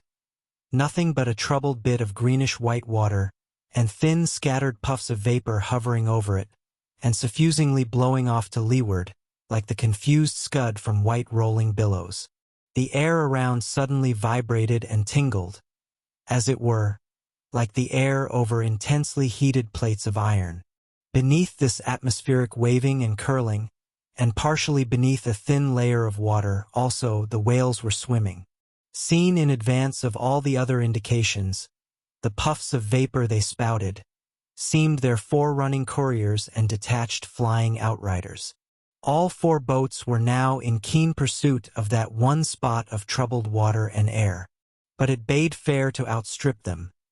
It flew on and on, as a mass of interblending bubbles borne down a rapid stream from the hills. "Pull, pull, my good boys," said Starbuck, in the lowest possible but intensest concentrated whisper to his men, while the sharp fixed glance from his eyes darted straight ahead of the bow, almost seemed as two visible needles in two unerring binnacle compasses. He did not say much to his crew, though, nor did his crew say anything to him. Only the silence of the boat was at intervals startlingly pierced by one of his peculiar whispers, now harsh with command, now soft with entreaty. How different the loud little king post! Sing out and say something, my hearties. Roar and pull, my thunderbolts. Beach me on their black backs, boys. Only do that for me, and I'll sign over to you my Martha's Vineyard plantation, boys, including wife and children, boys. Lay me on. Lay me on. Oh Lord, Lord, but I shall go stark, staring mad. See that white water. And so shouting, he pulled his hat from his head and stamped up and down on it. Then picking it up, flirted it far off upon the sea, and finally fell to rearing and plunging in the boat's stern like a crazed colt from the prairie. "Look at that chap now," philosophically drawled Stubb, who, with his unlighted short pipe, mechanically retained between his teeth at a short distance, followed after. "He's got fits, that flask has." "Fits?" "Yes, give him fits, that's the very word, pitch fits into him. Merrily, merrily, hearts alive. Pudding for supper, you know. Merry's the word. Pull, babes, pull, sucklings, pull all. But what the devil are you hurrying about? Softly, softly, and steadily, my men. Only pull and keep pulling. Nothing more. Crack all your backbones and bite your knives in two. That's all. Take it easy. Why don't ye take it easy, I say, and burst all your livers and lungs?" But what it was that inscrutable Ahab said to that tiger-yellow crew of his, these were words best omitted here. For you live under the blessed light of the evangelical land. Only the infidel sharks in the audacious seas may give ear to such words. When, with tornado brow, and eyes of red murder, and foam-glued lips, Ahab leaped after his prey. Meanwhile all the boats tore on. The repeated specific allusions of Flask to that whale, as he called the fictitious monster which he declared to be incessantly tantalizing his boat's bow with its tail. These allusions of his were at times so vivid and lifelike that they would cause some one or two of his men to snatch a fearful look over the shoulder. But this was against all rule, for the oarsmen must put out their eyes and ram a skewer through their necks, usage pronouncing that they must have no organs but ears and no limbs but arms in these critical moments. It was a sight full of quick wonder and awe, the vast swells of the omnipotent sea, the surging, hollow roar they made as they rolled along the 8 gunnels like gigantic bowls in a boundless bowling green, the brief suspended agony of the boat as it would tip for an instant on the knife-like edge of the sharper waves that almost seemed threatening to cut it in two. The sudden profound dip into the watery glens and hollows, the keen spurrings and goadings to gain the top of the opposite hill, the headlong, sled-like slide down its other side. All these, with the cries of the headsmen and harpooneers, and the shuddering gasps of the oarsmen, with the wondrous sight of the ivory Pequod bearing down upon her boats with outstretched sails, like a wild hen after her screaming brood. All this was thrilling. Not the raw recruit, marching from the bosom of his wife into the fever heat of his first battle. Not the dead man's ghost encountering the first unknown phantom in the other world. Neither of these can feel stranger and stronger emotions than that man does, who for the first time finds himself pulling into the charmed, churned circle of the hunted sperm whale. The dancing white water made by the chase was now becoming more and more visible, owing to the increasing darkness of the dun cloud shadows flung upon the sea. The jets of vapor no longer blended, but tilted everywhere to right and left. The whales seemed separating their wakes. The boats were pulled more apart, Starbuck giving chase to 3 whales running dead to leeward. Our sail was now set, and with the still rising wind we rushed along, the boat going with such madness through the water that the lee oars could scarcely be worked rapidly enough to escape being torn from the rowlocks. Soon we were running through a suffusing wide veil of mist, neither ship nor boat to be seen. "Give way, men," whispered Starbuck, drawing still further aft the sheet of his sail. "There is time to kill a fish yet before the squall comes. There's white water again. Close to spring."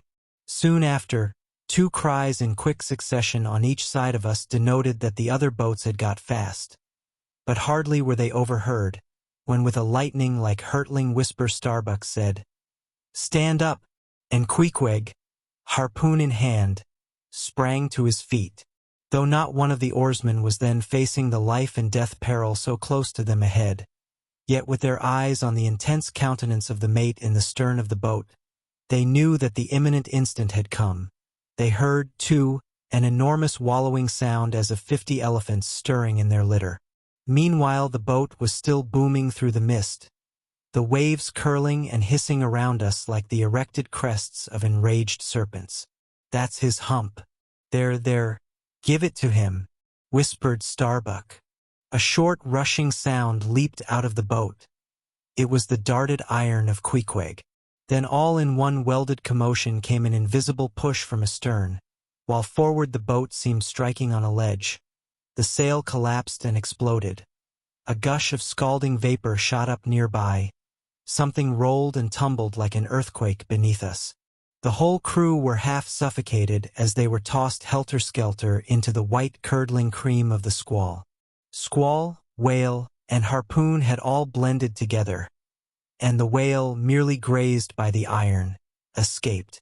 Though completely swamped, the boat was nearly unharmed. Swimming round it, we picked up the floating oars, and lashing them across the gunwale, tumbled back to our places. There we sat up to our knees in the sea, the water covering every rib and plank, so that to our downward gazing eyes the suspended craft seemed a coral boat grown up to us from the bottom of the ocean. The wind increased to a howl. The waves dashed their bucklers together. The whole squall roared, forked, and crackled around us like a white fire upon the prairie, in which, unconsumed, we were burning. Immortal in these jaws of death, in vain we hailed the other boats. As well roar to the live coals down the chimney of a flaming furnace as hail those boats in that storm. Meanwhile the driving scud, rack, and mist grew darker with the shadows of night. No sign of the ship could be seen. The rising sea forbade all attempts to bail out the boat.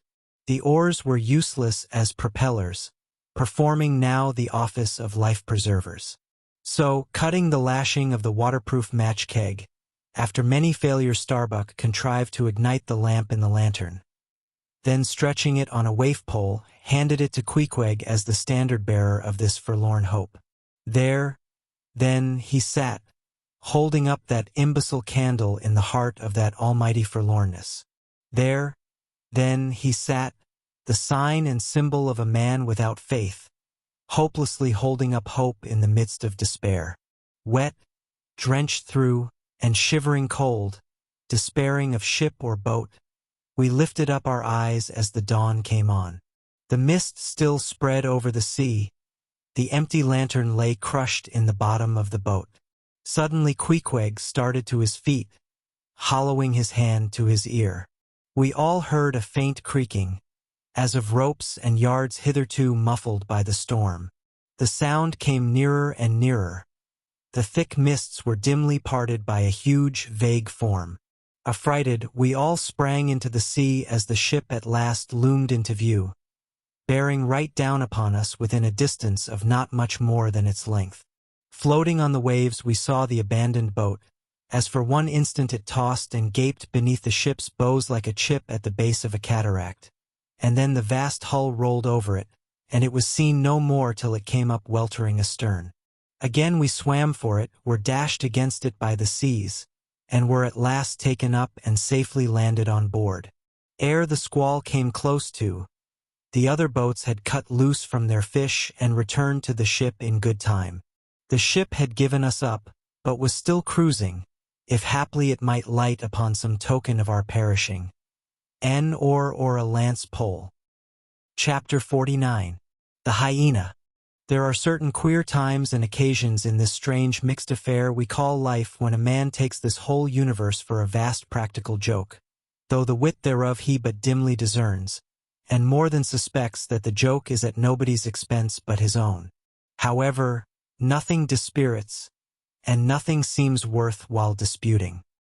He bolts down all events, all creeds and beliefs and persuasions, all hard things visible and invisible, never mind how knobby, as an ostrich of potent digestion gobbles down bullets and gun flints. And as for small difficulties and worryings, prospects of sudden disaster, peril of life and limb, all these and death itself seem to him only sly, good-natured hits, and jolly punches in the side bestowed by the unseen and unaccountable old joker. That odd sort of wayward mood I am speaking of comes over a man only in some time of extreme tribulation. It comes in the very midst of his earnestness, so that what just before might have seemed to him a thing most momentous, now seems but a part of the general joke. There is nothing like the perils of whaling to breed this free and easy sort of genial, desperado philosophy, and with it I now regarded this whole voyage of the Pequod, and the great white whale its object. Queequeg, said I, when they had dragged me, the last man, to the deck, and I was still shaking myself in my jacket to fling off the water. Queequeg, my fine friend, does this sort of thing often happen? Without much emotion, though soaked through just like me, he gave me to understand that such things did often happen. Mr. Stubb, said I, turning to that worthy, who, buttoned up in his oil jacket, was now calmly smoking his pipe in the rain. Mr. Stubb, I think I have heard you say that of all whalemen you ever met, our chief mate, Mr. Starbuck, is by far the most careful and prudent. I suppose, then, that going plump on a flying whale with your sail set in a foggy squall is the height of a whaleman's discretion. Certain. I've lowered for whales from a leaking ship in a gale off Cape Horn. Mr. Flask, said I, turning to little King Post, who was standing close by, you are experienced in these things, and I am not. Will you tell me whether it is an unalterable law in this fishery, Mr. Flask, for an oarsman to break his own back pulling himself back foremost into death's jaws? Can't you twist that smaller? Said Flask. Yes, that's the law. I should like to see a boat's crew backing water up to a whale face foremost. Ha, ha! The whale would give them squint for squint. Mind that. Here then, from 3 impartial witnesses, I had a deliberate statement of the entire case. Considering, therefore, that squalls and capsizings in the water and consequent bivouacs on the deep were matters of common occurrence in this kind of life.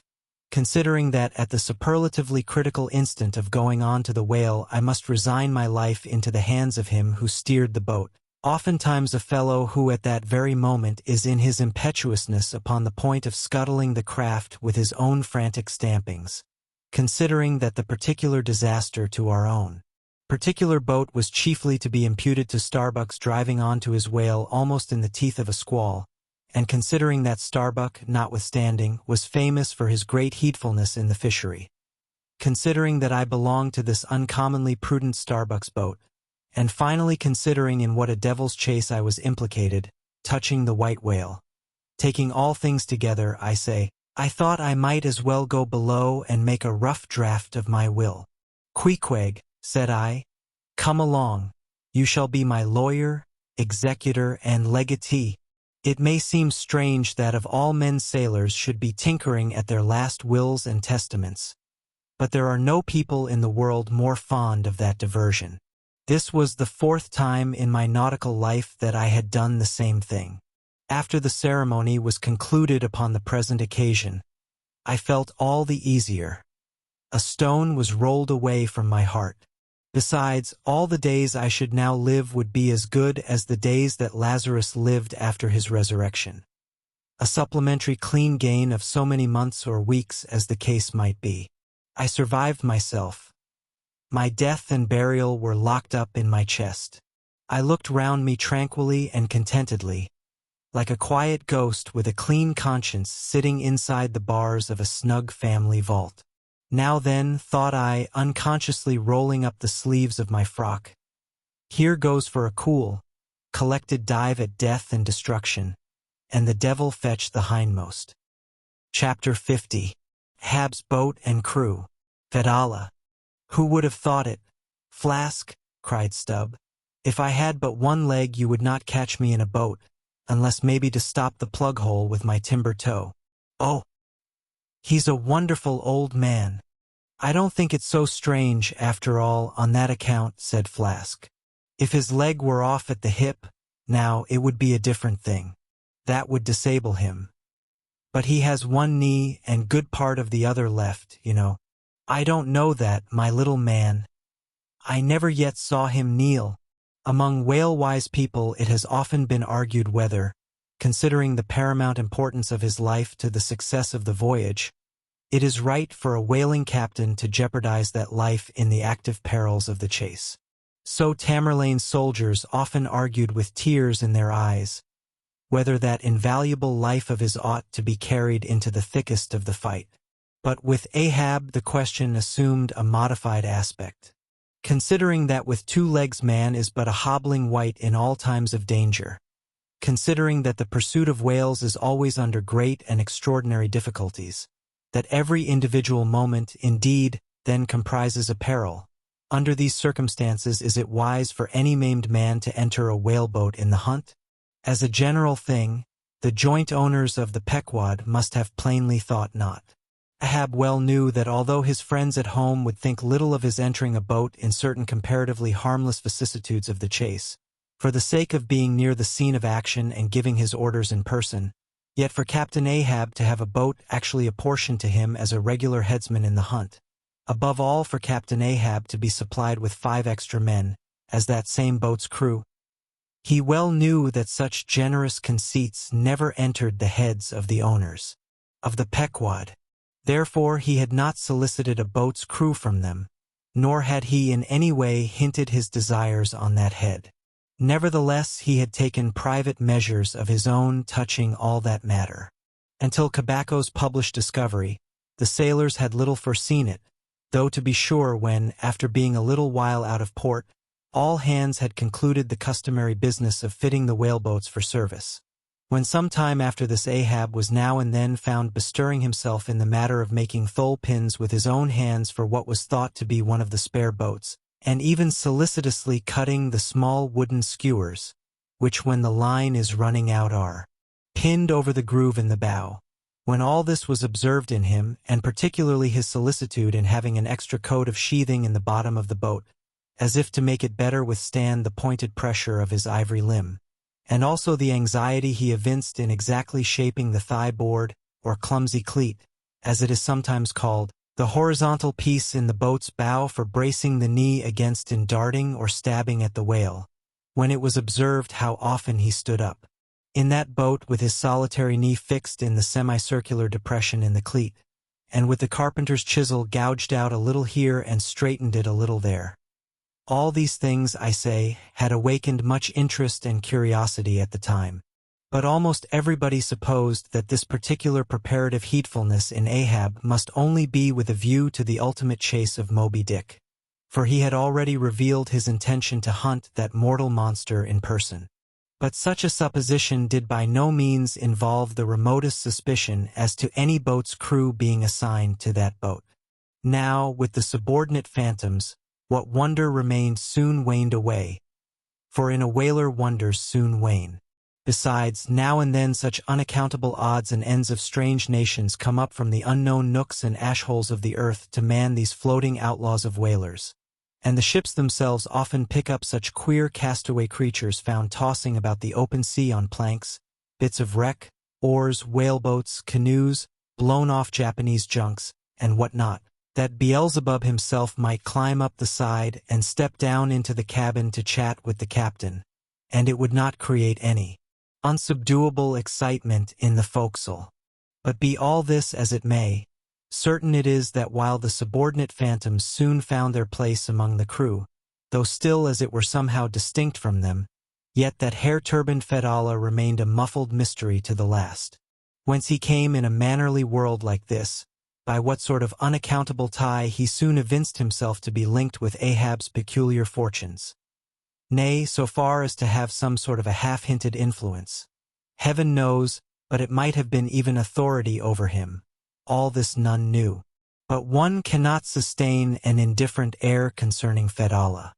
He was such a creature as civilized, domestic people in the temperate zone only see in their dreams, and that but dimly, but the like of whom now and then glide among the unchanging Asiatic communities, especially the Oriental Isles to the east of the continent, those insulated, immemorial, unalterable countries, which even in these modern days still preserve much of the ghostly aboriginalness of Earth's primal generations, when the memory of the first man was a distinct recollection, and all men his descendants, unknowing whence he came, eyed each other as real phantoms, and asked of the sun and the moon why they were created and to what end, when though, according to Genesis, the angels indeed consorted with the daughters of men, the devils also, add the uncanonical rabbins, indulged in mundane amours. Chapter 51. The Spirit Spout. Days, weeks passed, and under easy sail, the ivory Pequod had slowly swept across 4 several cruising grounds, that off the Azores, off the Cape de Verdes, on the Plate, so-called, being off the mouth of the Rio de la Plata, and the Carroll Ground, an unstaked, watery locality, southerly from St. Helena. It was while gliding through these latter waters that one serene and moonlight night, when all the waves rolled by like scrolls of silver, and, by their soft, suffusing seethings, made what seemed a silvery silence, not a solitude. On such a silent night a silvery jet was seen far in advance of the white bubbles at the bow. Lit up by the moon, it looked celestial. Seemed some plumed and glittering god uprising from the sea. Fedallah first descried this jet, for of these moonlight nights, it was his wont to mount to the mainmast head, and stand a lookout there, with the same precision as if it had been day. And yet, though herds of whales were seen by night, not one whaleman in 100 would venture a lowering for them. You may think with what emotions, then, the seaman beheld this old Oriental perched aloft at such unusual hours, his turban and the moon, companions in one sky. But when, after spending his uniform interval there for several successive nights without uttering a single sound, when, after all this silence, his unearthly voice was heard announcing that silvery, moonlit jet, every reclining mariner started to his feet as if some winged spirit had lighted in the rigging and hailed the mortal crew. There she blows. Had the trump of judgment blown, they could not have quivered more. Yet still they felt no terror, rather pleasure. For though it was a most unwonted hour, yet so impressive was the cry, and so deliriously exciting, that almost every soul on board instinctively desired a lowering. Walking the deck with quick, side-lunging strides, Ahab commanded the t'gallant sails and royals to be set, and every stun-sail spread. The best man in the ship must take the helm. Then, with every masthead manned, the piled-up craft rolled down before the wind. The strange, upheaving, lifting tendency of the taffrail breeze filling the hollows of so many sails made the buoyant, hovering deck to feel like air beneath the feet. While still she rushed along, as if two antagonistic influences were struggling in her, one to mount direct to heaven, the other to drive yawingly to some horizontal goal. And had you watched Ahab's face that night, you would have thought that in him also two different things were warring. While his one live leg made lively echoes along the deck, every stroke of his dead limb sounded like a coffin tap. On life and death this old man walked. But though the ship so swiftly sped, and though from every eye, like arrows, the eager glances shot, yet the silvery jet was no more seen that night. Every sailor swore he saw it once, but not a second time. This midnight spout had almost grown a forgotten thing, when, some days after, lo! At the same silent hour it was again announced. Again it was descried by all, but upon making sail to overtake it, once more it disappeared as if it had never been. And so it served us night after night, till no one heeded it but to wonder at it. Mysteriously jetted into the clear moonlight or starlight, as the case might be. Disappearing again for one whole day or 2 days or 3, and somehow seeming at every distinct repetition to be advancing still further and further in our van. This solitary jet seemed forever alluring us on.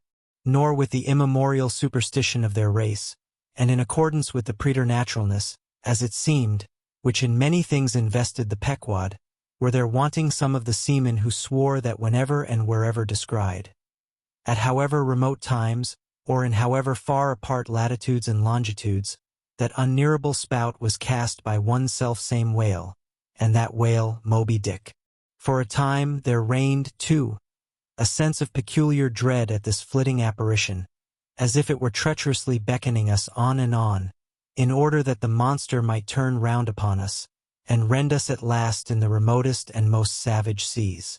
These temporary apprehensions, so vague but so awful, derived a wondrous potency from the contrasting serenity of the weather, in which, beneath all its blue blandness, some thought there lurked a devilish charm, as for days and days we voyaged along, through seas so wearily, lonesomely mild, that all space, in repugnance to our vengeful errand, seemed vacating itself of life before our urn-like prow. But, at last, when turning to the eastward, the Cape winds began howling around us, and we rose and fell upon the long, troubled seas that are there. When the ivory-tusked Pequod sharply bowed to the blast, and gored the dark waves in her madness, till, like showers of silver chips, the foam flakes flew over her bulwarks. Then all this desolate vacuity of life went away, but gave place to sights more dismal than before. Close to our bows, strange forms in the water darted hither and thither before us, while thick in our rear flew the inscrutable sea ravens. And every morning, perched on our stays, rows of these birds were seen, and spite of our hootings, for a long time obstinately clung to the hemp, as though they deemed our ship some drifting, uninhabited craft, a thing appointed to desolation, and therefore fit roosting place for their homeless selves. And heaved, still unrestingly heaved the black sea, as if its vast tides were a conscience, and the great mundane soul were in anguish and remorse for the long sin and suffering it had bred. Cape of Good Hope, do they call ye? Rather Cape Tormentoso, as called of yore. For long allured by the perfidious silences that before had attended us, we found ourselves launched into this tormented sea, where guilty beings transformed into those fowls and these fish, seemed condemned to swim on everlastingly without any haven in store, or beat that black air without any horizon. But calm, snow-white and unvarying, still directing its fountain of feathers to the sky, still beckoning us on from before, the solitary jet would at times be descried. During all this blackness of the elements Ahab, though assuming for the time the almost continual command of the drenched and dangerous deck, manifested the gloomiest reserve, and more seldom than ever addressed his mates. In tempestuous times like these, after everything above and aloft has been secured, nothing more can be done but passively to await the issue of the gale. Then captain and crew become practical fatalists. So, with his ivory leg inserted into its accustomed hole, and with one hand firmly grasping a shroud, Ahab for hours and hours would stand gazing dead to windward, while an occasional squall of sleet or snow would all but congeal his very eyelashes together. Meantime, the crew, driven from the forward part of the ship by the perilous seas that burstingly broke over its bows, stood in a line along the bulwarks in the waist, and the better to guard against the leaping waves, each man had slipped himself into a sort of bowline secured to the rail, in which he swung as in a loosened belt. Few or no words were spoken, and the silent ship, as if manned by painted sailors in wax, day after day tore on through all the swift madness and gladness of the demoniac waves. By night the same muteness of humanity before the shrieks of the ocean prevailed. Still in silence the men swung in the bowlines. Still wordless Ahab stood up to the blast. Even when wearied nature seemed demanding repose, he would not seek that repose in his hammock. Never could Starbuck forget the old man's aspect, when one night going down into the cabin to mark how the barometer stood, he saw him with closed eyes sitting straight in his floor-screwed chair. The rain and half-melted sleet of the storm from which he had some time before emerged, still slowly dripping from the unremoved hat and coat. On the table beside him lay unrolled one of those charts of tides and currents which have previously been spoken of. His lantern swung from his tightly clenched hand. Though the body was erect, the head was thrown back so that the closed eyes were pointed towards the needle of the telltale that swung from a beam in the ceiling asterisk. Asterisk, the cabin compass, is called the telltale, because without going to the compass at the helm, the captain, while below, can inform himself of the course of the ship. Terrible old man, thought Starbuck with a shudder, sleeping in this gale, still thou steadfastly eyest thy purpose. Chapter 52. The Albatross. Southeastward from the Cape, off the distant Crozets, a good cruising ground for right whalemen, a sail loomed ahead, the Goney Albatross by name. As she slowly drew nigh, from my lofty perch at the foremast-head, I had a good view of that sight so remarkable to a tyro in the far ocean fisheries, a whaler at sea and long absent from home. As if the waves had been fullers, this craft was bleached like the skeleton of a stranded walrus. All down her sides, this spectral appearance was traced with long channels of reddened rust, while all her spars and her rigging were like the thick branches of trees furred over with hoarfrost. Only her lower sails were set. A wild sight it was to see her long-bearded lookouts at those three mastheads. They seemed clad in the skins of beasts, so torn and bepatched the raiment that had survived nearly 4 years of cruising. Standing in iron hoops nailed to the mast, they swayed and swung over a fathomless sea.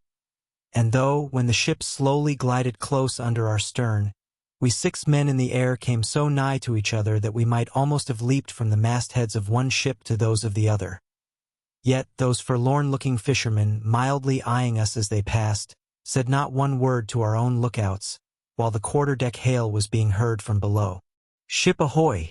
Have ye seen the white whale?" But as the strange captain, leaning over the pallid bulwarks, was in the act of putting his trumpet to his mouth, it somehow fell from his hand into the sea, and the wind now rising amain, he in vain strove to make himself heard without it. Meantime his ship was still increasing the distance between. While in various silent ways the seamen of the Pequod were evincing their observance of this ominous incident at the first mere mention of the white whale's name to another ship, Ahab for a moment paused. It almost seemed as though he would have lowered a boat to board the stranger, had not the threatening wind forbade. But taking advantage of his windward position, he again seized his trumpet, and knowing by her aspect that the stranger vessel was a Nantucketer and shortly bound home, he loudly hailed, "Ahoy there! This is the Pequod, bound round the world. Tell them to address all future letters to the Pacific Ocean. And this time 3 years. If I am not at home, tell them to address them to. At that moment the two wakes were fairly crossed, and instantly, then, in accordance with their singular ways, shoals of small harmless fish, that for some days before had been placidly swimming by our side, darted away with what seemed shuddering fins, and ranged themselves fore and aft with the stranger's flanks. Though in the course of his continual voyagings Ahab must often before have noticed a similar sight, yet to any monomaniac man, the various trifles capriciously carry meanings. "Swim away from me, do ye?" murmured Ahab, gazing over into the water. There seemed but little in the words, but the tone conveyed more of deep helpless sadness than the insane old man had ever before evinced. But turning to the steersman, who thus far had been holding the ship in the wind to diminish her headway, he cried out in his old lion voice, "Up helm! Keep her off round the world! Round the world!" There is much in that sound to inspire proud feelings. But whereto does all that circumnavigation conduct? Only through numberless perils to the very point whence we started, where those that we left behind secure were all the time before us. Were this world an endless plain, and by sailing eastward we could forever reach new distances, and discover sights more sweet and strange than any Cyclades or islands of King Solomon, then there were promise in the voyage. But in pursuit of those far mysteries we dream of, or in tormented chase of that demon phantom that, some time or other, swims before all human hearts, while chasing such over this round globe, they either lead us on in barren mazes or midway leave us whelmed. Chapter 53. The Gam. The ostensible reason why Ahab did not go on board of the whaler we had spoken was this: the wind and sea betokened storms. But even had this not been the case, he would not after all, perhaps, have boarded her. Judging by his subsequent conduct on similar occasions, if so it had been that, by the process of hailing, he had obtained a negative answer to the question he put. For, as it eventually turned out, he cared not to consort, even for 5 minutes, with any stranger captain, except he could contribute some of that information he so absorbingly sought. But all this might remain inadequately estimated, were not something said here of the peculiar usages of whaling vessels when meeting each other in foreign seas, and especially on a common cruising ground. If two strangers crossing the Pine Barrens in New York State, or the equally desolate Salisbury Plain in England, if casually encountering each other in such inhospitable wilds, these twain, for the life of them, cannot well avoid a mutual salutation, and stopping for a moment to interchange the news, and perhaps sitting down for a while and resting in concert, then how much more natural that upon the illimitable Pine Barrens and Salisbury Plains of the sea, two whaling vessels descrying each other at the ends of the earth, off lone Fanning's Island, or the far-away King's Mills. How much more natural, I say, that under such circumstances these ships should not only interchange hails, but come into still closer, more friendly and sociable contact. And especially would this seem to be a matter of course, in the case of vessels owned in one seaport, and whose captains, officers, and not a few of the men are personally known to each other, and consequently have all sorts of dear domestic things to talk about. For the long-absent ship, the outward bounder, perhaps, has letters on board. At any rate, she will be sure to let her have some papers of a date a year or two later than the last one on her blurred and thumb-worn files. And in return for that courtesy, the outward-bound ship would receive the latest whaling intelligence from the cruising ground to which she may be destined, a thing of the utmost importance to her. And in degree, all this will hold true concerning whaling vessels crossing each other's track on the cruising ground itself, even though they are equally long absent from home. For one of them may have received a transfer of letters from some third, and now far remote vessel, and some of those letters may be for the people of the ship she now meets. Besides, they would exchange the whaling news and have an agreeable chat. For not only would they meet with all the sympathies of sailors, but likewise with all the peculiar congenialities arising from a common pursuit and mutually shared privations and perils. Nor would difference of country make any very essential difference. That is, so long as both parties speak one language, as is the case with Americans and English. Though, to be sure, from the small number of English whalers, such meetings do not very often occur, and when they do occur there is too apt to be a sort of shyness between them. For your Englishman is rather reserved, and your Yankee, he does not fancy that sort of thing in anybody but himself. Besides, the English whalers sometimes affect a kind of metropolitan superiority over the American whalers, regarding the long, lean Nantucketer with his nondescript provincialisms as a sort of sea peasant. But where this superiority in the English whalemen does really consist, it would be hard to say, seeing that the Yankees in one day collectively kill more whales than all the English collectively in 10 years. But this is a harmless little foible in the English whale hunters, which the Nantucketer does not take much to heart. Probably because he knows that he has a few foibles himself.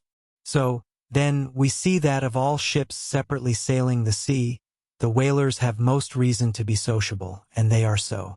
Whereas, some merchant ships crossing each other's wake in the mid-Atlantic will oftentimes pass on without so much as a single word of recognition, mutually cutting each other on the high seas, like a brace of dandies in Broadway, and all the time indulging, perhaps, in finical criticism upon each other's rig. As for men of war, when they chance to meet at sea, they first go through such a string of silly bowings and scrapings, such a ducking of ensigns, that there does not seem to be much right-down hearty goodwill and brotherly love about it at all. As touching slave ships meeting, why, they are in such a prodigious hurry, they run away from each other as soon as possible. And as for pirates, when they chance to cross each other's crossbones, the first hail is, "How many skulls?"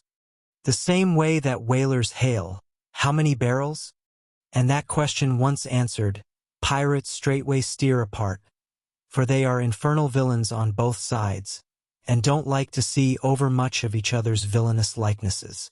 But look at the godly, honest, unostentatious, hospitable, sociable, free and easy whaler. What does the whaler do when she meets another whaler in any sort of decent weather? She has a gam, a thing so utterly unknown to all other ships that they never heard of the name even, and if by chance they should hear of it, they only grin at it and repeat gamesome stuff about spooters and blubber boilers and such like pretty exclamations. Why it is that all merchant seamen, and also all pirates and man-of-war's men, and slave-ship sailors, cherish such a scornful feeling towards whale ships. This is a question it would be hard to answer. Because, in the case of pirates, say, I should like to know whether that profession of theirs has any peculiar glory about it.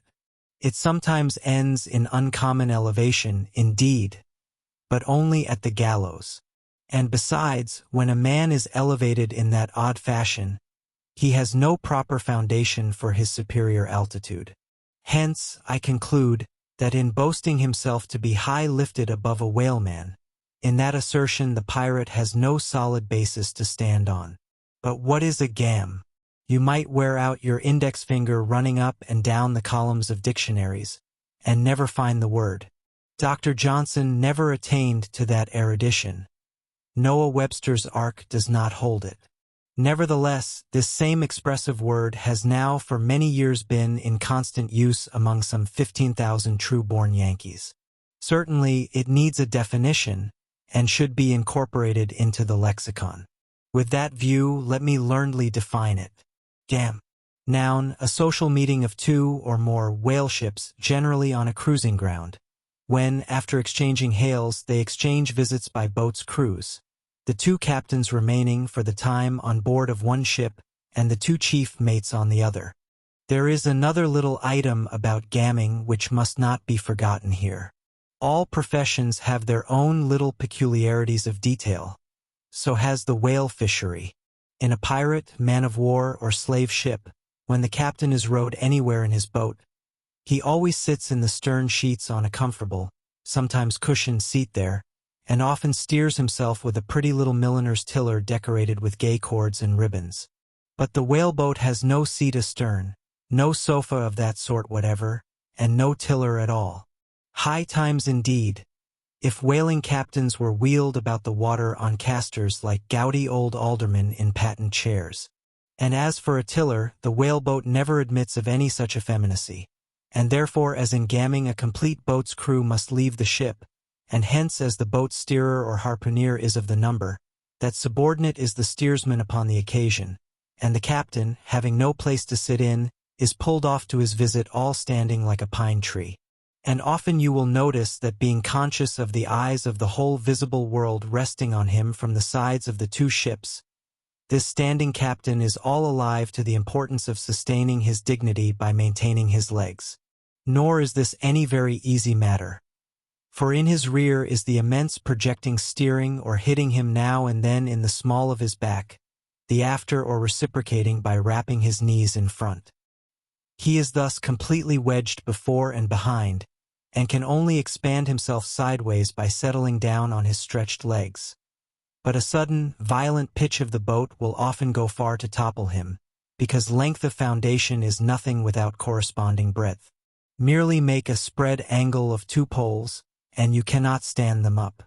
Then, again, it would never do in plain sight of the world's riveted eyes, it would never do, I say, for this straddling captain to be seen steadying himself the slightest particle by catching hold of anything with his hands. Indeed, as token of his entire buoyant self-command, he generally carries his hands in his trousers pockets. But perhaps being generally very large, heavy hands, he carries them there for ballast. Nevertheless, there have occurred instances, well authenticated ones too, where the captain has been known for an uncommonly critical moment or two, in a sudden squall say, to seize hold of the nearest oarsman's hair, and hold on there like grim death. Chapter 54. The Town Ho's Story.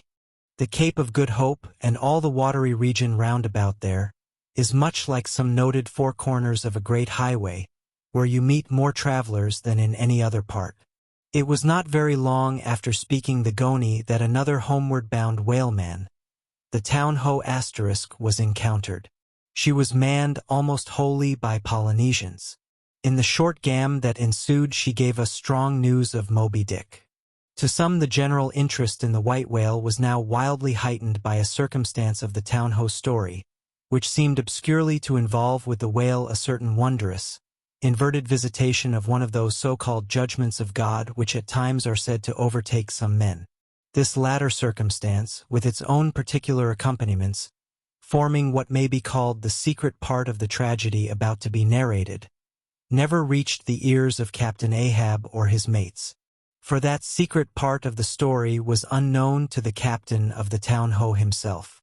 It was the private property of 3 Confederate white seamen of that ship, one of whom, it seems, communicated it to Tashtego with Romish injunctions of secrecy.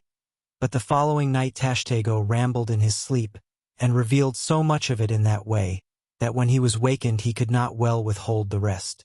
Nevertheless, so potent an influence did this thing have on those seamen in the Pequod who came to the full knowledge of it, and by such a strange delicacy, to call it so, were they governed in this matter, that they kept the secret among themselves so that it never transpired abaft the Pequod's mainmast. Interweaving in its proper place this darker thread with the story as publicly narrated on the ship, the whole of this strange affair I now proceed to put on lasting record. The ancient whale cry upon first sighting a whale from the masthead, still used by whalemen in hunting the famous Galapagos terrapin. For my humor's sake, I shall preserve the style in which I once narrated it at Lima, to a lounging circle of my Spanish friends, one Saint's Eve, smoking upon the thick gilt tiled piazza of the Golden Inn. Of those fine cavaliers, the young Dons, Pedro and Sebastian, were on the closer terms with me, and hence the interluding questions they occasionally put, and which are duly answered at the time. Some 2 years prior to my first learning the events which I am about rehearsing to you, gentlemen, the Town Ho, sperm whaler of Nantucket, was cruising in your Pacific here, not very many days' sail eastward from the eaves of this good Golden Inn. She was somewhere to the northward of the line. One morning upon handling the pumps, according to daily usage, It was observed that she made more water in her hold than common. They supposed a swordfish had stabbed her, gentlemen. But the captain, having some unusual reason for believing that rare good luck awaited him in those latitudes, and therefore being very averse to quit them, and the leak not being then considered at all dangerous, though, indeed, they could not find it after searching the hold as low down as was possible in rather heavy weather, the ship still continued her cruisings, the mariners working at the pumps at wide and easy intervals. But no good luck came. More days went by, and not only was the leak yet undiscovered, but it sensibly increased. So much so, that now taking some alarm, the captain, making all sail, stood away for the nearest harbor among the islands, there to have his hull hove out and repaired. Though no small passage was before her, yet, if the commonest chance favored, he did not at all fear that his ship would founder by the way, because his pumps were of the best, and being periodically relieved at them, those 36 men of his could easily keep the ship free, never mind if the leak should double on her. In truth, well nigh the whole of this passage being attended by very prosperous breezes, the town-ho had all but certainly arrived in perfect safety at her port without the occurrence of the least fatality. Had it not been for the brutal overbearing of Radney, the mate, a vineyarder, and the bitterly provoked vengeance of Steelkilt, a lakeman and desperado from Buffalo. Lakeman! Buffalo! Pray, what is a lakeman, and where is Buffalo? Said Don Sebastian, rising in his swinging mat of grass. On the eastern shore of our Lake Erie, Don. But, I crave your courtesy, may be you shall soon hear further of all that. Now, gentlemen, in square-sail brigs and three-masted ships, well nigh as large and stout as any that ever sailed out of your old Callao to far Manila. This lakeman, in the landlocked heart of our America, had yet been nurtured by all those agrarian freebooting impressions popularly connected with the open ocean.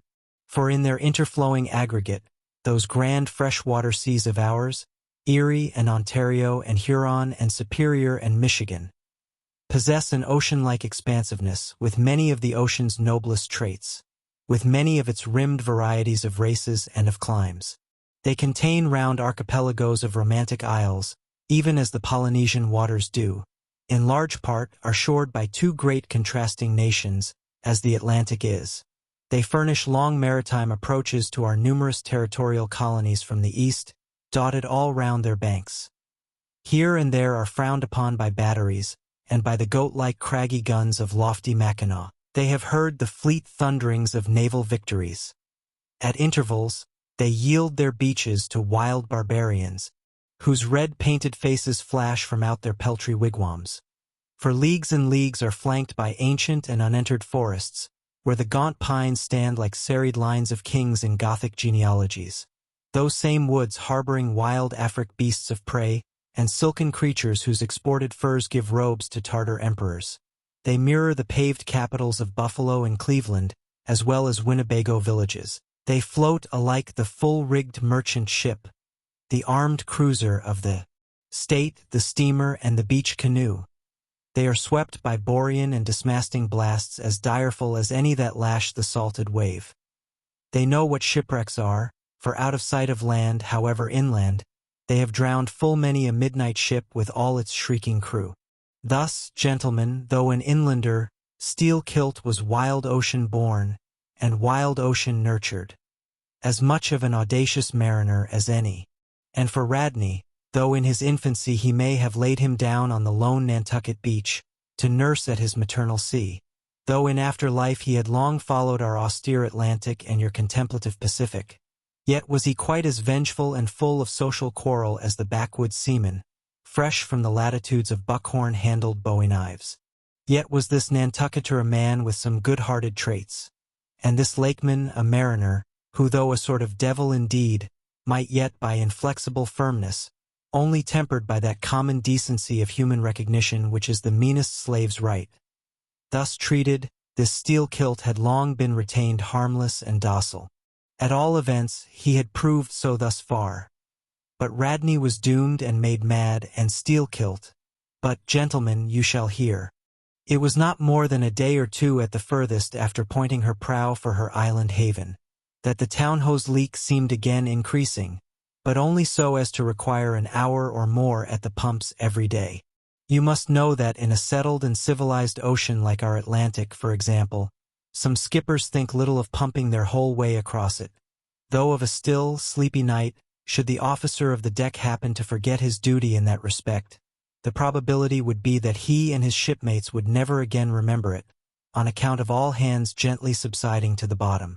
Nor in the solitary and savage seas far from you to the westward, gentlemen, is it altogether unusual for ships to keep clanging at their pump handles in full chorus even for a voyage of considerable length. That is, if it lie along a tolerably accessible coast, or if any other reasonable retreat is afforded them. It is only when a leaky vessel is in some very out-of-the-way part of those waters, some really landless latitude, that her captain begins to feel a little anxious. Much this way had it been with the town hoe. So when her leak was found gaining once more, there was in truth some small concern manifested by several of her company, especially by Radney the mate. He commanded the upper sails to be well hoisted, sheeted home anew, and every way expanded to the breeze. Now this Radney, I suppose, was as little of a coward, and as little inclined to any sort of nervous apprehensiveness touching his own person as any fearless, unthinking creature on land or on sea that you can conveniently imagine, gentlemen. Therefore, when he betrayed this solicitude about the safety of the ship, some of the seamen declared that it was only on account of his being a part owner in her. So when they were working that evening at the pumps, there was on this head no small gamesomeness slyly going on among them, as they stood with their feet continually overflowed by the rippling clear water. Clear as any mountain spring, gentlemen, that bubbling from the pumps ran across the deck, and poured itself out in steady spouts at the lee scupper holes. Now, as you well know, it is not seldom the case in this conventional world of ours, watery or otherwise, that when a person placed in command over his fellow men finds one of them to be very significantly his superior in general pride of manhood, straightway against that man he conceives an unconquerable dislike and bitterness, and if he have a chance he will pull down and pulverize that subaltern's tower, and make a little heap of dust of it. Be this conceit of mine as it may, gentlemen, at all events Steelkilt was a tall and noble animal with a head like a Roman, and a flowing golden beard like the tasseled housings of your last viceroy's snorting charger, and a brain and a heart and a soul in him, gentlemen, which had made Steelkilt Charlemagne, had he been born son to Charlemagne's father. But Radney, the mate, was ugly as a mule, yet as hardy, as stubborn, as malicious. He did not love Steelkilt, and Steelkilt knew it. Being the mate drawing near as he was toiling at the pump with the rest, the lakeman affected not to notice him, but unawed, went on with his gay banterings. Aye, my merry lads, it's a lively leak this. Hold a cannikin, one of ye, and let's have a taste. By the Lord, it's worth bottling. I tell ye what, men, old Rad's investment must go for it. He had best cut away his part of the hull and tow it home. The fact is, boys, that swordfish only began the job. He's come back again with a gang of ship carpenters, sawfish and filefish and what not, and the whole posse of 'em are now hard at work cutting and slashing at the bottom, making improvements, I suppose. If old Rad were here now, I'd tell him to jump overboard and scatter 'em. They're playing the devil with his estate, I can tell him. But he's a simple old soul, Rad, and a beauty too. Boys, they say the rest of his property is invested in looking-glasses. I wonder if he'd give a poor devil like me the model of his nose. Damn your eyes! What's that pump stopping for? Roared Radney, pretending not to have heard the sailors talk. Thunder away at it. Aye, sir, said Steelkilt, merry as a cricket. Lively, boys, lively now. And with that the pump clanged like 50 fire engines. The men tossed their hats off to it, and ere long that peculiar gasping of the lungs was heard which denotes the fullest tension of life's utmost energies. Quitting the pump at last, with the rest of his band, the lakeman went forward all panting, and sat himself down on the windlass. His face fiery red, his eyes bloodshot, and wiping the profuse sweat from his brow. Now what cozening fiend it was, gentlemen, that possessed Radney to meddle with such a man in that corporeally exasperated state, I know not, but so it happened.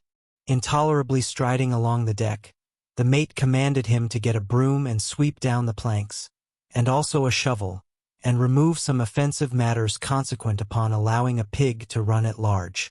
Now, gentlemen, sweeping a ship's deck at sea is a piece of household work which in all times but raging gales is regularly attended to every evening. It has been known to be done in the case of ships actually foundering at the time. Such, gentlemen, is the inflexibility of sea usages and the instinctive love of neatness in seamen, some of whom would not willingly drown without first washing their faces. But in all vessels this broom business is the prescriptive province of the boys, if boys there be aboard.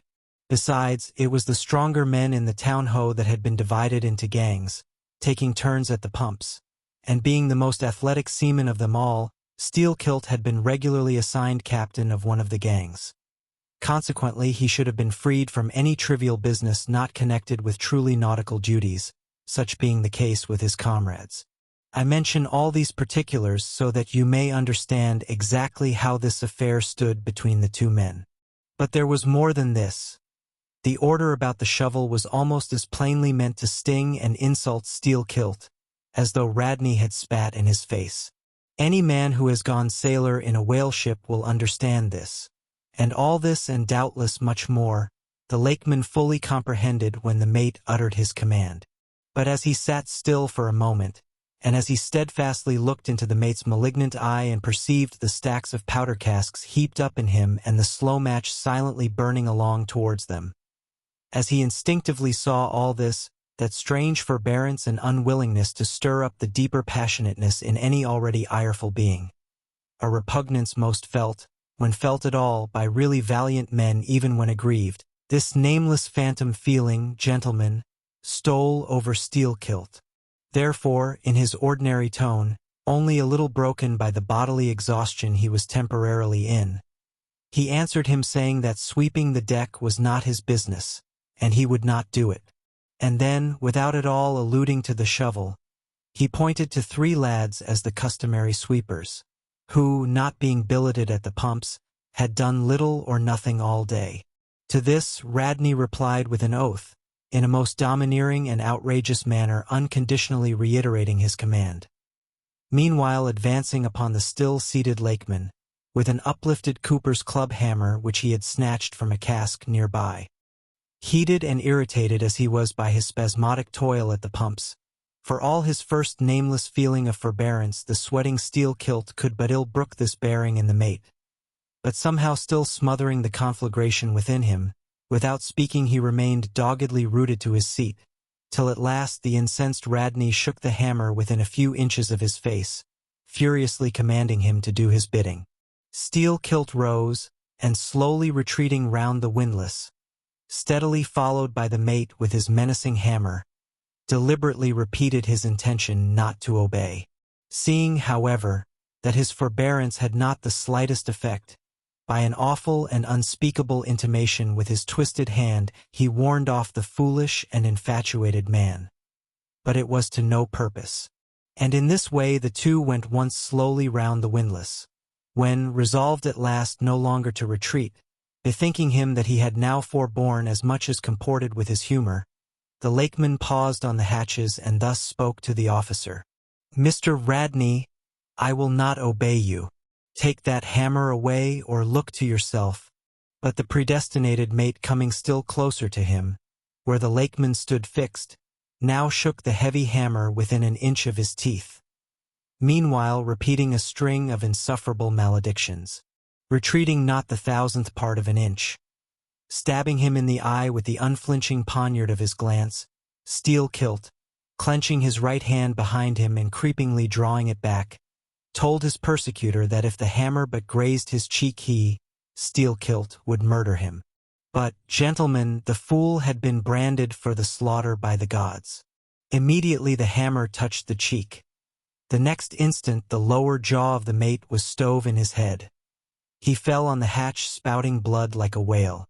Ere the cry could go aft, Steelkilt was shaking one of the backstays leading far aloft to where two of his comrades were standing their mastheads. They were both canalers. "Canalers!" cried Don Pedro. "We have seen many whale ships in our harbors, but never heard of your canalers." "Pardon. Who and what are they?"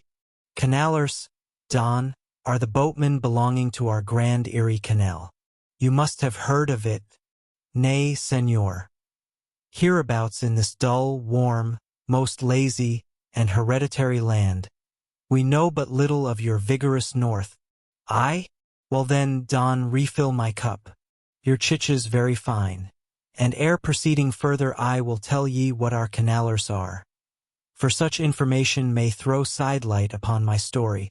For 360 miles, gentlemen, through the entire breadth of the state of New York, through numerous populous cities and most thriving villages, through long, dismal, uninhabited swamps and affluent, cultivated fields, unrivaled for fertility, by billiard room and bar room, through the holy of holies of great forests, on Roman arches over Indian rivers, through sun and shade, by happy hearts or broken, through all the wide contrasting scenery of those noble Mohawk counties, and especially by rows of snow-white chapels, whose spires stand almost like milestones, flows one continual stream of Venetianly corrupt and often lawless life.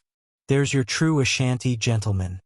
There howl your pagans, where you ever find them next door to you, under the long-flung shadow and the snug patronizing lee of churches.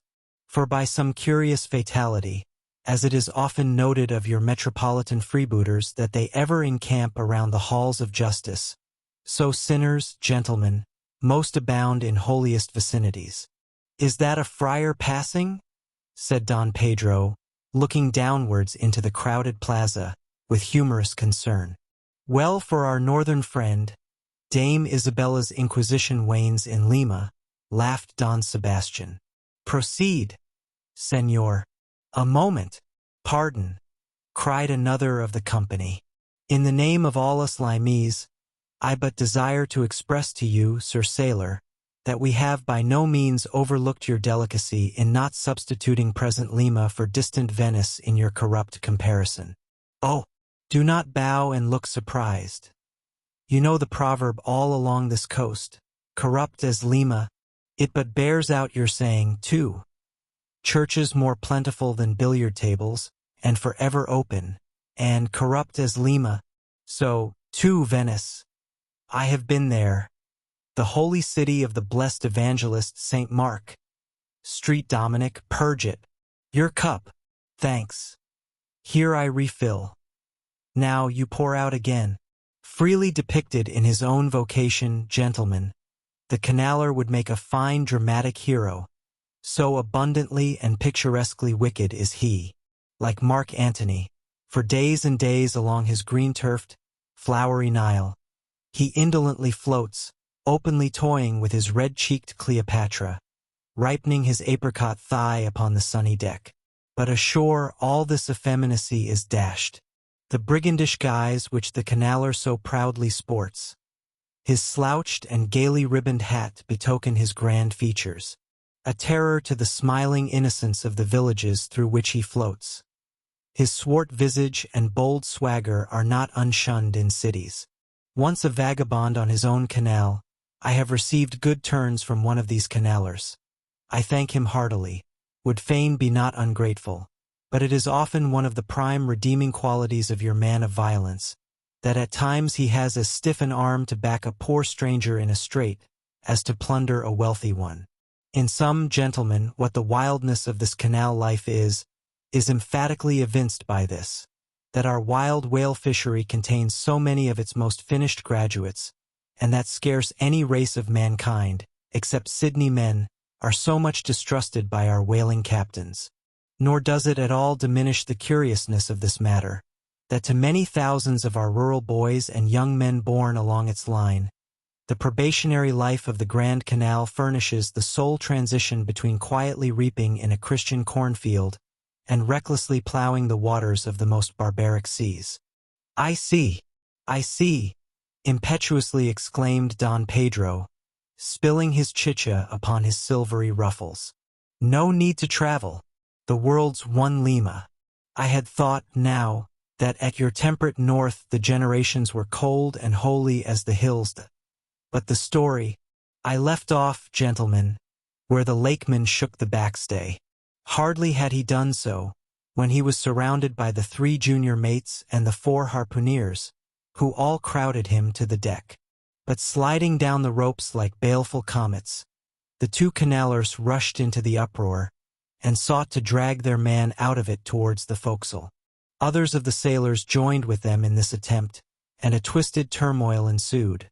While standing out of harm's way, the valiant captain danced up and down with a whale pike, calling upon his officers to manhandle that atrocious scoundrel and smoke him along to the quarter-deck. At intervals, he ran close up to the revolving border of the confusion, and prying into the heart of it with his pike, sought to prick out the object of his resentment. But Steelkilt and his desperadoes were too much for them all. They succeeded in gaining the forecastle deck, where, hastily slewing about 3 or 4 large casks in a line with the windlass, these sea Parisians entrenched themselves behind the barricade. "Come out of that, ye pirates!" roared the captain, now menacing them with a pistol in each hand, just brought to him by the steward. "Come out of that, ye cut-throats!" Steelkilt leaped on the barricade and, striding up and down there, defied the worst the pistols could do, but gave the captain to understand distinctly that his, Steelkilt's, death would be the signal for a murderous mutiny on the part of all hands. Fearing in his heart lest this might prove but too true, the captain a little desisted, but still commanded the insurgents instantly to return to their duty. "Will you promise not to touch us if we do?" demanded their ringleader. Turn to. I make no promise. To your duty. Do you want to sink the ship by knocking off at a time like this? Turn to, and he once more raised a pistol. "Sink the ship?" cried Steelkilt. "I let her sink. Not a man of us turns to, unless you swear not to raise a rope yarn against us. What say ye, men?" Turning to his comrades. A fierce cheer was their response. The lakeman now patrolled the barricade, all the while keeping his eye on the captain, and jerking out such sentences as these. "It's not our fault. We didn't want it. I told him to take his hammer away. It was boy's business. He might have known me before this. I told him not to prick the buffalo. I believe I have broken a finger here against his cursed jaw. Ain't those mincing knives down in the forecastle there, men? Look to those handspikes, my hearties. Captain, by God, look to yourself. Say the word. Don't be a fool. Forget it all. We are ready to turn to. Treat us decently and we're your men. But we won't be flogged. Turn to. I make no promises. Turn to. I say. Look ye now, cried the lakeman, flinging out his arm towards him. There are a few of us here, and I am one of them, who have shipped for the cruise D.C. Now, as you well know, sir, we can claim our discharge as soon as the anchor is down. So we don't want to row. It's not our interest. We want to be peaceable. We are ready to work, but we won't be flogged. Turn to, roared the captain. Steelkilt glanced round him a moment and then said, I tell you what it is now, captain, rather than kill ye and be hung for such a shabby rascal, we won't lift a hand against ye unless ye attack us. But till you say the word about not flogging us, we don't do a hand's turn. Down into the forecastle then, down with ye. I'll keep ye there till ye're sick of it. Down ye go. Shall we? Cried the ringleader to his men. Most of them were against it, but at length, in obedience to Steelkilt, they preceded him down into their dark den, growlingly disappearing, like bears into a cave. As the lakeman's bare head was just level with the planks, the captain and his posse leaped the barricade, and rapidly drawing over the slide of the scuttle, planted their group of hands upon it, and loudly called for the steward to bring the heavy brass padlock belonging to the companionway. Then, opening the slide a little, the captain whispered something down the crack, closed it, and turned the key upon them. 10 in number. leaving on deck some 20 or more who thus far had remained neutral. All night a wide-awake watch was kept by all the officers, forward and aft, especially about the forecastle scuttle and fore hatchway, at which last place it was feared the insurgents might emerge, after breaking through the bulkhead below. But the hours of darkness passed in peace. The men who still remained at their duty toiling hard at the pumps, whose clinking and clanking at intervals through the dreary night dismally resounded through the ship. At sunrise the captain went forward, and knocking on the deck, summoned the prisoners to work. But with a yell they refused. Water was then lowered down to them, and a couple of handfuls of biscuit were tossed after it. When again turning the key upon them and pocketing it, the captain returned to the quarterdeck. Twice every day for 3 days this was repeated. But on the 4th morning a confused wrangling, and then a scuffling was heard, as the customary summons was delivered. And suddenly 4 men burst up from the forecastle, saying they were ready to turn to.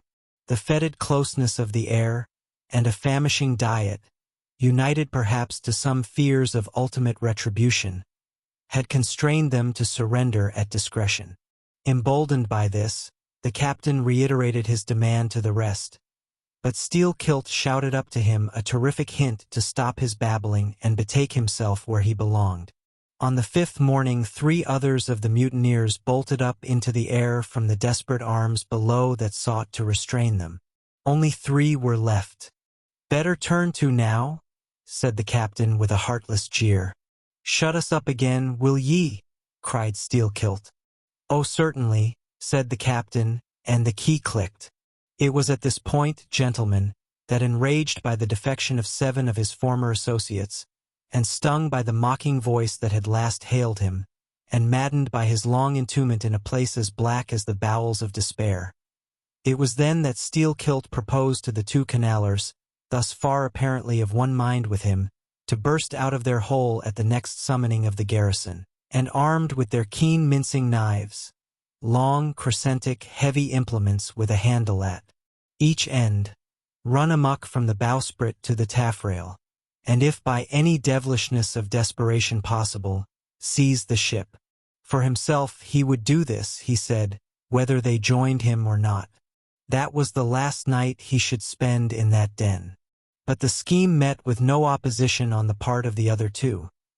They swore they were ready for that or for any other mad thing, for anything in short but a surrender. And what was more, they each insisted upon being the first man on deck, when the time to make the rush should come. But to this their leader as fiercely objected, reserving that priority for himself, particularly as his 2 comrades would not yield, the one to the other, in the matter, and both of them could not be first, for the latter would but admit 1 man at a time. And here, gentlemen, the foul play of these miscreants must come out. Upon hearing the frantic project of their leader, each in his own separate soul had suddenly lighted, it would seem, upon the same piece of treachery, namely, to be foremost in breaking out in order to be the first of the 3, though the last of the 10, to surrender, and thereby secure whatever small chance of pardon such conduct might merit. But when Steel-Kilt made known his determination still to lead them to the last, they in some way, by some subtle chemistry of villainy, mixed there before secret treacheries together. And when their leader fell into a doze, verbally opened their souls to each other in 3 sentences, and bound the sleeper with cords and gagged him with cords, and shrieked out for the captain at midnight, thinking murder at hand, and smelling in the dark for the blood. He and all his armed mates and harpooneers rushed for the forecastle. In a few minutes the scuttle was opened, and, bound hand and foot, the still struggling ringleader was shoved up into the air by his perfidious allies, who at once claimed the honor of securing a man who had been fully ripe for murder. But all these were collared, and dragged along the deck like dead cattle, and side by side were seized up into the mizzen rigging, like 3 quarters of meat, and there they hung till morning. "Damn ye," cried the captain, pacing to and fro before them, "the vultures would not touch ye, ye villains."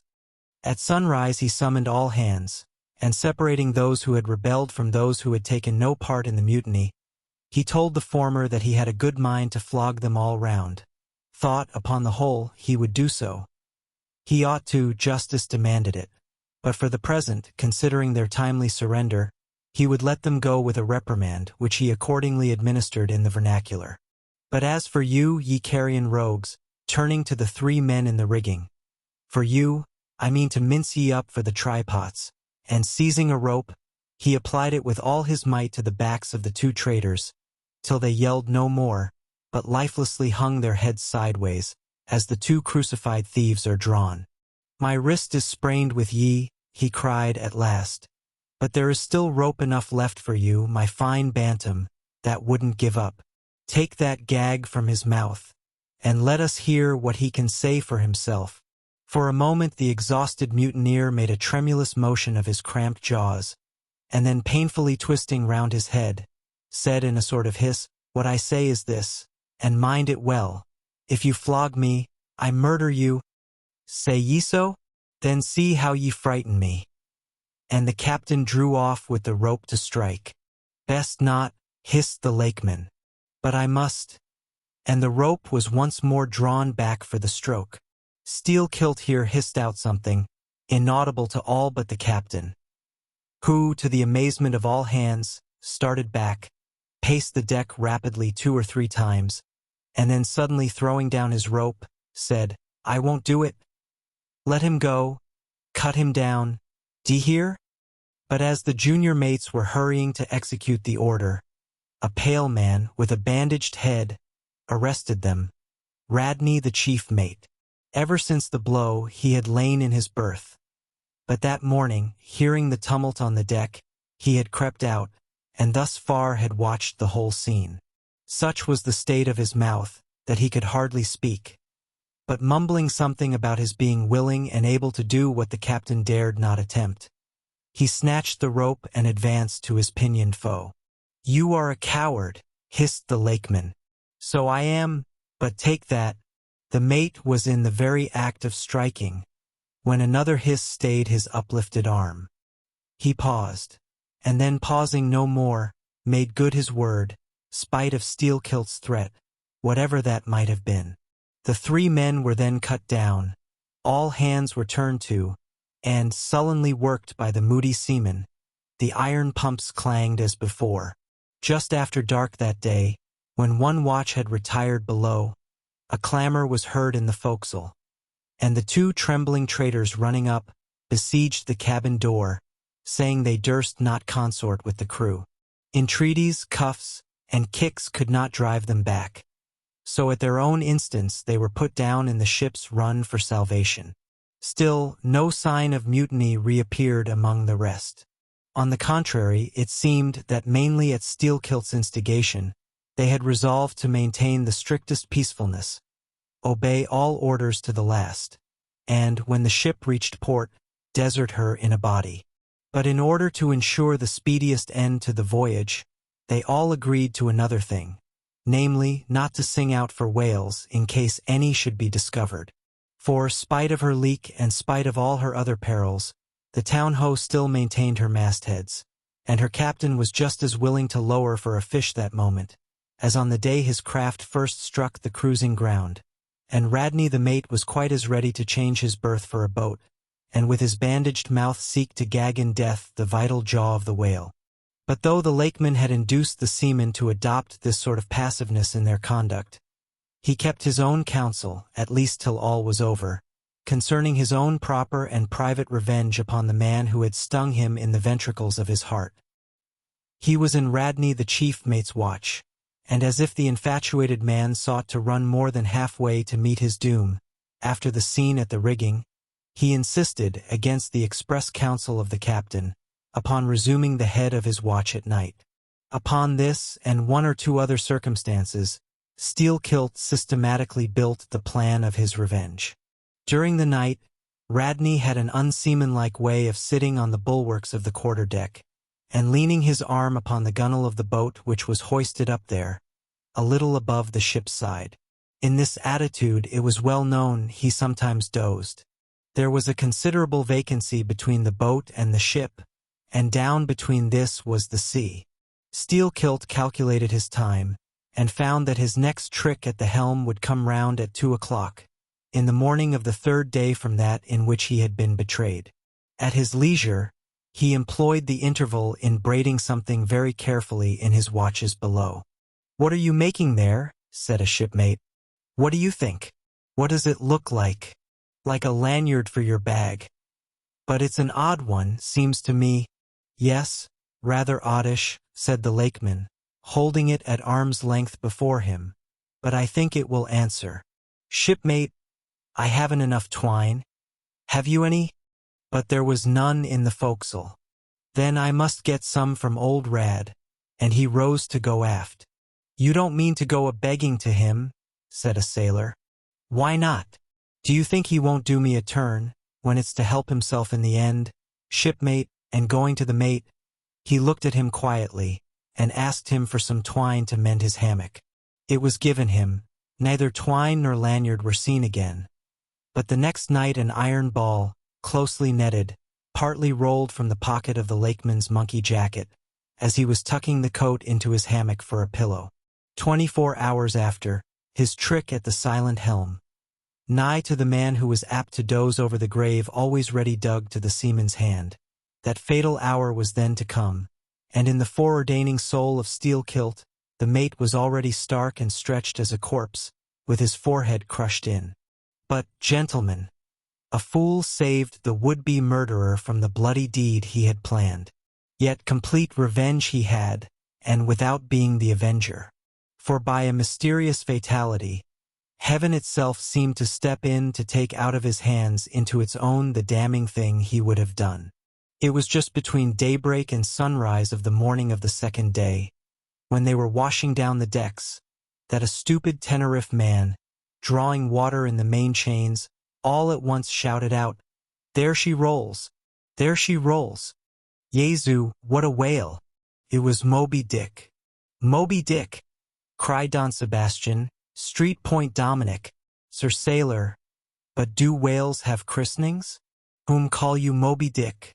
A very white, and famous, and most deadly immortal monster, Don." "But that would be too long a story." "How? How?" cried all the young Spaniards, crowding. "Nay, Dons, nay, I cannot rehearse that now. Let me get more into the air, sirs." The chicha, cried Don Pedro. "Our vigorous friend looks faint. Fill up his empty glass." "No need, gentlemen. One moment and I proceed.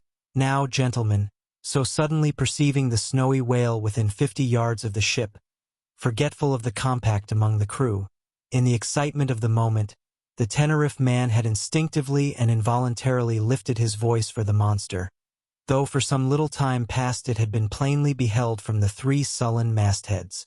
All was now a frenzy. "The white whale, was the cry from captain, mates, and harpooneers, who, undeterred by fearful rumors, were all anxious to capture so famous and precious a fish, while the dogged crew eyed askance, and with curses, the appalling beauty of the vast milky mass, that lit up by a horizontal spangling sun, shifted and glistened like a living opal in the blue morning sea. Gentlemen, a strange fatality pervades the whole career of these events, as if verily mapped out before the world itself was charted. The mutineer was the bowsman of the mate, and when fast to a fish, it was his duty to sit next him, while Radney stood up with his lance in the prow, and haul in or slacken the line, at the word of command. Moreover, when the 4 boats were lowered, the mates got the start, and none howled more fiercely with delight than did Steelkilt, as he strained at his oar. After a stiff pull, their harpooneer got fast, and, spear in hand, Radney sprang to the bow. He was always a furious man, it seems, in a boat, and now his bandaged cry was, to beach him on the whale's topmost back. Nothing loath, his bowsman hauled him up and up, through a blinding foam that blent 2 whitenesses together, till of a sudden the boat struck as against a sunken ledge, and keeling over, spilled out the standing mate. That instant, as he fell on the whale's slippery back, the boat righted, and was dashed aside by the swell, while Radney was tossed over into the sea, on the other flank of the whale. He struck out through the spray, and, for an instant, was dimly seen through that veil, wildly seeking to remove himself from the eye of Moby-Dick. But the whale rushed round in a sudden maelstrom, seized the swimmer between his jaws, and rearing high up with him, plunged headlong again and went down. Meantime, at the first tap of the boat's bottom, the lakeman had slackened the line, so as to drop astern from the whirlpool. Calmly looking on, he thought his own thoughts, but a sudden, terrific downward jerking of the boat quickly brought his knife to the line. He cut it, and the whale was free. But, at some distance, Moby-Dick rose again, with some tatters of Radney's red woolen shirt, caught in the teeth that had destroyed him. All 4 boats gave chase again, but the whale eluded them and finally wholly disappeared. In good time, the town-ho reached her port, a savage, solitary place, where no civilized creature resided. There, headed by the lakeman, all but 5 or 6 of the foremastmen deliberately deserted among the palms. Eventually, as it turned out, seizing a large double war canoe of the savages, and setting sail for some other harbor. The ship's company being reduced to but a handful, the captain called upon the islanders to assist him in the laborious business of heaving down the ship to stop the leak. But to such unresting vigilance over their dangerous allies was this small band of whites necessitated, both by night and by day, and so extreme was the hard work they underwent, that upon the vessel being ready again for sea, they were in such a weakened condition that the captain durst not put off with them in so heavy a vessel. After taking counsel with his officers, he anchored the ship as far offshore as possible, loaded and ran out his 2 cannon from the bows, stacked his muskets on the poop, and warning the islanders not to approach the ship at their peril, took 1 man with him, and setting the sail of his best whaleboat, steered straight before the wind for Tahiti, 500 miles distant, to procure a reinforcement to his crew. On the 4th day of the sail, a large canoe was descried, which seemed to have touched at a low isle of corals. He steered away from it, but the savage craft bore down on him, and soon the voice of Steelkilt hailed him to heave to, or he would run him under water. The captain presented a pistol. With 1 foot on each prow of the yoked war canoes, the lakeman laughed him to scorn, assuring him that if the pistol so much as clicked in the lock, he would bury him in bubbles and foam. "What do you want of me?" cried the captain. "Where are you bound? And for what are you bound?" demanded Steelkilt. "No lies. I am bound to Tahiti for more men." "Very good. Let me board you a moment. I come in peace." With that he leaped from the canoe, swam to the boat, and climbing the gunwale, stood face to face with the captain. "Cross your arms, sir. Throw back your head. Now repeat after me. As soon as Steelkilt leaves me, I swear to beach this boat on yonder island, and remain there 6 days. If I do not, may lightning strike me." "A pretty scholar," laughed the lakeman. "Adios, senor," and leaping into the sea, he swam back to his comrades. Watching the boat till it was fairly beached, and drawn up to the roots of the coconut trees, Steelkilt made sail again, and in due time arrived at Tahiti, his own place of destination. There luck befriended him. 2 ships were about to sail for France, and were providentially in want of precisely that number of men which the sailor headed. They embarked, and so forever got the start of their former captain, had he been at all minded to work them legal retribution. Some 10 days after the French ships sailed, the whaleboat arrived, and the captain was forced to enlist some of the more civilized Tahitians, who had been somewhat used to the sea. Chartering a small native schooner, he returned with them to his vessel, and finding all right there, again resumed his cruisings. Where Steelkilt now is, gentlemen, none know. But upon the island of Nantucket, the widow of Radney still turns to the sea which refuses to give up its dead. Still in dreams sees the awful white whale that destroyed him. ********. Are you through? said Don Sebastian quietly. I am Don. Then I entreat you, tell me if to the best of your own convictions, this your story is in substance really true? It is so passing wonderful. Did you get it from an unquestionable source? Bear with me if I seem to press. Also bear with all of us, Sir Sailor. For we all join in Don Sebastian's suit, cried the company with exceeding interest. Is there a copy of the Holy Evangelists in the Golden Inn, gentlemen? Nay, said Don Sebastian, but I know a worthy priest nearby who will quickly procure one for me. I go for it. But are you well advised?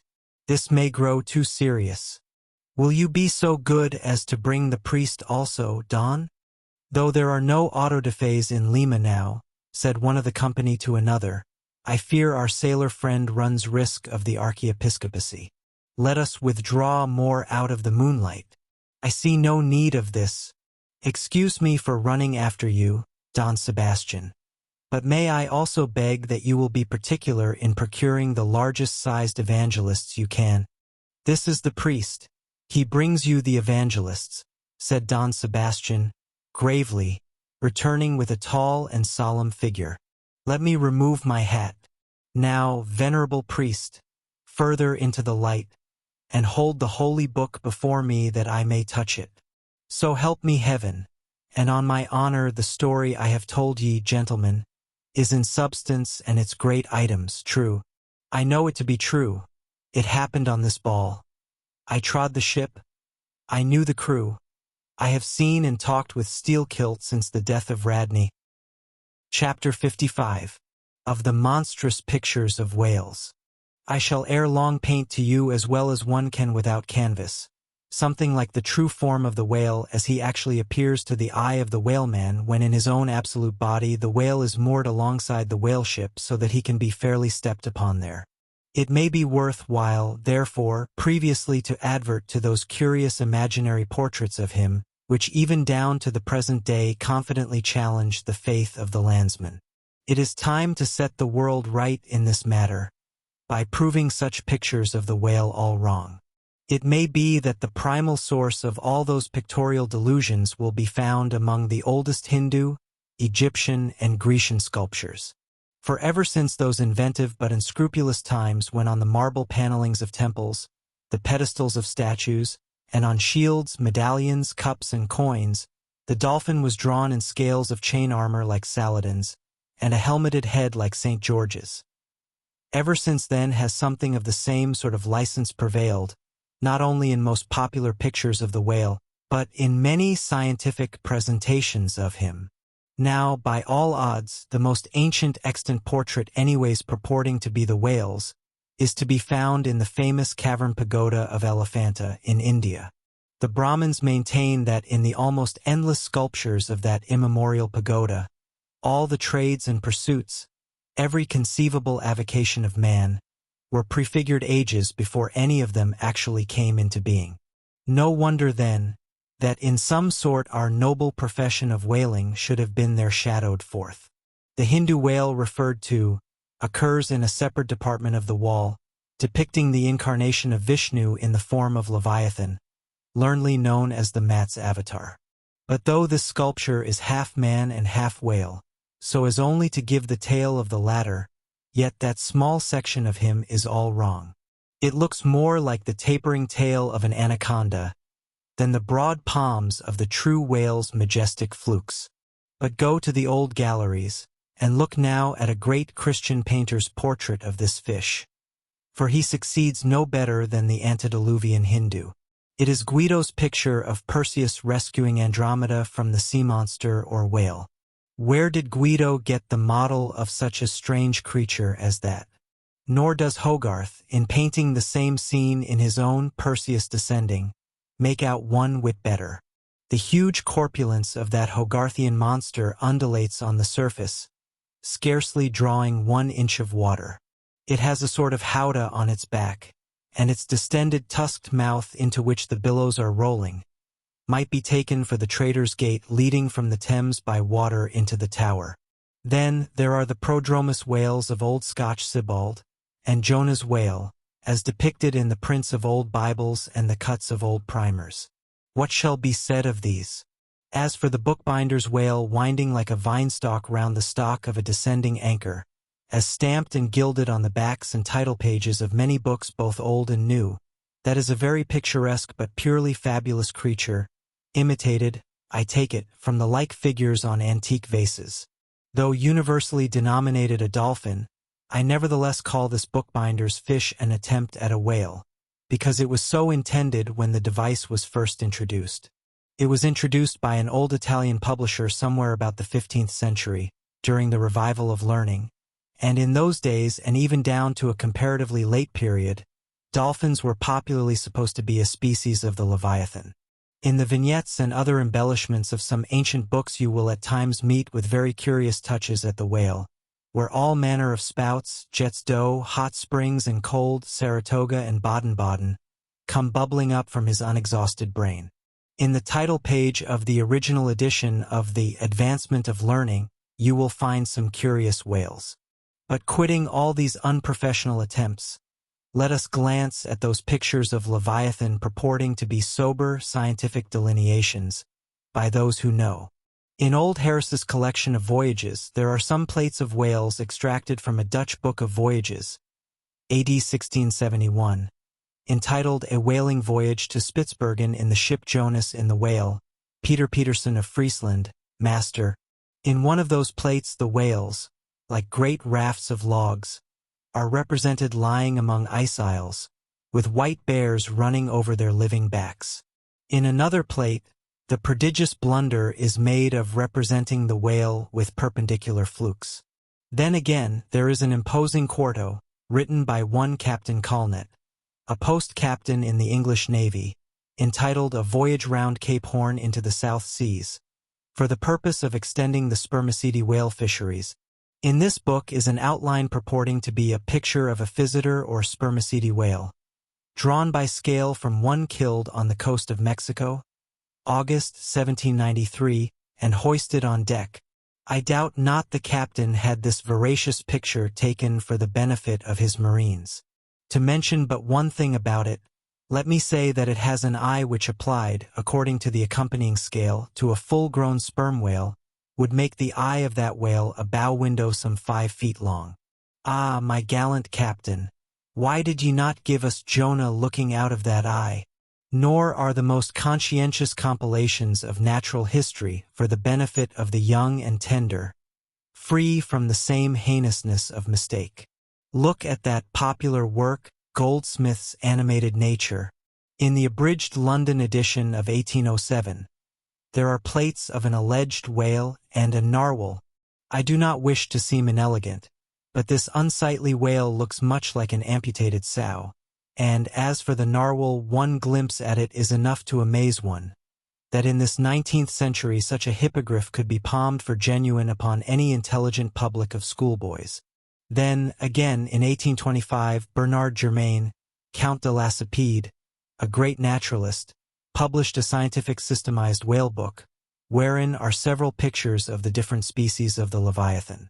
All these are not only incorrect, but the picture of the Mysticetus or Greenland whale, that is to say, the right whale, even Scoresby, a long-experienced man as touching that species, declares not to have its counterpart in nature. But the placing of the capsheaf to all this blundering business was reserved for the scientific Frederick Cuvier, brother to the famous Baron. In 1836, he published a Natural History of Whales, in which he gives what he calls a picture of the sperm whale. Before showing that picture to any Nantucketer, you had best provide for your summary retreat from Nantucket. In a word, Frederick Cuvier's sperm whale is not a sperm whale, but a squash. Of course, he never had the benefit of a whaling voyage, such men seldom have, but whence he derived that picture, who can tell? Perhaps he got it as his scientific predecessor in the same field, Desmarest, got one of his authentic abortions, that is, from a Chinese drawing. And what sort of lively lads with the pencil those Chinese are! Many queer cups and saucers inform us. As for the sign painter's whales seen in the streets hanging over the shops of oil dealers, what shall be said of them? They are generally Richard III. whales with dromedary humps and very savage, breakfasting on 3 or 4 sailor tarts, that is whaleboats full of mariners, their deformities floundering in seas of blood and blue paint. But these manifold mistakes in depicting the whale are not so very surprising after all. Consider, most of the scientific drawings have been taken from the stranded fish, and these are about as correct as a drawing of a wrecked ship with broken back would correctly represent the noble animal itself in all its undashed pride of hull and spars. Though elephants have stood for their full lengths, the living Leviathan has never yet fairly floated himself for his portrait. The living whale, in his full majesty and significance, is only to be seen at sea in unfathomable waters, and afloat the vast bulk of him is out of sight, like a launched line of battle ship, and out of that element it is a thing eternally impossible for mortal man to hoist him bodily into the air, so as to preserve all his mighty swells and undulations. And not to speak of the highly presumable difference of contour between a young sucking whale and a full-grown Platonian Leviathan. Yet, even in the case of one of those young sucking whales hoisted to a ship's deck, such is then the outlandish, eel-like, limbered, varying shape of him, that his precise expression the devil himself could not catch. But it may be fancied that from the naked skeleton of the stranded whale, accurate hints may be derived touching his true form. Not at all.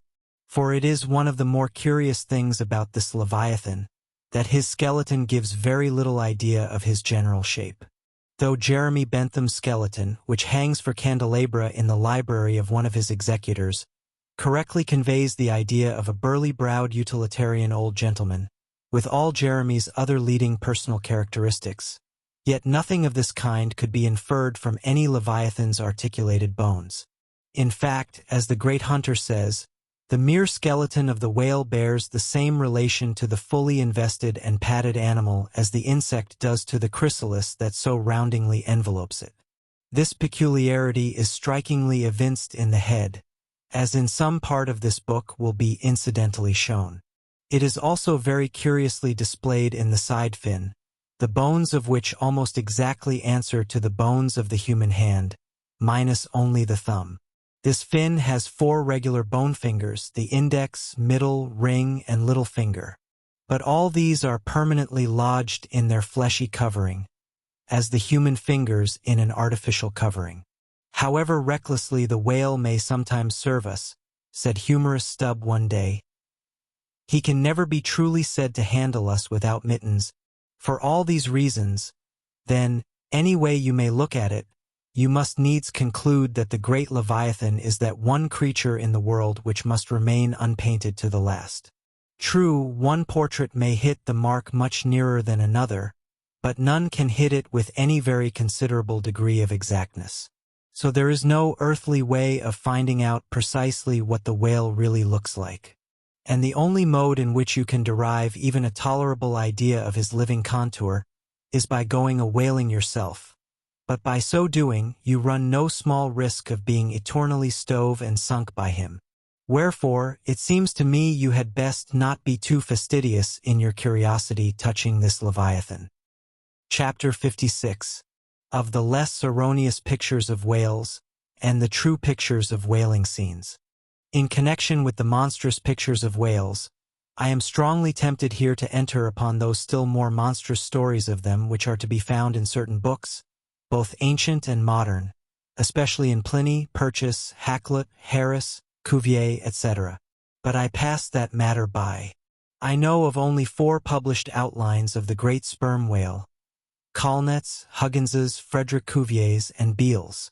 In the previous chapter Colnett and Cuvier have been referred to. Huggins's is far better than theirs. But, by great odds, Beale's is the best. All Beale's drawings of this whale are good, excepting the middle figure in the picture of 3 whales in various attitudes, capping his 2nd chapter. His frontispiece, boats attacking sperm whales, though no doubt calculated to excite the civil skepticism of some parlor men, is admirably correct and lifelike in its general effect. Some of the sperm whale drawings in Jave Ross Brown are pretty correct in contour, but they are wretchedly engraved. That is not his fault, though. Of the right whale, the best outline pictures are in Scoresby, but they are drawn on too small a scale to convey a desirable impression. He has but one picture of whaling scenes, and this is a sad deficiency because it is by such pictures only, when at all well done, that you can derive anything like a truthful idea of the living whale as seen by his living hunters. But, taken for all in all, by far the finest, though in some details not the most correct, presentations of whales and whaling scenes to be anywhere found, are two large French engravings, well executed and taken from paintings by one Garnery. Respectively, they represent attacks on the sperm and right whale. In the first engraving, a noble sperm whale is depicted in full majesty of might, just risen beneath the boat from the profundities of the ocean, and bearing high in the air upon his back the terrific wreck of the stoven planks. The prow of the boat is partially unbroken, and is drawn just balancing upon the monster's spine, and standing in that prow, for that one single incomputable flash of time, you behold an oarsman, half shrouded by the incensed boiling spout of the whale, and in the act of leaping, as if from a precipice. The action of the whole thing is wonderfully good and true. The half-emptied line-tub floats on the whitened sea. The wooden poles of the spilled harpoons obliquely bob in it. The heads of the swimming crew are scattered about the whale in contrasting expressions of affright, while in the black stormy distance the ship is bearing down upon the scene. Serious fault might be found with the anatomical details of this whale, but let that pass, since, for the life of me, I could not draw so good a one. In the second engraving, the boat is in the act of drawing alongside the barnacled flank of a large running right whale, that rolls his black weedy bulk in the sea like some mossy rockslide from the Patagonian cliffs. His jets are erect, full and black like soot, so that from so abounding a smoke in the chimney, you would think there must be a brave supper cooking in the great bowels below. Sea-fowls are pecking at the small crabs, shellfish, and other sea candies and macaroni, which the right whale sometimes carries on his pestilent back. And all the while the thick-lipped leviathan is rushing through the deep, leaving tons of tumultuous white curds in his wake, and causing the slight boat to rock in the swells like a skiff caught nigh the paddle wheels of an ocean steamer. Thus, the foreground is all raging commotion. But behind, in admirable artistic contrast, is the glassy level of a sea becalmed, the drooping unstarched sails of the powerless ship, and the inert mass of a dead whale, a conquered fortress, with the flag of capture lazily hanging from the whale pole inserted into his spout-hole. Who Garnery the painter is or was, I know not, but my life for it he was either practically conversant with his subject, or else marvelously tutored by some experienced whaleman. The French are the lads for painting action. Go and gaze upon all the paintings of Europe, and where will you find such a gallery of living and breathing commotion on canvas, as in that triumphal hall at Versailles, where the beholder fights his way, pell-mell, through the consecutive great battles of France, where every sword seems a flash of the northern lights, and the successive armed kings and emperors dash by, like a charge of crowned centaurs? Not wholly unworthy of a place in that gallery are these sea battle-pieces of Garnery. The natural aptitude of the French for seizing the picturesqueness of things seems to be peculiarly evinced in what paintings and engravings they have of their whaling scenes. With not 1/10 of England's experience in the fishery, and not the 1,000th part of that of the Americans, they have nevertheless furnished both nations with the only finished sketches at all capable of conveying the real spirit of the whale hunt. For the most part, the English and American whale draftsmen seem entirely content with presenting the mechanical outline of things, such as the vacant profile of the whale, which, so far as picturesqueness of effect is concerned, is about tantamount to sketching the profile of a pyramid.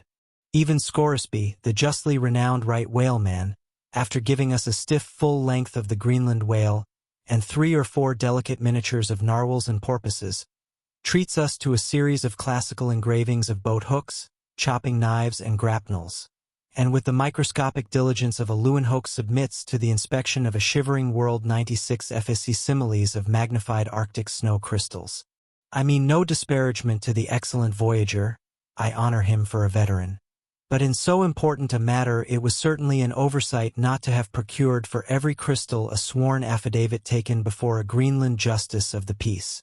In addition to those fine engravings from Garnery, there are 2 other French engravings worthy of note, by someone who subscribes himself H. Durand. One of them, though not precisely adapted to our present purpose, nevertheless deserves mention on other accounts. It is a quiet noon scene among the isles of the Pacific. A French whaler anchored inshore in a calm and lazily taking water on board. The loosened sails of the ship and the long leaves of the palms in the background, both drooping together in the breezeless air. The effect is very fine, when considered with reference to its presenting the hardy fishermen under one of their few aspects of oriental repose. The other engraving is quite a different affair. The ship hove to upon the open sea, and in the very heart of the leviathanic life, with a right whale alongside. The vessel, in the act of cutting in, hove over to the monster as if to a quay, and a boat, hurriedly pushing off from this scene of activity, is about giving chase to whales in the distance. The harpoons and lances lie leveled for use. 3 oarsmen are just setting the mast in its hole, while from a sudden roll of the sea, the little craft stands half erect out of the water, like a rearing horse. From the ship, the smoke of the torments of the boiling whale is going up like the smoke over a village of smithies. And to windward, a black cloud, rising up with earnest of squalls and rains, seems to quicken the activity of the excited seamen. Chapter 57. Of whales in paint, in teeth, in wood, in sheet iron, in stone, in mountains, in stars. On Tower Hill, as you go down to the London docks, you may have seen a crippled beggar or kedger, as the sailors say, holding a painted board before him, representing the tragic scene in which he lost his leg. There are 3 whales and 3 boats, and one of the boats, presumed to contain the missing leg in all its original integrity, is being crunched by the jaws of the foremost whale. Any time these 10 years, they tell me, has that man held up that picture and exhibited that stump to an incredulous world. But the time of his justification has now come. His 3 whales are as good whales as were ever published in Wapping, at any rate, and his stump as unquestionable a stump as any you will find in the western clearings. But, though forever mounted on that stump, never a stump speech does the poor whaleman make, but, with downcast eyes, stands ruefully contemplating his own amputation. Throughout the Pacific, and also in Nantucket and New Bedford and Sag Harbor, you will come across lively sketches of whales and whaling scenes, graven by the fishermen themselves on sperm whale teeth, or ladies' busks wrought out of the right whalebone, and other like scrimshander articles, as the whalemen call the numerous little ingenious contrivances they elaborately carve out of the rough material, in their hours of ocean leisure. Some of them have little boxes of dentistical-looking implements, specially intended for the scrimshandering business. But, in general, they toil with their jackknives alone, and, with that almost omnipotent tool of the sailor, they will turn you out anything you please, in the way of a mariner's fancy. Long exile from Christendom and civilization inevitably restores a man to that condition in which God placed him, i.e. what is called savagery. Your true whale hunter is as much a savage as an Iroquois. I myself am a savage, owning no allegiance but to the king of the cannibals, and ready at any moment to rebel against him. Now, one of the peculiar characteristics of the savage in his domestic hours is his wonderful patience of industry. An ancient Hawaiian war club or spear paddle, in its full multiplicity and elaboration of carving, is as great a trophy of human perseverance as a Latin lexicon. For, with but a bit of broken seashell or a shark's tooth, that miraculous intricacy of wooden network has been achieved, and it has cost steady years of steady application.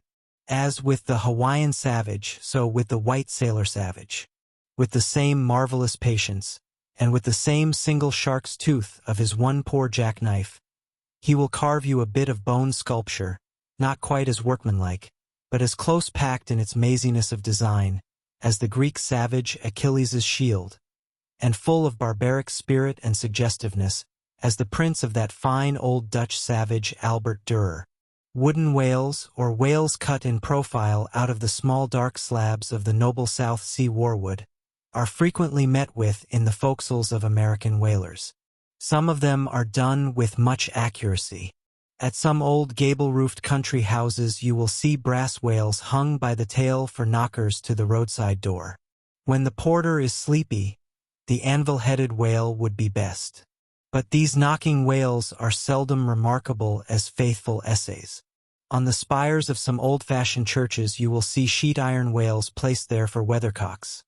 But they are so elevated, and besides that are to all intents and purposes so labeled with "hands off," you cannot examine them closely enough to decide upon their merit. In bony, ribby regions of the earth, where at the base of high broken cliffs masses of rock lie strewn in fantastic groupings upon the plain, you will often discover images as of the petrified forms of the Leviathan partly merged in grass, which of a windy day breaks against them in a surf of green surges. Then, again, in mountainous countries where the traveler is continually girdled by amphitheatrical heights, here and there from some lucky point of view you will catch passing glimpses of the profiles of whales defined along the undulating ridges. But you must be a thorough whaleman to see these sights. And not only that, but if you wish to return to such a sight again, you must be sure and take the exact intersecting latitude and longitude of your first standpoint, else so chance-like are such observations of the hills, that your precise, previous standpoint would require a laborious rediscovery. Like the Saloma Islands, which still remain incognita, though once high-ruffed Mendana trod them and old Figuera chronicled them. Nor when expandingly lifted by your subject, can you fail to trace out great whales in the starry heavens, and boats in pursuit of them, as when long filled with thoughts of war the eastern nations saw armies locked in battle among the clouds. Thus at the north have I chased Leviathan round and round the pole with the revolutions of the bright points that first defined him to me. And beneath the effulgent Antarctic skies I have boarded the Argonavis, and joined the chase against the starry Cetus far beyond the utmost stretch of Hydrus and the flying fish. With a frigate's anchors for my bridle bits and fasces of harpoons for spurs, would I could mount that whale and leap the topmost skies, to see whether the fabled heavens with all their countless tents really lie encamped beyond my mortal sight. Chapter 58. Brit. Steering northeastward from the Crozets, we fell in with vast meadows of brit, the minute, yellow substance, upon which the right whale largely feeds. For leagues and leagues it undulated round us, so that we seemed to be sailing through boundless fields of ripe and golden wheat. On the second day, numbers of right whales were seen, who, secure from the attack of a sperm whaler like the Pequod, with open jaws sluggishly swam through the brit, which, adhering to the fringing fibers of that wondrous Venetian blind in their mouths, was in that manner separated from the water that escaped at the lip, as morning mowers, who side by side slowly and seethingly advanced their scythes through the long wet grass of marshy meads. Even so these monsters swam, making a strange, grassy, cutting sound, and leaving behind them endless swaths of blue upon the yellow sea asterisk. Asterisk, that part of the sea known among whalemen as the Brazil Bank, does not bear that name as the banks of Newfoundland do, because of there being shallows and soundings there, but because of this remarkable meadow-like appearance, caused by the vast drifts of brit continually floating in those latitudes, where the right whale is often chased. But it was only the sound they made as they parted the brit which at all reminded one of mowers. Seen from the mastheads, especially when they paused and were stationary for a while, their vast black forms looked more like lifeless masses of rock than anything else. And as in the great hunting countries of India, the stranger at a distance will sometimes pass on the plains recumbent elephants without knowing them to be such, taking them for bare, blackened elevations of the soil. Even so, often, with him who for the first time beholds this species of the leviathans of the sea, and even when recognized at last, their immense magnitude renders it very hard really to believe that such bulky masses of overgrowth can possibly be instinct, in all parts, with the same sort of life that lives in a dog or a horse. Indeed, in other respects, you can hardly regard any creatures of the deep with the same feelings that you do those of the shore.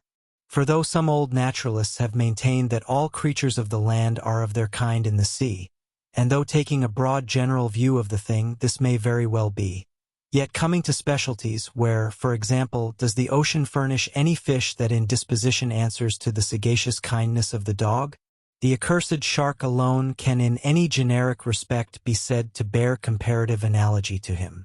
But though, to landsmen in general, the native inhabitants of the seas have ever been regarded with emotions unspeakably unsocial and repelling, though we know the sea to be an everlasting terra incognita, so that Columbus sailed over numberless unknown worlds to discover his one superficial western one, though, by vast odds, the most terrific of all mortal disasters have immemorially and indiscriminately befallen tens and hundreds of thousands of those who have gone upon the waters.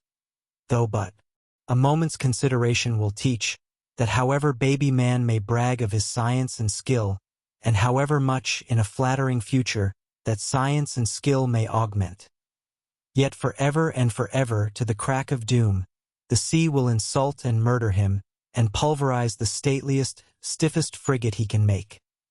Nevertheless, by the continual repetition of these very impressions, man has lost that sense of the full awfulness of the sea which aboriginally belongs to it. The first boat we read of floated on an ocean that with Portuguese vengeance had whelmed a whole world without leaving so much as a widow. That same ocean rolls now. That same ocean destroyed the wrecked ships of last year. Yea, foolish mortals, Noah's flood is not yet subsided. 2/3 of the fair world it yet covers. Wherein differ the sea and the land, that a miracle upon one is not a miracle upon the other. Preternatural terrors rested upon the Hebrews, when under the feet of Korah and his company the live ground opened and swallowed them up forever. Yet not a modern sun ever sets, but in precisely the same manner the live sea swallows up ships and crews. But not only is the sea such a foe to man who is an alien to it, but it is also a fiend to its own offspring, worse than the Persian host who murdered his own guests, sparing not the creatures which itself hath spawned. Like a savage tigress that tossing in the jungle overlays her own cubs, so the sea dashes even the mightiest whales against the rocks, and leaves them there side by side with the split wrecks of ships. No mercy, no power but its own controls it. Panting and snorting like a mad battle steed that has lost its rider, the masterless ocean overruns the globe. Consider the subtleness of the sea. How its most dreaded creatures glide under water, unapparent for the most part, and treacherously hidden beneath the loveliest tints of azure. Consider also the devilish brilliance and beauty of many of its most remorseless tribes, as the dainty embellished shape of many species of sharks. Consider, once more, the universal cannibalism of the sea. All whose creatures prey upon each other, carrying on eternal war since the world began. Consider all this, and then turn to this green, gentle, and most docile earth. Consider them both, the sea and the land, and do you not find a strange analogy to something in yourself? For as this appalling ocean surrounds the verdant land, so in the soul of man there lies one insular Tahiti, full of peace and joy, but encompassed by all the horrors of the half-known life. God keep thee. Push not off from that isle. Thou canst never return. Chapter 59. Squid. Slowly wading through the meadows of Brit, the Pequod still held on her way northeastward towards the island of Java. A gentle air impelling her keel, so that in the surrounding serenity her 3 tall tapering masts mildly waved to that languid breeze, as 3 mild palms on a plain. And still, at wide intervals in the silvery night, the lonely, alluring jet would be seen. But one transparent blue morning, when a stillness almost preternatural spread over the sea, however unattended with any stagnant calm, when the long burnished sun glade on the waters seemed a golden finger laid across them, enjoining some secrecy, when the slippered waves whispered together as they softly ran on, in this profound hush of the visible sphere a strange spectre was seen by Daggoo from the main masthead. In the distance, a great white mass lazily rose, and rising higher and higher, and disentangling itself from the azure, at last gleamed before our prow like a snowslide, new slid from the hills. Thus glistening for a moment, as slowly it subsided, and sank. Then once more arose, and silently gleamed. Seemed not a whale, and yet is this Moby-Dick? Thought Daggoo. Again the phantom went down, but on reappearing once more, with a stiletto-like cry that startled every man from his nod, the Negro yelled out, "There, there again! There she breaches! Right ahead! The white whale, the white whale!" Upon this, the seamen rushed to the yardarms, as in swarming time the bees rush to the bows. Bareheaded in the sultry sun, Ahab stood on the bowsprit, and with one hand pushed far behind in readiness to wave his orders to the helmsman, cast his eager glance in the direction indicated aloft by the outstretched motionless arm of Daggoo. Whether the flitting attendance of the one still and solitary jet had gradually worked upon Ahab, so that he was now prepared to connect the ideas of mildness and repose with the first sight of the particular whale he pursued. However this was, or whether his eagerness betrayed him, whichever way it might have been, no sooner did he distinctly perceive the white mass, than with a quick intensity he instantly gave orders for lowering. The 4 boats were soon on the water, Ahab's in advance, and all swiftly pulling towards their prey. Soon it went down, and while, with oars suspended, we were awaiting its reappearance, lo! In the same spot where it sank, once more it slowly rose.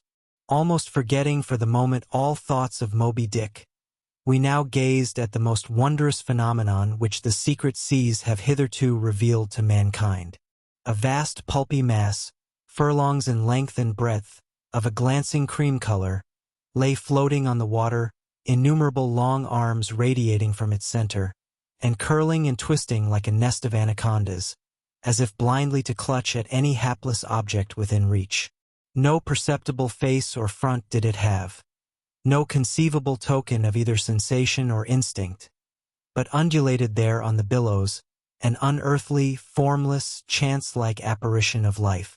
As with a low sucking sound it slowly disappeared again, Starbuck still gazing at the agitated waters where it had sunk, with a wild voice exclaimed, "Almost rather had I seen Moby-Dick and fought him, than to have seen thee, thou white ghost."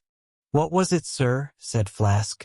"The great live squid, which, they say, few whale ships ever beheld, and returned to their ports to tell of it." But Ahab said nothing. Turning his boat, he sailed back to the vessel, the rest as silently following. Whatever superstitions the sperm whalemen in general have connected with the sight of this object, certain it is, that a glimpse of it being so very unusual, that circumstance has gone far to invest it with portentousness.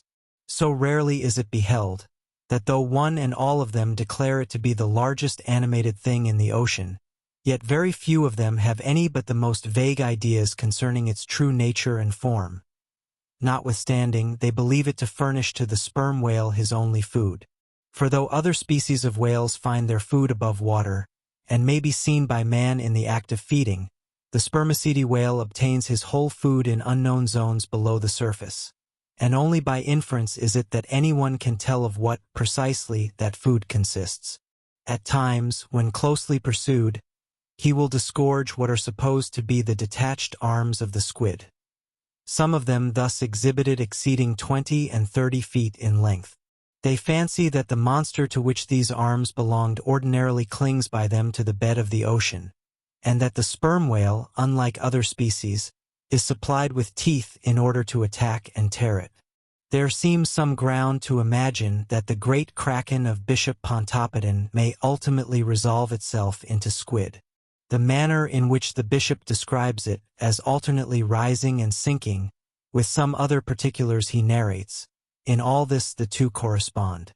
But much abatement is necessary with respect to the incredible bulk he assigns it.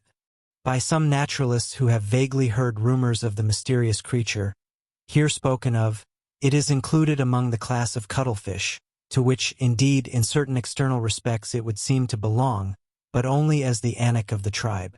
Chapter 60. The Line. With reference to the whaling scene shortly to be described, as well as for the better understanding of all similar scenes elsewhere presented, I have here to speak of the magical, sometimes horrible whale line. The line originally used in the fishery was of the best hemp, slightly vapored with tar, not impregnated with it, as in the case of ordinary ropes. For while tar, as ordinarily used, makes the hemp more pliable to the rope maker, and also renders the rope itself more convenient to the sailor for common ship use. Yet, not only would the ordinary quantity too much stiffen the whale line for the close coiling to which it must be subjected, but as most seamen are beginning to learn, tar in general by no means adds to the rope's durability or strength, however much it may give it compactness and gloss. Of late years, the manila rope has in the American fishery almost entirely superseded hemp as a material for whale lines. For, though not so durable as hemp, it is stronger and far more soft and elastic. And I will add, since there is an aesthetics in all things, is much more handsome and becoming to the boat than hemp. Hemp is a dusky, dark fellow, a sort of Indian. But manila is as a golden-haired Circassian to behold. The whale line is only 2/3 of an inch in thickness. At first sight, you would not think it so strong as it really is. By experiment, its 1 and 50 yarns will each suspend a weight of 120 pounds, so that the whole rope will bear a strain nearly equal to 3 tons. In length, the common sperm whale line measures something over 200 fathoms. Towards the stern of the boat, it is spirally coiled away in the tub, not like the wormpipe of a still though, but so as to form one round, cheese-shaped mass of densely bedded sheaves, or layers of concentric spiralizations, without any hollow but the heart, or minute vertical tube formed at the axis of the cheese. As the least tangle or kink in the coiling would, in running out, infallibly take somebody's arm, leg, or entire body off, the utmost precaution is used in stowing the line in its tub. Some harpooneers will consume almost an entire morning in this business, carrying the line high aloft and then reeving it downwards through a block towards the tub, so as in the act of coiling to free it from all possible wrinkles and twists. In the English boats, 2 tubs are used instead of 1, the same line being continuously coiled in both tubs. There is some advantage in this, because these twin tubs being so small they fit more readily into the boat and do not strain it so much, whereas the American tub, nearly 3 feet in diameter and of proportionate depth, makes a rather bulky freight for a craft whose planks are but 1/2 inch in thickness. For the bottom of the whaleboat is like critical ice, which will bear up a considerable distributed weight, but not very much of a concentrated one. When the painted canvas cover is clapped on the American line tub, the boat looks as if it were pulling off with a prodigious great wedding cake to present to the whales. Both ends of the line are exposed, the lower end terminating in an ice splice or loop coming up from the bottom against the side of the tub, and hanging over its edge completely disengaged from everything. This arrangement of the lower end is necessary on 2 accounts. First, in order to facilitate the fastening to it of an additional line from a neighboring boat, in case the stricken whale should sound so deep as to threaten to carry off the entire line originally attached to the harpoon. In these instances, the whale of course is shifted like a mug of ale, as it were, from the one boat to the other, though the first boat always hovers at hand to assist its consort. Second, this arrangement is indispensable for common safety's sake, for were the lower end of the line in any way attached to the boat, and were the whale then to run the line out to the end almost in a single, smoking minute as he sometimes does, he would not stop there, for the doomed boat would infallibly be dragged down after him into the profundity of the sea, and in that case no town crier would ever find her again. Before lowering the boat for the chase, the upper end of the line is taken aft from the tub, and passing round the loggerhead there, is again carried forward the entire length of the boat, resting crosswise upon the loom or handle of every man's oar, so that it jogs against his wrist in rowing, and also passing between the men as they alternately sit at the opposite gunwales, to the leaded chocks or grooves in the extreme pointed prow of the boat, where a wooden pin or skewer the size of a common quill prevents it from slipping out. From the chocks it hangs in a slight festoon over the bows, and is then passed inside the boat again, and some 10 or 20 fathoms, called boxline, being coiled upon the box in the bows, it continues its way to the gunwale still a little further aft, and is then attached to the short warp, the rope which is immediately connected with the harpoon. But previous to that connection, the short warp goes through sundry mystifications too tedious to detail. Thus the whale line folds the whole boat in its complicated coils, twisting and writhing around it in almost every direction. All the oarsmen are involved in its perilous contortions, so that to the timid eye of the landsman, they seem as Indian jugglers, with the deadliest snakes sportively festooning their limbs. Nor can any son of mortal woman, for the first time, seat himself amid those hempen intricacies, and while straining his utmost at the oar, bethink him that at any unknown instant the harpoon may be darted, and all these horrible contortions be put in play like ringed lightnings. He cannot be thus circumstanced without a shudder that makes the very marrow in his bones to quiver in him like a shaken jelly. Yet habit, strange thing, what cannot habit accomplish? Gayer sallies, more merry mirth, better jokes, and brighter repartees you never heard over your mahogany than you will hear over the half-inch white cedar of the whaleboat, when thus hung in hangman's nooses. And, like the 6 burghers of Calais before King Edward, the 6 men composing the crew pull into the jaws of death, with a halter around every neck, as you may say. Perhaps a very little thought will now enable you to account for those repeated whaling disasters, some few of which are casually chronicled, of this man or that man being taken out of the boat by the line and lost. For, when the line is darting out, to be seated then in the boat is like being seated in the midst of the manifold whizzings of a steam engine in full play, when every flying beam and shaft and will is grazing you. It is worse, for you cannot sit motionless in the heart of these perils, because the boat is rocking like a cradle, and you are pitched one way and the other, without the slightest warning, and only by a certain self-adjusting buoyancy and simultaneousness of volition and action can you escape being made a Mazeppa of, and run away with where the all-seeing sun himself could never pierce you out. Again, as the profound calm which only apparently precedes and prophesies of the storm, is perhaps more awful than the storm itself. For, indeed, the calm is but the wrapper and envelope of the storm, and contains it in itself, as the seemingly harmless rifle holds the fatal powder, and the ball and the explosion. So the graceful repose of the line, as it silently serpentines about the oarsman before being brought into actual play, this is a thing which carries more of true terror than any other aspect of this dangerous affair. But why say more? All men live enveloped in whale lines. All are born with halters round their necks. But it is only when caught in the swift, sudden turn of death that mortals realize the silent, subtle, ever-present perils of life. And if you be a philosopher, though seated in the whaleboat, you would not at heart feel one whit more of terror than though seated before your evening fire with a poker, and not a harpoon by your side. Chapter 61. Stubb kills a whale. If to Starbuck the apparition of the squid was a thing of portents, to Queequeg it was quite a different object.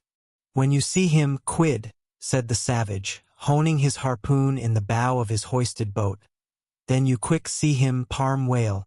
The next day was exceedingly still and sultry, and with nothing special to engage them, the Pequod's crew could hardly resist the spell of sleep induced by such a vacant sea. For this part of the Indian Ocean through which we then were voyaging is not what whalemen call a lively ground. That is, it affords fewer glimpses of porpoises, dolphins, flying fish, and other vivacious denizens of more stirring waters than those off the Rio de la Plata, or the inshore ground off Peru. It was my turn to stand at the foremast head, and with my shoulders leaning against the slackened royal shrouds, to and fro I idly swayed in what seemed an enchanted air. No resolution could withstand it. In that dreamy mood, losing all consciousness, at last my soul went out of my body, though my body still continued to sway as a pendulum will, long after the power which first moved it is withdrawn. Ere forgetfulness altogether came over me, I had noticed that the seamen at the main and mizzen mastheads were already drowsy, so that at last all three of us lifelessly swung from the spars, and for every swing that we made there was a nod from below from the slumbering helmsman. The waves, too, nodded their indolent crests, and across the wide trance of the sea, east nodded to west, and the sun over all. Suddenly bubbles seemed bursting beneath my closed eyes. Like vices my hands grasped the shrouds. Some invisible, gracious agency preserved me. With a shock I came back to life. And lo! Close under our lee, not 40 fathoms off, a gigantic sperm whale lay rolling in the water like the capsized hull of a frigate. His broad, glossy back, of an Ethiopian hue, glistening in the sun's rays like a mirror, but lazily undulating in the trough of the sea, and ever and anon tranquilly spouting his vapory jet. The whale looked like a portly burgher smoking his pipe of a warm afternoon. But that pipe, poor whale, was thy last. As if struck by some enchanter's wand, the sleepy ship and every sleeper in it all at once started into wakefulness. And more than a score of voices from all parts of the vessel, simultaneously with the 3 notes from aloft, shouted forth the accustomed cry, as the great fish slowly and regularly spouted the sparkling brine into the air. "Clear away the boats!" "Luff!" cried Ahab, and obeying his own order, he dashed the helm down before the helmsman could handle the spokes. The sudden exclamations of the crew must have alarmed the whale, and ere the boats were down, majestically turning, he swam away to the leeward, but with such a steady tranquillity, and making so few ripples as he swam, that thinking after all he might not as yet be alarmed, Ahab gave orders that not an oar should be used, and no man must speak but in whispers. So seated like Ontario Indians on the gunwales of the boats, we swiftly but silently paddled along, the calm not admitting of the noiseless sails being set. Presently, as we thus glided in chase, the monster perpendicularly flitted his tail 40 feet into the air, and then sank out of sight like a tower swallowed up. "There go flukes," was the cry, an announcement immediately followed by Stubbs producing his match and igniting his pipe, for now a respite was granted. After the full interval of his sounding had elapsed, the whale rose again, and being now in advance of the smoker's boat, and much nearer to it than to any of the others, Stubb counted upon the honor of the capture. It was obvious, now, that the whale had at length become aware of his pursuers.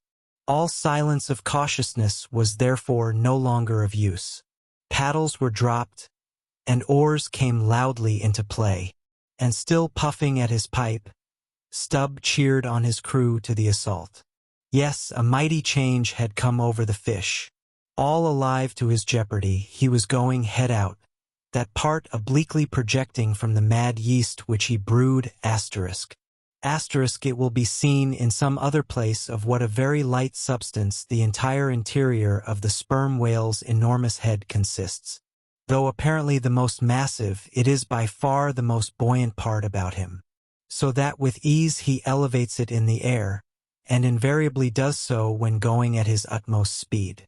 Besides, such is the breadth of the upper part of the front of his head, and such the tapering cutwater formation of the lower part, that by obliquely elevating his head, he thereby may be said to transform himself from a bluff-bowed sluggish galliot into a sharp-pointed New York pilot boat. Start her, my men. Don't hurry yourselves. Take plenty of time, but start her.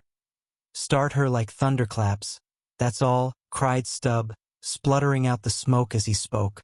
Start her now. Give 'em the long and strong stroke, Tashtego. Start her, Tash, my boy. Start her all. But keep cool, keep cool. Cucumbers is the word. Easy, easy. Only start her like grim death and grinning devils, and raise the buried dead perpendicular out of their graves, boys. That's all. Start her. Woo-hoo. Wah-hee, screamed the gay-header in reply, raising some old war-whoop to the skies, as every oarsman in the strained boat involuntarily bounced forward with the one tremendous leading stroke which the eager Indian gave. But his wild screams were answered by others quite as wild. Hee hee, yelled Dagu, straining forwards and backwards on his seat, like a pacing tiger in his cage. Kala, Kulu, howled Queequeg, as if smacking his lips over a mouthful of grenadier's steak. And thus with oars and yells the keels cut the sea. Meanwhile, Stubb, retaining his place in the van, still encouraged his men to the onset, all the while puffing the smoke from his mouth. Like desperados they tugged and they strained, till the welcome cry was heard, "Stand up, Tashtego! Give it to him!" The harpoon was hurled. Stern all, the oarsmen backed water. The same moment something went hot and hissing along every one of their wrists. It was the magical line. An instant before, Stubb had swiftly caught 2 additional turns with it round the loggerhead, whence, by reason of its increased rapid circlings, a hempen blue smoke now jetted up and mingled with the steady fumes from his pipe. As the line passed round and round the loggerhead, so also, just before reaching that point, it blisteringly passed through and through both of Stubb's hands, from which the handcloths, or squares of quilted canvas sometimes worn at these times, had accidentally dropped. It was like holding an enemy's sharp 2-edged sword by the blade, and that enemy all the time striving to wrest it out of your clutch. "Wet the line! Wet the line!" cried Stubb to the tub oarsman, him seated by the tub, who, snatching off his hat, dashed sea-water into it. More turns were taken, so that the line began holding its place. The boat now flew through the boiling water like a shark all fins. Stubb and Tashtego here changed places, stem for stern, a staggering business truly in that rocking commotion. Partly to show the indispensableness of this act, it may here be stated that, in the old Dutch fishery, a mop was used to dash the running line with water. In many other ships, a wooden piggin or bailer is set apart for that purpose. Your hat, however, is the most convenient. From the vibrating line extending the entire length of the upper part of the boat, and from its now being more tight than a harpstring, you would have thought the craft had 2 keels, one cleaving the water, the other the air, as the boat churned on through both opposing elements at once. A continual cascade played at the bows, a ceaseless whirling eddy in her wake, and at the slightest motion from within, even but of a little finger, the vibrating, cracking craft canted over her spasmodic gunwale into the sea. Thus they rushed, each man with might and main clinging to his seat to prevent being tossed to the foam, and the tall form of Tashtego at the steering or crouching almost double, in order to bring down his center of gravity. Whole Atlantics and Pacifics seemed past as they shot on their way, till at length the whale somewhat slackened his flight. Haul in, cried Stubb to the bowsman, and, facing round towards the whale, all hands began pulling the boat up to him, while yet the boat was being towed on. Soon ranging up by his flank, Stubb, firmly planting his knee in the clumsy cleat, darted dart after dart into the flying fish. At the word of command, the boat alternately sterning out of the way of the whale's horrible wallow, and then ranging up for another fling. The red tide now poured from all sides of the monster like brooks down a hill. His tormented body rolled not in brine but in blood, which bubbled and seethed for furlongs behind in their wake. The slanting sun playing upon this crimson pond in the sea sent back its reflection into every face, so that they all glowed to each other like red men. And all the while, jet after jet of white smoke was agonizingly shot from the spiracle of the whale, and vehement puff after puff from the mouth of the excited headsman, as at every dart, hauling in upon his crooked lance by the line attached to it, Stubb straightened it again and again by a few rapid blows against the gunwale, then again and again sent it into the whale. Pull up, he now cried to the bowsman, as the waning whale relaxed in his wrath. Pull up! Close to, and the boat ranged along the fish's flank. When reaching far over the bow, Stubb slowly churned his long sharp lance into the fish, and kept it there, carefully churning and churning, as if cautiously seeking to feel after some gold watch that the whale might have swallowed, and which he was fearful of breaking ere he could hook it out. But that gold watch he sought was the innermost life of the fish. And now it is struck. For starting from his trance into that unspeakable thing called his flurry, the monster horribly wallowed in his blood, overwrapped himself in impenetrable, mad, boiling spray, so that the imperiled craft, instantly dropping astern, had much ado blindly to struggle out from that frenzied twilight into the clear air of the day. And now, abating in his flurry, the whale once more rolled out into view, surging from side to side, spasmodically dilating and contracting his spout hole, with sharp, cracking, agonized respirations. At last, gush after gush of clotted red gore, as if it had been the purple lees of red wine, shot into the fright air, and falling back again, ran dripping down his motionless flanks into the sea. His heart had burst. "He's dead, Mr. Stubb," said Daggoo. "Yes." Both pipes smoked out, and withdrawing his own from his mouth, Stubb scattered the dead ashes over the water, and, for a moment, stood thoughtfully eyeing the vast corpse he had made. Chapter 62. The Dart. A word concerning an incident in the last chapter. According to the invariable usage of the fishery, the whaleboat pushes off from the ship, with the headsman or whale killer as temporary steersman, and the harpooner or whale fastener pulling the foremost or the one known as the harpooner oar. Now it needs a strong, nervous arm to strike the first iron into the fish, for often, in what is called a long dart, the heavy implement has to be flung to the distance of 20 or 30 feet. But however prolonged and exhausting the chase, the harpooner is expected to pull his or meanwhile to the uttermost. Indeed, he is expected to set an example of superhuman activity to the rest, not only by incredible rowing, but by repeated loud and intrepid exclamations, and what it is to keep shouting at the top of one's compass, while all the other muscles are strained and half-started. What that is none know but those who have tried it. For one, I cannot bawl very heartily and work very recklessly at one and the same time. In this straining, bawling state, then, with his back to the fish, all at once the exhausted harpooner hears the exciting cry, "Stand up and give it to him!" He now has to drop and secure his oar, turn round on his center halfway, seize his harpoon from the crotch, and with what little strength may remain, he essays to pitch it somehow into the whale. No wonder, taking the whole fleet of whalemen in a body, that out of 50 fair chances for a dart, not 5 are successful. No wonder that so many hapless harpooneers are madly cursed and disrated. No wonder that some of them actually burst their blood vessels in the boat. No wonder that some sperm whalemen are absent 4 years with 4 barrels. No wonder that to many ship owners whaling is but a losing concern, for it is the harpooner that makes the voyage, and if you take the breath out of his body, how can you expect to find it there when most wanted? Again, if the dart be successful, then at the second critical instant, that is, when the whale starts to run, the boat header and harpooner likewise start to running fore and aft, to the imminent jeopardy of themselves and everyone else.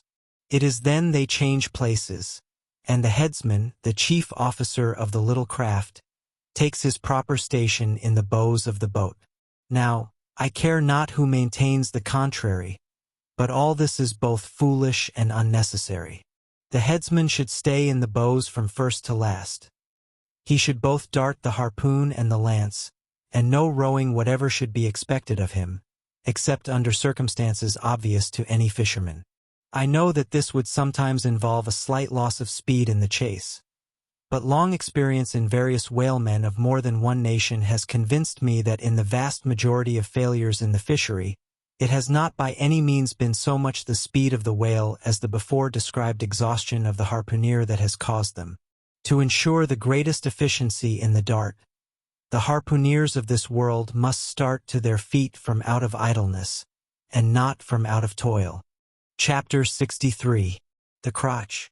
Out of the trunk, the branches grow. Out of them, the twigs. So, in productive subjects, grow the chapters. The crotch alluded to on a previous page deserves independent mention. It is a notched stick of a peculiar form, some 2 feet in length, which is perpendicularly inserted into the starboard gunwale near the bow, for the purpose of furnishing a rest for the wooden extremity of the harpoon, whose other naked, barbed end slopingly projects from the prow. Thereby the weapon is instantly at hand to its hurler, who snatches it up as readily from its rest as a backwoodsman swings his rifle from the wall.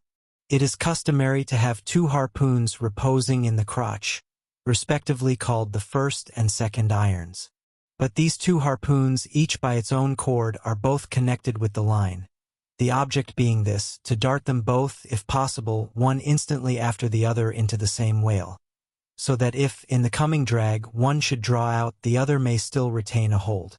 It is a doubling of the chances. But it very often happens that owing to the instantaneous, violent, convulsive running of the whale upon receiving the first iron, it becomes impossible for the harpooner, however lightning-like in his movements, to pitch the second iron into him. Nevertheless, as the second iron is already connected with the line, and the line is running, hence that weapon must, at all events, be anticipatingly tossed out of the boat, somehow and somewhere. Else the most terrible jeopardy would involve all hands. Tumbled into the water, it accordingly is in such cases, the spare coils of box line, mentioned in a preceding chapter, making this feat, in most instances, prudently practicable. But this critical act is not always unattended with the saddest and most fatal casualties. Furthermore, you must know that when the second iron is thrown overboard, it thenceforth becomes a dangling, sharp-edged terror, skittishly curvetting about both boat and whale, entangling the lines or cutting them, and making a prodigious sensation in all directions.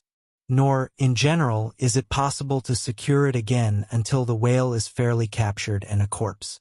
Consider, now, how it must be in the case of 4 boats all engaging one unusually strong, active, and knowing whale, when owing to these qualities in him, as well as to the 1,000 concurring accidents of such an audacious enterprise, 8 or 10 loose second irons may be simultaneously dangling about him.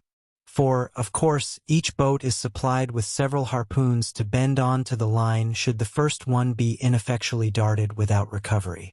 All these particulars are faithfully narrated here, as they will not fail to elucidate several most important, however intricate passages, in scenes hereafter to be painted. Chapter 64. Stubb's Supper. Stubb's whale had been killed some distance from the ship. It was a calm. So, forming a tandem of 3 boats, we commenced the slow business of towing the trophy to the Pequod. And now, as we 18 men with our 36 arms, and 180 thumbs and fingers, slowly toiled hour after hour upon that inert, sluggish corpse in the sea, and it seemed hardly to budge at all except at long intervals, good evidence was hereby furnished of the enormousness of the mass we moved. For, upon the great canal of Hang-Ho, or whatever they call it, in China, 4 or 5 laborers on the footpath will draw a bulky freighted junk at the rate of a mile an hour. But this grand argosy we towed heavily forged along, as if laden with pig-lead in bulk. Darkness came on, but 3 lights up and down in the Pequod's main rigging dimly guided our way, till drawing nearer we saw Ahab dropping one of several more lanterns over the bulwarks.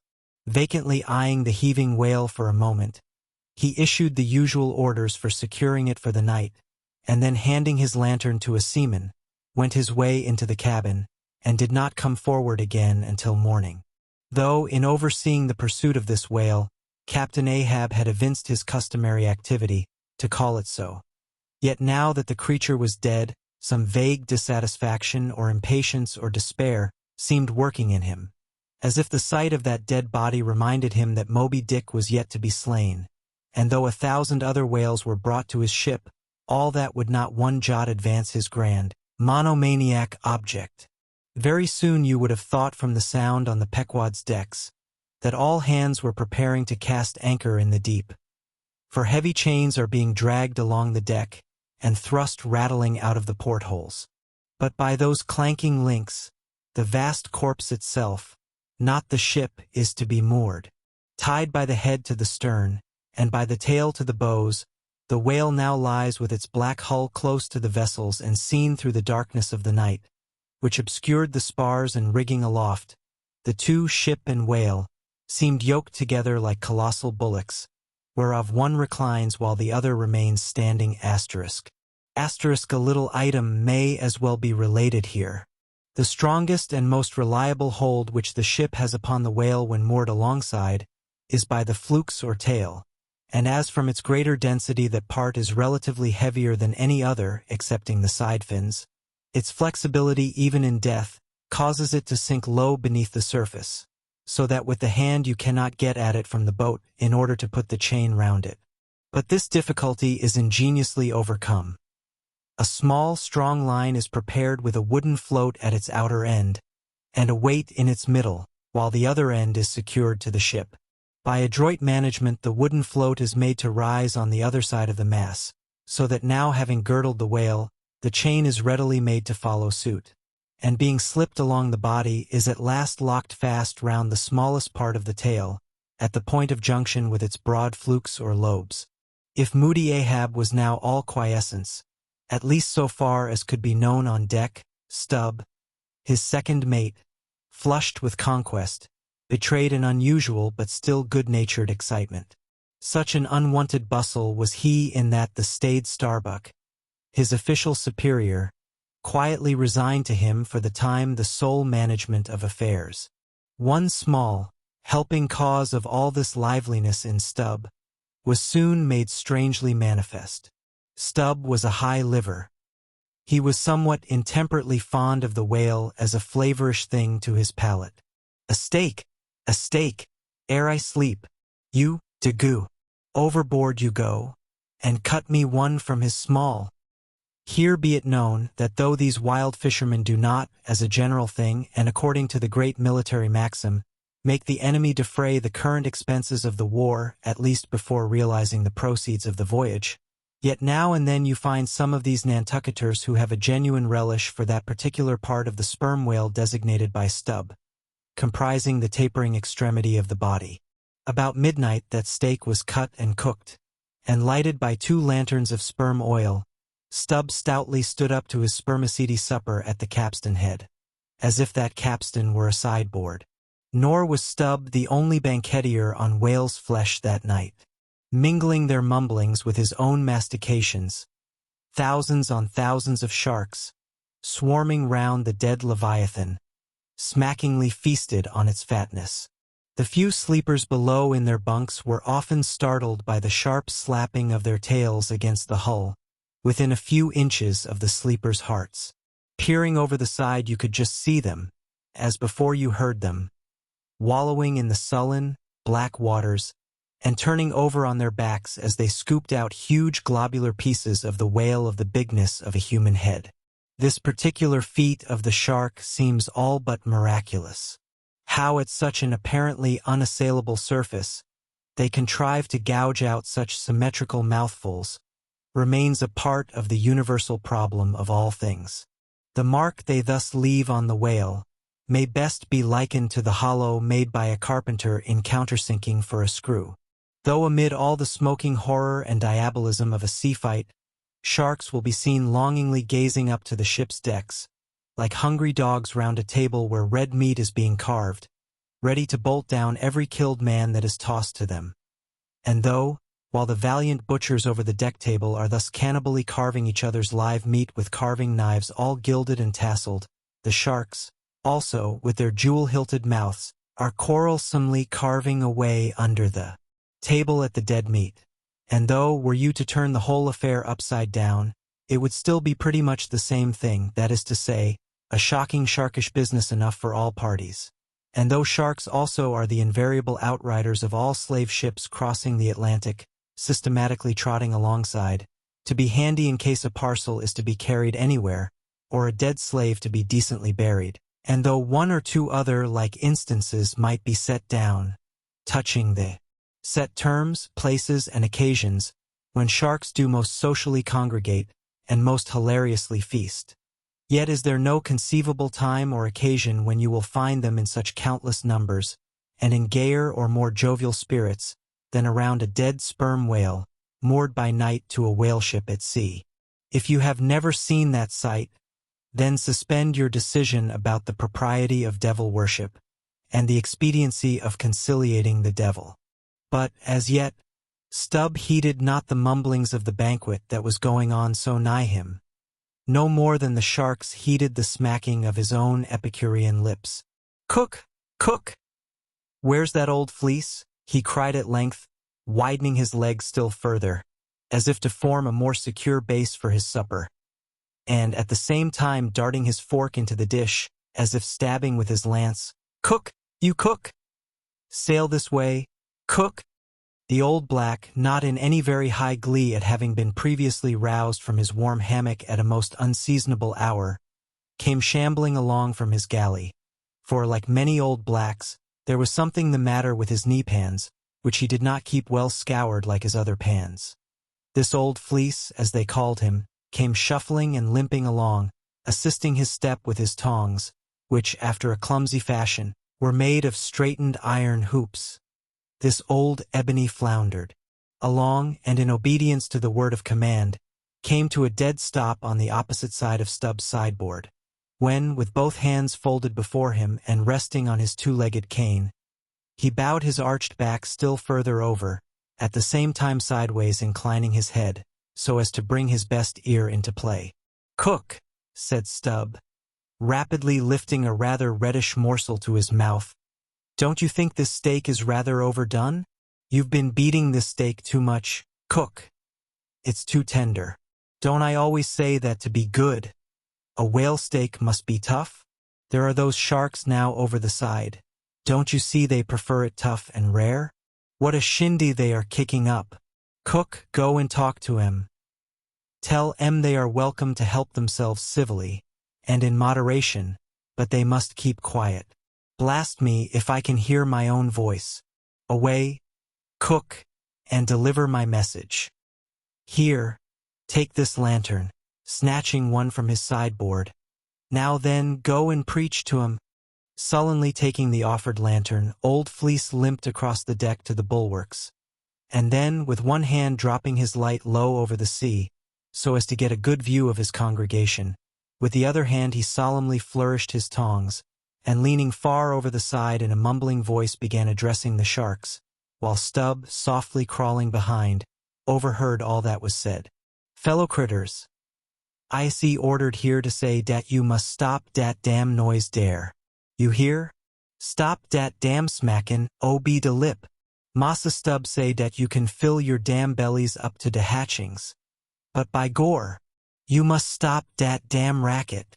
Cook," here interposed Stubb, accompanying the word with a sudden slap on the shoulder. "Cook! Why, damn your eyes, you mustn't swear that way when you're preaching. That's no way to convert sinners. Cook! Who dat? Den preach to him yourself," sullenly turning to go. "No, cook. Go on, go on." "Well, den, beloobed fellow critters." "Right," exclaimed Stubb approvingly, "coax 'em to it. Try that," and Fleece continued. "Do you is all sharks, and by natur wery woracious. Yet I say to you, fellow critters, dat woraciousness. Top dat damn slap pin be de tail. How you tink to hear? S'pose you keep up such a damn slap pin and bid in dare." "Cook," cried Stubb, collaring him, "I won't have that swearing. Talk to 'em gentlemanly." Once more the sermon proceeded. "Your woraciousness, fellow critters, I don't blame ye so much for. Dat is natur and can't be helped. But to govern dat wicked natur, dat is de pint. You is sharks, sartin. But if you govern de shark in you, why den you be angel. For all angel is nothing more dan de shark well governed. Now look here, brethren, just try once to be civil, a-helping yourselves from dat whale. Don't be tearin' de blubber out your neighbor's mout, I say. Is not one shark dude right as totter to dat whale?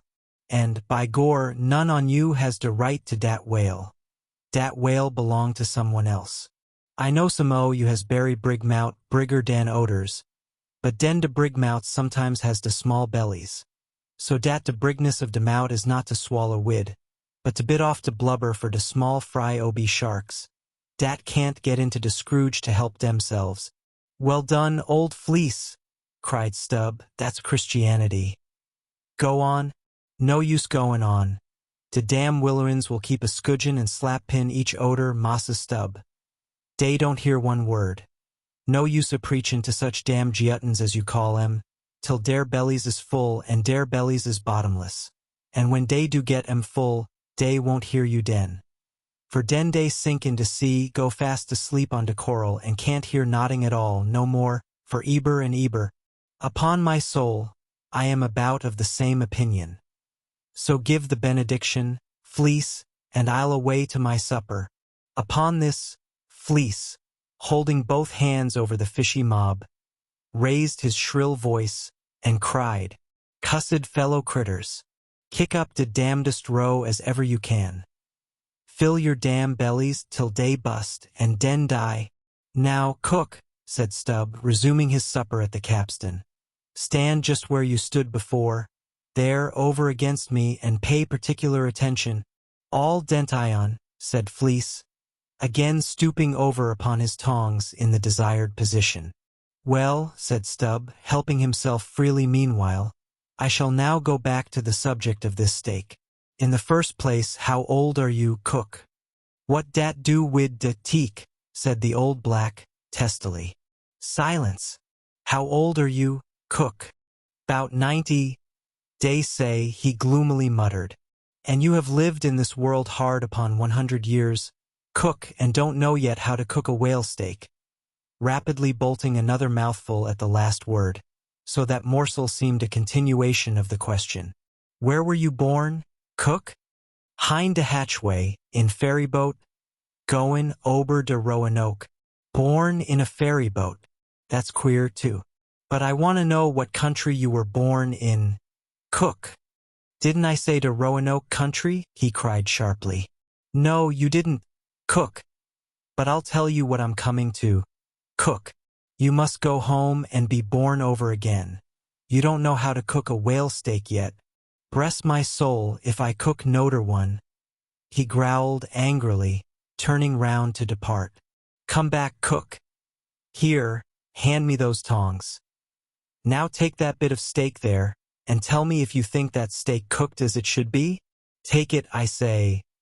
Holding the tongs towards him, take it and taste it, faintly smacking his withered lips over it for a moment. The old Negro muttered, Best cooked, teak I eber taste. Juicy, berry juicy. Cook, said Stubb, squaring himself once more. Do you belong to the church? Passed one once in Cape Town, said the old man sullenly. And you have once in your life passed a holy church in Cape Town, where you doubtless overheard a holy parson addressing his hearers as his beloved fellow creatures. Have you, cook? And yet you come here, and tell me such a dreadful lie as you did just now? Said Stubb. Where do you expect to go to, cook? Go to bed very soon, he mumbled, half turning as he spoke. Avast! Heave to. I mean when you die, cook. It's an awful question. Now what's your answer? When dis old brack man dies, said the Negro slowly, changing his whole air and demeanor. He hisself won't go nowhere, but some breast angel will come and fetch him. Fetch him? How? In a coach and four, as they fetched Elijah? And fetch him where? Up, dear, said Fleece, holding his tongs straight over his head, and keeping it there very solemnly. So, then, you expect to go up into our maintop, do you, cook, when you are dead? But don't you know the higher you climb, the colder it gets? Maintop? Didn't say dat to y'all, said Fleece, again in the sulks. You set up there, didn't you? And now look yourself and see where your tongs are pointing. But perhaps you expect to get into heaven by crawling through the lubber's hole, cook. But no, cook, you don't get there except you go the regular way round by the rigging. It's a ticklish business, but must be done, or else it's no go. But none of us are in heaven yet. Drop your tongs, cook, and hear my orders. Do ye hear?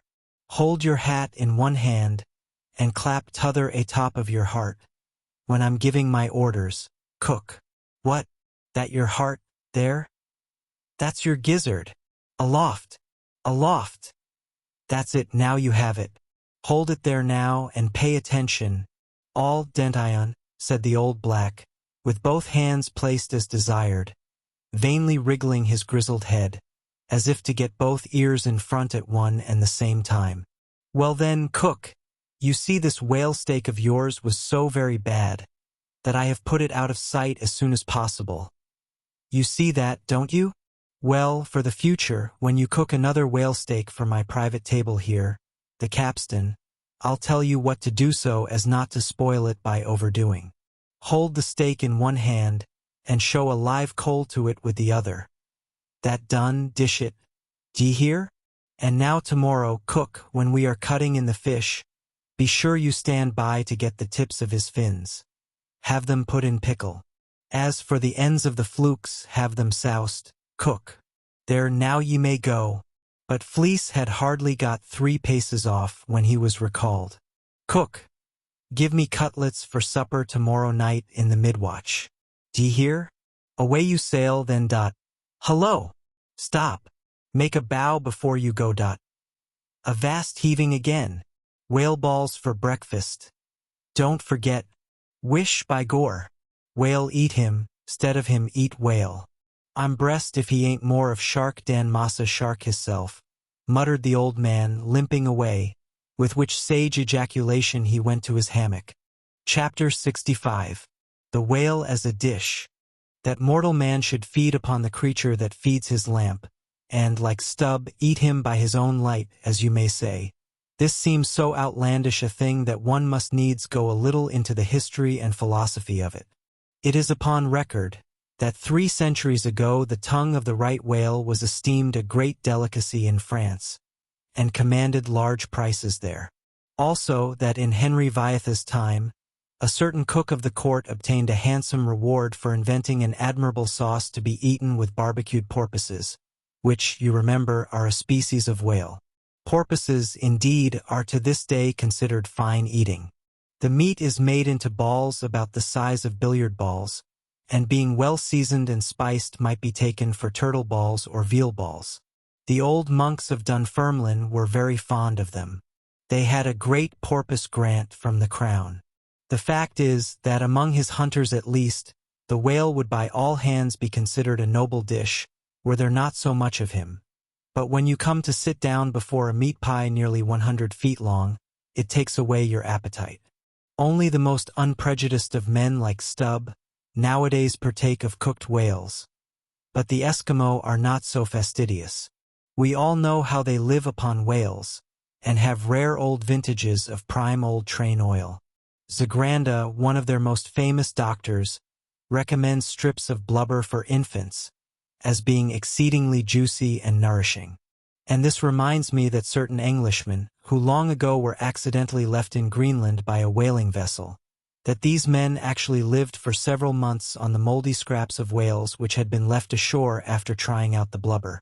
Among the Dutch whalemen these scraps are called fritters, which, indeed, they greatly resemble, being brown and crisp, and smelling something like old Amsterdam housewives' doughnuts or olie cooks, when fresh. They have such an eatable look that the most self-denying stranger can hardly keep his hands off. But what further depreciates the whale as a civilized dish is his exceeding richness. He is the great prize ox of the sea, too fat to be delicately good.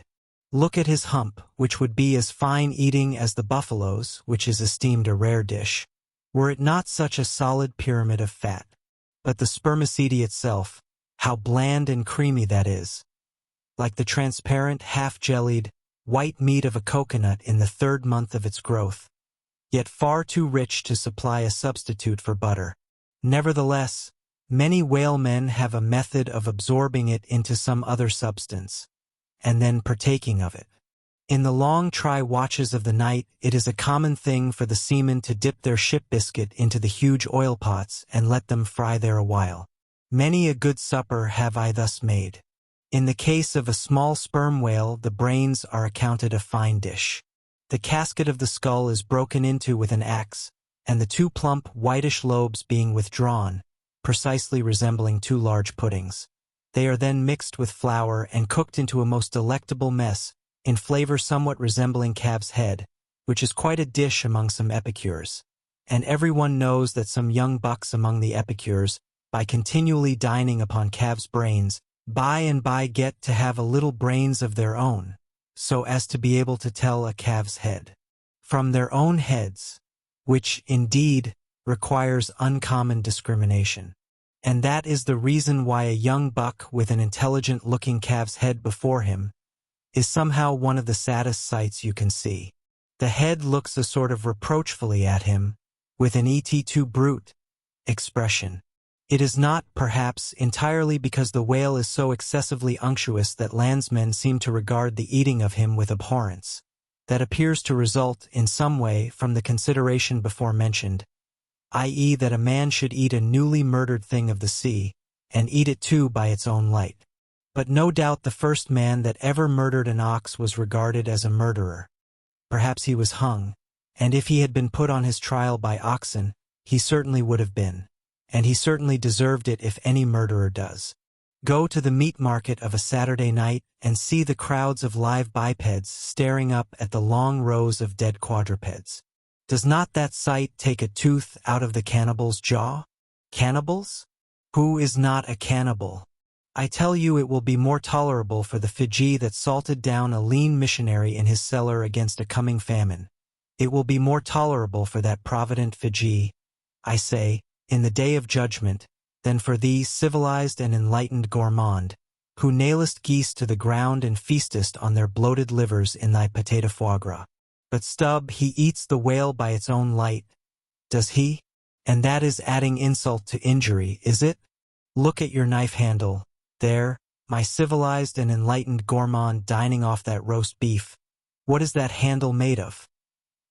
What but the bones of the brother of the very ox you are eating? And what do you pick your teeth with after devouring that fat goose? With a feather of the same fowl. And with what quill did the Secretary of the Society for the Suppression of Cruelty to Ganders formally indite his circulars? It is only within the last month or two that that society passed a resolution to patronize nothing but steel pens. Chapter 66. The Shark Massacre. When in the southern fishery, a captured sperm whale, after long and weary toil, is brought alongside late at night, it is not, as a general thing at least, customary to proceed at once to the business of cutting him in.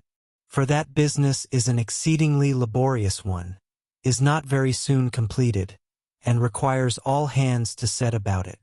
Therefore, the common usage is to take in all sail, lash the helm a lee, and then send everyone below to his hammock till daylight, with the reservation that, until that time, anchor watches shall be kept. That is, 2 and 2 for an hour, each couple. The crew in rotation shall mount the deck to see that all goes well. But sometimes, especially upon the line in the Pacific, this plan will not answer at all, because such incalculable hosts of sharks gather round the moored carcass, that were he left so for 6 hours, say, on a stretch, little more than the skeleton would be visible by morning. In most other parts of the ocean, however, where these fish do not so largely abound, their wondrous voracity can be at times considerably diminished by vigorously stirring them up with sharp whaling spades, a procedure notwithstanding, which, in some instances, only seems to tickle them into still greater activity. But it was not thus in the present case with the Pequod's sharks, though, to be sure, any man unaccustomed to such sights, to have looked over her side that night, would have almost thought the whole round sea was one huge cheese, and those sharks the maggots in it. Nevertheless, upon Stubb setting the anchor watch after his supper was concluded, and when, accordingly, Queequeg and a forecastle seaman came on deck, no small excitement was created among the sharks. For immediately suspending the cutting stages over the side, and lowering 3 lanterns, so that they cast long gleams of light over the turbid sea, these 2 mariners, darting their long whaling spades, kept up an incessant murdering of the sharks, by striking the keen steel deep into their skulls, seemingly their only vital part. But in the foamy confusion of their mixed and struggling hosts, the marksmen could not always hit their mark, and this brought about new revelations of the incredible ferocity of the foe. They viciously snapped, not only at each other's disembowelments, but like flexible bows, bent round and bit their own, till those entrails seemed swallowed over and over again by the same mouth, to be oppositely voided by the gaping wound. Nor was this all. It was unsafe to meddle with the corpses and ghosts of these creatures. A sort of generic or pantheistic vitality seemed to lurk in their very joints and bones, after what might be called the individual life had departed. Killed and hoisted on deck for the sake of his skin, one of these sharks almost took poor Queequeg's hand off, when he tried to shut down the dead lid of his murderous jaw. The whaling spade used for cutting in is made of the very best steel, is about the bigness of a man's spread hand, and in general shape corresponds to the garden implement after which it is named. Only its sides are perfectly flat, and its upper end considerably narrower than the lower. This weapon is always kept as sharp as possible, and when being used is occasionally honed, just like a razor. In its socket, a stiff pole from 20 to 30 feet long is inserted for a handle. "Queequeg no care what god made him shark," said the savage, agonizingly lifting his hand up and down. "Whether Fiji god or Nantucket god. But to God what made shark must be one damn Injun." Chapter 67. Cutting in. It was a Saturday night, and such a Sabbath as followed. Ex officio professors of Sabbath breaking are all whalemen. The ivory Pequod was turned into what seemed a shamble. Every sailor a butcher. You would have thought we were offering up 10,000 red oxen to the sea gods. In the first place, the enormous cutting tackles, among other ponderous things comprising a cluster of blocks generally painted green, and which no single man can possibly lift. This vast bunch of grapes was swayed up to the maintop and firmly lashed to the lower masthead, the strongest point anywhere above a ship's deck. The end of the hawser-like rope winding through these intricacies was then conducted to the windlass, and the huge lower block of the tackles was swung over the whale. To this block the great blubber hook, weighing some 100 pounds, was attached. And now suspended in stages over the side, starbuck and stub, the mates, armed with their long spades, began cutting a hole in the body for the insertion of the hook just above the nearest of the two side fins. This done, a broad semicircular line is cut round the hole. The hook is inserted, and the main body of the crew, striking up a wild chorus, now commence heaving in one dense crowd at the windlass, when instantly the entire ship careens over on her side. Every bolt in her starts like the nail heads of an old house in frosty weather.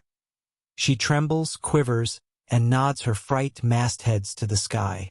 More and more she leans over to the whale, while every gasping heave of the windlass is answered by a helping heave from the billows, till at last a swift, startling snap is heard.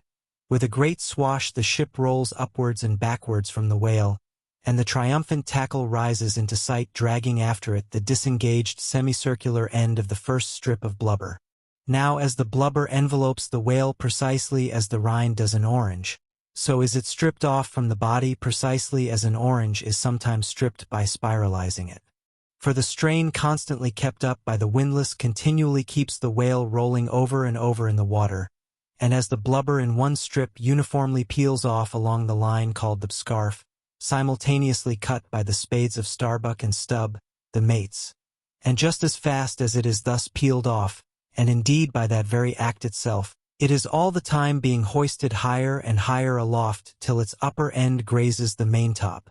The men at the windlass then cease heaving, and for a moment or two the prodigious blood-dripping mass sways to and fro as if let down from the sky, and everyone present must take good heed to dodge it when it swings, else it may box his ears and pitch him headlong overboard. One of the attending harpooneers now advances with a long, keen weapon called a boarding sword, and watching his chance he dexterously slices out a considerable hole in the lower part of the swaying mass. Into this hole, the end of the second alternating great tackle is then hooked so as to retain a hold upon the blubber, in order to prepare for what follows. Whereupon this accomplished swordsman, warning all hands to stand off, once more makes a scientific dash at the mass, and with a few sidelong, desperate, lunging slicings, severs it completely in twain. so that while the short lower part is still fast, the long upper strip, called a blanket piece, swings clear and is all ready for lowering. The heavers forward now resume their song, and while the one tackle is peeling and hoisting a second strip from the whale, the other is slowly slackened away, and down goes the first strip through the main hatchway right beneath, into an unfurnished parlor called the blubber room. Into this twilight apartment sundry nimble hands keep coiling away the long blanket piece as if it were a great live mass of plaited serpents. And thus the work proceeds, the two tackles hoisting and lowering simultaneously. Both whale and windlass heaving, the heavers singing, the blubber room gentlemen coiling, the mates scarfing, the ship straining, and all hands swearing occasionally, by way of assuaging the general friction. Dear listener, we close the pages on another tale, a journey through words, imagination, and emotion. Here at the Falls Audiobook, where stories flow like a river's current, carrying you to distant worlds and uncharted depths. We thank you for joining us. As always, we invite you to linger a little longer. Subscribe to our channel to discover more stories waiting to be heard, each a cascade of voices, ideas, and artistry. And remember, every great story begins with a single word. Perhaps the next one will begin with you.